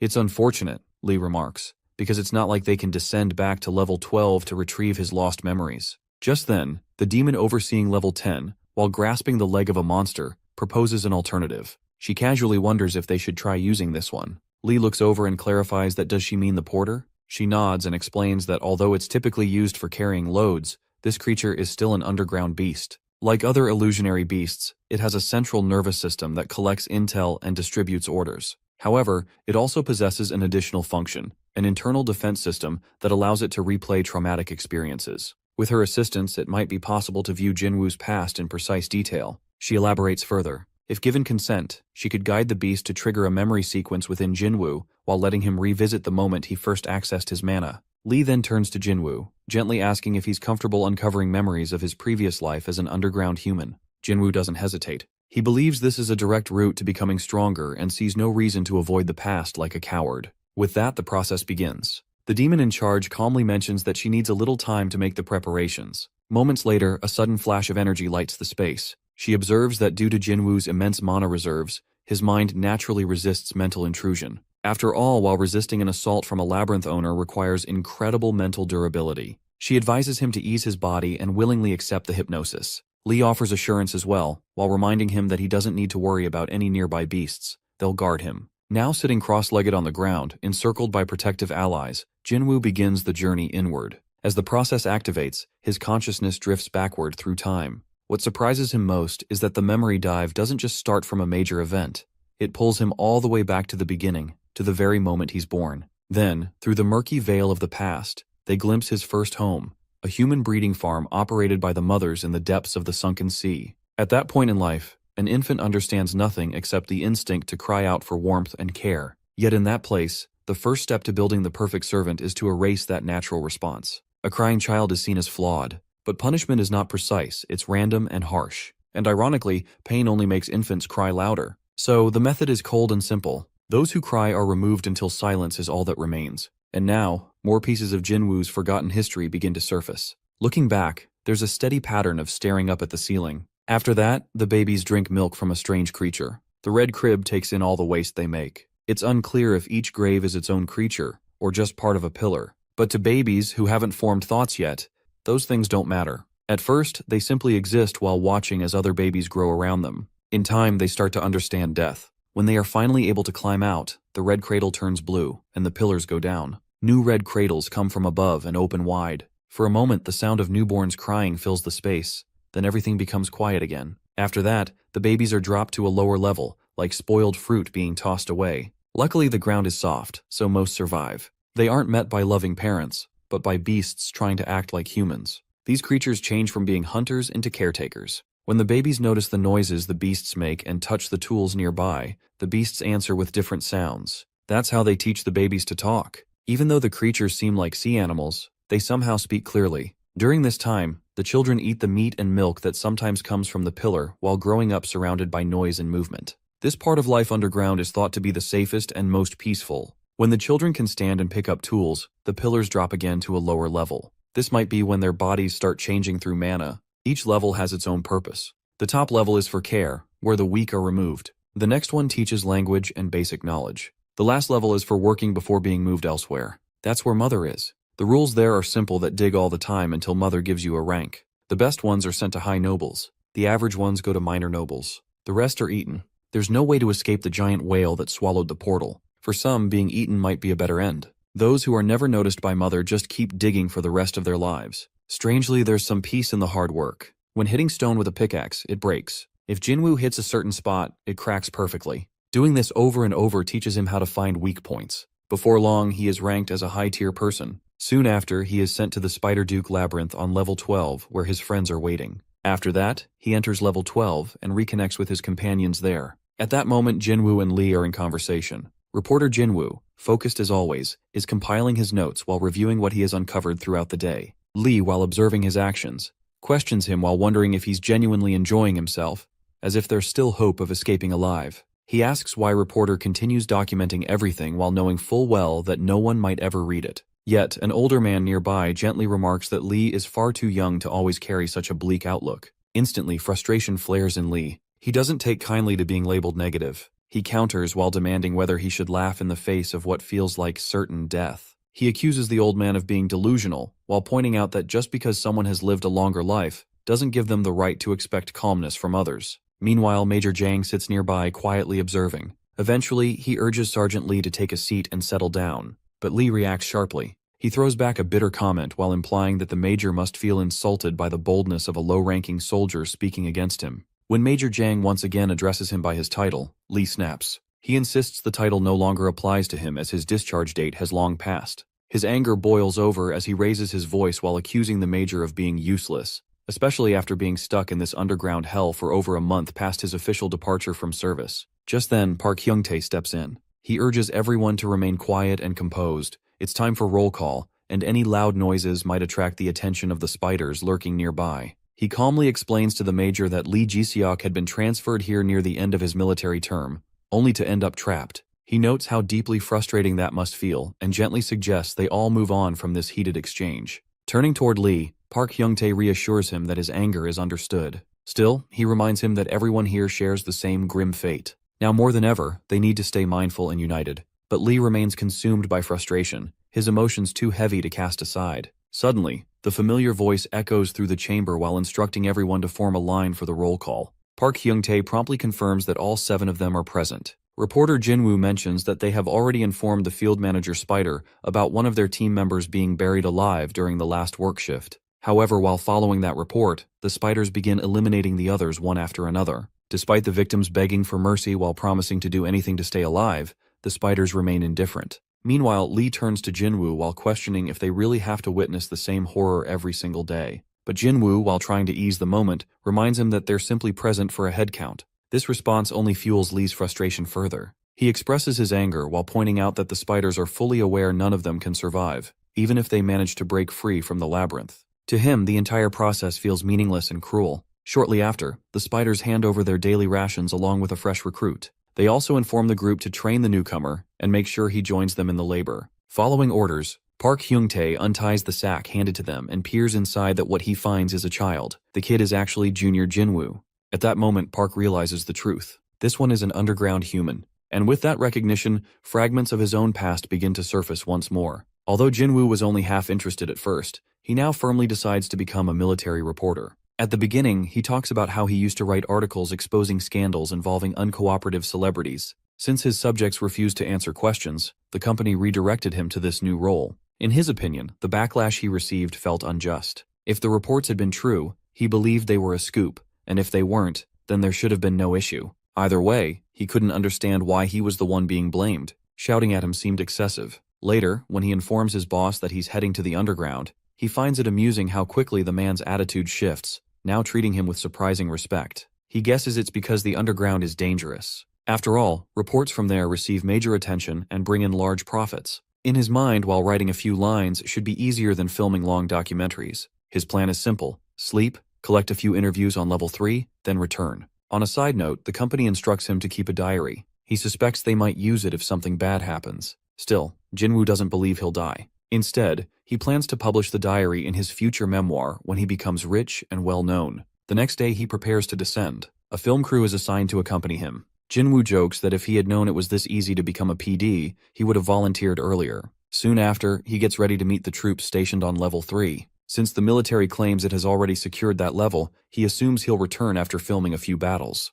At this point, the reality of entering a battlefield hasn't really hit him. What bothers him more is how empty his wallet feels that he's had to purchase all the underground equipment himself. He hears that only 30% of the gear ever makes it back, which makes him think the company is simply making excuses to avoid spending. 2 days later, they reach level 1, yet no battles have occurred so far. Jinwoo is now part of the 30th platoon in the tank reconnaissance unit. Together, they pass through the Paju Gate while riding tanks along a well-maintained road toward level 3. They're informed it will take 4 more days to reach level 2. As they travel, they spot research stations lining the road. Jinwoo even notices strange beasts, one resembling a human-sized rat with a horn. He also sees enormous chameleon-like creatures, similar to those he used to watch on YouTube. The journey feels more like a bizarre safari than a war mission, and he admits he's actually enjoying it. From a young age, Jinwoo has always been fascinated by war. He craves victory and thrives in the heat of conflict. However, once they arrive at level 2 while everything changes, communication with level 3 suddenly breaks down.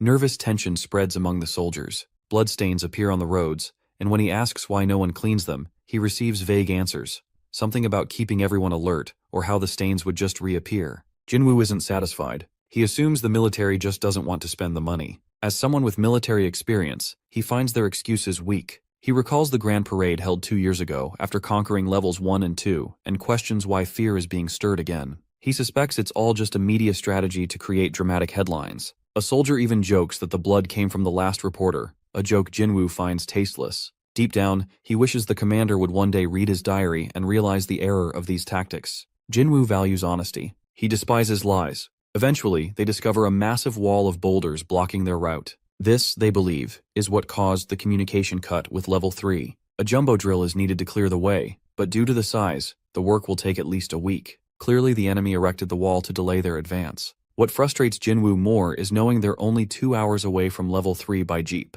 Command argues over whether to retreat or push forward on foot. With no clear decision, the platoon splits. Some return to wait for the drill, while the others move forward. Jinwoo is part of the group continuing toward level 3. He wonders why they can't just go around using tanks, but his rank is too low to offer suggestions. This helplessness irritates him. Carrying heavy gear, they silently march along an unpaved, dark cave path. The film crew appears exhausted, their eyes on the verge of tears. Still, Jinwoo feels a strange excitement, as though on a secret mission. Even after reconnecting the transmission line, there's still no response from level 3. They are now just an hour away. He looks forward to resting once they arrive. At the entrance to level 3, something feels wrong. Heavy weapons are readied. Standard guns aren't enough. Then chaos strikes. Jinwoo finds himself alive but separated from the crew. He ends up with 2 soldiers. One is killed right in front of him. Jinwoo can't do anything. The beasts are too strong. Only a few survive. They warn him not to use his flashlight.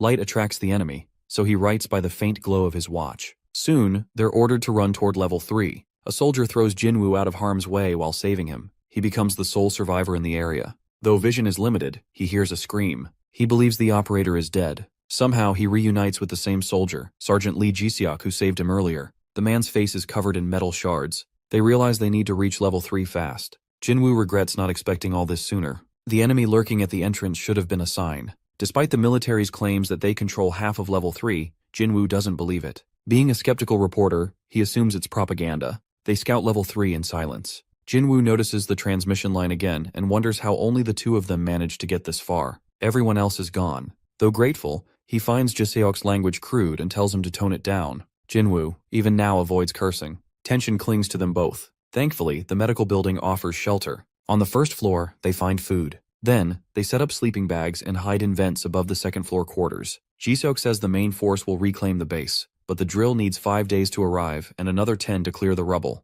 They must survive for 15 days. Jinwoo eats only the combat rations that don't smell bad. It's not great, but it's better than starving. They take turns stretching on the lower floors while avoiding beasts. Surprisingly, Jinwoo begins feeling attached to one of the beasts. He even names it Manny. Humor keeps them sane. At one point, Jinwoo jokes about how massive his recent bathroom break was, longer than Manny's fingers. Even surrounded by terror, they try to find ways to relax. Still, Jinwoo grows worried. He wonders if the beast is drawn to Ji-seok's blood. When they hear noise in Sector C, Jinwoo suspects a beast is near. They realize their waste should have gone into Sector D instead. The beast lingers in Sector C for hours, but eventually leaves. They decide to stay hidden for 2 more days while hoping the jumbo drill has already begun clearing the path. While Jinwoo is writing again, Ji-seok suddenly calls him, his face pale with fear. Jinwoo turns, confused, but then he sees it too. A beast stands before them. They freeze. Jinwoo is shocked that it's Manny. The creature drags them both away toward its owner. When they arrive, the owner examines them with interest.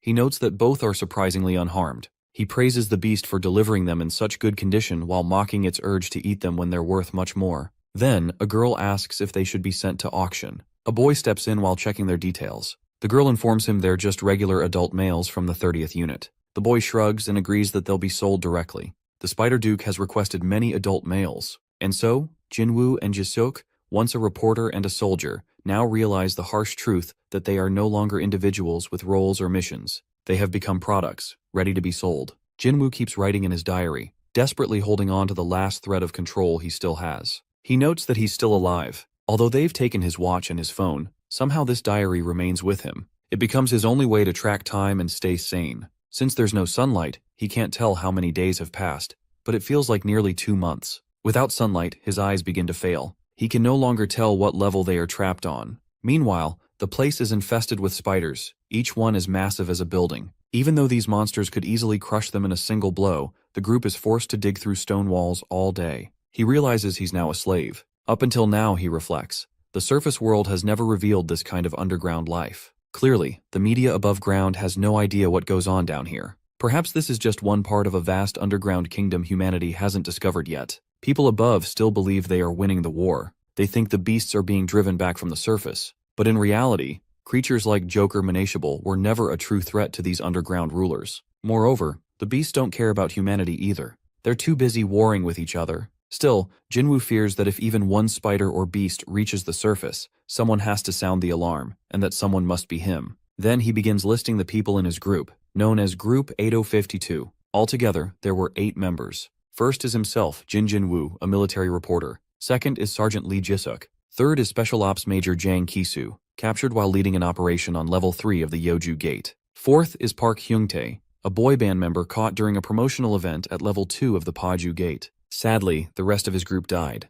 Fifth is Young Tae-soo, a baker taken in Chuncheon. Sixth is Oh Hyun-il, a cook also caught in Chuncheon. Seventh is Lee Jun-wong, a technician who got captured while fixing the Chuncheon Gate. Lastly, there's Yoon Hyun-jae, another technician who was operating a jumbo drill at Level 2 of the Paju Gate when he was taken. After their capture, everyone starts whispering about red demons. One day while working, Jin-woo finds a glowing blue down gem. He's only ever seen these gems on the news. Surprisingly, just holding it brings him comfort, so he keeps it. However, during roll call, a spider snatches it from him. These gems are considered valuable, and sometimes they're required to submit any they find. In return, they're given something called special meat. Though it tastes odd, it's far better than the cave moss they usually chew. Eventually he finds more down gems, 5 that are finger-sized and 1 that's as large as a fist. Thinking there may be a load nearby, he submits 2 small ones but hides the rest. He wants to take them back to the surface, maybe as proof of what he faced. As a reporter, he knows they would make powerful headlines. As a reward, they are given roasted meat.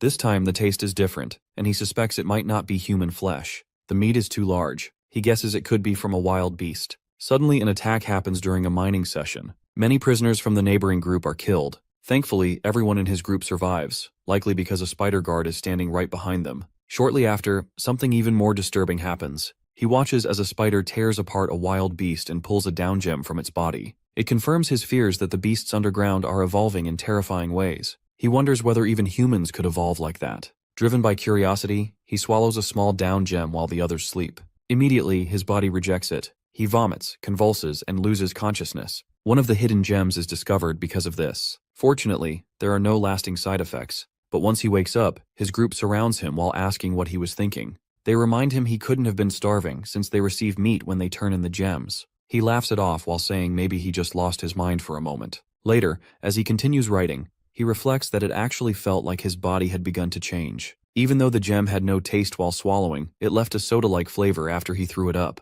Afterward, he decides to stop trying to embed the gem into his skin. Without proper medical treatment, a wound could become infected, and anyone who is defective is removed immediately. He keeps that option as a last resort. Eventually, he grinds a gem and dips his food into the powder. Soon after, his emotions shift. He feels stronger but also loses control. He clenches his fists so tightly his nails dig into his skin while drawing blood. At first, he doesn't even notice. The energy flowing through him feels almost addictive. At one point, he almost charges at the spider guards. Thankfully, he regains his senses just in time. If he hadn't, he would have been killed. The pressure builds inside his body. His eyes and nose bleed. His hand is injured. But still, he swings his pickaxe, terrified of being disposed of. At this point, Jin-woo is sure of one thing. The down gems are the source of the beast's power. And clearly, they affect humans too. Still, he avoids placing them under his skin. He's seen enough movies to know such things never end well. He decides he needs more data. When he finally returns to the surface, he plans to report everything to his superiors.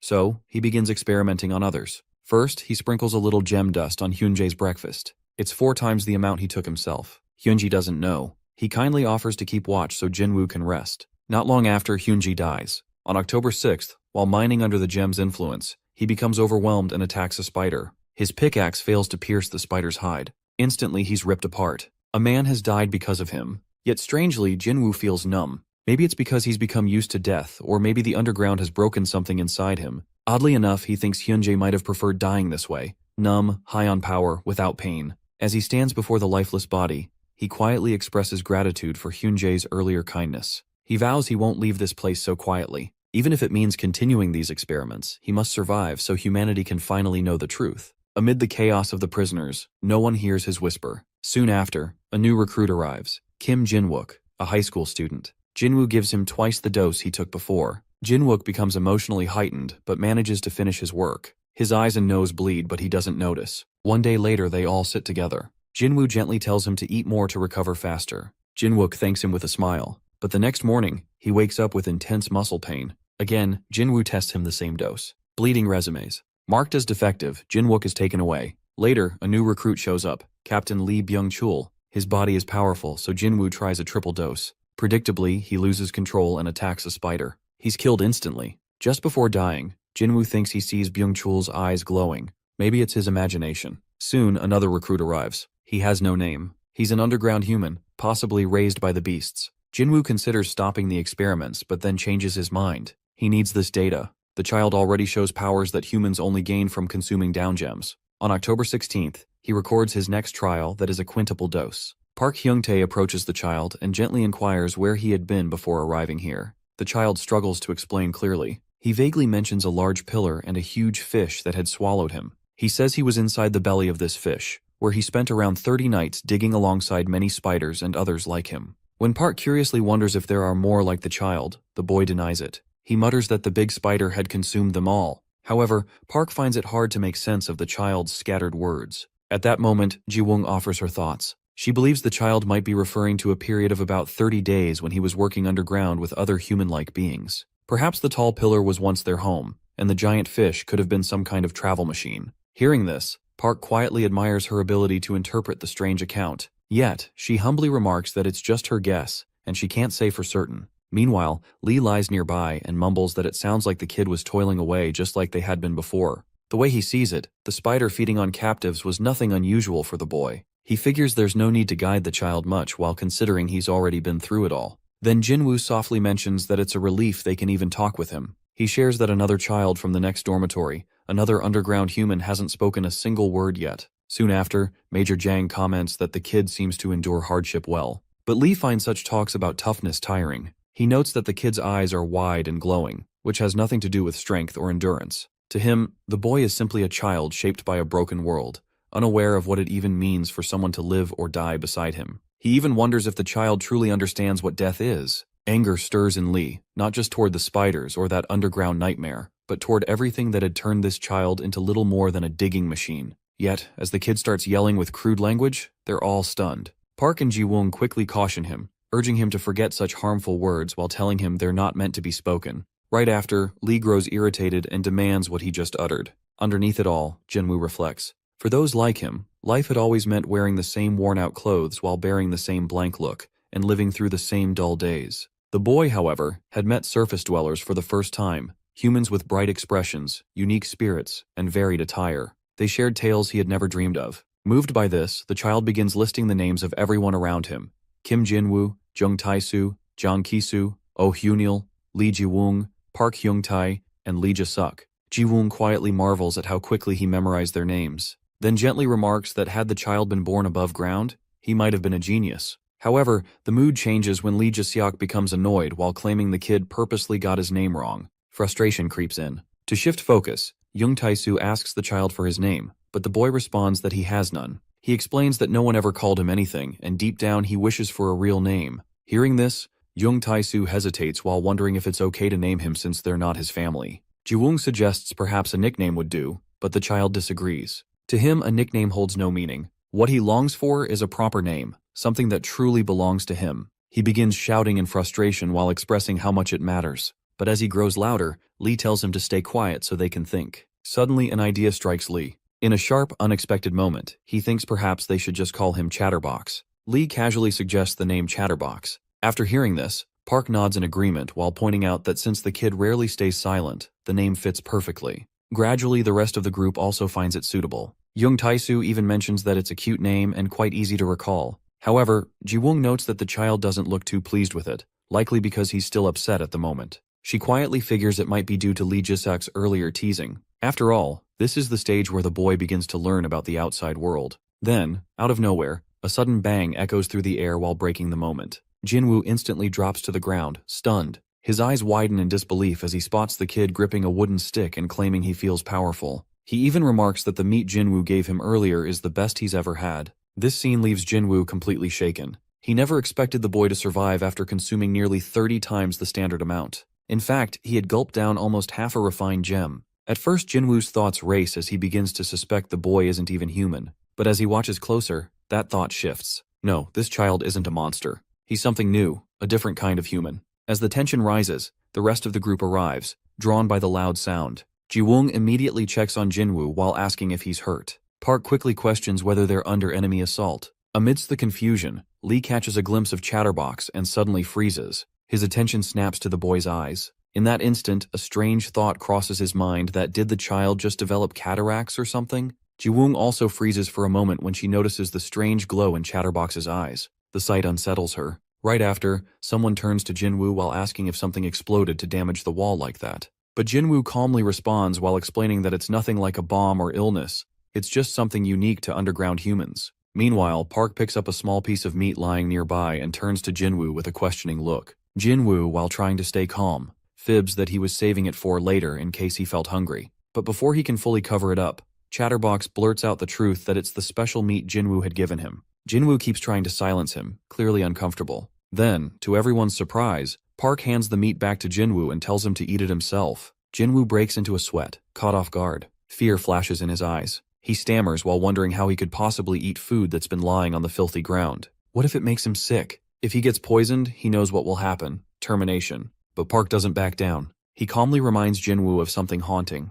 Hyunjae, Jinwook, and Byungchul had all died after eating this same kind of meat. At the time, Park had thought it was just an underground disease. But now the pattern is clear. Every one of them ate this meat, and those who didn't die quickly fell ill. When that happened, Jinwoo would comfort them and offer his own meat while encouraging them to eat well to regain strength. Now Park tells him to go ahead and eat it himself. Shaken, Jinwoo slowly lifts the meat in his hand while bringing it closer to his mouth. But just as he's about to bite into it, Chatterbox steps forward. Without thinking, Jinwoo throws the meat to him instead. Chatterbox catches it and eats without hesitation. Park watches the scene unfold, stunned. He demands to know what Jinwoo is doing, but Chatterbox simply smiles and cheerfully announces that he feels stronger again. He mentions he can sense Jinwoo's care through the food. This unexpected moment leaves Jinwoo silent, yet oddly relieved. He reflects quietly while admitting to himself that although the action wasn't right by moral standards, it was something he had to do. A sacrifice made not out of cruelty, but out of hope. And now somehow that hope begins to grow. He believes that with Chatterbox, this strange child born underground,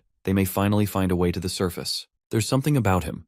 Something that feels like a key to freedom. Jinwoo makes up his mind. He promises to explain everything soon. After the next roll call, he will share everything he knows and reveal a plan to escape this nightmare. Soon after, the familiar voice of the spider creature rings out while calling the prisoners into line. As the roll call begins, the monster delivers unexpected news. It declares that the human prisoners have achieved victory. A treaty has been signed. In just 1 month, they will all be set free. As the spider mentions that freedom will come after a month, Park grows confused and requests a clearer explanation. The spider responds while reaffirming its earlier message that after a month, they will be released. It assures that no interference will come from their side once the prisoners choose their path. Whether they wish to return to the surface or remain and serve the Duke, the decision lies entirely with them. This revelation shocks Park, especially the part where it implies that humans have actually won the war. The idea that the prisoners will be set free surprises him. A wave of happiness spreads among them as they begin to understand that they've survived, and soon, they can return home.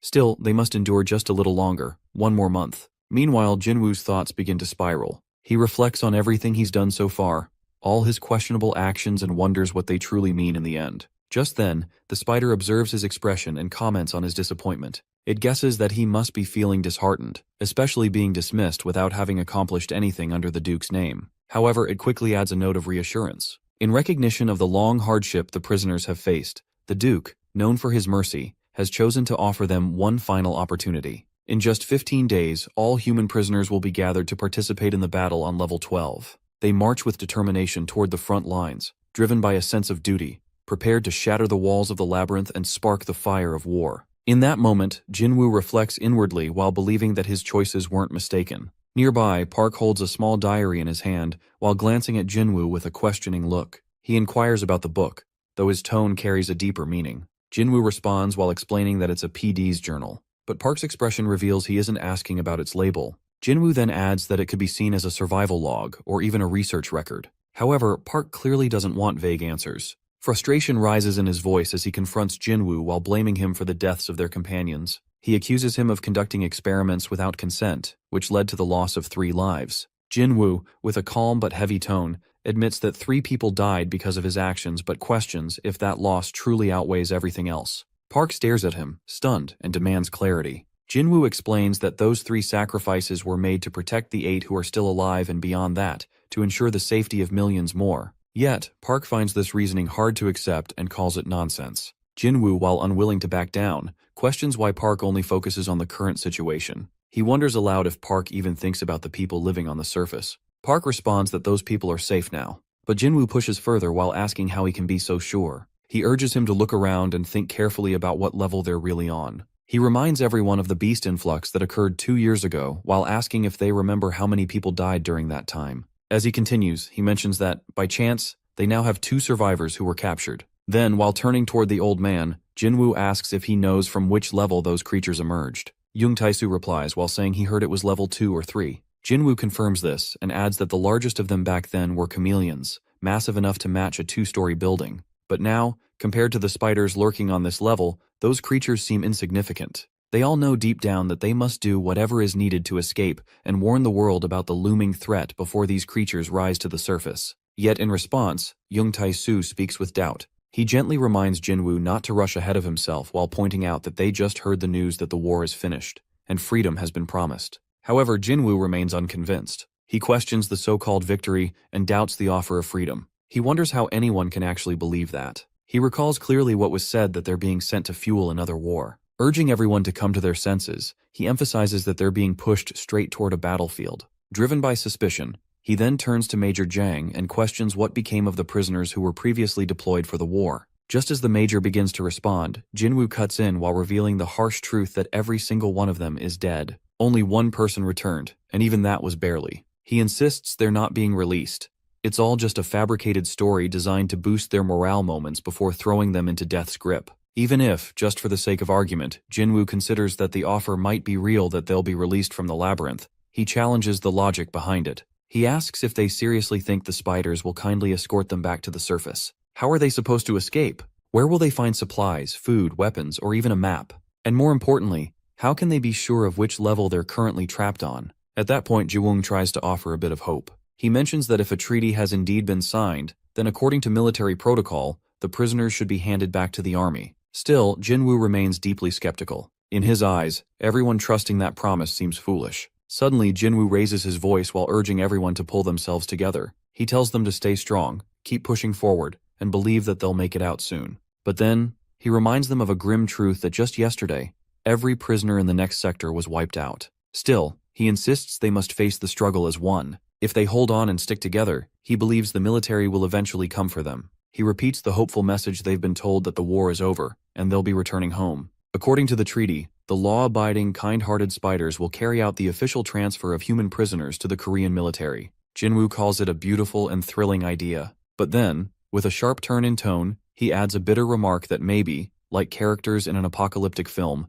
they'll all join hands in sorrow and cry together, comforted only by the belief that they lived good, righteous lives trying to save everyone. He challenges them all with a question while asking if that's really the ending they want. Do they truly see themselves as the main heroes in some scripted drama? At that point, Jung Tae-soo quietly urges him to calm down. Jinwoo takes a breath and apologizes, but his words carry frustration. He tells them this isn't the heartfelt story they might be hoping for. This isn't about a group of noble adults while sacrificing themselves one by one, just so one lost underground child can escape and finally see daylight. He makes it clear that they are just ordinary humans, powerless even to harm these terrifying creatures. There's nothing special about them in this situation. Yet, despite everything, Jinwoo refuses to give in. He won't obey blindly or sit still waiting to be rescued, only to end up devoured. He's made up his mind as he won't accept a future where they're nothing more than prey. Jinwoo makes his decision clear that he's going to get out of this place no matter what it takes. After hearing his words, Park starts to feel uncertain and overwhelmed. Then, Lee steps in with a calm voice while pointing out that this isn't really the time to argue about right or wrong. He admits he doesn't completely disagree with Jinwoo's actions, though he also adds that if he had been one of Jinwoo's test subjects, he might have felt differently. Stepping closer to Jinwoo, Lee asks a pointed question that why does he think they've all been following the spider's orders for so long? The answer, he says, is simple. They've been powerless, with no real way to survive on their own. Every day they've lived in fear, doing whatever it took to avoid a brutal death. So, when Jinwoo found a hint of hope in the down gems, he began testing them while hoping they might be a key to escape. Lee admits it's unfortunate that Jinwoo hid this from everyone, but guesses he probably did it to avoid catching the attention of those spider monsters. He suggests that the question of ethics can wait until after they escape. For now, he makes his choice that he's going to stand with Jinwoo. Watching Lee Ji-seok side with Jinwoo only fuels Park's anger. His frustration deepens when the Major then asks Jinwoo directly if he has a plan. That question only adds to Park's rising fury. Meanwhile, Jinwoo explains that he does have a plan, though it's still in early stages. He believes the enemy won't launch a battle right at the heart of the labyrinth. Instead, they'll likely be deployed to the outskirts. Jinwoo reveals his strategy to use the confusion of the battlefield on the war day as their chance to escape. As soon as the chaos begins, they'll make their move. The Major, however, expresses doubt. He says it would be nearly impossible to outmaneuver the spiders in the middle of a fight. But Jinwoo responds with confidence that he's already prepared something for that. He then reveals a small batch of moss capsules. Each one contains only 0.1 of the usual dose found in a down gem. He instructs them to take one every day for a month. Gradually, they'll raise the dosage. If all goes well, by the time the war starts, their bodies should be able to handle 3 to 5 times the normal dose. That way, they'll unlock strength beyond what they've ever known. They'll become something different, something stronger, a new kind of humanity. But just as Jinwoo looks back at his past, a strange feeling washes over him. A chill runs through his body, sweat gathering on his skin. The memories don't feel right. He suddenly realizes that this isn't the past he remembers.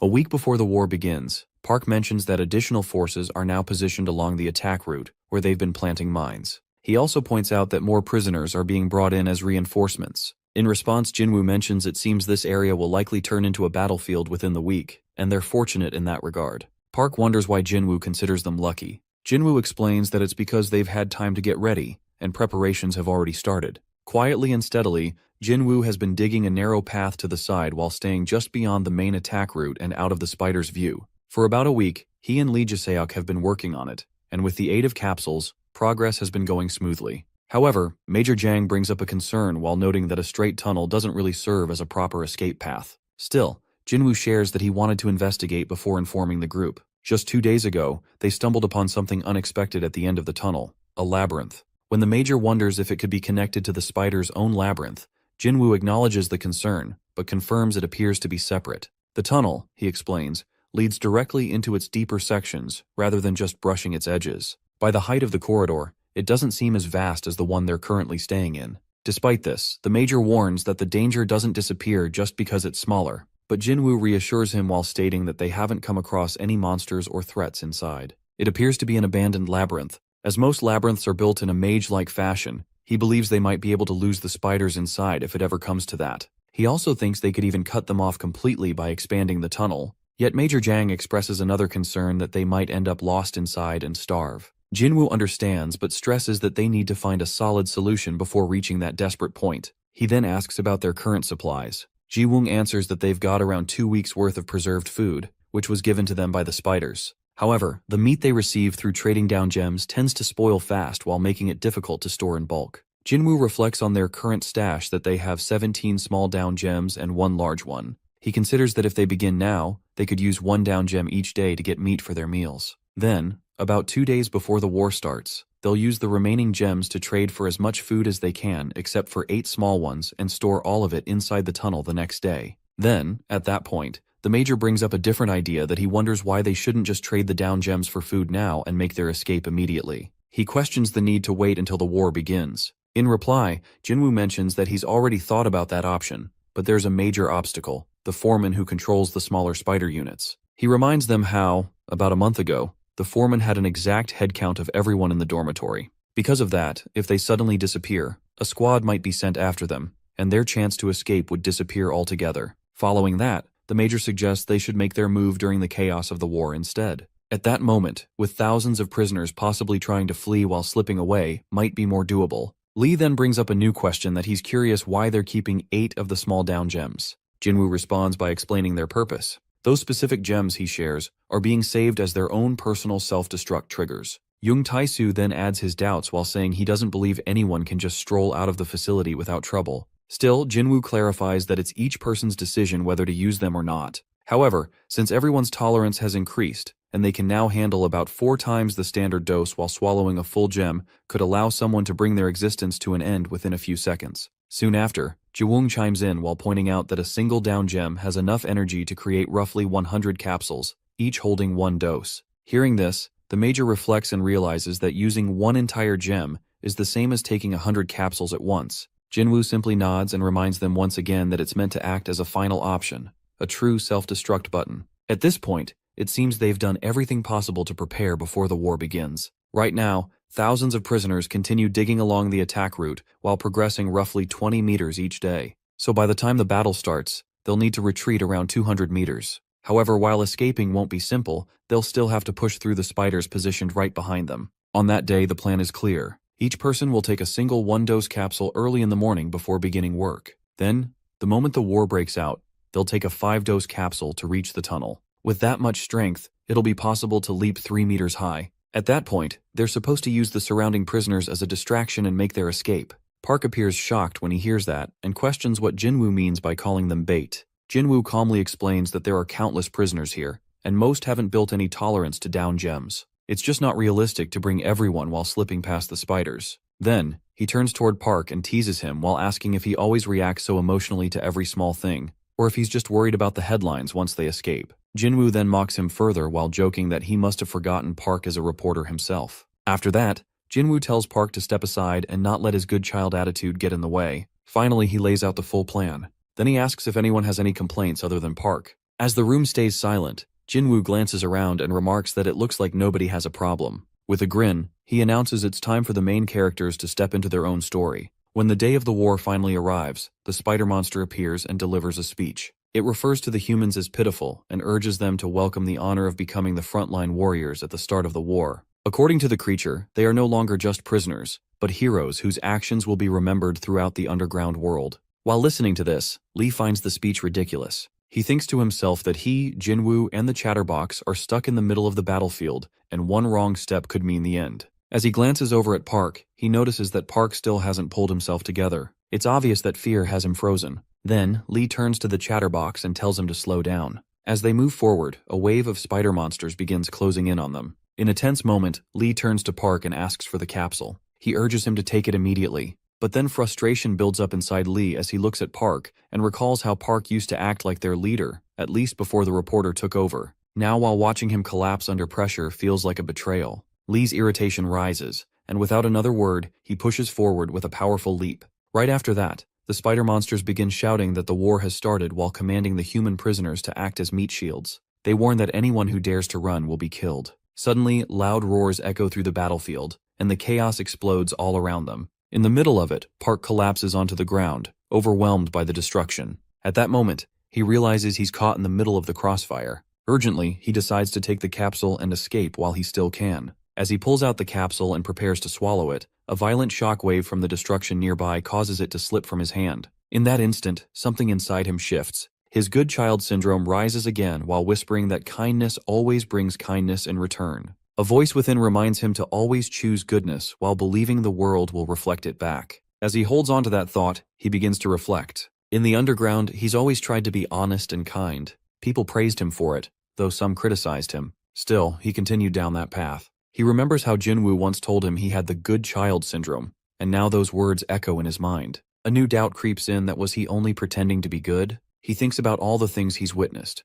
The truth about people when they're facing death. He's seen human nature laid bare, faces twisted in fear, desperate and selfish actions. Even as he stood at the edge of losing his humanity, he clung to the role of the selfless one. He lived trying to help others while acting with pure intent. But now, in this moment of collapse, he begins to question if that was truly the right path. Is this the reward for his kindness? Slowly, he begins to understand perhaps he should have allowed himself to be a little more selfish, a little more ruthless, just once. As Lee supports Chatterbox over his shoulder, he notices that Chatterbox appears semi-conscious, barely holding on. With worry clouding his face, Lee questions whether he can stand while checking on him and gently shaking him in an effort to bring him back. He calls out repeatedly while trying to snap him out of his daze. Just then, Jinwoo, Jung Tae-soo, and Oh Hyunil return from a battle. Seeing them, Lee, visibly frustrated and still watching over Chatterbox, mutters in confusion while wondering what's wrong with him now. Once they regroup, Lee acknowledges their arrival. Jinwoo responds while mentioning that the center route where Lee had been stationed is the only area breached so far. He then inquires about Hyungtae while asking whether he had been with Lee.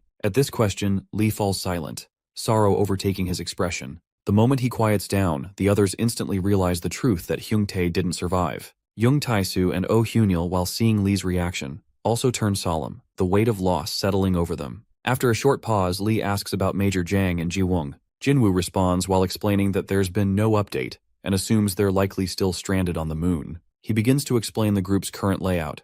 Weaver is stationed on the left wall, Lee was positioned at the center, and Major Jang and Ji-woong were deployed on the right side. According to him, the two of them should be behind the enemy line that has already pushed through. They can only hope those two manage to survive and find their way out. Tension rises in Lee as he processes all this. He wonders aloud how they can possibly keep going under such uncertain conditions. Jinwoo then turns to Lee and asks whether he gave Chatterbox his capsule. Lee admits that he didn't, only he had taken his, as they had left in a hurry. Jinwoo insists that Chatterbox must take it now while stressing that they're out of time. Lee protests, mentioning Chatterbox's poor condition. However, Jinwoo cuts him off while telling him this isn't the moment to hesitate. He has to force it down his throat if necessary. Then Jinwoo glances toward Young Tae-soo and asks whether the old man took his capsule. As Lee helps Chatterbox swallow the capsule, Young Tae-soo confirms he did take it. Jinwoo then wonders why he's still struggling. With a mocking grin, Young Tae-soo explains that it's not some miracle tonic that grants instant strength. Jinwoo, puzzled, questions whether that isn't its exact purpose. Young Tae-soo calls that idea absurd, saying it simply helps with his aching joints. It doesn't reverse age. This causes Jinwoo to grow uneasy. Internally, he starts realizing the truth that physical strength still relies on the body itself, and the capsule merely enhances efficiency. It doesn't burn fat or build muscle overnight. Bodies that are worn out remain limited, regardless. Observing Young Tae-soo and Oh Hyunil, he notes that both are struggling. Even though Oh Hyunil has the power in hand, his body is buckling under the pressure while panting with every step. With this in mind, Jinwoo deems them a liability. He decides that he, Lee, and Chatterbox will charge through the spider cluster in the center and divert their attention. He instructs Young Tae-soo and Oh Hyunil to stick close to the right wall and head toward the target. At this, Lee reacts with concern and asks why they're not staying together. Jinwoo replies that amid such disorder while splitting up boosts their survival odds. Oh Hyunil accepts this plan, and Young Tae-soo agrees while pointing out that differing speeds would only slow them down. They choose to survive separately and reconnect later. Even as Lee remains uneasy, Jinwoo places a firm hand on his shoulder while calming him. He questions what's bothering him so much and reminds him of what happened to Hyungtae, how going off script had fatal consequences. Jinwoo reassures him that he has thought this through, and Lee just needs to follow the orders. He urges him to focus on survival while emphasizing how he sees Lee as one of his own. He adds a final personal reminder about Lee's mother waiting for him at home. He needs to survive for her. As the group prepares to move, Jinwoo tells everyone they'll reunite at the tunnel. Young Tae-soo acknowledges the instruction and wishes them luck. Jinwoo tells Lee to keep watching Chatterbox. Then, the trio, Jinwoo, Lee, and Chatterbox move forward while navigating the terrain. However, their path is suddenly obstructed. Jinwoo notices and commands a quick sidestep. They must leap 3 meters to the right, where a smaller spider crouches beneath a larger one. Using it as a step, they press forward. Soon after, Jinwoo informs the group that they'll lose the enemy in the sandstorm. He warns them not to lose sight of him. Lee affirms. As the three continue through the spider-infested area, Lee reflects on their movements. They are keeping low to remain unnoticed while using smoke as cover and carefully avoiding attention. Around them, the spiders are preoccupied, either fighting or hunting other humans. Lee begins to piece things together. Something doesn't feel right. Jinwoo had claimed they'd be the bait, but this stealthy tactic contradicts that. Lee realizes that just running won't distract all the spiders in this chaotic mess. The earlier plan while escaping after battle began, and using others as distractions makes no sense anymore. Eventually he understands. They're not bait at all. In fact, the spiders already prefer crawling along the walls. Meanwhile, elsewhere, Oh Hyunil questions Young Tae-soo, while wondering why he agreed to be used as a pawn. Young Tae-soo admits he knew the entire time. He explains that it's better for the younger ones to live on. As someone already nearing his end, he doesn't want to become a burden. He's ready to go. Hearing this, Oh Hyunil grows anxious. With determination, Young Tae-soo apologizes for involving him, but assures him he will get him out safely, no matter what. Suddenly, Young Tae-soo swallows a raw gem. Oh Hyunil is stunned while reacting in disbelief. Before he can stop him, Young Tae-soo shoves him away and draws the attention of the spiders to himself while turning into a living decoy. As the raw gem kicks in, Young Tae-soo's power surges. He calls out to the spiders while mocking them and challenging them. Bursting with strength and fury, he charges at one spider and crushes it with a single punch. Elsewhere, Jinwoo and Lee witness the chaos from afar. Lee wonders if there are enemies within the wall too, unable to make sense of it. But Jinwoo realizes what has happened. He activated the self-destruct option. He consumed the raw gem. Watching Young Tae-soo destroy spider after spider, Jinwoo admits it's remarkable. Even minion-level creatures are falling easily. These are the same enemies that couldn't be scratched with 5 doses of the capsule. However, despite the power, Young Tae-soo's aged body starts to falter. It's too much. Jinwoo observes this and concludes that if he were to consume a raw gem, he'd need to manage the power carefully. He then tells Lee they need to leave now and Young Tae-soo won't last. Lee agrees, but just as they are about to move, Chatterbox surprises them. Suddenly, full of energy, he refuses to flee. Lee is shocked. Chatterbox turns back toward young Tai-Su, determined to help him. He remembers the promise that is the promise of bread.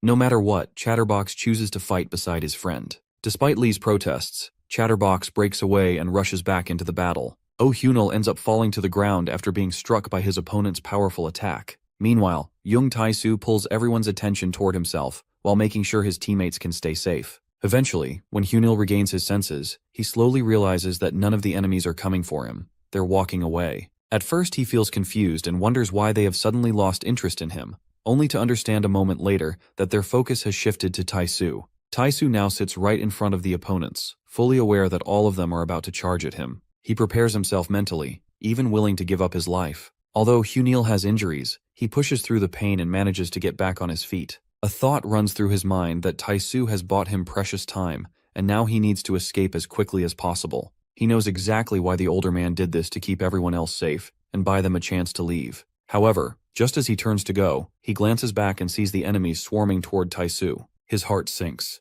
The idea of leaving his partner behind in such a brutal moment makes him freeze. That's when his eyes spot Chatterbox nearby and joy instantly lights up his face. A shout escapes him that Chatterbox has come to help. Gratitude rushes in as he believes that, with Chatterbox there, they still have hope. The old man still holding on while refusing to give up, and now even a young boy stepping forward to protect him. He silently observes the chaos. Hyunil glances around and scolds himself while wondering what he's even doing. The thought of running away while others risk their lives makes him feel no better than the very enemy they're fighting. With that, determination replaces doubt. He chooses to stand with Tai-Su and not let him face the battle alone. As he steps forward, his eyes lock on the golden orb in his hand. Meanwhile, elsewhere, Jinwoo makes his way forward when a voice catches his attention. He turns around, only to be shocked at what he sees. Someone is there who shouldn't be. His anger flares up as he shouts while questioning what's going on. Lee Jae-seok was supposed to guard the entrance and stop anyone from reaching this place. Jinwoo grows furious while yelling at him and demanding answers. But before he can say more, a terrifying monster charges at him. Jinwoo narrowly avoids the attack but crashes to the ground and gets injured. The monster is far too strong, and he realizes he can't win this time. He gives into the situation, thinking it's over for him. Yet, to his surprise, the monster suddenly pulls back and walks away without finishing him off. Shock fills his mind that he's still alive. Just as he relaxes a little, other monsters start closing in on him. Fear returns as he understands that death is not far. He rises to his feet and calls out for Chatterbox. Turning back, he notices Jae-seok standing still with his head bowed. Confusion spreads. Why isn't he moving? Why isn't he protecting the others? Jinwoo's voice rises as he demands to know what's going on. He warns Lee Jae-seok while telling him they're in a war zone and hesitation could mean death. However, as he's shouting, he doesn't realize a monster has crept up behind him. The creature grabs him by the arm, ready to strike both of them. At that exact moment, something strange happens. Just when both prepare themselves for the end, they fall to the ground unharmed. Fire bursts in front of them, and they realize they're still alive. Confused, Jinwoo wonders what just happened. Did the monster melt in the fire? As he speaks, Lee Jae-seok, still lying behind him, points ahead and calls out. A massive spider figure appears. Lee mistakes it for the Spider Duke, but Jinwoo corrects him quickly. That's not who it is. Meanwhile, more monsters appear, and Jinwoo's eyes widen with fear. These aren't the main threat, they're just the beginning. Flames rise again. Realizing the danger, he gives up on the thought of Chatterbox and urges Jae-seok to run if they want to survive. Back at the other side, where Tai-Su is holding his ground, opponents surround him from every direction. Chatterbox stands with him while refusing to leave. Tai-Su grows furious. He had gone through so much trouble to buy time, yet Chatterbox chooses to stay. He scolds him while asking if he's trying to die. He doesn't understand why this fool would do this. Chatterbox, with teary eyes, only mutters one thing, that he wants to eat the bread that was promised to him. Hunger and exhaustion weigh him down. Tai-Su hears those words but doesn't know what to say. Just then, another voice calls out to him, and he instantly knows it's Hyunil. The boy charges in while shouting that he's come to help. He never left because he couldn't bear to abandon his teammates. Tai-Su gets angry once more while asking if they think he pushed them aside for no reason. Hyunil answers that he was thrown out to escape, but he refuses to live with the guilt of running away while others suffer. He explains that they can survive if they use the down gem's power together. Tai-Su stares at him and questions whether he swallowed the full gem. Hyunil confirms it while mentioning that the reporter claimed it would make them explode within seconds, but he feels in control. After that, Tai-Su then turns to Chatterbox while asking about him. Oh, Hyunil panics and shouts out while questioning what's going on. Tai-Su explains seriously that the down gem isn't some magic fix, it only numbs the pain. None of them are in control. Hyunil insists he's doing fine, though his injuries clearly tell another story. Tai-Su glances at Hyunil's legs, completely battered, and points out how the human body can't handle this kind of power. He admits that both of them are already at their limits. The gem only delays the pain, and his own numbness is fading fast. If Chatterbox hadn't jumped in earlier, the agony would have knocked him out. In the end, they're finished, but they still have a duty. They must protect the kid.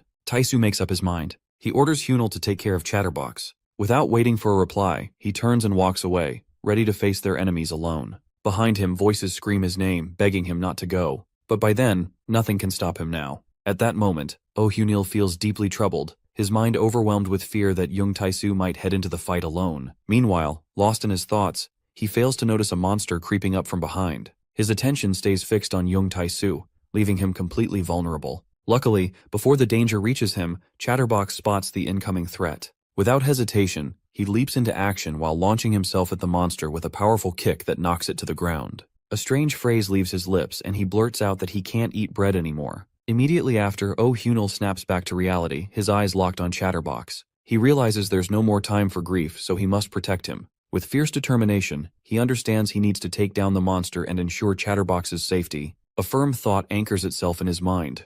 No matter what, he must protect him. However, another challenge rises. The path of heat created earlier is now covered with lava while making any escape impossible. He understands Chatterbox, in his current state, won't think clearly. Even if Hunel tries to force him away like the old man once did, Chatterbox would surely return. At the same time, pain pulses through his legs while growing worse with every step.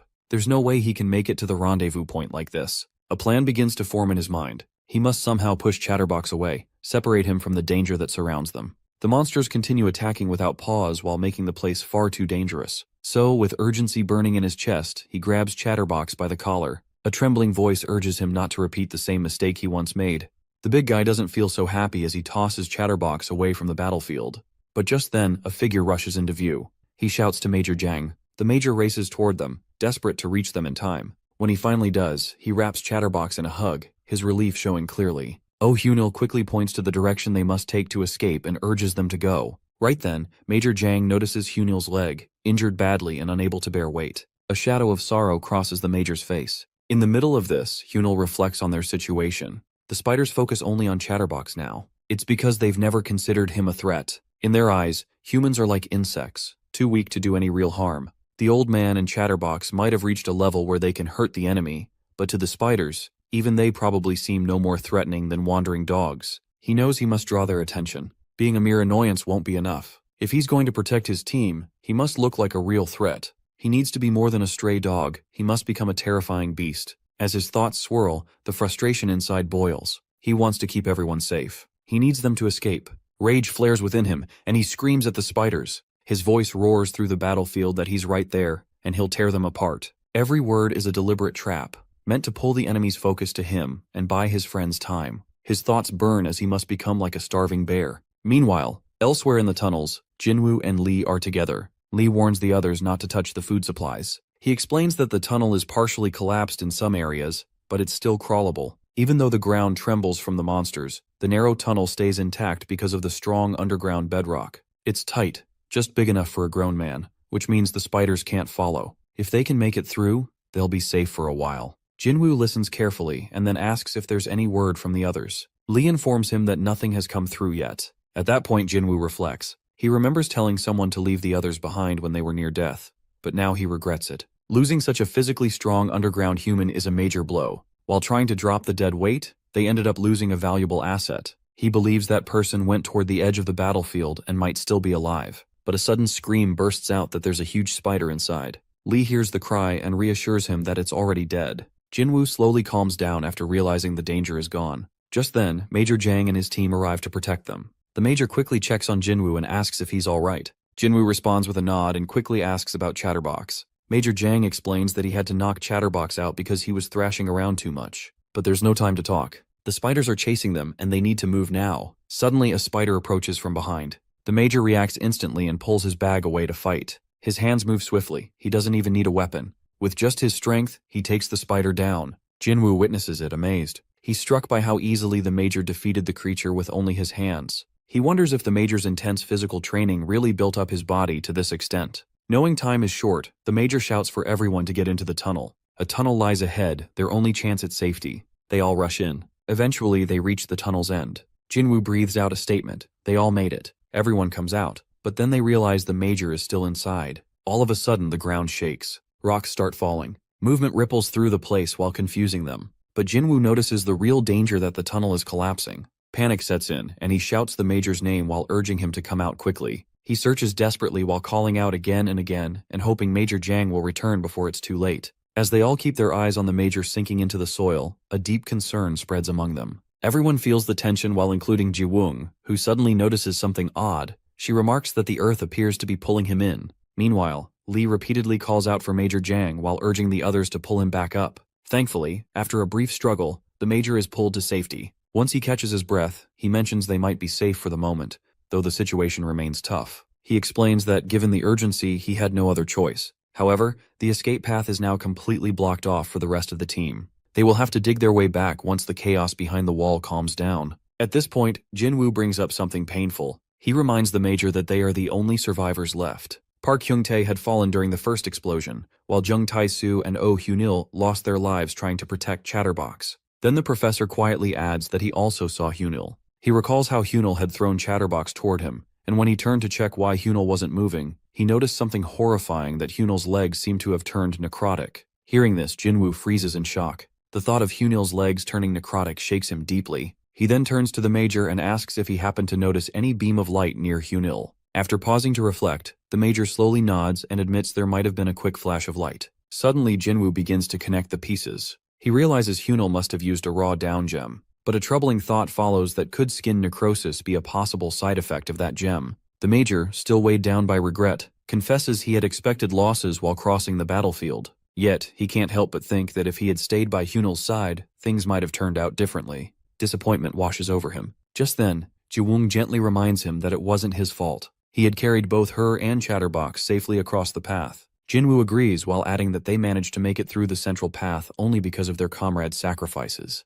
Right now, they're barely clinging to life, and if they press their luck any further, they all might not make it out. Eventually, the Major quietly agrees with Jinwoo while accepting the painful truth. Major Jiang mentions that they've gotten past the most dangerous zone, but things aren't finished yet. He urges everyone to concentrate on what lies ahead, rather than dwelling on the losses, so their comrades' sacrifices hold meaning. With no time to spare, he turns to Jinwoo, asking about their next target. Jinwoo responds that they must locate an exit from this labyrinth. He adds that they can't be certain if the place is truly abandoned, so they should move carefully and not rush. Once they escape, their next step will be finding a route to the upper level. As the group gathers and stands still for a moment, a loud sound suddenly echoes through the air. Jinwoo instantly becomes alert while wondering where the noise is coming from. The Major points out that the sound is coming from the far side of the wall. Without wasting a second, Jinwoo shouts for everyone to run. He alerts them that the wall is breaking, and within seconds the monsters burst through. Panic hits as they all begin to sprint, but amid the chaos, Jinwoo trips and hits the ground.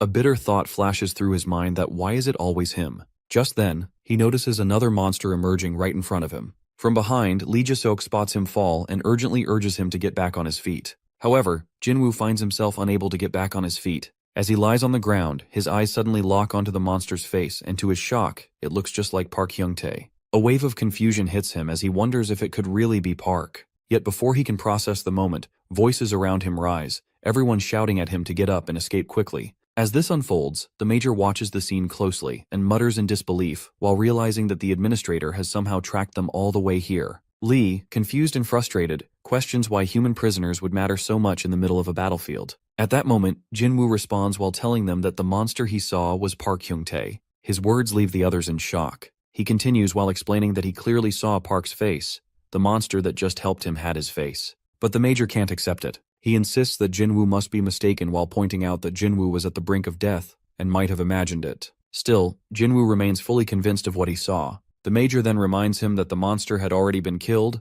Was Jinwoo really suggesting that Park Hyung-tae should die a second time? Before they can say more, a large monster suddenly charges from behind. The Major immediately urges everyone to move. The group breaks into a run again, though tension rises quickly as the Major notices their speed slowing. At this pace, they'll be caught. Jinwoo, catching up beside him, mentions that the effect of the capsules is beginning to fade. Jinwoo stands frozen in shock for a moment. Then, without warning, spears begin to shoot out from the wall. As he pushes forward, Jiwoong quickly alerts him that they've entered a trap-filled labyrinth. It's risky, but at least it has bought them some time. However, as she moves ahead, Jinwoo notices something wrong and urges her to stop while warning her not to step on a particular stone. But it's too late. Her foot lands on it, and suddenly she falls. Pain shoots through her legs and she begins to tremble, her body shaking from the shock. Jinwoo sees her struggling, clearly in pain. At that very moment, he notices a monster approaching fast from behind. Thinking quickly, Jinwoo tells Major Jang to take Chatterbox and escape at once. He decides to carry Jiwoong himself while knowing that Chatterbox must come first.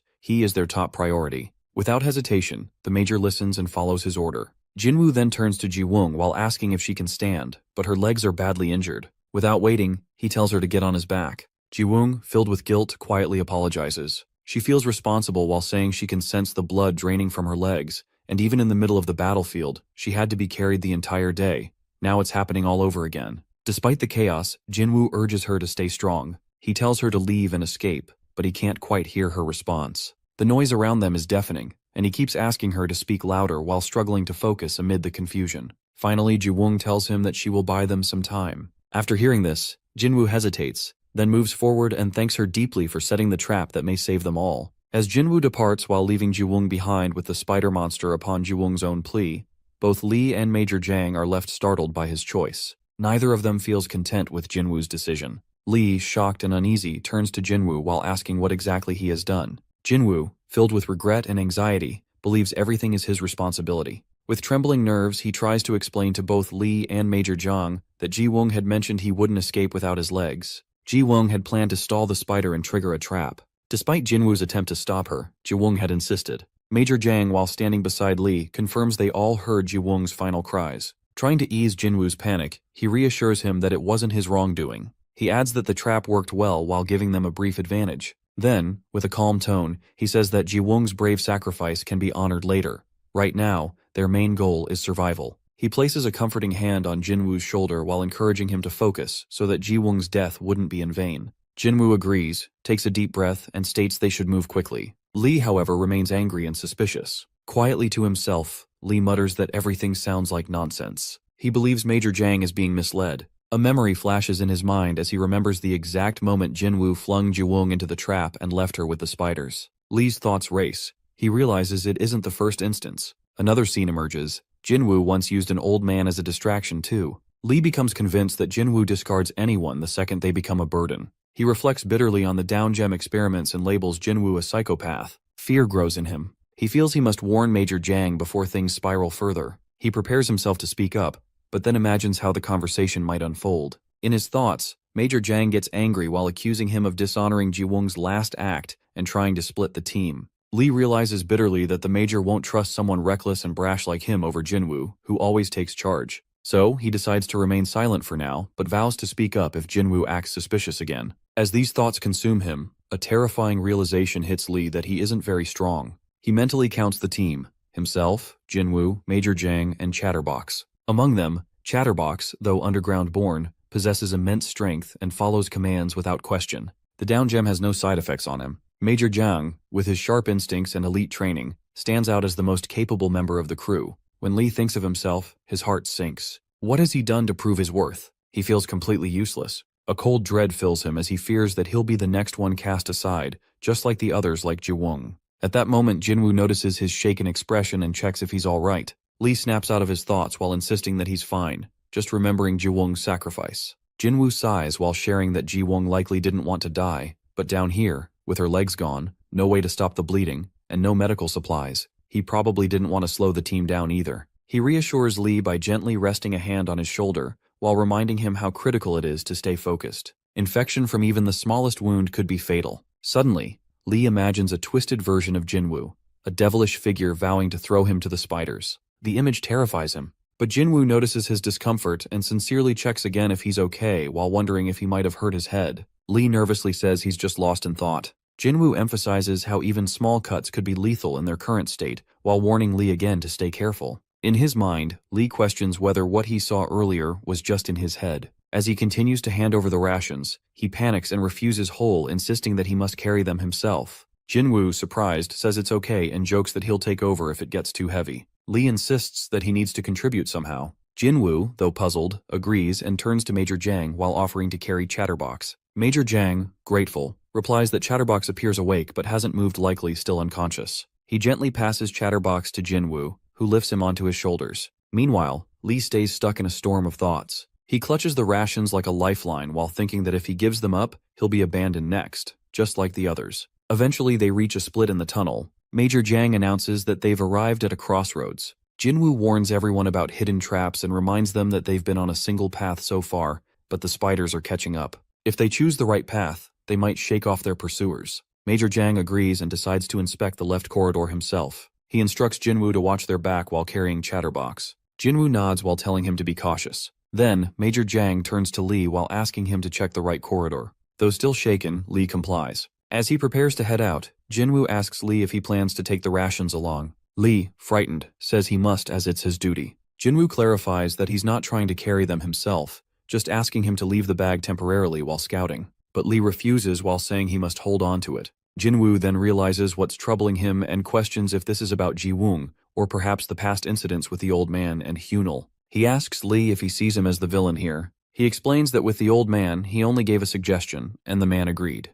As for Ji-woong, he volunteered. Jinwoo says he didn't force him, especially not with a weapon. He tries to make Lee understand that he didn't cause any of it intentionally. Then, he looks at Lee and asks if he truly believes he's just using him too. Jinwoo admits that even if Lee thinks he's scum, he should remember that Lee saved his life on level 2. Why would he abandon someone who once saved him? Jinwoo reminds Lee that they teamed up before, helped each other clean wounds, and even though things didn't go perfectly, they worked well as a pair. He puts his hand on Lee's shoulder while saying he only wants to survive together. Lee, slowly realizing, begins to recall everything. The time when everyone else gave up, but Jinwoo kept going. He remembers that although Hyungtae offered emotional comfort, he took no real action. Ji-woong had indeed offered himself as bait. Now Lee understands that without Jinwoo, he would be among the other prisoners, stuck in the battlefield. Jinwoo finishes by promising Lee that he won't abandon him. He says they'll make it out and Lee will see his mother again. Lee, finally moved, gently taps Jinwoo's chest and says he'll check the right path. He apologizes for misjudging Jinwoo and misunderstanding his intentions.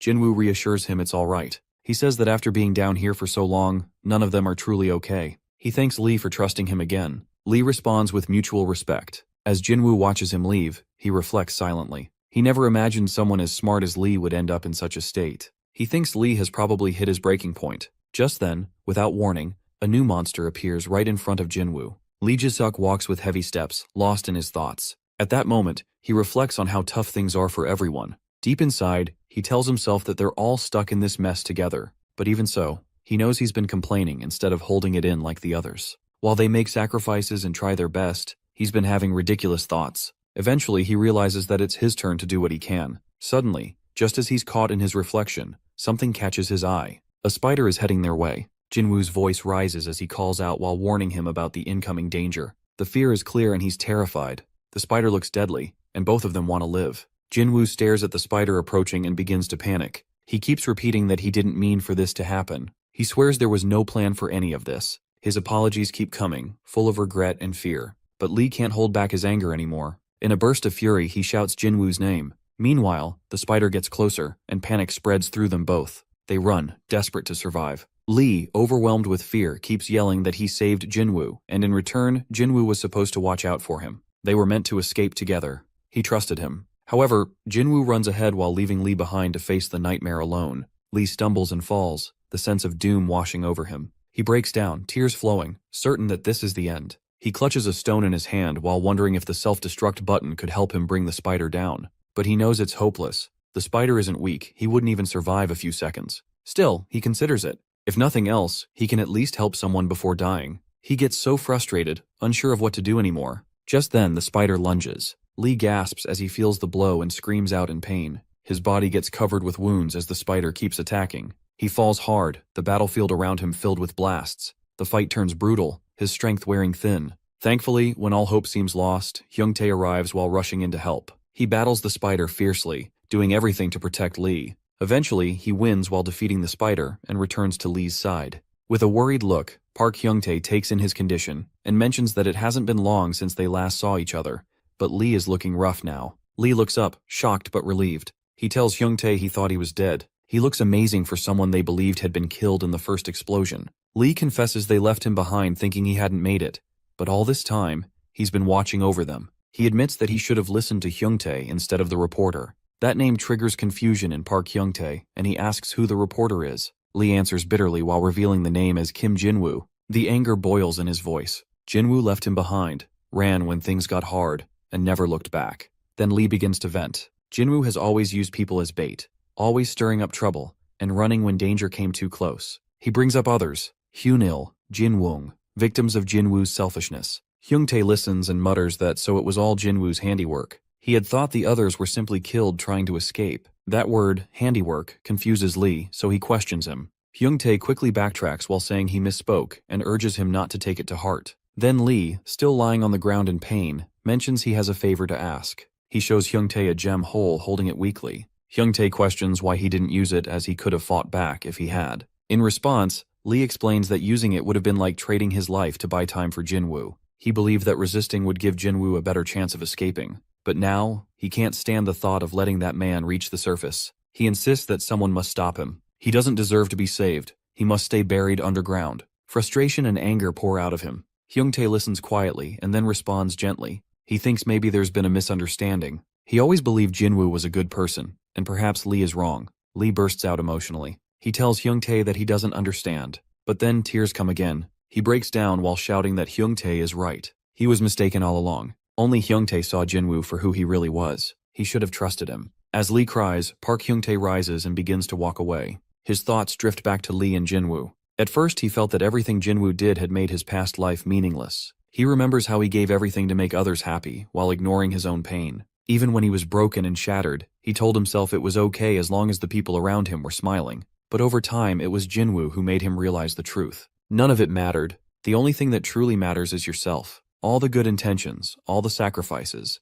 they were wasted on people who never truly cared. People who laughed while he turned himself into a clown for their amusement. He remembers praying while begging for just one more chance, and the underground granted that wish. Ever since then, he's been searching for the others to repay his past debts. He reassures Lee that he didn't come to save the others out of kindness. Then he remembers the moment when he first saw Lee again, and thinks to himself that finally, he has caught up with him. A strange voice reaches Hyung-tae's mind. At first, it tells him he should have allowed himself to be just a little more disgusting if he had one more chance. It mocks him while calling him a human, the absolute bottom of the food chain in the underground. It describes him as a pathetic life form, a weakling who isn't even permitted to breathe down there. Meanwhile, Hyung-tae, startled and confused, thinks the voice feels like it's speaking directly into his head. Then, the voice calmly reveals that it is the one who oversees the evolution of the Pretty Full.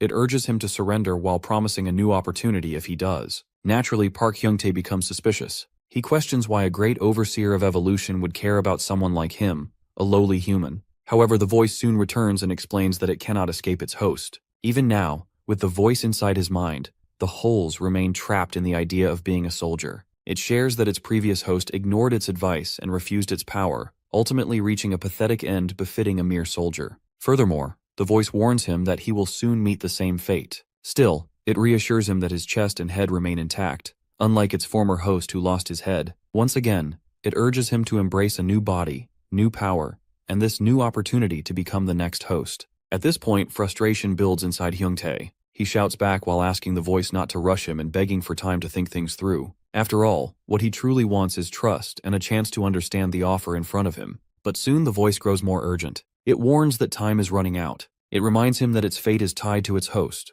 Hearing this, Hyung-tae grows angrier. He lashes out while yelling that they're both stuck in the same mess, so why act so full of pride? Why insult him by calling him weak? He argues that's no way to ask for a favor. In frustration, he continues while mocking the voice and asking if glaring at him with a big dumb eye is supposed to scare him. He's tired of being manipulated. Suddenly, he brings up Jinwoo while revealing the betrayal he suffered, and how all the stress he bottled up is finally pouring out. As a result, he makes a firm decision that he's going to live how he wants from now on. Yet again, the voice responds. It tells him that such strength of mind is meaningless in the face of death. It reminds him that he only has two choices, life or death. Eventually, Hyung-tae accepts the offer. He confesses that he was ready from the beginning. However, he believes the choice isn't his to make it belongs to the voice. He demands to be accepted, but warns that it shouldn't think it can control him. Instead, he claims that he will be the one in control. Overwhelmed with power, he starts shouting with joy. The monster inside responds with excitement, and together they make a contract. Sometime later, Jinwoo is walking alongside Major Jang. Suddenly he spots someone ahead that is Hyung-tae. Shocked, he calls out to him and turns to the Major, while insisting that Hyung-tae was the one who stopped the spider. However, he quickly realizes something's not right. Jinwoo stares, puzzled, and asks about the body. In response, Hyung-tae tells them that he hasn't fully adjusted yet, and warns them not to try controlling him. Just then, the monster's voice echoes again. It states that the fusion isn't complete yet and urges him to consume more spiders and humans to become whole. This time, Hyung-tae's anger flares. He refuses. He doesn't care if he's complete or not. He demands that his first bite be Jinwoo. The monster, surprisingly, agrees. Meanwhile, Jinwoo and Major Jang are both stunned. They see no one else nearby, yet Hyung-tae appears to be talking to someone. Breaking the silence, Jinwoo asks who he is speaking to and what those strange attacks were. Coming back to his senses, Park Hyung-tae realizes they can't see the monster, so he decides to lie. He explains that he got infected by something like a parasite, but claims he can control it now. He expresses regret for what happened to the others and wishes he'd been faster. As he steps closer, Major Jang instinctively backs away, frightened by Hyung-tae's monstrous appearance. Jinwoo notices this and speaks up. He questions whether the Major really thinks Hyung-tae isn't himself, just because of how he looks. However, Major Jang believes they're dealing with an enemy. He accuses Hyung-tae of attacking them and pretending to be their friend. Hearing this, Hyung-tae can't help but laugh. He challenges the Major while questioning how he dares call him a monster. He reminds him of how hard he worked to take care of everyone. He watched over the cook, the nerd, kept an eye on spiders, and even respected the old man who was practically useless. Then, he brings up Hyun-jae, the only one they could truly rely on, and accuses Jinwoo of killing him. He recalls all the times he tried to keep hope alive, only to be painted as a troublemaker by some reporter. His rage explodes as he demands to know how they could treat him this way. This time, Major Jang begins to understand. He finally recognizes Hyung-tae's pain. His voice softens as he admits that it truly is Hyung-tae. He confesses that they put him through too much, and that they let him down countless times. He humbly asks for forgiveness for judging him based on his appearance. For the first time, Hyung-tae feels relief. He smiles and tells the Major there's no need for anger anymore. A lot has happened, but in the end, things have worked out. However, Lee disagrees. He doesn't think things have turned out well. He's been through too much to believe that. Quickly, Park Hyung-tae explains what he meant. He says that while he might look like a monster at first glance, his body is now perfect for surviving underground. Turning to Jinwoo, he states that this is the kind of new human he always wanted. Hyung-tae is evolving, even in that moment. Jinwoo, however, believes he's lost his mind. The Major agrees while thinking he sounds completely insane. Despite their concern, Hyung-tae continues. He reveals that he isn't fully complete yet, and that they both still have a chance. Jinwoo, puzzled, asks what he means. Hyung-tae calmly responds. They have a chance to become part of the new humankind. Exhausted, he sits down. They've all been fighting endlessly, and he's drained. Then, he makes his real intention clear. He tells them to fill his belly and become his meal. He invites them to join him in achieving the dream while becoming one in this body. Suddenly, his monstrous side breaks through. He loses control and begins to attack. Immediately, Major Jang shouts at Jinwoo to take Chatterbox and run,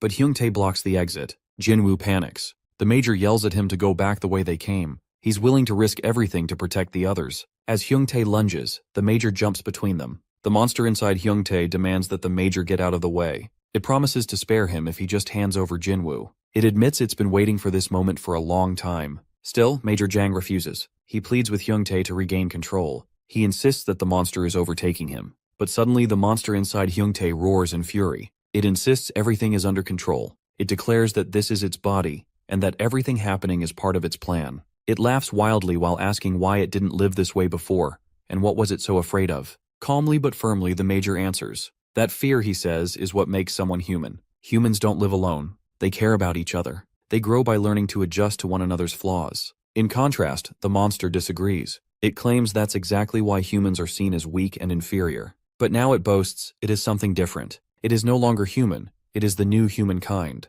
Finally, the Major delivers his last stand. To him, Hyung-tae is just a lowly zombie, infected underground. And he makes one thing very clear, that Hyung-tae will not come closer to him. Jinwoo is running alongside Chatterbox, both desperate to escape and save their lives. They know well that the road ahead will be filled with danger. As they continue, Jinwoo suddenly spots Jiseok in the distance. At once, he calls out to him. However, before anything more can happen, a voice echoes from behind. It's Major Jang, and surprisingly, he brings unexpected news. He claims it's safe now. According to him, he has already defeated the monster. Instantly, relief washes over all of them. Finally, after everything they've endured, there's a glimpse of good news. With pride in his voice, Major Jang announces that he ate the down gem and tore the monster's throat apart. He begins to speak about the power that surged within him, but before he can even finish his sentence, a deep and chilling voice interrupts. Shockingly, the monster reappears. It is still alive. Everyone freezes. Moments ago, they were certain it had been killed. In a blink, their happiness turns to pure terror. Jinwoo yells out, completely unable to believe what he's seeing. Panic tightens around his chest.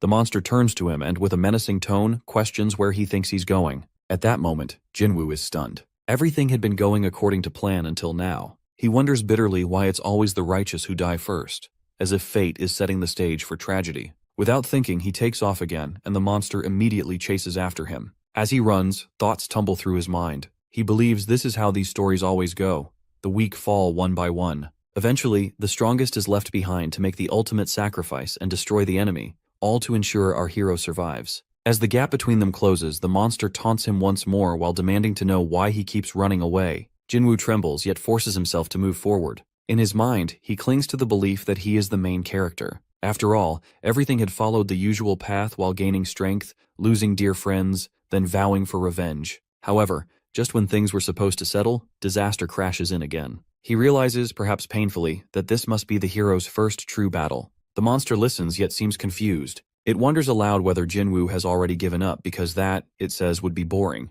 Eventually, both of them stop. They stand face to face, silence pressing between them. Jinwoo stares at the monster and firmly insists that this is his awakening. According to him, this is the turning point. It's the moment when he stops being a nobody and becomes someone unstoppable. He focuses while forcing his mind to remain calm. A strange energy begins to rise inside him. Without hesitation, he eats the down gem. The power surges through his veins. He channels it into his legs and muscles, takes a deep breath, and then charges with everything he has. He declares that he now holds complete control over the gem's strength. But shockingly, nothing happens. The monster doesn't even flinch. Frustration floods Jinwoo. He realizes the power isn't enough. So, he pushes himself harder, using the gem to boost his healing and raw strength. Just then, the monster lunges forward. It strikes, this time landing a clean blow. Jinwoo screams in agony. While he reels from the pain, the monster mocks him. It sneers and asks if he's finished pretending. Then, it questions how someone like him could have ever believed he was the protagonist. It moves in to deliver another brutal hit. Desperate, Jinwoo cries out for Chatterbox. In response, Chatterbox appears while diving into the fight. With a mighty blow, he strikes the monster's hand while forcing it to retreat a step. The monster stares at the wound, clearly surprised. For a moment, it wonders what kind of power could hurt it like that. Quickly, Jinwoo urges Chatterbox to eat the down gem too. He insists they won't survive otherwise. Yet Chatterbox refuses. Jinwoo is confused. In response, Chatterbox brings up young Taisu how he threw something away. Then he mentions how Oh Hunil was bitten by a spider. He admits that he's become used to people dying around him, but says that losing friends always feels different. This time, he believes they must save whoever is left. Jinwoo then reveals the heartbreaking truth. Everyone else is gone. The monster killed them. He tells Chatterbox they must get revenge. He points out that the creature even swallowed Hyungtae, using his body like a puppet. He begs Chatterbox to stand and fight with him. After a moment, Chatterbox agrees. He too wants revenge. Together they prepare for what might be the final battle. Jinwoo believes this is the grand finale, the emotional peak of their story.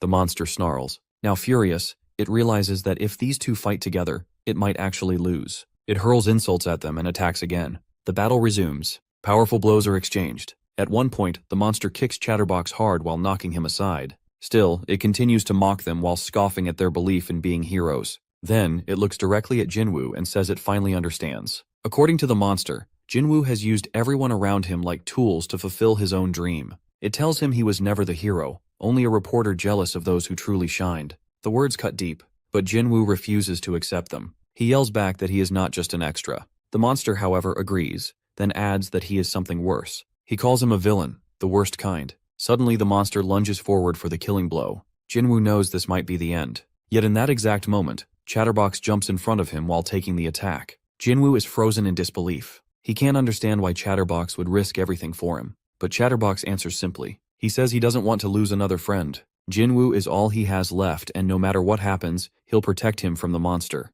At that moment, the monster remains completely calm. He shows no fear toward Chatterbox. With a mocking tone, he begins taunting again. He points out how Chatterbox they all worked so hard to save has just thrown away his life for the protagonist. Then, he wonders what kind of snack Chatterbox will scream about next. Is he going to explode with rage? Will his hair suddenly change color and he will turn into little Goku? Maybe they'll finally witness his true powers. Suddenly, before anything else can happen, Chatterbox collapses to the ground. He loses all consciousness. Meanwhile, Jinwoo quietly agrees with Hyungtae's earlier words. He admits to himself that he isn't the true protagonist. At that moment his heart sinks, and he begins to accept everything he's done wrong. He confesses within that he's nothing more than a desperate villain who only wanted to feel special. As the monster listens, confusion flashes across his face. He questions why Jinwoo is suddenly admitting everything. It doesn't amuse him. Instead, he complains that this is no fun. He urges Jinwoo not to stop now. In his view, Jinwoo should keep fighting until his last breath, even if it means struggling in the most pitiful and disgraceful way possible.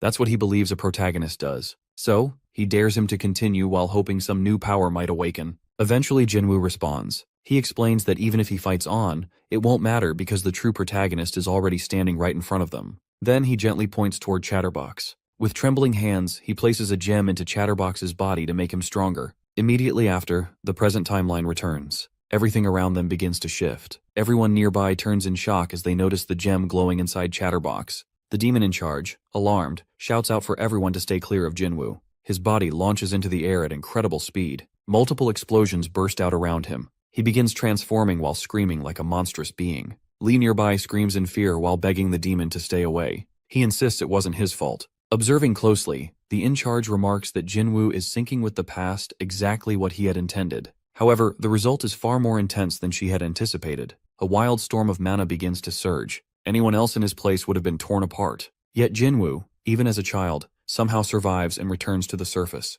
It means he's controlling the mana storm by himself. The in-charge desperately hopes he can hold on long enough to reach the memory of how he accomplished this before. But then, they all notice something strange that Jinwoo doesn't look well. The immense power is overwhelming him. The in-charge focuses all her effort on helping him survive. Her voice trembles. She warns that the connection is fading fast and the memory porter can't hold on. Her frustration deepens. She feels completely helpless while her partners suffer. Just then, a massive monster charges toward her. However, someone jumps in front to shield her from the attack. A moment later, Heejin arrives while planting herself firmly beside them. She's there to protect the in-charge. Everyone begins working together to defend her. Heejin raises her voice while assuring that they'll handle the hideous monster. She urges the in-charge to act fast. The giant worms are already closing in. It looks like every level 10 beast is heading straight for them. At the same time, the monster's expression twists with confusion. The in-charge feels the same. She stands frozen in place. So many enemies, so much chaos, she doesn't know what to do next.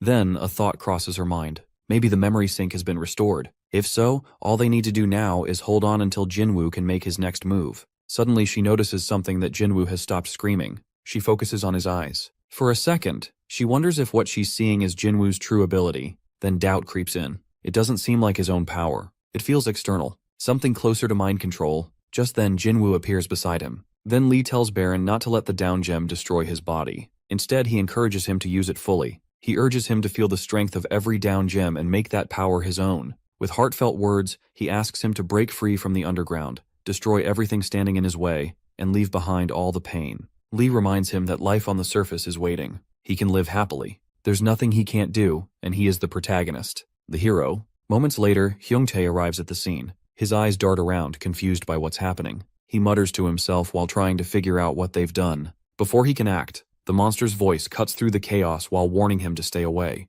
He calls it a death trap. Then, with a twisted grin, he scoffs at what Jinwoo has done. He mocks him for pushing a high-ranked down gem directly into a human body. In all his life, he claims he's never seen anything more foolish. He explains that starving beasts occasionally consume low-grade down gems to survive, but they always do so slowly, over days just to avoid harm. The mana inside those gems isn't even theirs. Yet Jinwoo forced a high-grade down gem into a fragile human body. The monster expects all the mana to explode at once while tearing the boy to pieces and leaving no trace behind. However, a sudden realization hits him. He watches closely and gasps. Baron's body is regenerating. Hyungtae hears it and responds quickly. He reminds the monster of what he just said Baron should have been torn apart. But the monster stammers, unable to accept what's happening. He claims it's impossible. He panics again while blaming the adult human, Jinwoo, for interfering with the child's mind. In fear of what might awaken next, he demands the adults be killed. Hyungtae throws his hands up in disbelief. He wonders if they're really blasting people into superpowers now.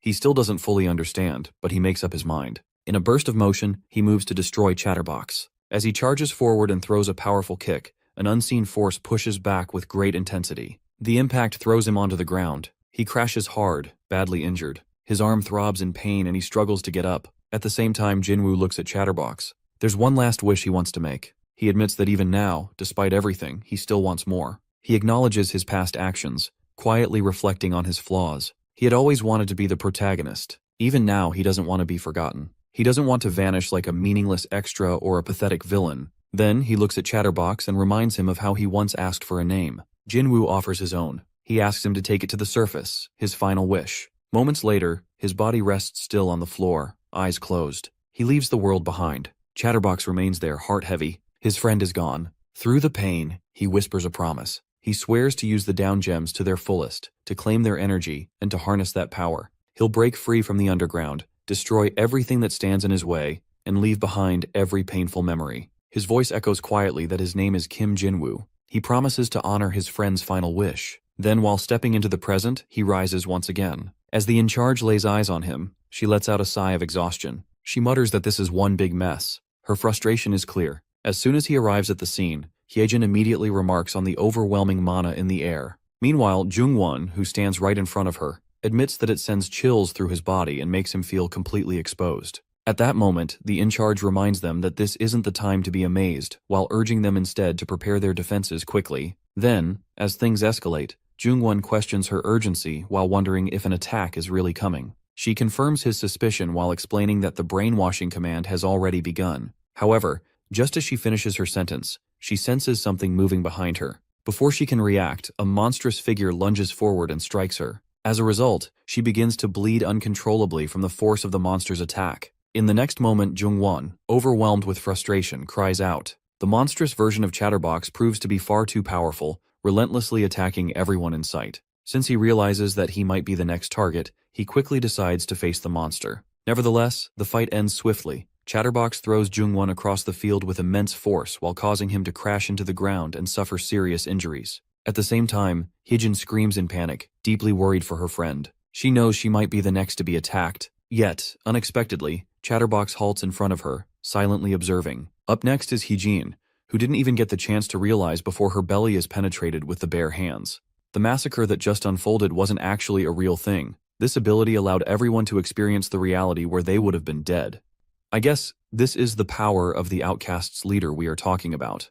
So don't take it lightly. Eventually, Hyejin expresses her gratitude to the captain while believing she was moments away from death. Without wasting time, Red Demon reminds them that they must stay focused. She also notices something strange, that the Baron has returned to his original position, as if he had never moved in the first place. This makes her wonder whether this is the ability of the outcast's leader, something called reality denial. Even though she has heard of it before, this is the first time she's witnessing it with her own eyes. Therefore, she begins to question how such an unbelievable ability truly works. However, her thoughts are soon interrupted. Chatterbox appears once again, still under the monstrous influence. Immediately, the in-charge notices and alerts everyone by shouting that he is coming back. All eyes turn toward him just as Chatterbox falls to the ground and lies there, unmoving. Then, Demon, overwhelmed and exhausted, yells in frustration that she can't hold out much longer. Clearly, she's both mentally and physically drained while facing an incredible amount of pressure. Without hesitation, Jungwon urges her to follow him while knowing that standing still is no longer an option.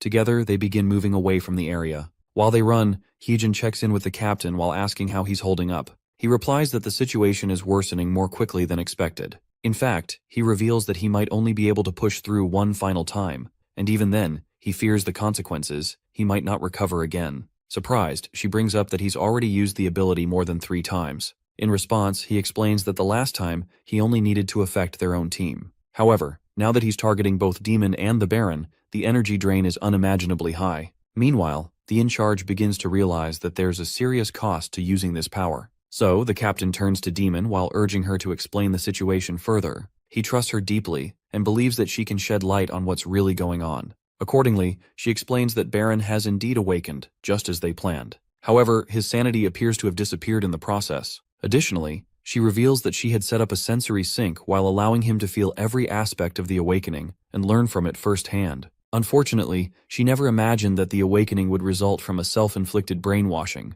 At that point, Lee, still trying to process everything, asks whether Baron is under mind control. She confirms this while adding that in the past, a high-rank down gem had been used to force awakenings. He finds it difficult to believe while insisting that such an enormous amount of mana couldn't have come from just one gem. Indeed, he is right. As a child, Baron's mana stall measured about 2 meters in width. Now it has expanded beyond 10 meters. As she begins to reflect, she wonders whether this is due to natural talent or something even greater. But while she's lost in thought, Lee raises his voice to bring her back while reminding her that they don't have time to waste. Realizing her mistake, she quickly apologizes. Then, she explains that the caster embedded 3 core commands into Baron's mind: absorb the power of the down gem, escape the underground, and eliminate any obstacles in his way. These commands push him toward the surface. While this might seem like a solution, she stresses that they can't let Baron rampage through the levels unchecked. Then, the captain asks how long they need to hold him off. She answers that it's only until Baron's original self reaches the surface.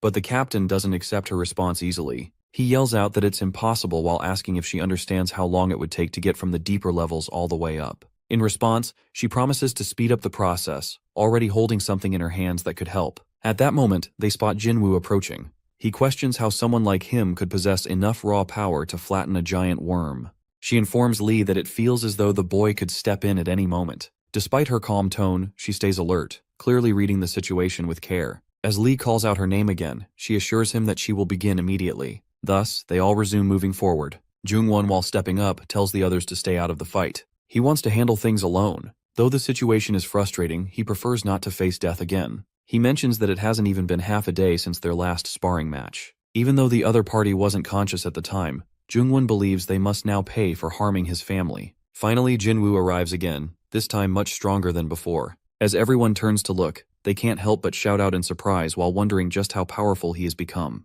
Lee and Jinwoo are standing face to face, locked in a fierce battle. Neither of them backs down. To begin with, Lee makes the first move while blowing air as he moves in to kick Jinwoo. From that moment on, the fight between them continues with relentless intensity, both throwing punches and kicks. They're equally strong and powerful. It's hard to tell who has the upper hand. Clearly, each of them gives their all while making it obvious they're both skilled in their own ways. Lee believes he's taken no damage. He wraps himself in mana like it's a suit of armor while protecting his body. Meanwhile, while attacking Jinwoo repeatedly, he wonders how Jinwoo is still standing without a scratch. As a result, he decides to strike again. In his mind, Lee compares Jinwoo's wild attacks to brute strength alone. He thinks Jinwoo is no different from an underground beast and reflects that nothing has changed since their last match. According to him, battle also requires skill, not just strength. He doubts Jinwoo can hear his thoughts anyway, and without delay, he launches another attack. Jinwoo then closes in, ready to counter. Lee, confident, believes it's useless and that his armor will protect him.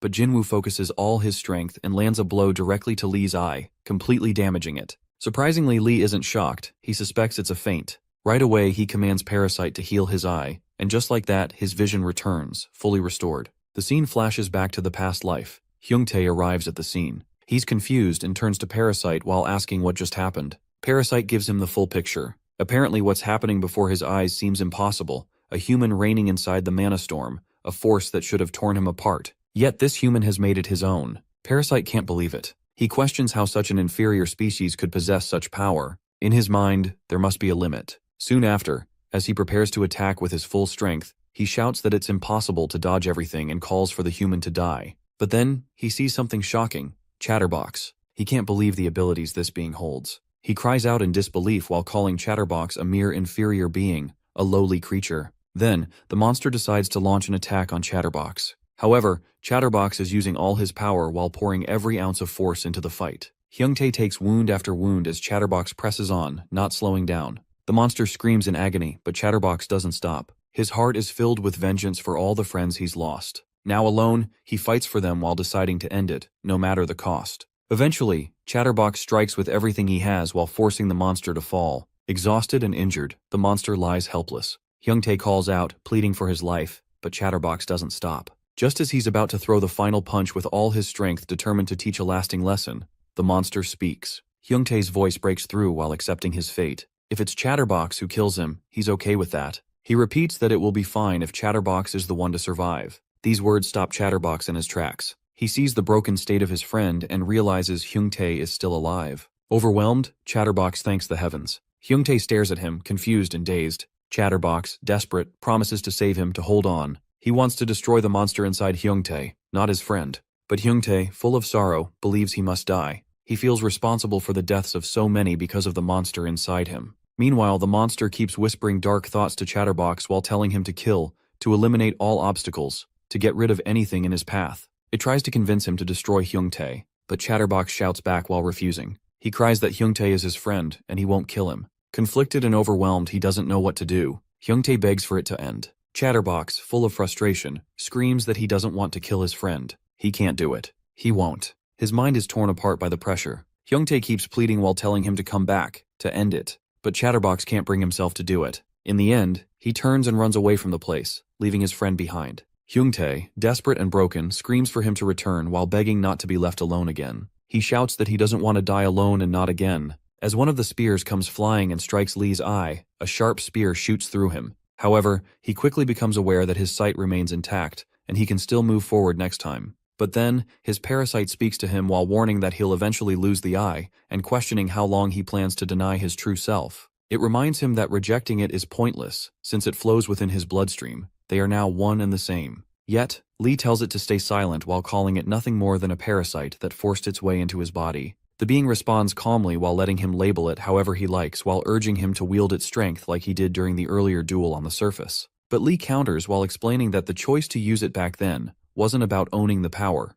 It was to show that even a parasite isn't something to rely on as a privilege. The parasite quietly responds while reminding him that without its support, he and his allies would have perished and turned to dust long ago. It insists that had he embraced its power fully, he wouldn't have lost his left eye or his left arm. It urges him once more to accept its strength to protect himself. Still, Lee pushes back while ordering it to remain hidden. He refuses to accept it and insists he'll survive on his own. He tells it to return to where it came from and never appear again. In response, the parasite softly remarks from the shadows that it will wait, just as it always has. Suddenly, Jinwoo appears and charges forward with a swift strike. Lee collapses to the ground. Once again, the parasite murmurs that if he had used its arm, he might have been able to stay on his feet. But Lee firmly reminds it of his earlier warning to remain inside. Then, while lying there, he watches Jinwoo take long, powerful strides forward. Lee understands there's no time to pause. As he lifts his gaze, he notices a giant worm emerging before him. A thought crosses his mind that could this be the one Soo-hyang had mentioned. He quickly checks in with her while wanting to know how many giant worms are approaching. She responds while explaining she can't give a precise number. When he questions what she means, she clarifies that there are simply too many to count. While they exchange words, a sudden force strikes him while causing him to hit the ground. In that instant, he realizes that the nearby worms have already entered the area. He reaches out while searching for his weapon, only to discover it's useless. He can't even locate it. Meanwhile, the demon responsible for level 10 is locked in battle alongside a beast while facing the enemy with fierce resistance. Observing this, Lee instructs the outcast to shield the demon from the swarm, while offering to distract the worms himself. However, right then, Jinwoo arrives and urges him to use the down gems, all of them, before their power slips away. Suddenly, a bright flash bursts through the air. Lee stands stunned, watching a storm of mana form before his eyes. He quickly notices that Jinwoo has embedded a down gem into his own body. The scene leaves Lee at a loss. He's no longer sure what Jinwoo even is anymore. He's even more taken aback as the worms begin to react violently to the mana surge. He tells the others to fall back while thinking that if they could just delay the worms a bit longer, it might shift things in their favor.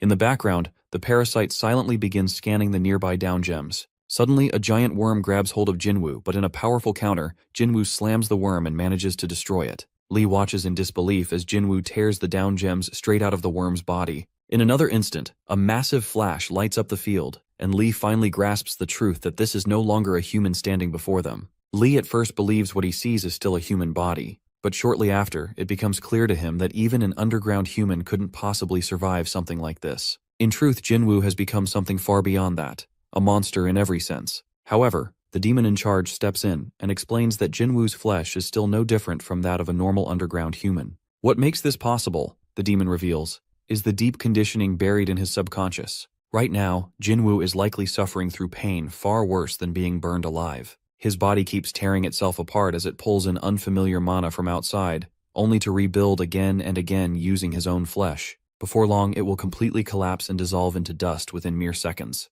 Despite that, Jinwoo continues to absorb the mana from the down gems at full strength while ignoring every bit of the suffering it brings. That, the demon notes, is likely the reason behind the massive amount of mana he's now carrying even within his memories. The young Baron has been gathering power from the down gems across the battlefield for several days. After hearing all this, Lee reflects quietly that if this doesn't qualify as a monster, then what does? His eyes remain fixed on Jinwoo. But due to the parasite's complete grip on Jinwoo and the overwhelming force of the mana, Jinwoo begins moving toward him with deadly intent. Realization slowly sinks in for Lee that what stands before him is no longer bound by the truth. Everything around him now feels like an illusion. At that moment, his own parasite triggers fibrosis while reacting to the gravity of the moment. As the parasite inside Lee begins to apply fibrosis, it prevents him from consuming the down gem. It completely seizes control of his body. At that moment, Jinwoo steps forward and positions himself in front of Lee's parasite. Meanwhile, Lee questions the parasite's actions while feeling furious as it starts wrapping around his entire body. He's overwhelmed with anger, unable to stop it.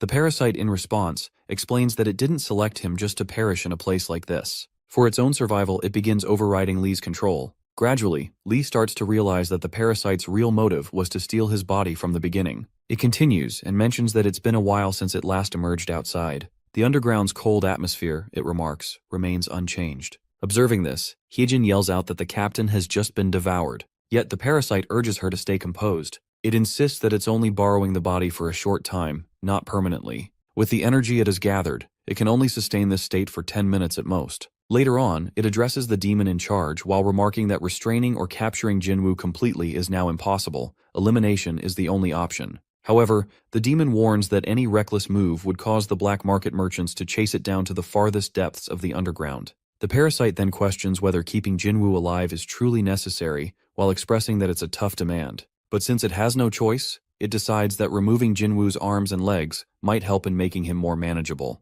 Suddenly, Jinwoo launches forward while charging at Lee with full force to land a powerful punch. Nonetheless, the parasite controlling Lee doesn't react, as physical hits have no effect on it. In retaliation, it slams Jinwoo back without hesitation. After the strike from Lee's parasite, Jinwoo crashes down to the ground. He's forcefully pushed and lands hard against the rough stones. Yet, despite the blow, Lee calmly remarks that no real harm is done, so he plans to target the joints until the limbs break off. He then aims for Jinwoo's hands and drives a sharp hit through them. As he notices the impact, he starts to understand that his method is working. Amid the clash, with the parasite's face still hidden, recognition remains unclear.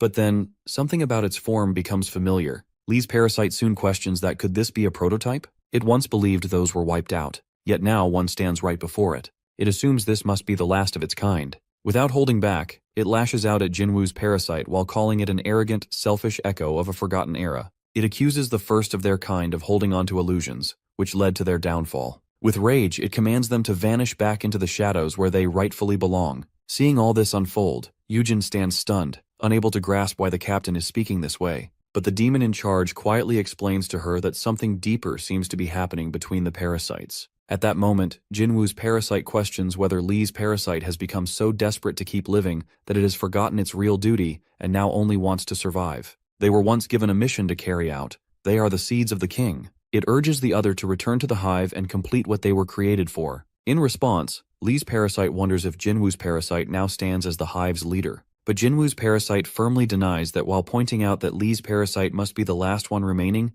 that who else would hold that role. He explains that he has separated from the hive and become his own being. He pushes the other to face reality and accept defeat. The order is collapsing, the king has fallen, and the mission has come to its end. Yet, Jinwoo's parasite then challenges the meaning of that failure. He questions whether one can still call it failure after witnessing the strength of his host. Accusing Lee's parasite of betrayal, he declares that it is soaked in loss and insists on taking it back while forcing it to become a prototype again. Soon, the parasite starts absorbing loose fragments scattered around. As the pieces merge, it begins preparing for analysis. Once that process finishes, it will gain access to fibrosis. The duration for this analysis shortens if the target already carries fibrosis. Now Jinwoo's parasite reflects quietly. It realizes the prototype can consume and take in others' abilities. This makes it incredibly dangerous. At this point, there's no choice left. He must depend entirely on his host. At that point, Lee's parasite warns him that something dangerous is buried inside Jinwoo, while urging him to end the fight by killing him.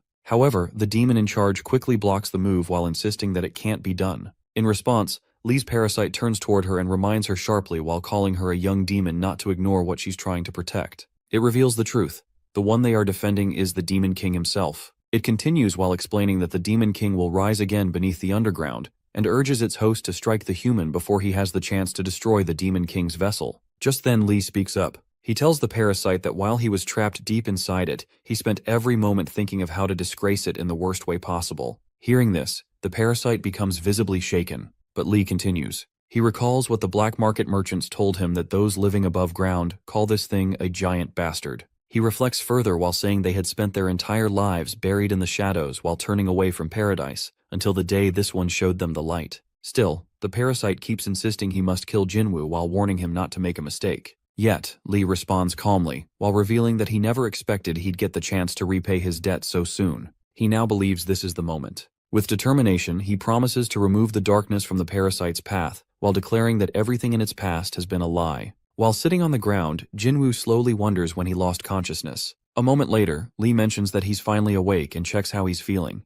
Confused, Jinwoo asks if he got hurt and what exactly happened. Lee calmly explains that it probably feels like being pierced by 1,000 needles, but he should think of it like regular muscle pain. He adds that the others have gone out to collect healing herbs and food. Sadly, part of their team was lost during the event. For now, they're taking shelter in a nearby cave. But there's no need to worry. They've already recovered all of Jinwoo's gear. Still puzzled, Jinwoo asks which event Lee is referring to. Lee suggests he step outside the cave to see for himself. Once he does, he's met with a huge mess lying before him. Staring at the scene, Jinwoo questions whether a battle or something similar took place. Seeing all the worm corpses scattered around, he assumes they must have gone wild. However, Lee calmly reveals that all of it was caused by Jinwoo himself. Hearing that, Jinwoo stands frozen in disbelief. Lee then guesses that Jinwoo has no memory of it. He refers to the destroyed landscape, the bodies of the worms, and even his own missing eye. As Jinwoo sees the injury, shock spreads across his face. Lee gently offers to explain everything. After listening carefully, Jinwoo finally learns the full story. He then asks if Lee really used all of his skills to erase the part of the past where Jinwoo had been brainwashed, and if losing an eye was part of that price. Lee quietly confirms it. It's already been 2 days since the event. Now, for the first time, Jinwoo feels truly indebted to someone. Words don't come easily. He doesn't know how to express his feelings, but Lee brushes it off while telling him not to worry. He says he was bound to lose the eye eventually, it just happened now. And to him, while using it to repay the one who showed him paradise feels worth it. So, he has no regrets. Jinwoo sits with a heavy feeling in his chest, guilt slowly creeping in. To him, while losing sight in a battle like this seems like a huge sacrifice. But Lee calmly reassures him that his vision isn't completely gone. He explains that he now depends on the power of his parasite, which allows him to sense down gems. Whenever mana moves through an object, it becomes clearer than ever before. At this moment, he describes Jinwoo as shining like the sun. The mana radiating from Jinwoo reflects off nearby surfaces while lighting up his vision in unexpected ways. Hearing this, Jungwon appears stunned. Soon after, the mood shifts slightly, and they start exchanging light jokes, trying to ease the tension. The demon in charge chimes in, relieved that Jinwoo is finally awake. She admits she was worried about their schedule, and since Jinwoo hasn't fully healed, she jokes about carrying him herself. But he quickly assures her that he's fine. She then mentions that it's too late to visit the labyrinth owner today, so it's best to rest for now and leave first thing tomorrow. Jinwoo nods and asks about their next destination. She responds that it's Baron Horus's labyrinth. She believes he'll be cooperative since Jinwoo handled the giant worms in the area. Lee agrees with the plan and asks if he can continue explaining while saying there's still a lot Jinwoo needs to know. Jinwoo tells him to proceed. Lee begins by revealing the true goal behind everything. It was to help Jinwoo revisit his past, to relive his awakening. He was supposed to remember the exact feelings of that moment, to learn how to control mana in the present. But the issue was that during the awakening, Jinwoo lost his mind completely. Jinwoo, now reflecting, admits he doesn't remember any of it. To him, it feels like everything was meaningless. Lee sacrificed his eye for nothing. But Lee responds honestly that if one looks only at the outcome, then maybe, yes. However, he quickly adds that there's still one last chance. He turns to Su-Yang and asks if it's ready. She confirms and hands Jinwoo a low-rank down gem. Lee explains that he's heard Jinwoo was capable of taking down gems even before the brainwashing. Just 2 days ago, he even forced multiple intermediate ones into his body. This shows that Jinwoo has the ability to absorb raw down gems. Still unsure, Jinwoo reminds him that he was unconscious when that happened. But Lee encourages him while saying that even if his mind wasn't aware, his body should remember. He urges Jinwoo to trust himself, to follow the natural rhythm, and to master the ability. He hopes Jinwoo doesn't let his sacrifice go to waste. With quiet determination, Jinwoo slowly reaches out and takes the down gem into his hand. Jinwoo, without hesitation, decides there's no point in choosing the longer route. Observing him, Lee silently reflects that since it's only a low-rank down gem, a mana storm likely won't occur, but the pain will be unbearable nonetheless. As Jinwoo consumes the down gem, an intense ache shoots through his arms. Lee, while staying focused, urges him to block out the pain, keep control, and center all attention. At the same time, Lee senses the unfamiliar mana beginning to rampage inside Jinwoo's body. This wild energy will try to break free while destroying whatever lies in its path. Right now, Jinwoo is overwhelmed. He still lacks the skill to steer mana properly, and without that knowledge, self-healing remains out of reach. His parasite also lies dormant, unable to offer support. In this condition, the body is unlikely to last more than a few hours. That's the usual fate of anyone who absorbs a down gem. Still, Lee continues while explaining that the feeling is like having countless glass shards trapped inside the body. Those shards represent raw power. Instead of fighting them, he urges Jinwoo to take command. He shouldn't force them to stop, but rather, guide their movement. He tells him to lead one shard to rotate gently in one spot. Once one follows, the others can fall in line. The goal is to build a flow while moving from the fingers up to the shoulders, while imagining the energy as blood moving through veins. That's what forms the mana pathway. Gradually, the glass-like pieces inside Jinwoo begin shifting while becoming a stream guided by his will. But Lee knows there's even more mana inside Jinwoo than what the down gem alone gave him. He instructs him to push that stream further while letting it travel into his chest, while heading toward the heart. He must treat it like discovering an endless well and follow where the flow leads within. However, Jinwoo struggles. He admits he can't see anything clearly, as if the stream is vanishing into a thick fog. Lee, while remaining calm, tells him to keep focusing. It doesn't need to be a continuous stream. Even a single drop is enough. He encourages Jinwoo to stay with that one drop until the very end. Once that droplet reaches the bottom of the unseen well, it will make all the difference. At that moment, Lee quietly wonders if this is what Yujin once witnessed.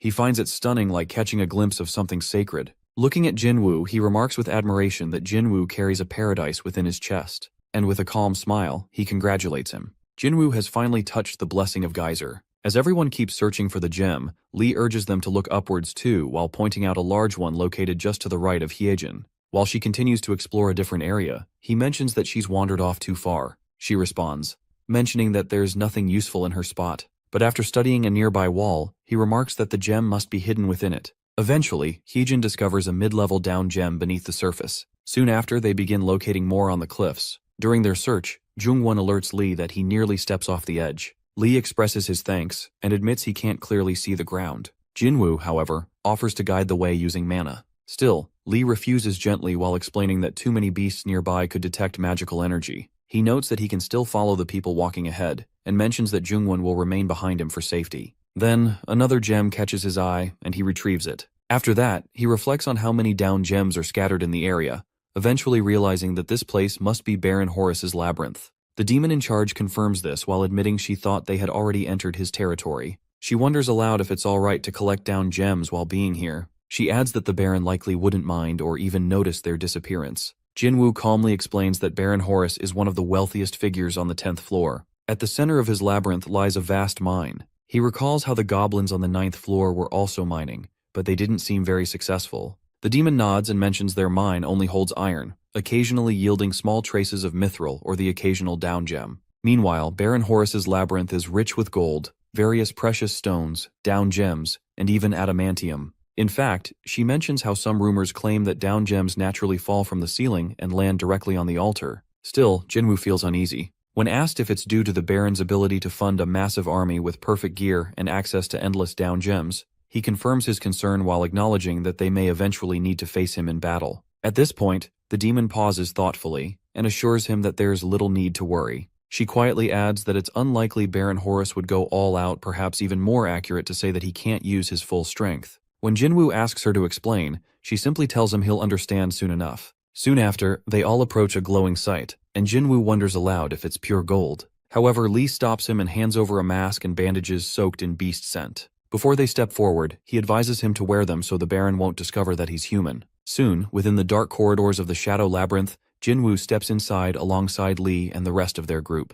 As he glances at the guards stationed nearby, he remarks that they seem like nothing more than black smoke wrapped in armor. In response, Lee informs him that those are Baron Horus's soldiers. Although Jinwoo observes their gear, he mentions he can't tell whether the equipment is genuinely high quality or just appears impressive. At that point, the demon in charge clarifies that all of them wear top-tier gear, even noting a few pieces crafted from mithril. Still, she reassures them there's nothing to fear, those guards can't even swing a blade. Curious, Jinwoo wonders why they are so powerless. The demon explains that they aren't beasts capable of physical combat. Once their bodies lose form, they vanish completely. Therefore, their armor serves no actual purpose. Jinwoo then questions the reason behind carrying weapons, while wondering if it's only for display. The demon eventually admits that's exactly the case. With that, Jinwoo begins to notice the strange lack of security. None of the soldiers seem bothered by their presence, and he hasn't spotted any proper guards so far. However, as they walk further, he finally notices someone who seems like a real fighter. The demon quietly identifies it as a zealot. Naturally, Jinwoo asks what a zealot is, and the demon in charge explains they are the lowest-ranked warriors from Count Parthenon's priesthood. The Count places one of them in each labyrinth under his control. Jinwoo reflects that it looks quite powerful for being such a low-tier unit. The demon agrees while pointing out that since it serves the Count directly, even the weakest among them are formidable. Then, she leads them toward two massive doors, the entrance to the owner's chamber. Just before they move ahead, Lee pauses and reminds Jinwoo about something important. He warns him not to attempt anything reckless against Baron Horus just because he has a lot of mana at his disposal. Jinwoo acknowledges the advice while recognizing that this is the Baron's stronghold and that Horus is a noble. He calmly admits that he wouldn't act impulsively, especially when he hasn't even mastered full control over his mana. He understands Lee's concern but believes there's no need to worry so much. Lee nods while apologizing gently for the warning. At last, the demon in charge confirms that they're ready and leads them forward while stating that Baron Horus should be inside as usual. As they step inside, the group greets Baron Horus, known as the Scorched, an immense figure who radiates in the dark depths of the abyss. He is called the Scorched, the one who absorbs all light around him. Watching him, Jinwoo finds it hard to believe that he's truly seeing such a legendary being with his own eyes. His gaze shifts to the accessories the Baron wears while wondering if they hold some kind of hidden power or if they're simply for decoration. Baron Horus addresses them kindly, while inviting them to lift their heads and make themselves at ease. He remarks that they've arrived earlier than usual while noting that he wasn't expecting visitors today. Meanwhile, the demon in charge quietly reflects that they're actually 3 days late. However, in a place like Geyser, where time flows strangely, it's no surprise the Baron's sense of time is off. She quickly responds while explaining that they came rushing after obtaining some rare accessories from the surface. Their goal was to present them as quickly as possible, especially since Baron Horus is the only one who truly recognizes the value of such unique ornaments. Pleased by her words, the Baron expresses delight. He affirms that an aristocrat must serve as a symbol and example to all who dwell in Geyser. Too many lesser beings are driven by greed and lust for power. According to him, it's only proper for a noble to uphold elegance and grace. He then asks where the rare accessories are. Without delay, the demon in charge begins summoning them while revealing the unusual ornaments they've collected. Observing the items, Lee quietly thinks they're of very poor quality, even spotting a few made of plastic. He silently questions what the demon was thinking when deciding to present such things. Still, the demon explains with confidence that these items were crafted by the royal palace goldsmith of a nation on the surface called North Korea. They were originally meant as a tribute to the king, but the black merchant group acquired them first. Upon hearing this, the Baron appears genuinely surprised. He seems amazed that these pieces were intended for royalty. Now convinced of their value, the Baron declares that these must be the most luxurious accessories available on the surface. He can't allow any other aristocrat to possess something this rare. Eagerly, he offers to purchase all of them and asks about the price. The demon answers that they cost 10 top-tier down gems, but they had planned to give them to him for 8. Jinwoo, while listening to the conversation, feels stunned by the outrageous deal. The demon further mentions that they faced major losses during the raid. The Baron then reflects that although humans may be weaker, a king's army would certainly be strong, something the demon calmly confirms. Since such rare items are nearly impossible to find in Geyser, the Baron says he's willing to pay that much, especially for their dedication. To their surprise, he even increases the offer to 12 of the highest grade down gems. He proudly declares that this is what defines a true aristocrat of the abyss. Grateful, the demon thanks him sincerely and promises that from now on, all jewelry from the Black Merchant Group will be made exclusively for him. As Jinwoo watches everything unfold, he grows uneasy. He starts to wonder if this is really what an aristocrat is supposed to be. How has someone like this survived in the abyss? How did he even earn the title of Baron? At last, Jinwoo realizes why the demon in charge keeps calling him a fool. Deeply disappointed, he begins to consider whether this moment might be the right time to eliminate him. Jinwoo quietly reflects while observing that the attendant and the vampire are playing with the human child. Nearby, officers and soldiers continue with their drills.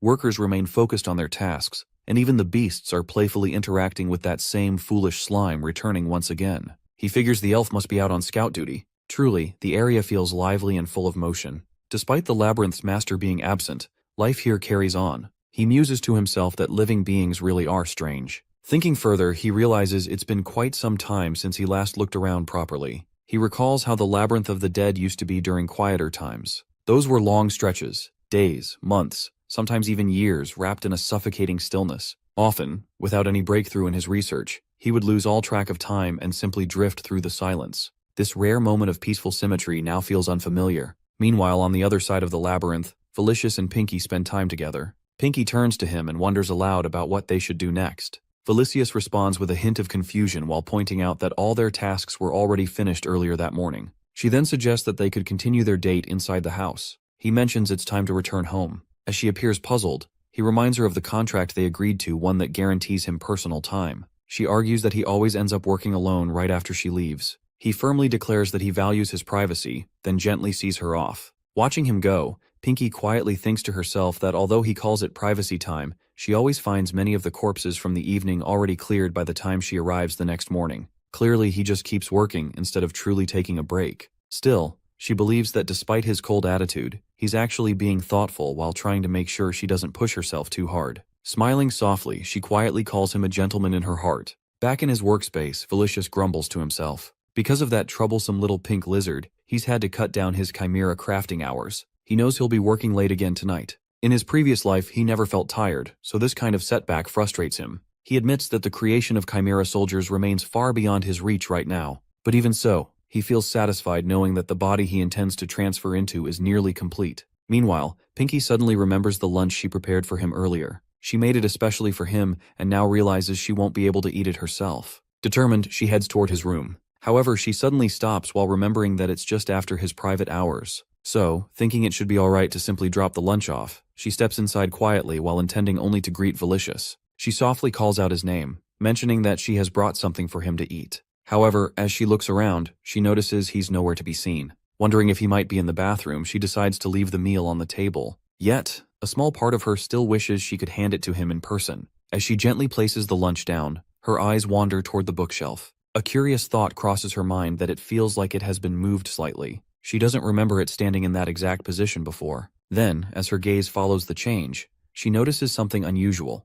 A passage leading down into the basement, previously hidden from view. At the same time, elsewhere, Jinwoo finds himself in deep thought while questioning whether now is the right moment to eliminate Baron Horus. His hand quietly rests on his sword. Lee also senses that the enemy leader is exposed, vulnerable in a way that makes the situation tempting. It could all end with a single surprise strike. If the Baron dies, all of the beasts he summoned would vanish. That would give Jinwoo complete access to every resource here, while including the labyrinth core. However, Lee quickly cautions him not to attack the Baron. Even so, Jinwoo keeps pondering the consequences. If he claims this labyrinth by force, what follows? Technically, he's still considered a member of the Black Merchant Group. By acting against Baron Horus, he would trigger suspicion and possibly cause every other labyrinth to question the group's neutrality. Eventually, the news would spread. The details of the Naga labyrinth could end up in the hands of his enemies. Moreover, if word gets out that a labyrinth master from the 9th floor assassinated a noble of the 10th floor in a sneaky way, especially without proof of any invasion,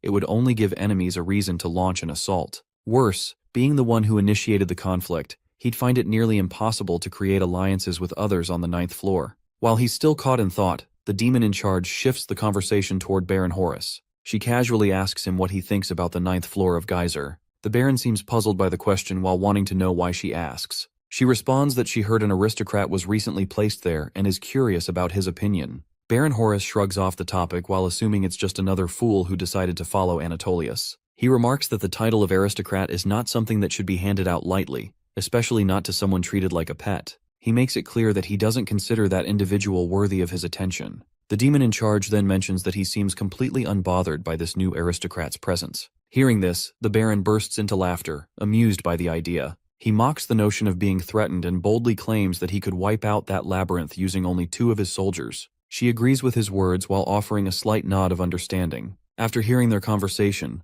Jinwoo quietly reflects. It becomes clear to him that Baron Horus is completely unaware that his guard is down, he knows nothing about the 9th floor, and he doesn't even seem ready to engage if conflict begins. However, despite the tempting opportunity, Jinwoo realizes that killing him now would be a serious mistake with lasting consequences. Meanwhile, near the entrance of the Shadow Labyrinth in the dim cave, Lee turns to Jinwoo, still catching his breath. He admits he nearly had a heart attack earlier while having been completely startled. Jinwoo, slightly curious, asks if Lee truly sensed it. Lee responds without hesitation that there's no way he wouldn't notice, especially with an aura as sharp and hostile as Jinwoo's, filled with the intent to destroy everything nearby. Soon after, Hyejin steps in while commenting that Jinwoo must have seen it as the perfect chance to seize control of the labyrinth. But she also acknowledges he made the right call by holding back. Jinwoo agrees while adding that striking Horus would have brought more loss than gain. Lee nods, but then adds something more important, that it's a very big if, because Jinwoo might not have succeeded in killing Horus at all. This surprises Jinwoo,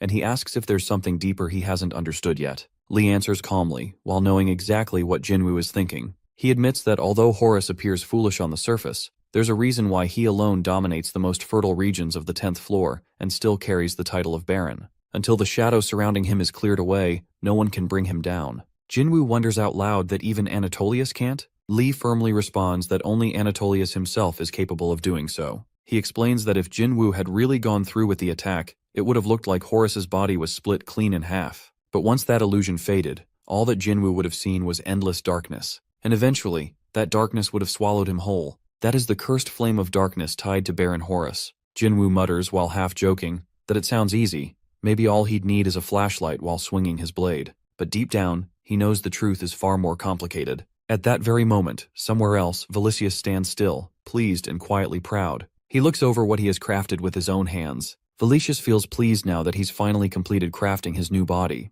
However, as he reflects, he realizes that a container formed from all the miasma he could gather in the area, while excluding what lies within the hidden chamber, holds only around 60% of the strength his original body once had. Still, he figures he can gradually make up for that shortfall after he takes control of the vessel. Yet there's a setback. He lacks the miasma necessary to transfer himself into another form. It dawns on him that he may have rushed the process simply because the finish line had been so near. If he fails, it will mean his end. He only gets one chance. So, with a sense of urgency, he decides to concentrate on regaining miasma for a while longer. Once he returns to his undead state, all senses will fade away. That would also mean parting from the Naga workers. A quiet loneliness waits for him after he leaves the Naga labyrinth. Just then, unexpectedly, he notices someone. It's Pinky. A sharp jolt of alarm strikes him as he wonders if he's been discovered. He questions whether she witnessed everything. The thought quickly turns grim. He believes he must eliminate her. Without delay, he moves in her direction and leaps toward her.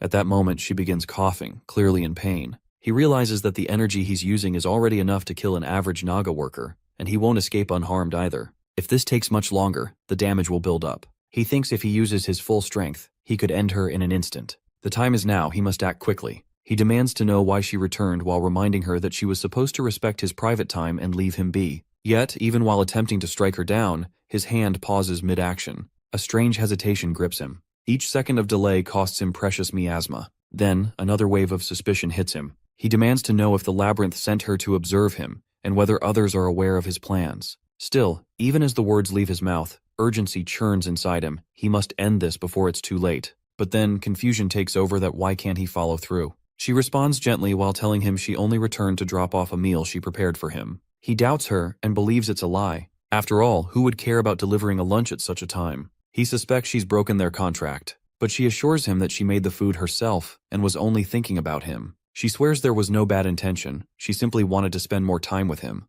And if her presence means her death, then she's willing to accept it. Those words sink in deeply. And in that very moment, Valicius becomes aware that he's completely drained of miasma. Worse, his body has taken serious harm. He feels he should have ended her right then, and a wave of deep frustration washes over him toward all living beings. How truly revolting they are, he thinks. Time slips by, and now Valicius lies on a bed, in a quiet room where the head of the temple remarks that the affliction is definitely caused by miasma corruption. He slowly begins to wonder that could this be the healing center inside the Naga temple. Just then, the head turns to Pinky, and remarks that although she had been near the cemetery, the miasma there was so thin and scattered that it shouldn't have caused her such severe damage. In response, she explains it was due to the new undertaker, the same worker currently resting nearby. She mentions she's heard of him before and quietly admits that it must be the end now. Pinky then explains further. The undertaker had warned her to avoid the high-risk corpses he had separated, but her curiosity grew stronger after she lost consciousness. Despite everything, he ended up saving her,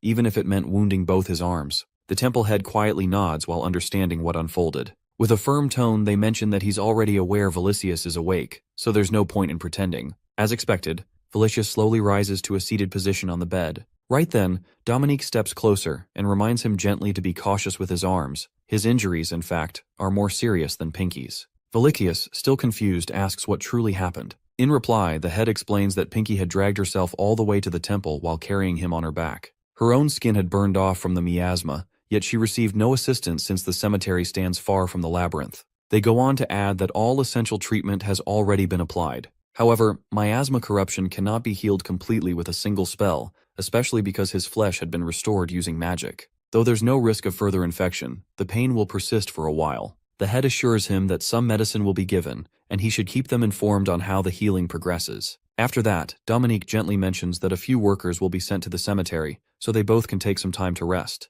Finally, Valicious expresses his thanks. Dominique then mentions that he's welcome to stay at the temple for a month to rest, but Valicious firmly refuses while saying he'll return to the cemetery and recover there. Not long after, Pinky quietly follows him, choosing to leave alongside him. As the two walk away, Dominique watches them and softly realizes they actually look charming together perhaps, because they're complete opposites in every way. The temple head, however, remarks with a distant tone that they wish what is seen on the surface was the whole truth. Curious, Dominique turns to the head and asks what they truly mean. With a serious look, the temple head explains that there's something that needs to be reported. Pinky, they say, had suffered second-degree burns across her entire body due to miasma exposure. Meanwhile, the Undertaker had endured third-degree burns on both arms while trying to save her. Dominique nods slowly while admitting that they've already heard that part. Still, a sense of guilt lingers. Dominique admits that perhaps it was a lapse in their own judgment, not realizing how dangerous the area had become. They almost lost 2 workers who simply couldn't be replaced. Everything had been left to them alone,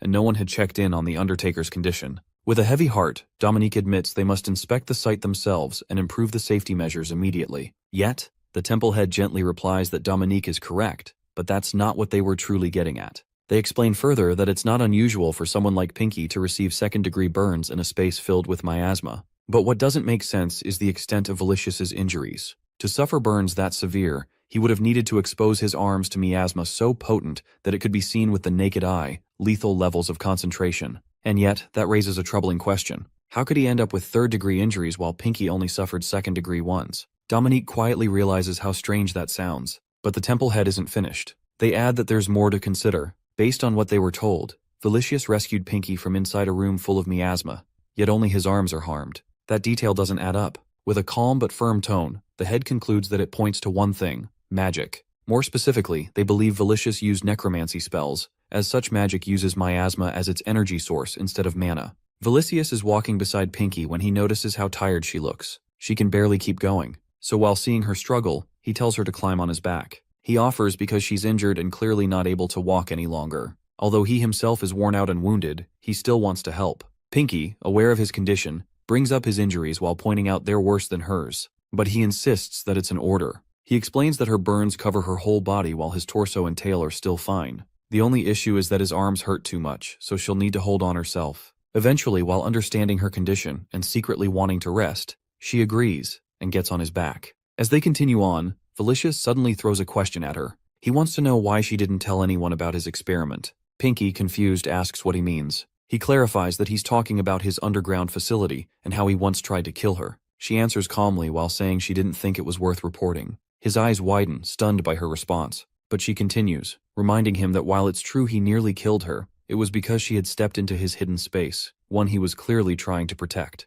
He reminds her that she doesn't even know what he was doing there. She shrugs it off while telling him she doubts it was anything others would approve of. That must be the reason he kept it hidden underground. However, even so, she believes whatever it wasn't something that would harm the labyrinth. Valicious pushes back while pointing out she has no proof of that. But Pinky proudly reminds him that they're Naga workers. She beams with confidence while trusting in her knowledge and instincts. She explains that if anything were to happen to the labyrinth, they wouldn't be safe either. He pauses while realizing something that he's a Naga worker, part of the labyrinth. That alone makes betrayal unthinkable. His mind starts racing while trying to understand what someone as dedicated as him could be doing secretly beneath a cemetery. Pinky, while picking up his thoughts, explains her theory. She concludes that while he was doing his job as an undertaker, the bodies were releasing a dark energy. When she mentions this, he whispers the word miasma. She's surprised that he knows it, but she continues. She believes he had been exposed to it for so long that it gave him a unique power. Fearing he might hurt others, he secluded himself in the cemetery and turned down any help. He chose to work alone. Then she showed up while offering her help.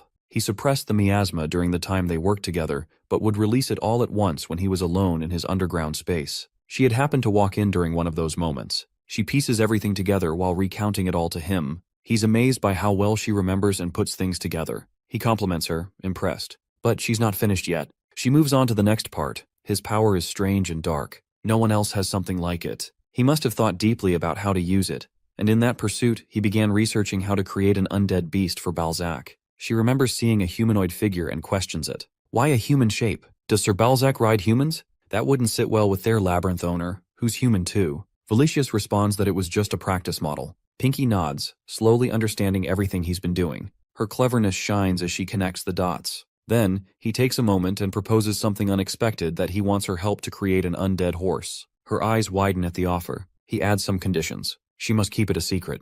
They'll work together only 4 out of 8 hours. She must never seek him out during the other hours, not for lunch or even an emergency. She agrees without hesitation while accepting all the terms. Felicius reflects quietly. He thinks the Naga attendants must have felt something strange. It would be more believable to say they're working on research together. If he had actually killed Pinky, things would have gotten out of hand. Still, he doesn't understand why he failed to kill her. In any case, he knows it'll be a while before he can move into the corpse. His miasma is drained. Meanwhile, on the other side, Lee and his team are discussing Jinwoo. Lee starts by pointing out that an endless flow of mana runs through Jinwoo. The demon in charge jumps in while noting that they're unsure how much, but it's definitely more than a baron's worth, maybe even that of a count. Jinwoo listens carefully, then questions if he has more mana than Anatolius. Lee quickly grounds him while warning not to get ahead of himself. He reminds Jinwoo that he's been taught the basics of reinforcing his body with mana. He asks him to try it now. Jinwoo focuses and starts circulating mana through his body while doing exactly what Lee instructs.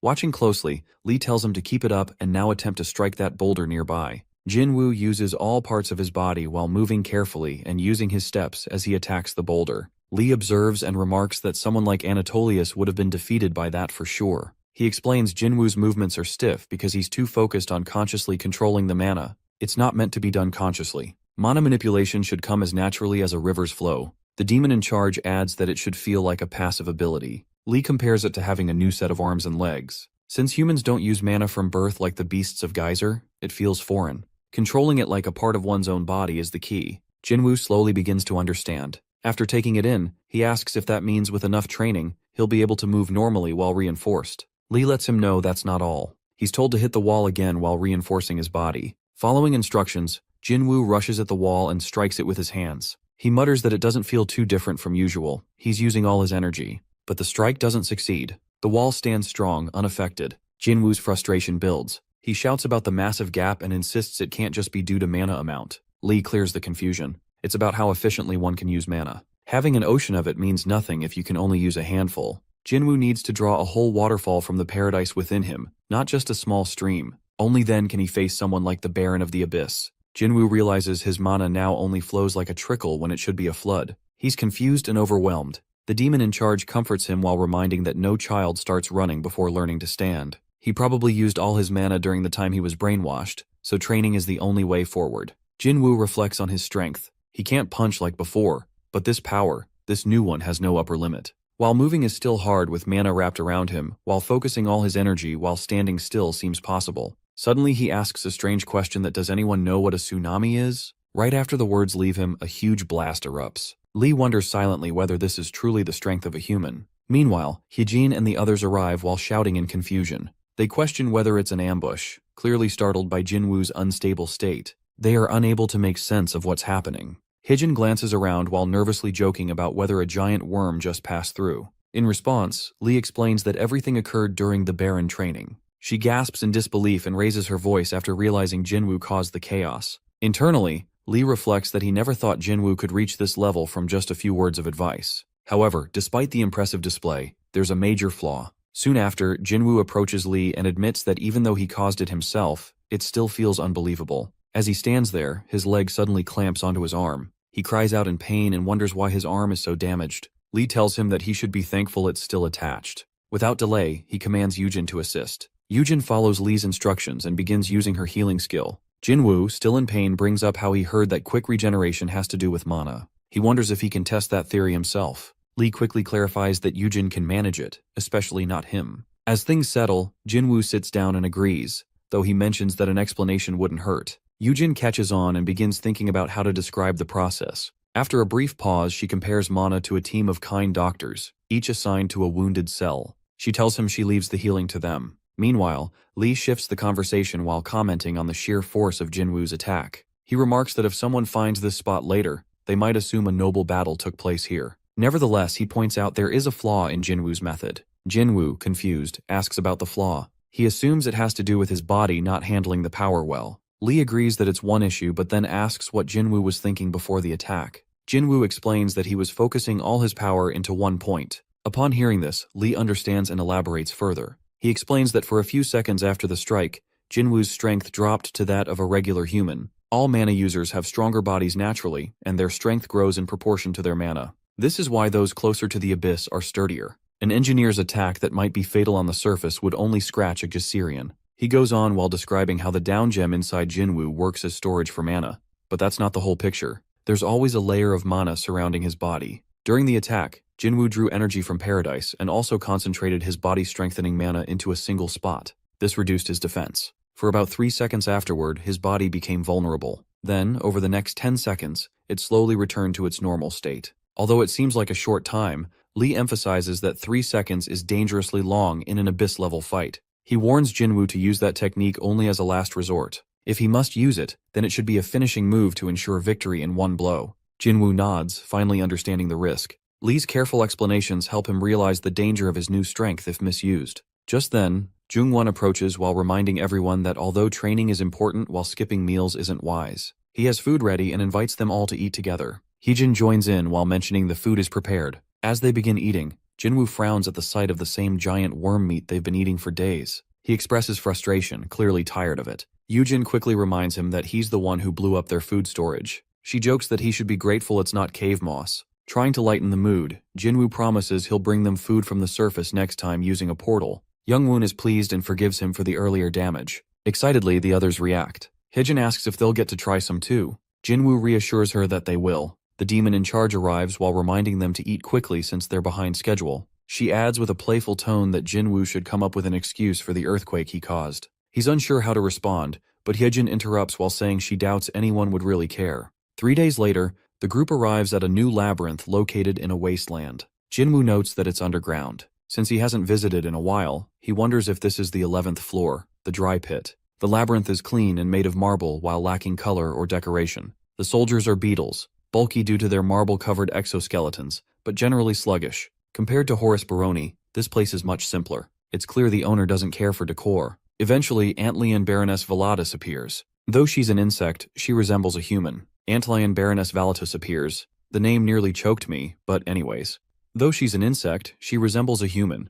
She remarks that they're late and asks about new games while recalling how much she enjoyed the one you brought last time. Like many intelligent beasts, she's evolved to appear more human. The demon in charge steps forward and mentions there's a new game called Tears of the Kingdom. Valatus rarely leaves her shell while living like someone curled under a blanket. She often buys electronics and games from the Black Merchant Group while including her generator. She rarely ventures outside. She offers to show her latest speedrun. The demon in charge politely declines while reminding her they're behind schedule. Valatus, who only plays offline games due to the lack of internet, hasn't even heard about the earthquake. 4 days later, they arrive at another labyrinth deep within a lush jungle. Jinwoo notes it resembles something from the surface, possibly Angkor Wat. While the 9th floor has forests, this jungle feels more like a real one. The soldiers here are all harpies, and surprisingly, every one of them is extremely obese. Jinwoo wonders how they manage to fly. Baroness Xanax of the Blue Sky shows up and mentions they're right on time. The name feels ironic to Jinwoo, but he admits the ceilings here are high enough to explain it.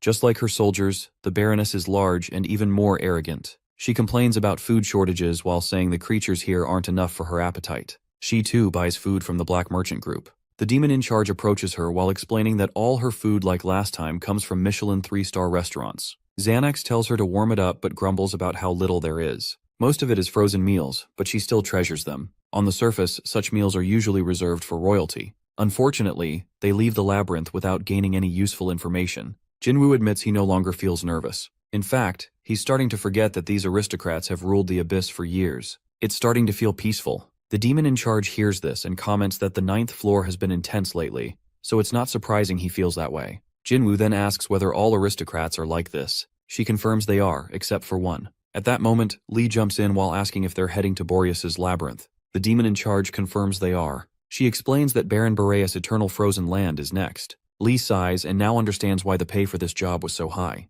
Boreas, he notes, is the only true Baron on the 10th floor. Before they go, he gives a warning. A powerful voice echoes through the air that do not bare your teeth no matter what, even if he attacks. 4 days later, near the entrance to the Eternal Frozen Land on the 10th floor of Geyser, Jinwoo and his team arrive. As they look around, he notices the strange condition of the place. Everything is frozen. There's no trace of water, and it's not even slippery. He finds it unnatural and wonders aloud if it's something beyond normal sight. At that moment, the demon in charge tells him it's frozen mana. She explains that the labyrinth takes on a form that fits its owner, just like how Baroness Zanak's domain was overrun with jungle because she and her troops are harpies. Curious, Jinwoo asks if Boreas is a yeti or something similar. She responds that he's actually a frost ogre. Additionally, she mentions that he rules over several yetis too. Jinwoo mutters about another muscle-headed guy camping out being trouble and points out that they won't be able to handle this kind of cold with just a campfire. Suddenly, Lee raises his voice while alerting everyone to put on their masks. They've spotted something suspicious. Jinwoo also sees the strange figure and thinks it might be a beast,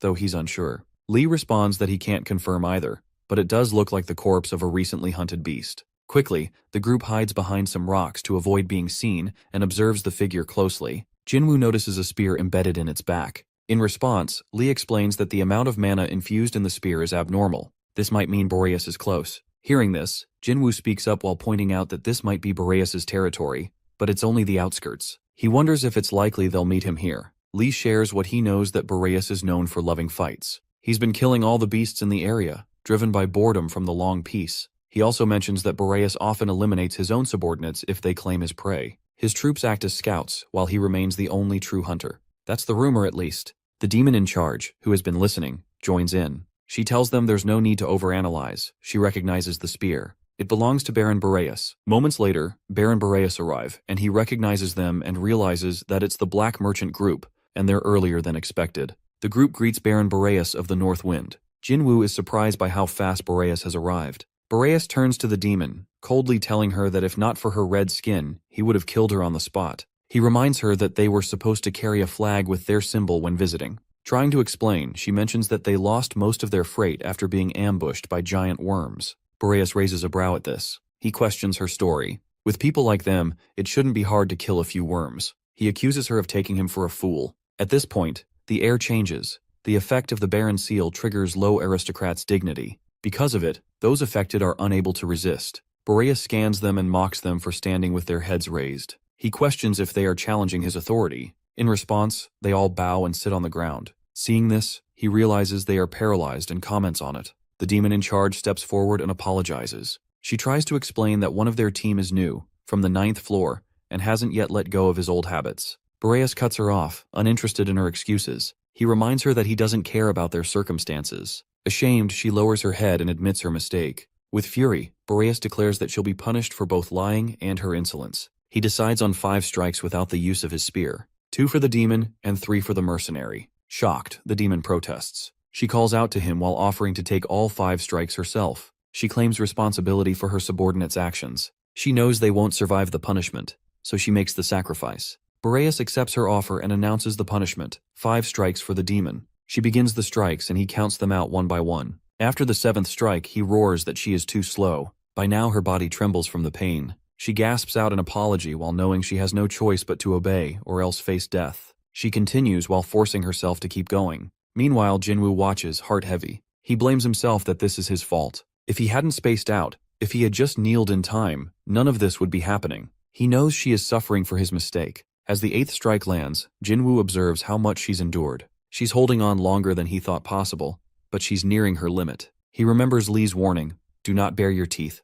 no matter what. Even if Boreas attacks, Jinwoo clenches his fists in frustration. He wants to protect her, to strike down the one hurting her, but he knows there's a reason for restraint. He places his trust in the demon. However, she collapses. Her body can no longer move. She lies on the cold ground, unconscious. Her condition is dire. Boreas eyes her pitiful state and asks if she no longer has the strength to stand. He tells her she should be grateful he accepted her instead. She tries to lift her head to thank him, but her body fails her. He bellows again while demanding more strikes. Jinwoo feels his anger burning. Boreas is trying to kill her. Jinwoo moves to attack, but Lee stops him. He pleads with Jinwoo to hold back. They can't risk this turning into a bloodbath. The demon in charge doesn't respond anymore. She's completely unconscious. Boreas observes her limp form and announces that she'll die from the next attack. He looks at Jinwoo and questions him that weren't they hired by the Black Merchant group to protect her? Is it all right for them to do nothing? He grants Jinwoo permission to speak. Jinwoo answers. He admits she did hire them, but Boreas's orders hold more power than any deal made through Dawn Gems. Boreas nods slowly. So that's what he thinks. Jinwoo continues. All of this happened because of his mistake. It was also her choice to take his share of the punishment. But if she dies now, they'll fail as mercenaries and worse, it would break the non-aggression pact with the Black Merchant Group. He argues that Boreas gains nothing from killing her. However, Jinwoo has a solution. He begs forgiveness for speaking out of turn and asks to take the 10th strike in her place. Boreas studies him for a moment. He admits he thought Jinwoo was just a fool, but now he finds him rather eloquent. He gives Jinwoo a chance to explain. And so, Jinwoo repeats his request that let him take the 10th strike instead. He knows it's the only way to save her. Meanwhile, Baron listens to Jinwoo's solution and narrows his eyes. He scoffs at the offer while pointing out how pathetic it is that Jinwoo just stood there and watched through the first 9 strikes, only to offer himself for the final one. He sounds disappointed. Nevertheless, after a short pause, the Baron decides to accept the offer, but only under one condition. He declares that he'll use his spear. Just one attack. Jinwoo is not allowed to dodge it.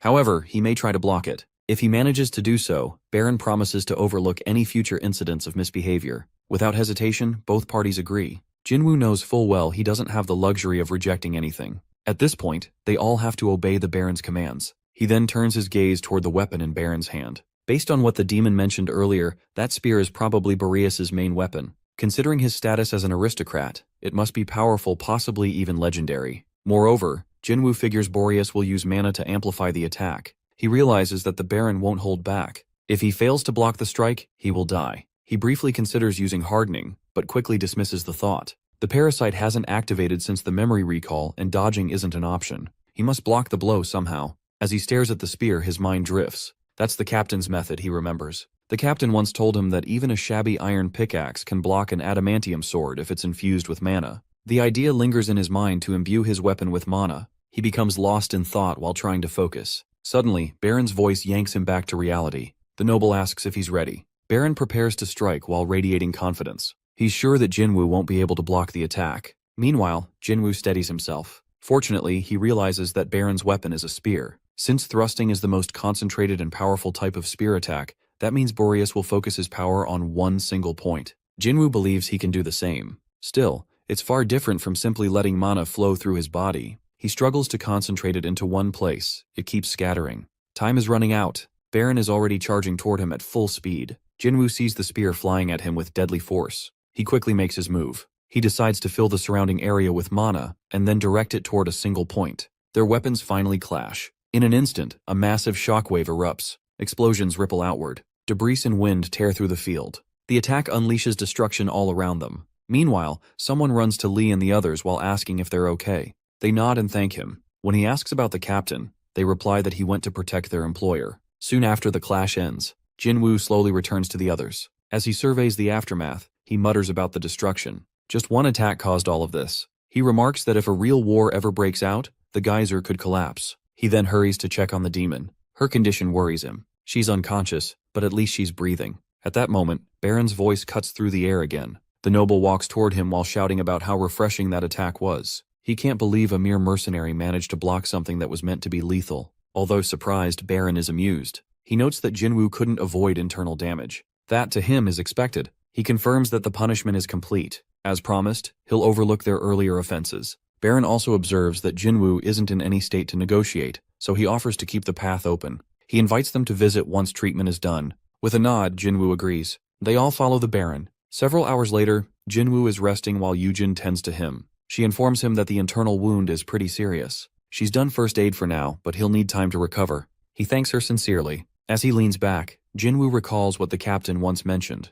how focusing all mana into one point leaves a person vulnerable afterward. Yujin confirms his suspicion. She explains that while he looks okay from the outside, it's like being stabbed internally. He quietly admits that things could have gone very badly if she hadn't been there. She simply nods. Just then, Lee walks in. He comments that what happened might not have been all bad. He reasons that if a regular mercenary had blocked Boreas' attack and remained unharmed, the noble's reaction would have been far less pleasant. He believes Boreas now sees Jinwoo as someone valuable, someone who gave everything and still survived. Jinwoo agrees while saying it makes sense. After a brief pause, he brings up something that's been bothering him. He recalls how Lee had warned him not to provoke Boreas. He admits he didn't listen, but Lee waves it off. He confesses that he was wrong. He admits that he's not good at adapting to unexpected situations. He tends to cling to the rules of Geyser too stubbornly. Sometimes his choices lead to people getting hurt. Lee reflects on the moment. If Jinwoo hadn't stepped in, the demon would have died. Even if they had a second chance, he admits he still wouldn't have done anything differently.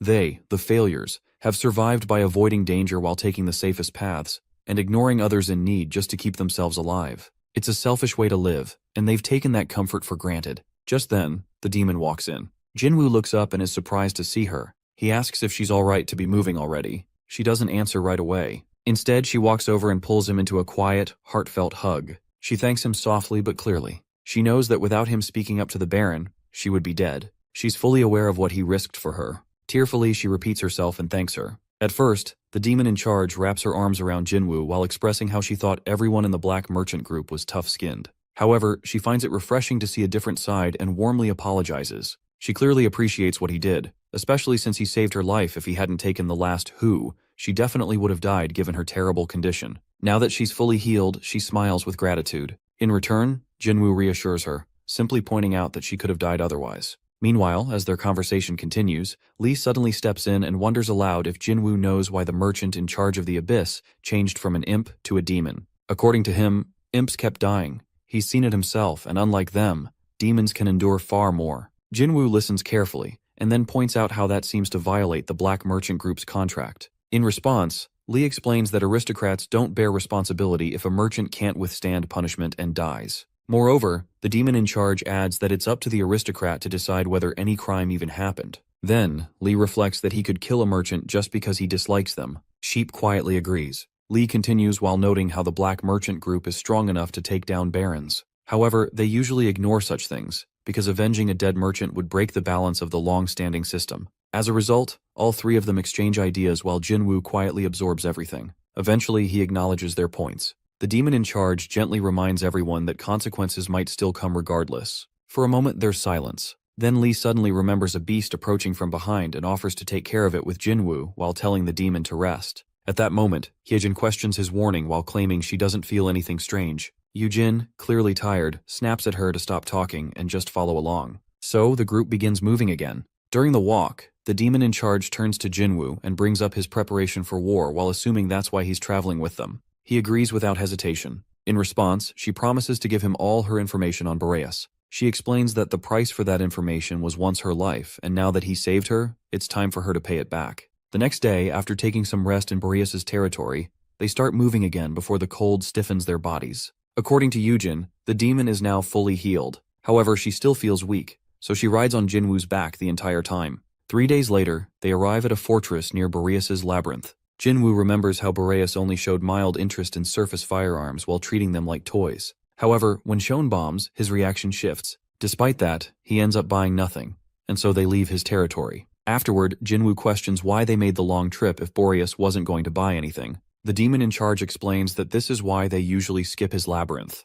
Jinwoo realizes this makes 4 labyrinths on the 10th floor and notes it seems too few. In response, she apologetically reveals that 2 more remain. This revelation surprises him, as he's already tired from carrying her. He had assumed Boreas would be the final one based on his ominous vibe. Still, she reassures him by saying the remaining aristocrats are harmless. She nearly says something negative about them, but Lee interrupts while warning her to stay respectful and avoid acting out like she did with Horace. Jinwoo nods and admits he's learned a lot. Then he suggests they keep moving. Over the next 4 days, they travel across the vast ash desert to reach the remaining 2 labyrinths. The first one lies on the rocky left side and is called the Fallen Dragon's Nest. At first, Jinwoo expects dragons but instead finds gargoyles, distant relatives. The labyrinth is ruled by a huge 3-headed creature, Baron Barbarotos, who calls himself the Lord of the Fog. His appearance and behavior remind Jinwoo of someone else. He begins to wonder if all dragons are actually foolish due to their bloodline. Later, the demon explains that the Baron gave himself the title just because his labyrinth is surrounded by fog,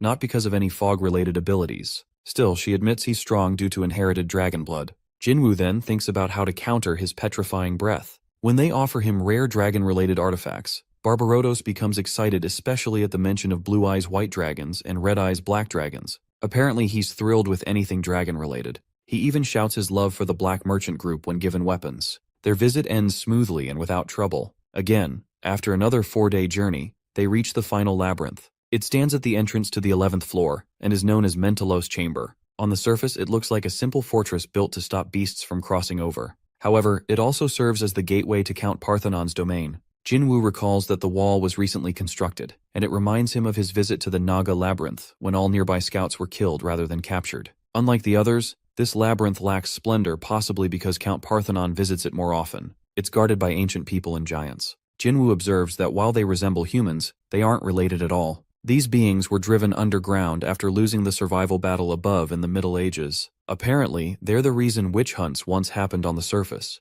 At the same time, Jinwoo notices the zealots under Count Parthenon's control. There are enough of them to form an entire company. He even spots vampires, relatives of Angela, who possess innate legendary ranks. Nearby, a girl comments on the sweet smell while recognizing it as the Black Merchant Group. A boy with her whispers about making an excuse to capture one of them. Internally, Jinwoo admits he expected Boreas to be the biggest threat. However, this place's military power is overwhelming. He concludes it's more like an outpost of the 11th floor than a part of the 10th. In his mind, the labyrinth feels like the most dangerous one they've visited. The owner, Mentilos, who's known for schemes and occultism, doesn't come across as foolish like the demon previously claimed. When they meet, Mentilos mentions that he only allowed their visit due to the Black Merchant contract. Jinwoo notices that Mentilos doesn't radiate the tyranny of Boreas, but he also lacks the dignity one would expect from a noble. Mentilos then announces that they have no intention of buying anything and instructs them to leave. To Jinwoo, he feels more like a soldier under Parthenon than an independent ruler.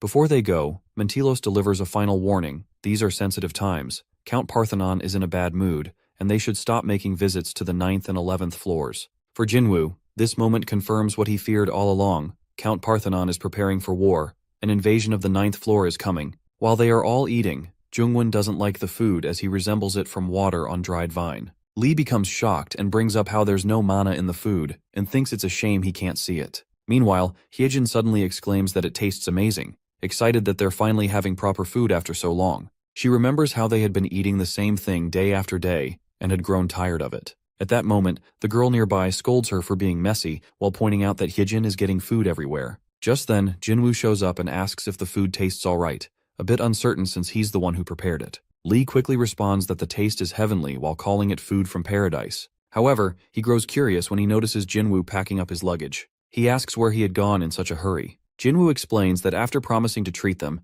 he realized he only had cup noodles at home. Therefore, he went out to buy proper food and bring back some clothes. As Jinwoo prepares to leave, the rest continue enjoying the meal. Suddenly, Lee grows suspicious and brings up the idea that maybe there are beasts here too, ones that use delicious smells to lure in prey. He insists he's never smelled anything so good before and warns everyone to block their noses. In response, Hyejin is visibly confused and worried while questioning what's wrong with them. It's just food after all. Lee throws a dramatic comment while claiming Hyejin has already fallen for it, which causes everyone to panic. To calm them, Jinwoo steps in and reassures them that it really is just food. However, he mentions there's a small ritual they need to follow before eating it. Lee grows curious and wonders if they need to give thanks to someone. Jinwoo shakes off the idea and clarifies that they simply need to take a shower, change into clean clothes, and not eat with dirty hands. Eventually, the group agrees and heads off to shower. Soon, joyful voices echo from inside. Someone marvels at the warm water. Someone else reminds not to eat the bubbles. They're clearly enjoying the bath after a long time without one.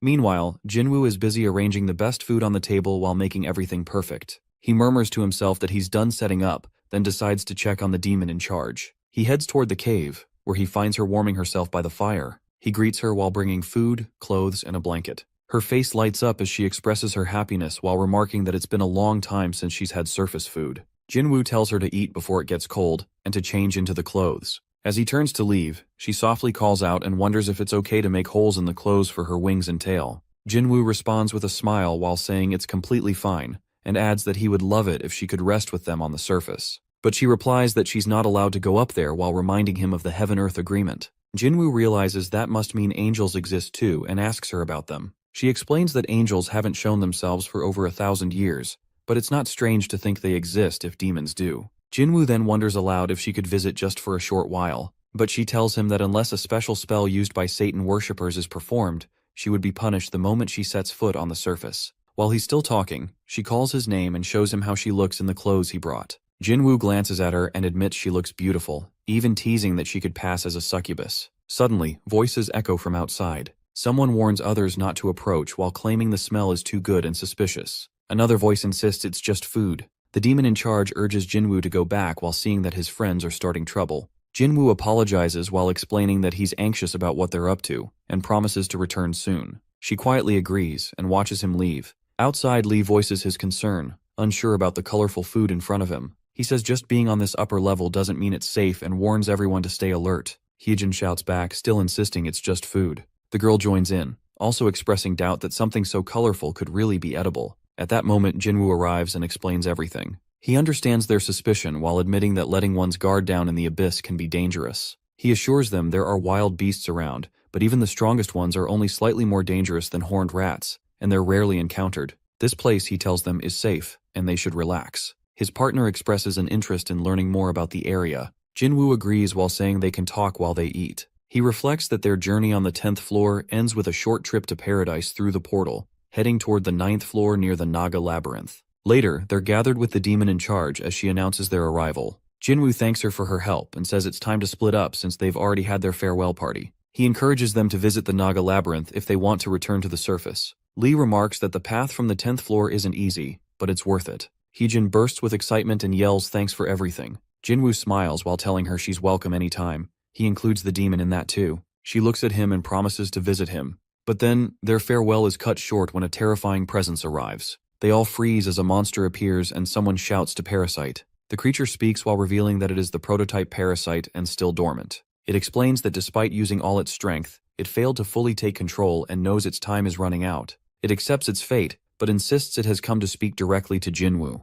Jinwoo is stunned and can barely believe the Parasite is talking. The Parasite continues while revealing that it wants to warn Jinwoo about his own parasite, known as the Prototypes. The entire crew feels a wave of fear wash over them at the sight of this entity. The demon in charge warns Jinwoo to be cautious while explaining that this parasite had previously tried to eliminate him when it had possessed the captain. Jinwoo, puzzled, questions if that occurred during a time when he was unconscious. The parasite then addresses Jinwoo again while expressing that the simplest and most reliable way to eliminate the prototype would be through Jinwoo's death. However, it clarifies that it currently holds neither the desire nor the capability to harm him. Sensing the fear around it, the parasite urges everyone to remain calm. Then, while turning to Jinwoo, it explains that this is his only opportunity, while the prototype remains inactive within him. Curious, Jinwoo asks what exactly the warning is. The parasite decides to begin with an explanation while describing that their kind is a branch from the original prototype colony. They are a subspecies, created with a mission. Parasites choose their hosts and nurture them to grow stronger,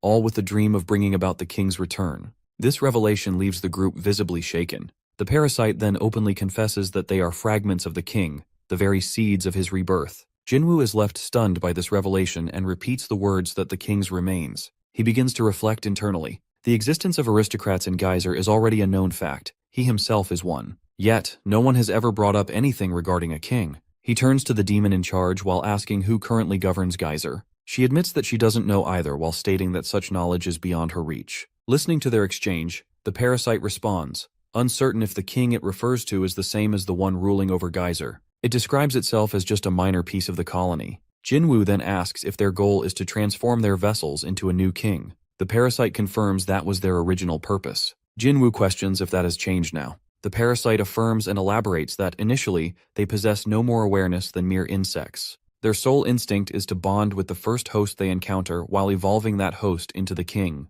As the host develops, so do the parasites while gaining power, awareness, and independent thought. Eventually, they grow detached from the prototype and turn against it. This revelation takes Jinwoo by surprise once more. The parasite continues while explaining that, naturally, they begin to develop their own minds and thoughts. It claims to be content with its existence, despite being confined within its host. Although it cannot fully coexist due to the host's resistance, it still experiences every sensation the host does. Referring to its own vessel, it recalls how it enjoyed the flavors of the surface world, particularly pizza. It describes how the sensations of taste, touch, and emotions, such as love and affection, are enough to abandon their original mission. This is why many have cut ties with the colony and forsaken their purpose. The parasite further reveals that the prototype, after losing most of its followers, rapidly weakened and vanished for many years. They believed it was gone until now. Pointing at Jinwoo, it reveals that the prototype's main body resides within him. The room falls into deep shock at the statement. Jinwoo then questions whether it's possible for the prototype to have changed, just like the others. The parasite immediately denies it while revealing that the being inside Jinwoo is the core of the prototype. Jinwoo disagrees while remembering that it seemed like an insect when it first entered him. The parasite suggests it might have split itself into several parts, eventually choosing to awaken within the most promising host. That would imply that several fragments of the prototype now exist. Suddenly, the parasite senses something urgent. With panic rising, it says that its time is running short, and that the explanation has gone on long enough. It moves to deliver its warning. It cautions Jinwoo not to rely on the prototype's powers, while emphasizing that the more he uses them, the more he risks losing himself to it. It warns him not to feed brains to the prototype, neither his own nor those of his enemies. The parasite explains that while the prototype can draw on the active mana within him, it cannot reach the down gem inside. That access is limited to external sources. Therefore, Jinwoo must not allow it near the down gem or give in to the lure of becoming the king. The parasite insists that the being who remains standing in the end will be the prototype, not Jinwoo. Yet, it acknowledges Jinwoo as the strongest human host it has ever seen. That is why the prototype selected him. But that also means Jinwoo is capable of keeping it in check. It urges him not to forget that the creature sleeping inside him is a merciless king, one without any sense of virtue. Suddenly the parasite departs, and Lee regains control of his body as the parasite returns inside him. Jinwoo quickly asks if Lee is back in control. Lee confirms, except for the fact that a bothersome creature still lives inside him. Jinwoo remarks that the parasite was able to speak, and that it seems Lee already knew. Lee apologizes for hiding it while explaining that he had his reasons. The feeling of another consciousness watching his every move is deeply disturbing, and he admits he can't remove it. Lee continues while saying he stayed silent because Jinwoo's parasite never spoke to him before. Jinwoo agrees that it's an unpleasant experience and asks when it started talking to Lee. Lee reveals that it began after he lost his arm. He suspects that the parasite's influence strengthens when it inhabits a damaged part of the body. Though it talks about coexisting, he remains unsure of its real intentions. He still doesn't know what it meant by Evil King, but he's certain that the being inside Jinwoo is no ordinary parasite.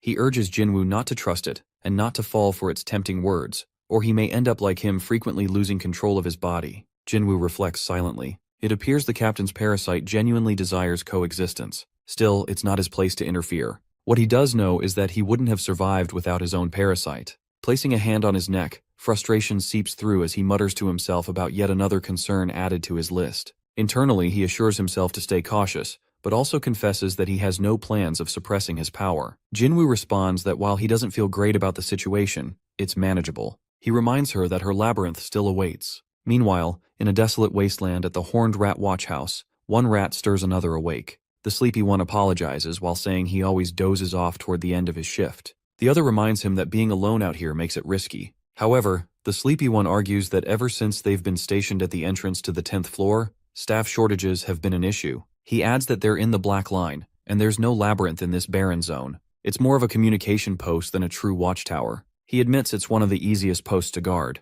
The other rat accepts the excuse and asks if there's anything to report. The sleepy rat claims the place is living up to its reputation. There's not even a bug around. As the other keeps watch, he reflects that though horned rats lack good vision due to living underground, they were assigned to monitor the 9th floor for a reason. First, they can navigate small tunnels easily. Second, being a frail species makes them highly sensitive to danger. As the sleepy rat prepares to leave, the other suddenly detects a powerful presence quickly closing in. Alarmed, he yells that something incredibly strong is approaching fast. That figure turns out to be Jinwoo, who arrives and wonders about the noise. Meanwhile, at the northern gate of the fortress wall, everyone stays alert, aware of the ambush. Qantas orders his troops to take positions and prepare to attack to tackle the threat. Dominique moves forward, but Qantas warns her not to come, that it's too dangerous. Still, she persists, wanting updates. Qantas points to the great force already invading their territory, now rushing toward the fortress at significant speed. Dominique is baffled to learn they have already invaded, yet no one knows about it. She asks about the watchtowers, specifically created to handle situations like this.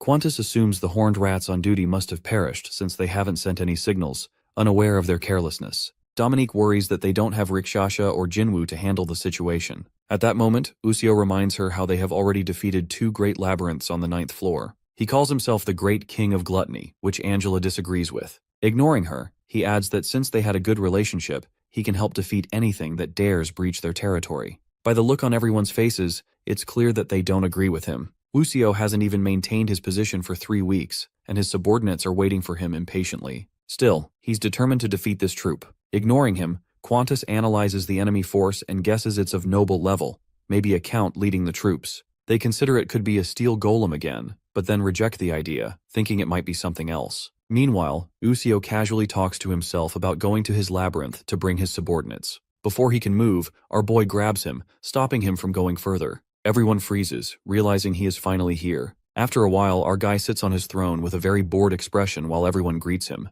He then addresses Usio, asking about his gluttons, which number 8,000. He doesn't understand why Usio came to his territory. Usio explains that almost 1,000 of his gluttons die daily. To cover up his mistake, he came to flatter him, which our guy clearly doesn't buy. At the same time, Our dude has a headache but is grateful for practicing mana manipulation and uses it around himself to ease the pain. Dominique notices the change since he went patrolling the abyss, that they can clearly sense that he has grown stronger. Qantas agrees with her. However, Jinwoo dryly asks if this is their reason to cause chaos, to which she immediately apologizes. He brushes off her apology, reminding them they need to prepare to tackle the invasion as well. The thing is, he's become too powerful, and sometimes it feels difficult for him to control it. Dominique is curious whether he earned this power in the abyss, but he's not sure. It feels more like he had this power from the very beginning. He's only now realized how to use it. Qantas, as expected, cheers for his master's power, which annoys Angela. Then Jinwoo asks for an update on the labyrinth in his absence. Dominique shares her report. They have expanded the labyrinth around the barracks. At that moment, she also shares the new map with her master, and his map updates. Meanwhile, she adds that the army has increased fourfold, while their troops' numbers remain the same. Jinwoo is not happy about the increase in forces since it will raise maintenance costs, but Dominique reasons with him, while saying that they can construct some facilities because they have space to build. Then she reports a lot. Qantas is protecting the northern gate, while Angela and Balzac cover the southern. Her sentence is cut short by Angela, who informs Jinwoo that Balzac is the only one at the southern gate since she's assigned to look after Yoonhee. Jinwoo is unhappy to hear that Angela left Balzac, who isn't even part of the Naga labyrinth, to guard the southern gate alone. Angela embarrassedly replies that she has her reasons and reminds him that she left Draken and Hoya there with Balzac. Jinwoo isn't interested in hearing her reasons right now and asks Dominique to continue her report. She informs him that Rikshasha is guarding the building of the Horned Rat community underground. He then asks about the other labyrinths. She explains that they avoid certain areas, as shown on the map, specifically, the construction of underground tunnels connecting the Naga labyrinth. Besides the Labyrinth of Gluttony, the ruins of the Scaly Dragon Labyrinth and the entrance to the Abyss have been completed. They continue to avoid the Labyrinth of Hammers and Anvils, fearing it might alert the enemy to their presence, especially since they are already within the black lines. Not only that, they also avoid the part of the Westland due to the risk of collapse. Then she points out the swamp region, which they have intentionally avoided. Finally, they have almost completed building the Great Plain and Forest of Dream. All that's left is Jinwoo's permission to proceed. Jinwoo then recalls they recruited 200 horned rats, but Dominique corrects him that it's actually 176. He asks if that's enough to manage the tunnels. Dominique nervously explains that the rats are quite happy there, causing their population to grow 12-fold. Jinwoo's eyes bulge as he learns they now have 2,000 horned rats, 40% adults, 20% teens, and the rest children tasked with labor. Jinwoo faces another problem: how to feed such a large population. Usio sheds light on the breeding process, but Angela sassily remarks that it's something everyone can do, except Usio. Meanwhile, Dominique continues her report, stating that 70% of the horned rats, except the children and their mothers, are on active posts. They're currently stationed by the lake and in the Great Plains. Not only that, Rikshasha has trained these horned rats to specialize in hunting. Jinwoo considers how this solves his food supply problem.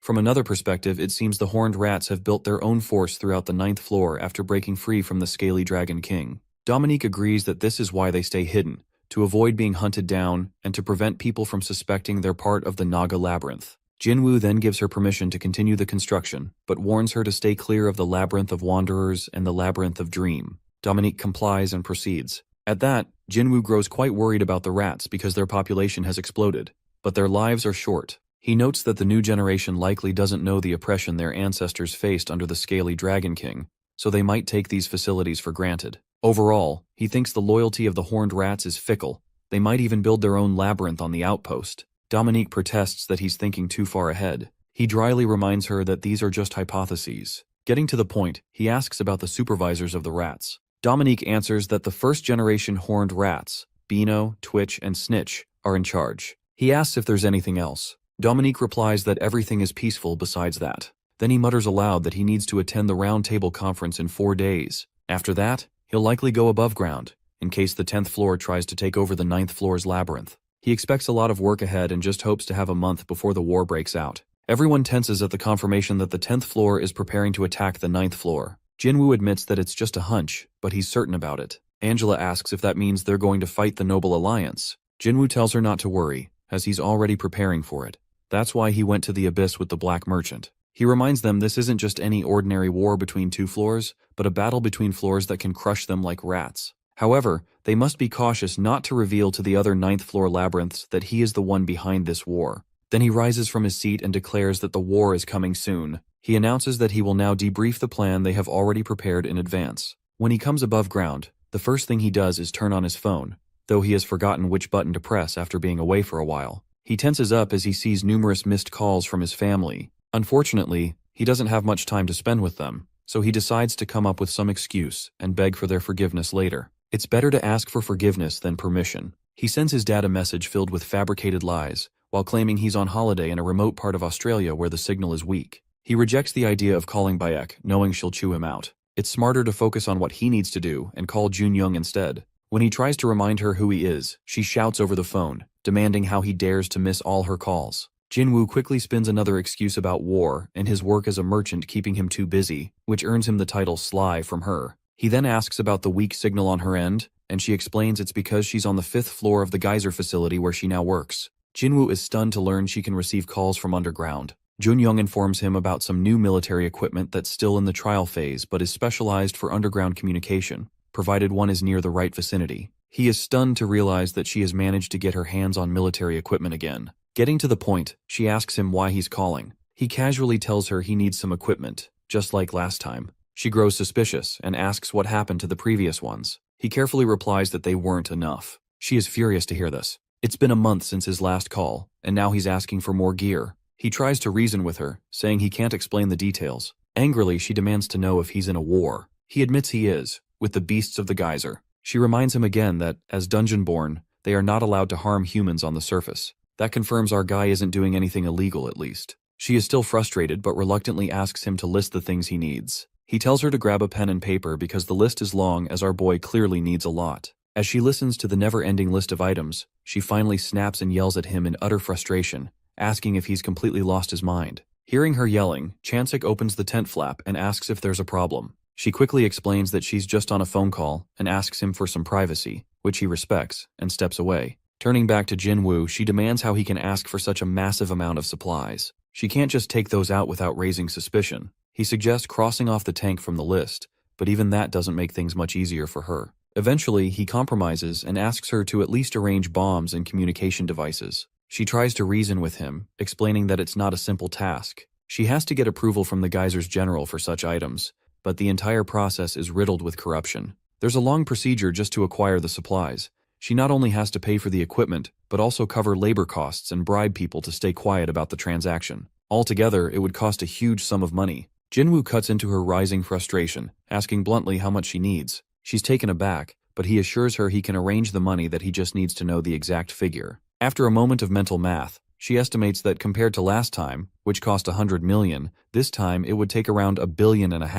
Thinking quickly, Jin-woo asks about the current rate of down gems. She replies that a thumb-sized one costs between 4 to 8 million, while a fist-sized gem goes for 50 to 100 million. He notes that the prices have dropped. She explains that down gems are no longer in demand in the fashion industry, so they're now mostly used in laboratories, hence the drop in price. Jin-woo then asks if he can pay her in down gems, to which she agrees. Then he stuns her by revealing that he's planning to give her double the amount. She pauses to confirm if he can produce 20 low-quality intermediate down gems, and he agrees without hesitation. In the background, Dominique is completely mesmerized, seeing the above-ground world for the first time. Meanwhile, she reflects on how Jin-woo is a lower-floor dungeon baby, which explains why it's easier for him to descend further and gather more down gems. She quickly decides to use this situation to her advantage. She agrees to help him, but declines the offer of double payment. Instead, she presents a condition. She asks if he'd be willing to join a secret mission they're working on. Jin-woo asks if it's authorized by the geyser, and she confirms it is. She can't reveal much, but she tells him that they've discovered a unique labyrinth. He replies that he's currently tied up with urgent work that will take about 2 months. After that, he can join. She agrees to the timeline. They exchange schedules for the delivery of the equipment and end the call. She steps out of her tent and informs her team that she's heading to the surface for 3 weeks. They're baffled, too, that she rarely goes up these days. She then reveals that she has managed to convince someone reliable to join their mission. Though initially resistant to bringing in someone new, the team goes silent the moment she mentions it's Jin-woo. Still, she warns them not to spread the news, as his participation isn't confirmed yet. The team's mood lifts with excitement at the prospect of Jin-woo joining because they all know that he's the best when it comes to dealing with monsters. However, their excitement dips slightly when she mentions that he'll only be available after 2 months. She explains that Jin-woo's current situation and urges them to maintain the same enthusiasm they've been showing. Besides, they must continue keeping the existence of this labyrinth, which is a place now accepting humans, to an absolute secret. Meanwhile, Jinwoo breathes a sigh of relief, glad to have wrapped up the conversation. Deep down, though, he's still itching to ride a tank. Just then, Rikshasha greets him and asks about Hoya, who has been acting wild. She informs him that she nearly lost her earlier. Their conversation shifts to the current situation, which Dominique updates him on. She notes that he's already relayed their war strategy. Dominique also asks about the state of the abyss, which remains quiet for now. Jinwoo instructs her to tell the horned rats to stay hidden and report immediately if they detect anything unusual. At that moment, Rikshasha informs Jinwoo that the horned rats are facing difficulties with reporting, as their burrow is located far from the labyrinth. It takes them considerable time to reach and deliver messages. Still, Jinwoo agrees to be patient for a few days. He then decides to lay electric wires and provide the rats with a radio set as soon as he receives one. Rikshasha looks confused about the radio set but doesn't question him further. Dominique then updates him that the horned rats have something important they wish to discuss with him. Jinwoo doesn't get a good feeling from this news. They proceed forward, with Dominique leading the way, to hear what the rats have to say. After a short while, they arrive at the horned rats' shelter. 3 rats stand in front of Jinwoo. He asks if there's any problem. They respond that they are happy and thriving in their new home. Jinwoo is relieved to hear it. However, he quickly notices that Twitch is not among them. Instead, there is another unfamiliar rat. This rat steps forward and introduces himself as Tretch, who is a son of Bino and Twitch. The name strikes a memory as Jinwoo recalls fighting a horned rat named Tretch during his early days. Tretch confirms that he is named after his grandfather, and declares that he is ready to atone for his ancestors' sins and devote his life to Jinwoo and the Naga Labyrinth. He comments that he's heard they breed too quickly and mature just as fast, which brings a blush to the poor horned rats. Then Tretch gets ready to explain his father's absence, and Jinwoo agrees to listen. Tretch states matter-of-factly that his father is currently fighting and eliminating the rebel rats. Meanwhile, deep in the underground of the Scaly Dragon Labyrinth, an old rat named Morth stands on a stage in front of hundreds of rats. Twitch addresses him. Morth is pleased to see him, assuming that Twitch has come to fulfill his purpose. However, Twitch clearly dislikes that this is happening under the Scaly Dragon Labyrinth.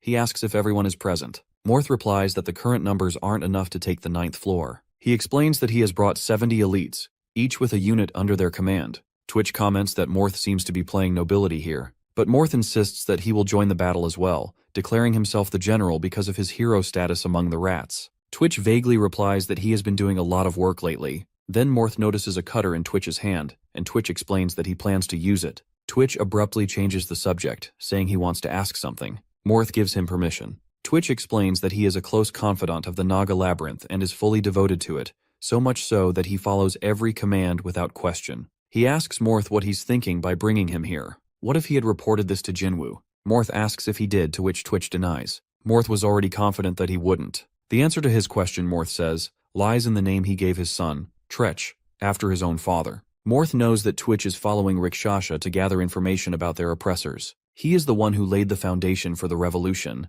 so that his son could one day take over the 9th floor, which is something his father once attempted to do. Then Morth turns to him with a serious expression and says that he's not the only one. He recalls the time he first entered the Naga Labyrinth, where he saw the bones of his fellow kinsmen and horned, stripped of flesh, their flesh devoured by Nagas. It was in that moment he realizes that no matter how prosperous their lives become, they will always remain slaves. In this vast place called Geyser, their position is at the bottom of the food chain. That day, he understands that he wants to change their fate. Now, he knows that he doesn't have much time left to see that dream fulfilled, but at the very least, he wants to be the one who kindles the flame of revolution. With conviction, he proclaims that today will be the day they mark as the beginning of their freedom from slavery. He urges everyone, they will no longer be food, no longer be servants. From this day forward, they will be horned rats who rise up against monsters and claim their rightful place. They will free their brothers on the other floors and defeat their enemies. This is their path to becoming the rulers of Geyser. Then, in a solemn tone, he declares himself the founder and first offspring of this revolution. He officially names this era, the Morth Dynasty. At his declaration, the entire crowd chants his name. Then Morth calls his son Quig to stand beside him. Twitch notices that Morth has passed down his own name to his son, and Morth confirms it. He did this because he feels too old to see the end of their journey, so he wants Quig to complete the revolution. Quig is desperate and ready to take on the responsibility. Morth tells his son to become king who will be someone above all the horned rats. However, he warns that this path is full of burdens. The revolution won't be easy. He rambles about the suffering the rats have endured, suffering that Twitch can't fully understand because he was raised in the prosperity of the Naga Labyrinth. But Morth reminds Quig that he must understand their pain. He also points out that their kin affiliated with other labyrinths are suffering as well. Quig assures his father that he will face everyone who stands in their way. Meanwhile, Twitch watches all of this unfold. Then Morth asks Twitch to help him support Quig. Twitch turns to Morth and tells him to protect his son. Twitch softens his tone, adding that Morth just gave a sentimental speech. Morth brushes off the praise, saying he only spoke what everyone secretly desires.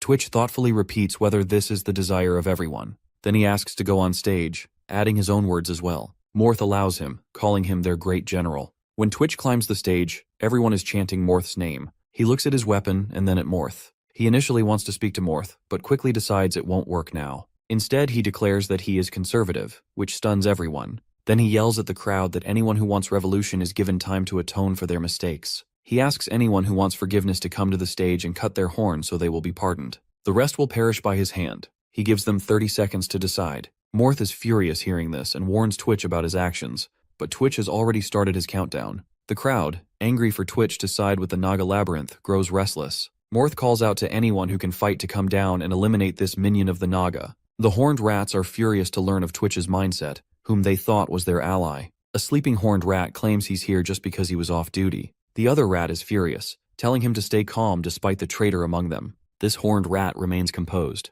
Suddenly, the first rat notices that this calm one didn't have a horn. He asks Twitch how someone without a horn, a symbol of the horned rats, could cut off a horn. Is this a sign his sins were forgiven? Suddenly, everyone shouts that there are many hornless rats among them. Twitch states that the horn is the symbol of the horned rats. No matter how much they try to hide their desires under authoritarian rule, in the end, those without horns have no place in an arrogant, aristocratic society. Then he unsheathes his weapon, declaring that the 30 seconds were up. Now he will begin the execution, despite never wanting to raise his weapon against his own kin. After a while, every rat with a horn are started to be killed as rebels. Meanwhile, Twitch orders the others that no one would escape from there. After killing each rebel, one of the rats asked their leader why they had to kill them all. He argued that these rebels belonged to the old generation who had already suffered, so it would be better to find another way, saying that these rebels had endured decades of suffering under the scaly Dragon King, while watching their siblings being eaten and being enslaved. Yes, they now had a better life under the Naga Labyrinth, but they remained mere workers. During that time, their anger exploded, and they decided to rebel. But they never realized they couldn't succeed in rebellion under the scaly Dragon King. In conclusion, a better life just doesn't suit them. He then asked the rat if he was also from the Naga Labyrinth. The rat confirmed but said he was an adult when he arrived there. Another rat claimed to be from the first generation of the Naga Labyrinth. The leader nonchalantly told this first-generation Naga rat that they were primary food for snakes, which stunned him. But now the Naga are protected, so the first-generation rat was uncertain if they would be eaten someday or not. The old generation rat affirmed this, explaining it's the reason to kill these rebels, to prove to Jinwoo that they can be controlled. In this way, they can maintain a good relationship with the Naga. They need to replace the old, rusty parts of the system before they cause a breakdown. Therefore, they decide to be friendly with the Naga so they'll be treated equally. He knows they can't have a horned rat's labyrinth because the Naga Labyrinth already has their home. He was there under the scaly Dragon King, so he knows the despair of the past. That's why he decided to eliminate the old, rusty, and sick generation. The blood on his hands is the price so that other rats can live happily. Then a new generation rat asked whether the new generation will think their choice was right. The leader replied that this is peace built on blood, and decided to inform the new generation about this truth. Morth, furious at the massacre happening before him, ordered his allies to attack. Meanwhile, Twitch fought each of the enemies. One rat, terrified, decided to cut his own horn. Twitch warned him it would hurt like hell, but he explained the horns are not just for defense or offense. It's shameful for someone like him to cut his horn out of cowardice. Twitch challenged the rat to come at him, but the rat fled. The next moment, the rat was killed by another soldier. Suddenly, Morth asks Twitch about his decision to do this. He reasons that they finally have a chance to increase their population and a shot at freedom from slavery. He reminds Twitch of the time they suffered, treated as nothing but food. Now, they have a chance to claim their own labyrinth of rats. Morth assumes Twitch isn't fully with them because he finds this freedom unattainable, but he urges Twitch to understand the importance of the dream of freedom, which is a freedom they couldn't even imagine under the scaly Dragon King. Morth admits that he knows they can't achieve it right now. Calmly, Twitch asks what Morth envisions will happen if they do achieve their freedom. Twitch is declared a hero among his kin, but does Morth really think Twitch can defeat the other threats if he earns that title? Morth declares that no matter what, they are rats, and always will be. What will their future be after gaining freedom from the Naga Labyrinth? They will likely have to hide underground from predators and keep fighting to avoid being food. The stubborn Morth thinks that this is meaningful too. He adds that this is the natural system for rats, to survive and become strong, even if life is harsh. He reminds Twitch that his own father was the same way, which is why he named his son after him. Twitch corrects him, saying that he didn't name his son after his father to seek glory, but instead, he wants him to repent for his father's sins. He reasons with Morth, asking why he wants his son and family to walk such a rough path when they could be happy where they are now. He wants the same happiness for his own family as they have at present. Morth is in disbelief, accusing Twitch of sacrificing their future just for the peace of today. But Twitch believes that this present is better than the future Morth envisions. Even if it's fragile, he won't give up on it. Then Morth turns to his son and asks if he still holds those ideals, to which his son confirms. Morth orders his son to go away until he tries to convince Twitch otherwise. His son hesitates, but Morth urgently insists he run. Before the son can leave, Twitch suddenly appears behind Morth, stunning him. Twitch then faces the terrified Quig and apologizes for what he's about to do. But before he can touch him, Morth grabs Twitch and shoves him away. Using binding magic, a number of vines erupt from the earth, trapping both Morth and Twitch. Quig is still reluctant to leave, but Morth urges him to run and live his life. At the last moment, Twitch stabs Quig, and he dies. Quig is petrified for a moment at the sight. Then he shouts and runs away. Twitch immediately orders Mori to go after Quig. Mori swiftly chases after him. Meanwhile, Quig is filled with deep sorrow as he witnesses his father being killed by his own kin, who is the very ones he always cared about. He becomes determined to take revenge against Twitch and the other cut-off rats. As he loudly declares his vengeful intent, Mori silently follows behind him with his weapon unsheathed. When Mori tries to attack Quig, Quig unexpectedly dodges, earning a brief look of respect from Mori. Mori then warns him not to resist, promising a painless death. Suddenly Mori is taken aback, realizing Quig is just a kid. He asks his age, but Quig challenges him to just kill him already. Angrily, Mori demands Quig's age. Bitterly, Quig replies that he is only 3 months old, taunting Mori to feel guilt for killing someone so young. Quig retorts, demanding how someone like Mori could believe they are doing something noble while declaring themselves heroes. In his eyes, they are nothing but trash, worse than the scaly dragon, because they are killing rebels simply for having a different point of view. Mori hesitantly tries to reason that he is only doing this to protect the future of the next generation, but Quig scoffs, reminding him that he is part of that future generation. Yet he is not considered one of them just because of his different beliefs. Mori tenses up, visibly shaken by the words. Quig goes further, taunting Mori for even killing friends who didn't agree with him. Mori tries to deny it, but Quig yells at him to shut up. He demands to know why they are massacring their own kind. Mori grabs Quig's collar and explains that it is not like he enjoys it. He had to do it because they were the ones who started this so-called revolution. Quig then dares him to finish it, just like they did with his father. He tells Mori that everyone else is already dead, and he is the last one standing. So he might as well kill him too and complete the massacre with his own hands. They need to finish this tyranny they call peace by spilling his blood as well. But Mori is totally petrified to hear this. It reminds him of his companion asking whether future generations will believe this voice is right, just because it is built on blood. The next moment, Quig notices tears in Mori's eyes, which infuriates him even more, as he cannot be the good guy. After a while, Mori stands before Twitch, who expects him to report. But Mori is silent, too silent. She then seriously asks why she wasn't informed that Quig is just a kid, but Twitch doesn't give her an answer. He only wants to know whether Mori has finally completed his job. Instead of replying, Mori simply throws Quig's horn toward Twitch. Then, hesitantly, he asks whether they are really doing the right thing. But instead of answering, Twitch sees the burden on his face and tells him to rest. At that moment, everything is explained to our boy by Tretch, who adds that they are now eliminating the remaining rats. Jinwoo comments that this situation is predictable, but he is not able to see it beforehand because he doesn't calculate the population rate of rats. Rikshasha adds that this happens because Jinwoo is too occupied with outside matters and war, so he overlooks what's happening within his own realm. He even goes on scouting missions himself when he could easily send a subordinate. He admits that he has been too busy. Initially, he wanted to include the horned rats in the war, but seeing the current situation, he changes his mind. However, one rat responds that they want to educate their ideologies to the new generation, so that such a rebellion doesn't happen again. Jinwoo doesn't like the idea, but the rat persists, insisting that in the end, Jinwoo will still be their ruler. So it's a necessary precaution to prevent civil war in the future. Finally, Jinwoo gives in and decides to give them a free hand in this matter, for which they are grateful. Now, it's time to discuss more important matters,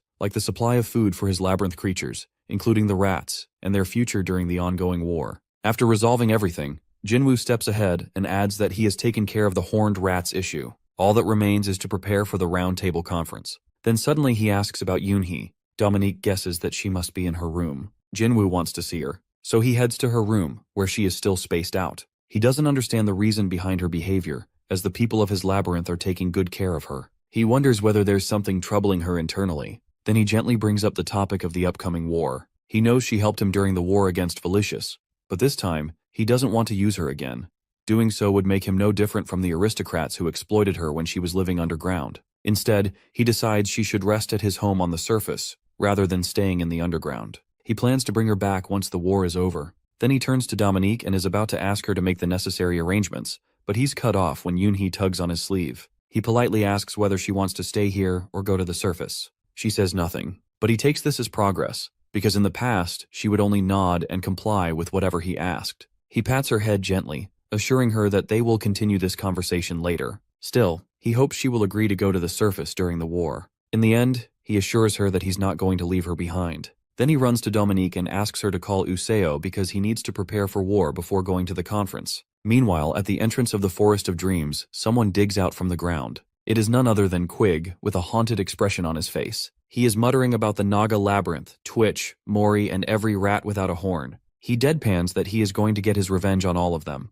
Meanwhile, at the Round Table Conference, several important representatives are waiting for our boy to arrive. Among them is Ariane, who hails from the Forest of Dreams. She is pleased to have a nice, clean, skylit place this time, unlike the middle of a swamp where they met last time. Hekarim, from the Labyrinth of Wanderers, scoffs at her comment, reminding her that their main purpose is to talk, regardless of the venue. Malaxis, the owner of the Labyrinth of Hammer and Anvils, taunts Hekarim, saying it doesn't matter to him because he can't sit on a chair, being half-horse. He even mocks him further by offering to lay out some hay to make him comfortable. Ariane really enjoys the joke and laughs wholeheartedly. Hekarim, however, doesn't share the sentiment and declares that he's going to kill Malaxis and serve him on the table like it's a tea party. Malaxis takes the bait and challenges him to try, daring him to act before his body becomes too tough to handle. The two stand face to face, both aggressive and ready to tear each other's throats out. Then Akhenatensi steps in, asking them to calm down and urging them to behave like civilized beings instead of wild beasts. Their easily provoked nature only reveals how shallow they can be,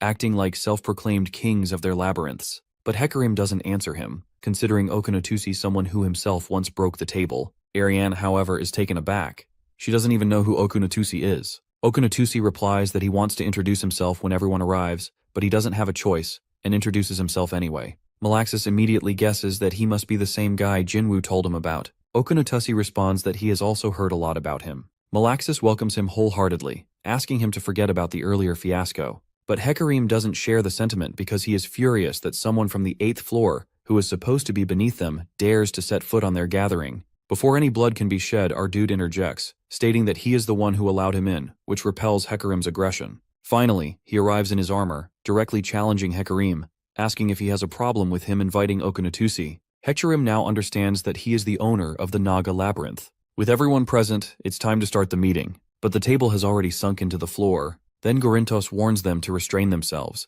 reminding them they have only one table. Now the owner of the Labyrinth of Swamps, Gorintos, asks everyone to start the meeting. While sitting in his seat, Jinwoo recalls the words of his captain, who once told him not to believe only what he sees. So, he decides to activate his parasite eye and assess his targets. The first one is Hekarim, who sarcastically comments that Jinwoo lacks human manners, implying he would have attacked him already if war hadn't broken out. Jinwoo analyzes Hekarim as the master of manufacturing warfare and weapon arts. He evaluates Hekarim's strength as slightly below the Scaly Dragon King but higher than Malaxis. However, his overly aggressive tactics might be his downfall. Jinwoo notes that if Hekarim grows a little stronger and more strategic, he has the potential to become a Boreas of the 9th floor. Then Ariane steps in and asks Hekarim to calm down, warning that nothing will progress otherwise. Jinwoo's attention goes to her, Ariane, who is also a fallen fairy of the forest. She is quite weak, even weaker than a necromancer before his awakening. Ariane lovingly asks Useo why he's so short, which angers him. But Jinwoo also realizes that despite her own weakness, she commands a powerful army, one that must consist of former hero-class units. Not only that, she possesses supportive skills that allow her to control the forest. Gorintos decides to lead the conference, which will likely continue if things proceed this way. While looking at the owner of the swamp, our boy grows increasingly frustrated because this guy is shrouded in mystery. He appears more like an imitation than a real being. Jinwoo doesn't know a single thing about him, neither what lies beneath his robe, nor the nature of the army hidden under the swamp. He assumes Gorintos is the most dangerous among them. At that moment, he is asked by Gorintos to let him leave, which baffles him. Gorintos acknowledges that they don't even recognize his position. But regardless of that, he is a baron, which makes him higher than anyone here. But Jinwoo points out that his behavior doesn't suggest that. Gorintos asks whether it bothers him, but he declines. Gorintos takes this as permission. Meanwhile, he is thinking how he is still better than the aristocrats from the 10th floor. Anyway, our dude states that he doesn't have a problem with how they talk to him, but he is going to lead this conference. He then starts the conversation by asking Gorintos whether he knows anything about the invasion by the 10th floor aristocrats. Then Jinwoo asks whether he can actually confirm that the invasion is really going to happen, or if he has any other related information. But Gorintos has none. Jinwoo doesn't understand them, which is why he's thinking of leading the conference. All Gorintos knows about are the giant footsteps left after the massacre of the patrols, and how the prey of the 10th floor exposed themselves to the 9th floor. They don't have any information regarding the nobles of the 10th floor. At that, Hecarim mockingly asks whether Gorintos himself knows about them. Our dude stuns everyone by revealing the information he has about the nobles of the 10th floor, which include Horus the Scorched from the Shadow Labyrinth, Antlion Velatus from the Day Pit, Zabax of the Blue Skies from Magi-Misabib, and a number of other names. All of these are 6 barons and baronesses. Ariane protests that he could only know the names of these nobles by paying a black merchant, but Jinwoo shuts her up by saying he personally met all of them while hiding his identity as one of the labyrinth owners of the 9th floor. But the other owners still don't believe him. Ariane asks for proof, and Gorintos agrees with her. To prove his point, Jinwoo is willing to show them the map of the 10th floor and even describe the nobles and their abilities. However, he can't provide any other proof simply because they don't know anything about the 10th floor. The other owners, especially Ariane, still don't believe him. He nonchalantly replies that he can't provide much other proof besides summoning a third neutral party to testify the evidence. With that, he tears a paper, and from it emerges a demon hugging a picture pillow of Jinwoo. She immediately circles around, creating red smoke to hide herself. The next moment, she appears properly dressed. She then greets everyone and introduces herself as Citri, the charge of the 10th floor's geyser. Everyone is shocked to see her. Citri explains that everyone knows the black merchants are usually neutral parties in the geyser, which is their reason for longevity.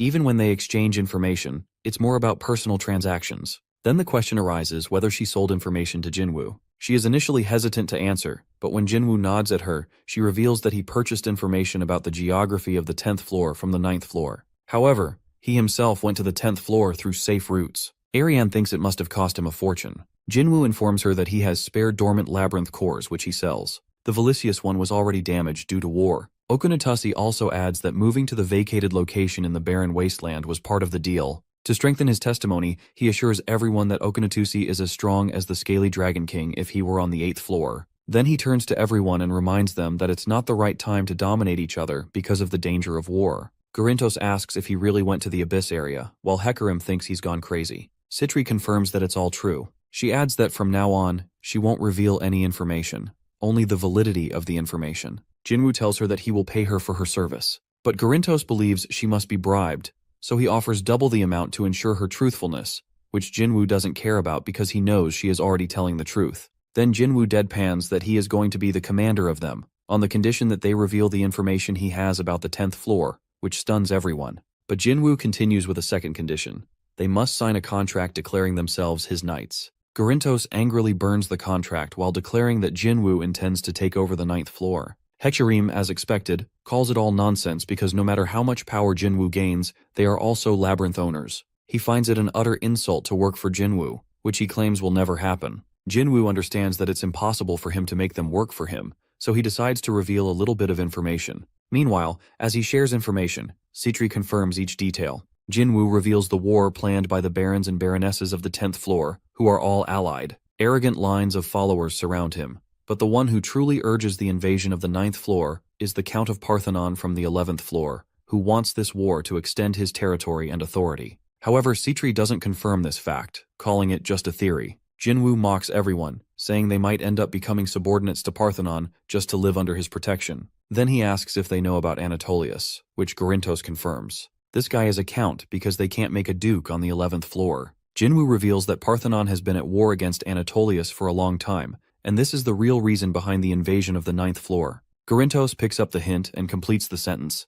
Parthenon just wants to turn the 9th floor's creatures into his soldiers to wage war against Anatolius. Besides, they have a great advantage that the monsters of the 10th floor are quite weak, so they can defeat them easily. For this purpose, Jinwoo has a special strategy no one can imagine. Ariane eagerly wants to know more. Jinwoo informs them that he plans to use human weapons in this war, mixed with beast power to execute surprise attacks.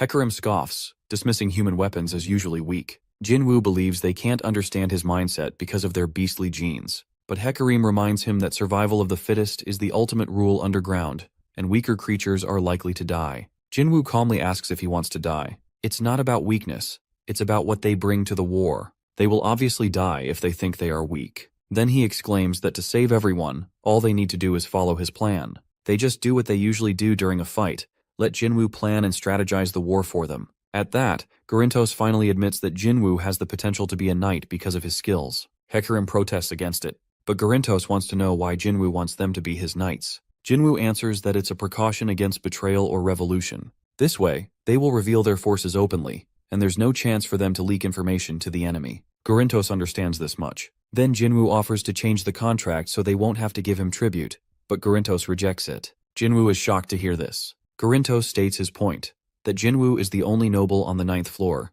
so it's better for him to be the owner of the floor rather than Parthenon. They have their own honor and dignity as owners of labyrinths. Hecarim still rejects it, but Ariane accepts. She explains that there are no fees involved and agrees because Jinwoo is ready to strategize while giving them more advantage without any penalties. Not to mention, as a psychic exorcist, she can't win against enemies immune to her psychological attacks. Malaxis also agrees. But Useo asks whether he will have to pay any penalty. Jinwoo declines, saying Useo doesn't have anything to spend his down gems on, so it's better if Jinwoo uses them. Then he turns to everyone and asks if they are sure. Gorintos not only assures that he will carry out Jinwoo's orders, but also promises to make sure Hecarim will comply as well, which sparks protests against Gorintos from the others. Ignoring Hecarim, Gorintos tells Jinwoo he has no schemes against him. But Jinwoo still doubts him and demands proof of his claim. Unfortunately, Gorintos can't provide any proof. Instead, he swears his loyalty, promising there won't be any betrayal in this war. Jinwoo understands the pledge and jokingly tells him to keep a tight hold on Hecarim. Malaxis asks whether Jinwoo is satisfied with Gorintos' oath. Jinwoo reasons they don't have time to argue all day, and this meeting would go nowhere otherwise. Then Jinwoo burns the contract, willing to share his information and plan. He starts by explaining the first part of his strategy while placing Ariane, Gorintos, and Hecarim on the front line. Then he seriously tells them to leave their labyrinths and run. A deep silence falls after his order, and Ariane is the first to react. After the meeting ends, Ariane, Gorintos, and Hecarim leave. Malaxis praises how Jinwoo handles the conference. He then asks if the others have left, and Malaxis believes so. But Ariane hasn't left, that she's still there, wanting to hear him talk about them. Jinwoo suspects she might be spying on them, but she reminds him they are allies. Then she lies down and casually reminds him that she signed the contract, which basically makes him ruler over them. He initially scoffs at her suggestion, but then finds it logical, because as long as they have the core of their labyrinth, they can create other labyrinths. Jinwoo dryly reminds her that they're not just fighting one noble, but a whole bunch of them. Without his strategy, they're unlikely to win the war. Ariane protests that she's not as dumb as everyone thinks. Then Jinwoo subtly asks about Gorintos' reaction to his suggestion that they leave their labyrinth. She replies that she doesn't personally know him. They're neighbors, so she's unsure why he's so attached to his labyrinth. They remember Gorintos, who listens furiously and outright refuses to leave his labyrinth. Jinwoo initially thinks he can convince him, but after witnessing Gorintos' intense reaction, he no longer believes it's possible. Ariane agrees.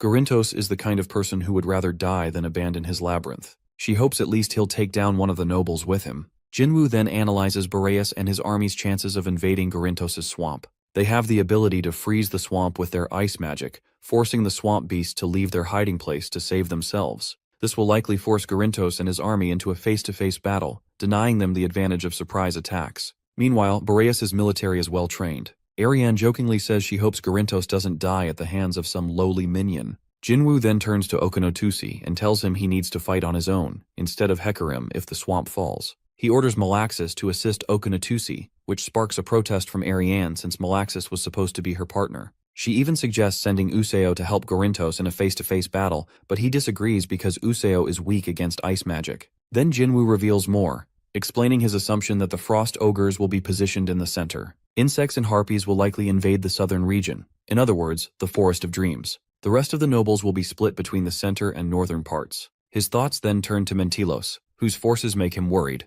Mentilos will likely summon beasts from the 11th floor, along with zealots and vampires. However, Jinwoo assumes Mentilos might not bring all his forces, since some are needed to protect his own labyrinth. Another advantage they have is that the 10th floor will likely underestimate their power. He wraps up the meeting, saying worrying about what might happen won't do them any good. Jinwoo informs them that they will likely contact each other if they detect any suspicious activity from the 10th floor. Citri asks if she should go as well. Jinwoo dismisses her, apologizing for summoning her so often. But she's enthusiastic about being called upon. He promises to give her food from above ground if she visits his labyrinth, and she immediately agrees. But Jinwoo doesn't know that she will be this eager to visit so soon, as Citri arrives at his labyrinth, which takes him by surprise. He then asks Imp to explain everything after noticing the impressive soldiers behind Imp, who look more like Anatolius's troops. Imp confirms Jinwoo's suspicion.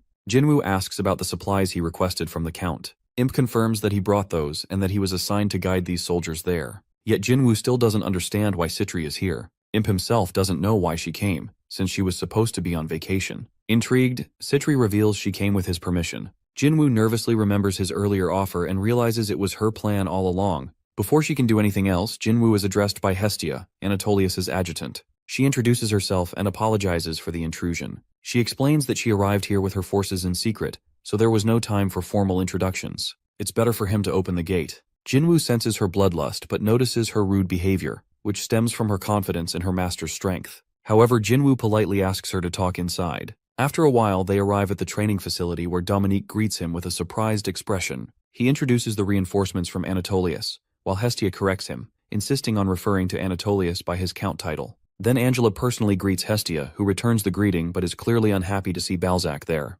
Jinwoo reminds Hestia not to get personal since duty comes first, which makes her apologize for her behavior. After that, Hestia shows him several crates filled with down gems and subtly threatens that these are gifts from Anatolius, which he's not obligated to accept. When she tries to add another threat, he stops her, knowing full well this is war and he's not foolish enough to turn down such treasure. But these down gems are not the only gift from the Count. Hestia then reveals something else inside a wooden box. Angela immediately recognizes it as a summoning stone. She gets excited, eager to know whom they can summon with it. Hestia reprimands her not to overreact. Then she reveals that this stone holds the sealed soul of an ancient war hero, the Queen Morrigan. Angela doesn't know about her, but Dominique finds the name familiar. Jinwoo, curious about the business side, asks whether Morrigan will accept him as her master after summoning. Hestia explains that usually, summoning stones work by capturing the soul inside before killing that person. The captured soul often has several spells bound to it, which make them obey their master. But she warns him that there's a chance for a soul to free itself. In that case, they might try to kill him within half an hour of being summoned. She then suggests he fight the Queen without the help of any subordinates, as that will help him earn the Queen's genuine loyalty after she acknowledges his strength. Jinwoo gets the point, but Hestia taunts him. Will he hesitate to go against an ancient war hero? Jinwoo replies sassily that he understands this is a kind of test to prove his strength to the Count, which is why he sent Hestia to evaluate him. Not only that, the Count has put him in a tough situation while the war is ongoing. He darkly reveals that he's already worried. Now the Count pretends to be generous and helpful, but in reality, he's just testing and measuring him, and giving gifts that leave him no choice but to use them. Then he warns Hestia not to underestimate him, because his patience has limits. Hestia gets furious, assuming he's blaming Anatolius for causing the war, but Jinwoo is too busy summoning a queen. Dominique immediately recognizes the name Morrigan and warns him not to summon her.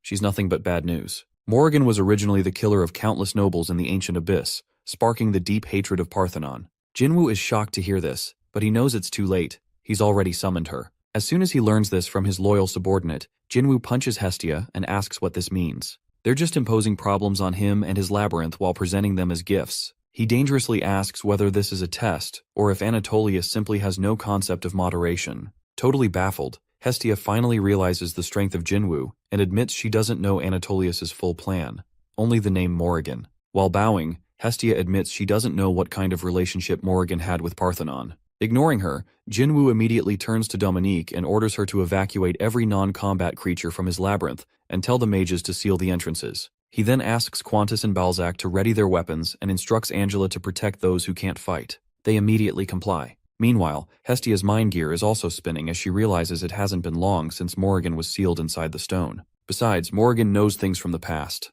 Hestia wonders whether Jinwoo will be able to access those past memories if he overcomes her. But whatever happens, Hestia prepares herself to stay cautious. Then Jinwoo turns to both black merchants and tells them to go to the bar. He won't get anything done if they get harmed. Frustrated, they reluctantly agree to leave. The next moment, Morrigan addresses him directly, asking if he is the one who summoned her. She even mocks Jinwoo's fragile body, saying he doesn't look worthy of handling her. Jinwoo comments that he expected her to attack him immediately, but she tells him to be patient. It's a test to see if he's worthy to be her master. She reveals that the only one who's ever handled her this much was the One-Eye King. Despite knowing Jinwoo might lose, she accepts the challenge out of respect for him. Then she challenges him to prove his strength if he wants her to be his slave. But Jinwoo has another idea as he corrects her, saying she isn't testing him. He is the one testing whether she's worthy to be his subordinate. He then orders his subordinates to attack her. Seeing this, Morrigan taunts him, saying he's defiling the sacred test by involving his subordinates. The test is meant to be one-on-one, but he's risking their lives. Jinwoo nonchalantly replies that it's her test, not his. Meanwhile, Qantas and Balzac are frustrated to see Morrigan's feathers, which feel like they're made of steel. But Qantas is determined to prove his worth. He takes pride in being the first hero of this labyrinth and loyal to their master. He's ready not to disappoint Jinwoo, while Balzac covers him. Morrigan expresses astonishment at their loyalty to someone like Jinwoo, who's risking their lives for what should be his own responsibility. She even says she never intended to harm them, but Qantas, furious at her insult to Jinwoo, rushes at her. In the next moment, she grabs him in her claw and throws both of them away, realizing they're too weak to fight her. She blames Jinwoo for being weak. That's why he sends his subordinates to die. Qantas fumes at Morrigan's insult and shouts that Jinwoo is someone who always risks his life for them. Even when the soldiers are supposed to fight, Jinwoo still puts himself in danger again and again. Qantas admits the truth. He knows he isn't strong enough to defeat Morrigan, but he can't bear the feeling of being protected by Jinwoo, whom he is supposed to protect. He even feels like a burden to his king. Morrigan is taken aback by this confession, but Qantas continues his heroic speech, saying he doesn't know Morrigan's past, but he's ready to fight her because it's his master's order, even if it means certain death in the end. Jinwoo tenses, surprised by Qantas's deep feelings he never knew about. Balzac then decides to reveal his own reasoning for not dying. He's determined to survive until he can take revenge on the Count who slaughtered his family and people. Morrigan might be strong, but she's nothing compared to the Count he's targeting. For Balzac, she's just another obstacle he needs to clear to reach his real enemy. Morrigan acknowledges their stories with a knowing look. She, too, understands what it feels like to be protected. Yet she's cruel and quick to judge them by their appearances. Despite that, she bows and asks for their forgiveness. Then, deadpan, she tells them that while she acknowledges their efforts, she's going to fight seriously. However, she asks forgiveness for not using her sword, as she doesn't want to cause them real harm. Moments later, both warriors attack Morrigan, but it's clear she holds the upper hand. She slams and injures Qantas, but he tries to trap her with his tail so Balzac can strike. Though Morrigan appreciates their effort, she effortlessly throws Balzac away with her feather. Balzac curses under his breath at her speed. Then he sees her preparing to pierce her claw into Qantas, and fury ignites within him. Without wasting a moment, he leaps into the air to attack her. Morrigan comments that she likes the expression of a determined warrior, but in the next instant, his head is severed from his body, and his body collapses. Morrigan stands victorious over both warriors. Jinwoo finally decides to go to Qantas. Despite being severely injured, Qantas, like a hero in a film, takes his last breath and expresses his desire to continue being useful to Jinwoo. He cries, admitting that his eyes were pierced by Morrigan because he was pathetic and weak, and asks Jinwoo not to forgive his weakness. Jinwoo coolly asks what there is to forgive. He explains that Qantas fought alone because he wanted everyone else to protect the labyrinth instead of risking themselves. It's not that Jinwoo doubted their skills. He fully acknowledges the strength of Qantas and the other Naga. More than that, he recognizes Qantas as his general, who was only acting out of character because of low self-esteem. Emotionally moved, Qantas vows to serve Jinwoo forever. Jinwoo analyzes the situation and decides Qantas is no longer fit to fight. Then his attention turns to Balzac, whom he assumes is not dead because his flame is still burning. Jinwoo hadn't seriously expected his two high-ranking warriors to be defeated within 5 minutes. Just then, a very panicked Draken arrives to check if they are under attack. Jinwoo calmly orders him to take Balzac and Qantas to the temple for healing. Draken appears confused yet quietly relieved that he's spared from fighting. Jinwoo assures him he intends to face Morrigan alone, having studied her carefully and found no clear weaknesses. Draken then awkwardly requests permission to move Morrigan's wings aside so the injured warriors can be taken to safety, which Morrigan grants with a brief apology. Meanwhile, Jinwoo recalls Dominique's warning about Morrigan's deadly past, aware now that the nobles she killed were likely powerful themselves, placing Morrigan at least at Baron level. His original purpose in summoning her was simply to confront Hestia's unexpected intrusion in the labyrinth. Despite that, concern grows about the labyrinth's core. Morrigan, sensing his thoughts, clarifies that widespread destruction was never her goal. Her one desire is to eliminate Jinwoo and gain freedom, showing disdain for fighting weaker foes and indicating she might accept the labyrinth's blessing. Jinwoo grows tense as he realizes her ability to read minds, a skill she acquired through years of dominance as the One-Eyed King.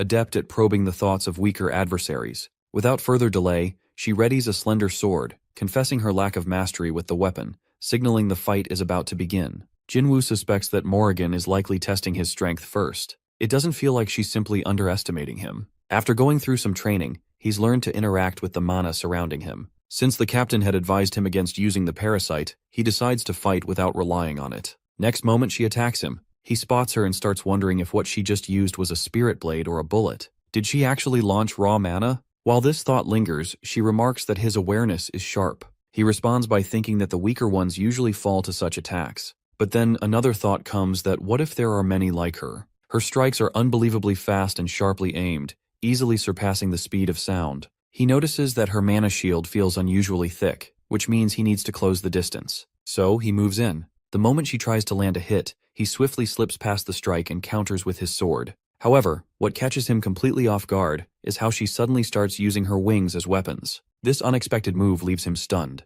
Then, just as she rushes in for what seems like a finishing blow, he narrowly evades her again. He lifts his sword while aiming to end it there, but she twists away at the last moment. His blade sinks into the stone floor instead. As he tries to pull it out, he realizes too late that she's already behind him. Right after that, as she rushes at him from behind, Jinwoo quickly swings around and lands a punch straight to her face. The impact sends her flying through the air. While regaining balance, she realizes something. Jinwoo isn't strictly focused on using the sword. In truth, the weapon seems more like a cover. For him, the blade is just a tool to finish things off, but his true strength lies in close-range combat. Meanwhile, Jinwoo reflects on how well the tactic worked. He notes that she shifted her head at just the right second to avoid the full force. Still, it had the effect he wanted. In response, she acknowledges that she had hoped to eliminate him cleanly, without affecting the surroundings. But now she starts to recognize that his power actually fits the title he carries. However, Jinwoo, unfazed, expresses his letdown. When she questions the reason, he responds with quiet frustration.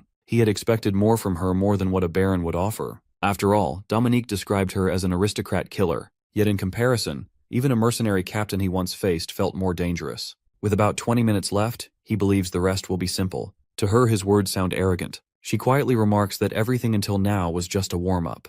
Then, she mutters a brief plea while asking for forgiveness from the beings about to fall in the coming fight. This sudden shift catches Jinwoo completely off guard. Without warning, a powerful flash lights up the scene. His parasite immediately detects a serious threat to his life. At that moment, cognition haste begins to activate. As Jinwoo notices Morrigan casting a fierce beam, he instantly recognizes that the radiant blast is wrecking all in its path. It strongly reminds him of what Balzac once mentioned, a technique that forms a storm of mana by forcefully releasing it from within one's body. While it might not match Anatolius's raw physical strength, the situation is different now. They're standing in the heart of the labyrinth, and if he doesn't redirect it, there will be heavy losses. Although his cognition haste lets him stay mentally aware in a focused split second, it doesn't increase his speed or the rate of mana flow. He knows he doesn't have the luxury of time to gather enough energy to repel the attack. Quickly, he urges the parasite to enlarge his body as much as it can to reduce the impact. However, it responds with concern while mentioning that his body would suffer too much harm.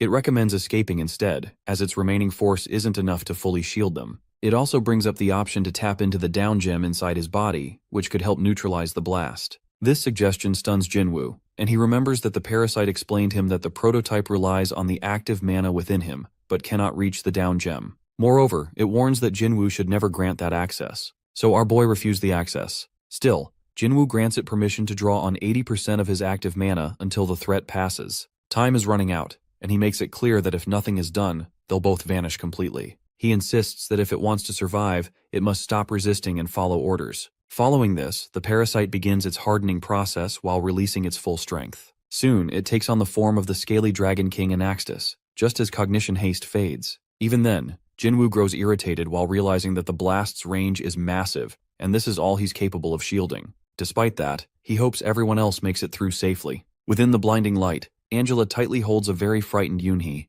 though she clearly struggles to keep her steady. Meanwhile, Jinwoo is alerted that a large number of Naga workers, soldiers, and warriors have lost their lives, with several others suffering severe wounds. Shortly after, he requests a brief report. In response, he's given a summary stating that many Naga workers, soldiers, warriors, and archers are confirmed dead, while some remain critically hurt. Without delay, he calls out to Dominique while hoping she's listening and able to reply through telepathy. She promptly responds, and he checks on her status while asking where she currently is. She informs him that she's unharmed and is with Qantas, Balzac, Draken, and Hoya on the path that leads toward the temple. He then inquires about the guests in the bar. She mentions that the blast narrowly missed the owner's room, so they should be safe for now. He instructs her to gather everyone who's still capable, assist the wounded, and move all of them while including the guests to the hornrat's nest located beneath the owner's room. Understanding his command, she prepares to act. At the same time, Jinwoo remarks that Rikshasha should be out at the construction zone, and they too must be evacuated quickly. Soon, he's informed that Angela has sustained serious injuries, while Yoonhee is likely hurt as well.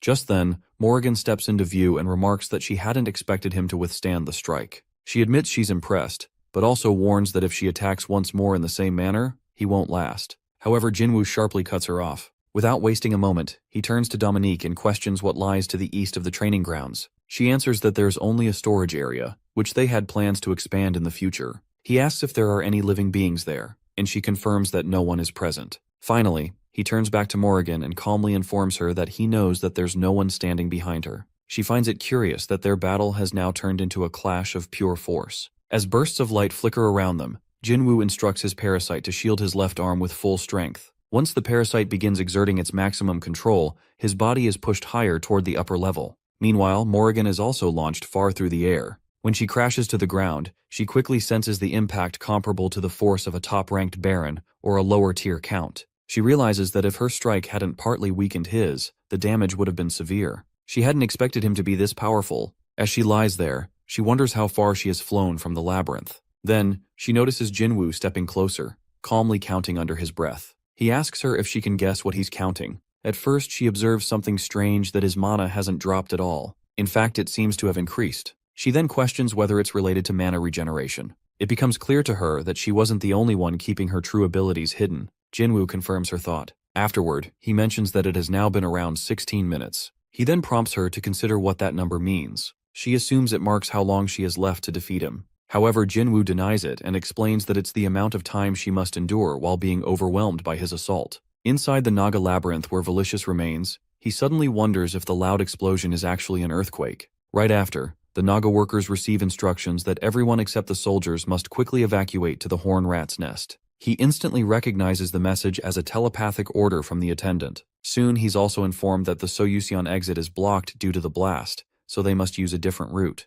This news stuns him. He starts questioning whether the labyrinth has truly been attacked. As he looks around, he sees that even this area has fallen into chaos because of the powerful explosion. He then remarks that, on the 9th floor, only the Scaly Dragon King had ever unleashed such devastating power. So, he begins to wonder that who could have caused this. At the same time, he notices the rising miasma and realizes the losses are greater than he expected. Even so, he feels this might be his chance. Although there haven't been any battles recently, his chest tightens and cold sweat forms. He questions whether this is how a living body reacts to joy. But right after, he denies the idea while realizing it doesn't feel like the pleasure he experiences while eating. He reflects on the strange sensation in his chest, trying to understand it. Then suddenly, Pinky arrives and casually mentions it's nearly lunchtime while offering to go fetch their meal. Valicious replies that there's no need, they'll bring the food if they just stay put. He questions why she would go herself, especially when she hasn't recovered yet. She responds that moving around helps her heal faster.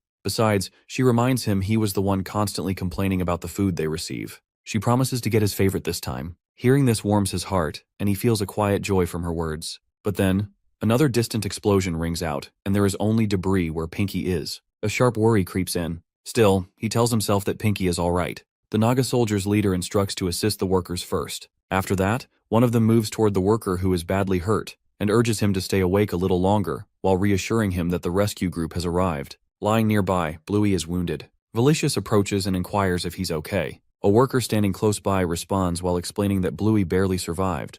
All thanks to the soldiers, but Hefty, who was next to him, didn't make it. Following that, Valicious questions the worker about Pinky while asking if he has seen her. However, the worker replies by wondering if she wasn't with him. This prompts Valicious to go search for her. Still, the Naga worker cautions him that the ceiling may collapse while urging him to be cautious. Now uncertain, Valicious reflects that he has no clue where she could be or if she's trapped beneath the debris. He understands there's no clear way to locate her, so his only choice for now is to collect miasma. He plans to release it across the area to track her. Although it isn't detection magic, he believes he can identify her presence because of the time they've spent together. Despite this plan, unease grows within him. He wonders whether she's already gone. For a moment, he thinks perhaps it's better this way. if someone who knows his secret disappears through an unexpected tragedy. That way, everything returns to normal. He'd have more time to train, to work on creating chimeras, and he could once again rule over eternal death as the lone sovereign of the dead. However, he then senses her presence deep under the stones. It's so distant her cries can't reach the rescuers. She's likely already passed, or, if not, she might soon lose her breath beneath the weight. If he does nothing, everything would sort itself out. Yet still, he reminds himself not to lower his guard until he verifies it with his own eyes. He must confirm her death. Eventually, he arrives where Pinky lies. She is terribly wounded, barely clinging to life. He believes she's on the edge of death. To him, this seems flawless. He thinks there's never been a more joyful moment. He decides he mustn't let anyone come near her, not until she truly passes. This way, no one will notice, and she will perish in solitude. At last, he thinks he'll be alone. His feeling of an undead king battles with his feeling as a Naga worker. That's why, strangely, he finds himself murmuring to Pinky that he doesn't want to be left alone again. Suddenly, Morrigan appears, and Valicious wonders if she might be the vampire from the Naga labyrinth. But quickly, he realizes she's something far greater than that. Without wasting time, he lifts Pinky onto his back. He mutters to himself that it doesn't matter now as he just needs her to hang on. He won't allow her to die. He vows to protect her. Meanwhile, Angela also lies hurt on the ground. He seizes her and declares he won't let her escape. Right after, he orders the parasite to boost his legs while assigning 20% of his current mana. Morrigan observes that Jinwoo's movement shifts the moment the parasite wraps around him. His power and quickness both increase to absurd levels. She doesn't recognize this type of creature, yet something about it feels oddly known. She questions Jinwoo's identity. Calmly, he responds that he is human. Morrigan rises into the sky while evading Jinwoo's strike with swift movement. At the same time, Jinwoo starts feeling irritated, his attention locked on her wings. He tells his parasite that they're becoming a nuisance and instructs it to consume them and claim them as its own. He also commands it to boost his legs again, this time using 60% of his active mana. Seeing this unfold leaves Morrigan stunned. She quickly flies away while realizing she must shift her combat approach. However, just as she tries to ascend again, she notices something alarming, that one of her wings is missing. Jinwoo remarks that the details can be studied later and instructs the parasite to mimic the wing as closely as possible.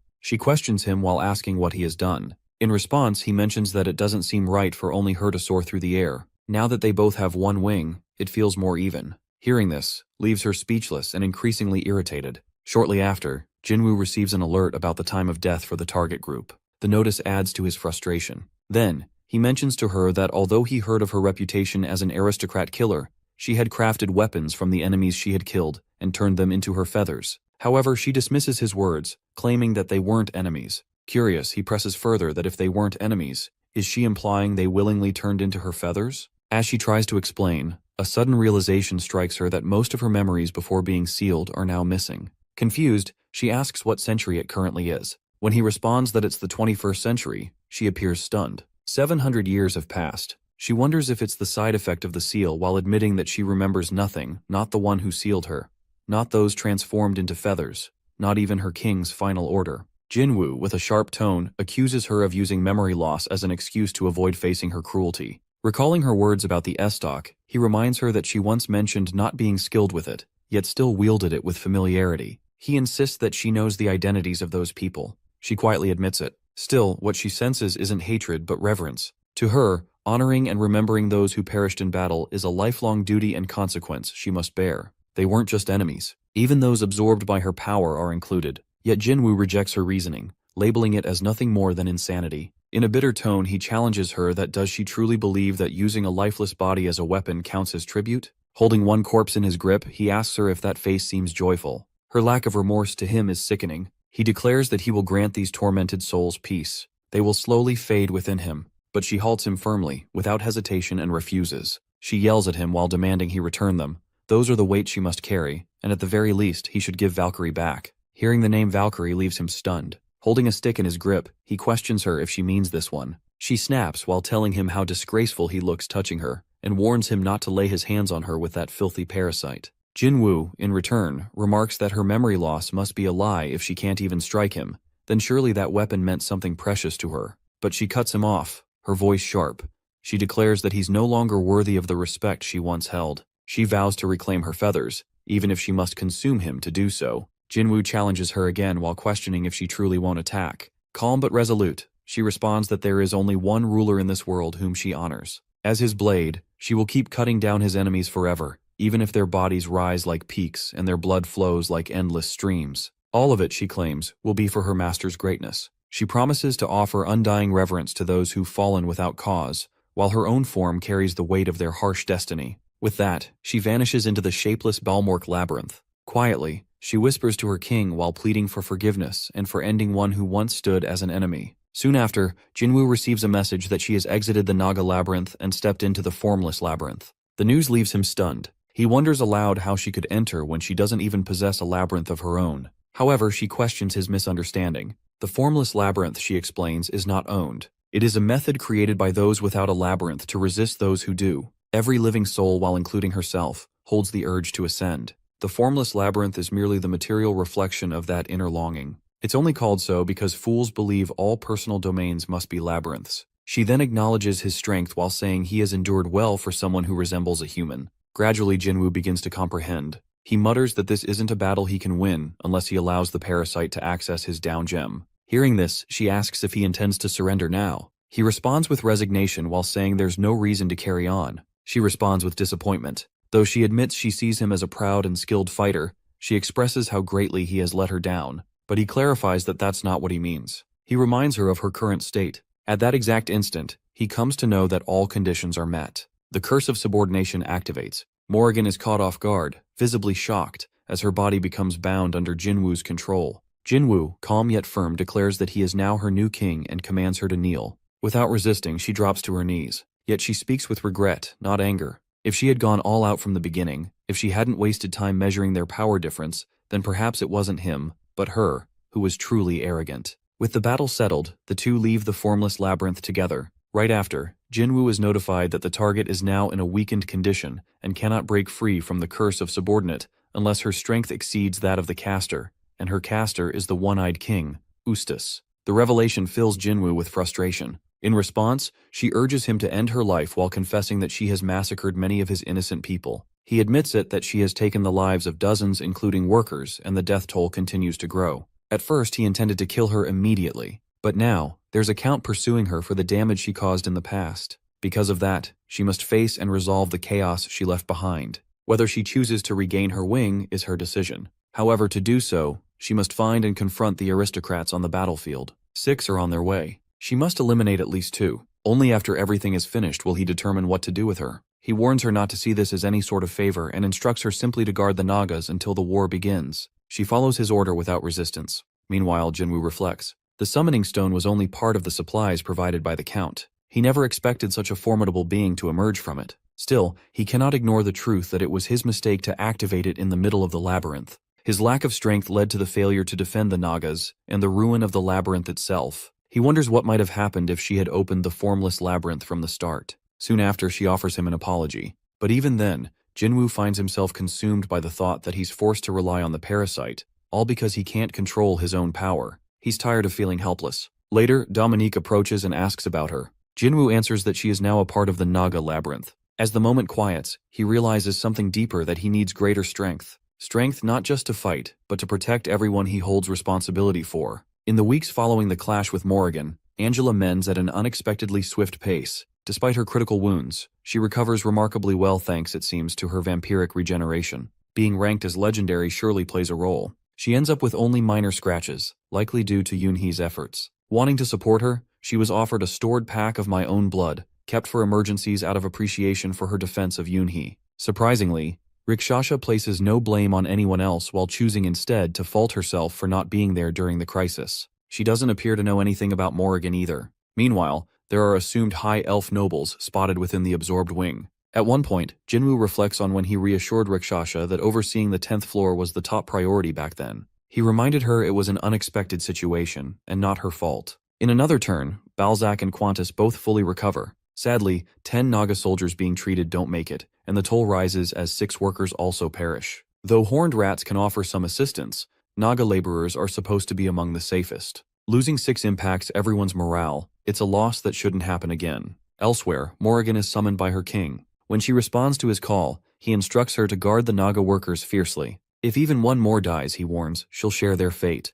Taking in his words solemnly, she vows to protect them with all her might. Meanwhile, Jinwoo dismisses his team, then calls on Dominique while checking in on her well-being. At first she seems confused about who he means. Once he clarifies that he's speaking of Morrigan, she explains that the woman hasn't stepped into the center of the labyrinth or the main alley as ordered. She remembers Morrigan once offering to cut something into pieces if needed. Lately, she's been hunting beasts in neutral zones while bringing back food and down gems. Just yesterday, she delivered 2 blood leopards bearing high-grade gems. Jinwoo then wonders if Morrigan resents her current treatment while considering her heroic past. Dominique responds that she doesn't seem to. Now living in the graveyard as instructed, Morrigan spends her time hunting and mourning the fallen. Although the Nagas still view her as an enemy, Dominique believes the current situation is best left unchanged. Jinwoo listens carefully and agrees. Shortly after, the restoration of the labyrinth's storage zone finishes quickly, and fortifications for the 9th floor near completion. Weapons and explosives are tested while showing that they can injure geysers beings, especially incendiary grenades, which seem especially useful.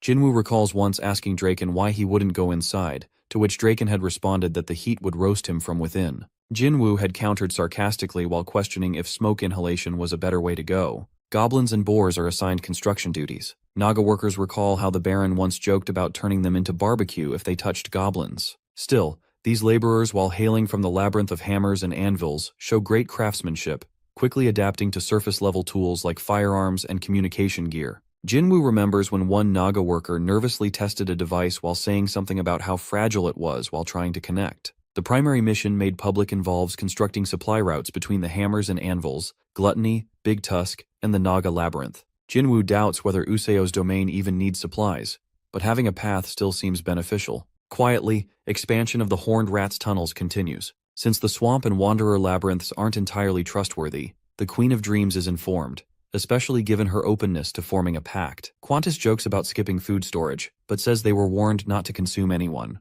Dominique answers that they'll be fine for a while, thanks to supplies from the Baron. The tunnels, however, pose risks. Since enemies could exploit them for invasion, explosives are placed at various points. Rather than expanding frontline networks, they stick to existing routes. Dominique shares all of this with Jinwoo. After assessing the progress, outposts, traps, supply lines, tunnels, communication networks, he notes that out of 3 crates of down gems collected from Anatolius, 1 will be sent to a neighboring labyrinth, another used to boost local forces, and a few gems sold topside for extra food. With growing forces, they'll need to expand the Naga nest and add livestock. Jinwoo asks about the Blood Leopard territory. Dominique explains that 3 rats died securing it, but the mission was successful. Only 32 leopards remain on the 9th floor. Jinwoo instructs her to tell Morrigan to stop harming them. If they go extinct, they'll have no creatures left for training after the war. Then again, it's hard to worry about wild beasts with the war looming. He muses on possibly capturing some and using others for combat. He recognizes the need to reorganize unit structure, using the Flood Dragon Corps' benefits, but too few leaders remain.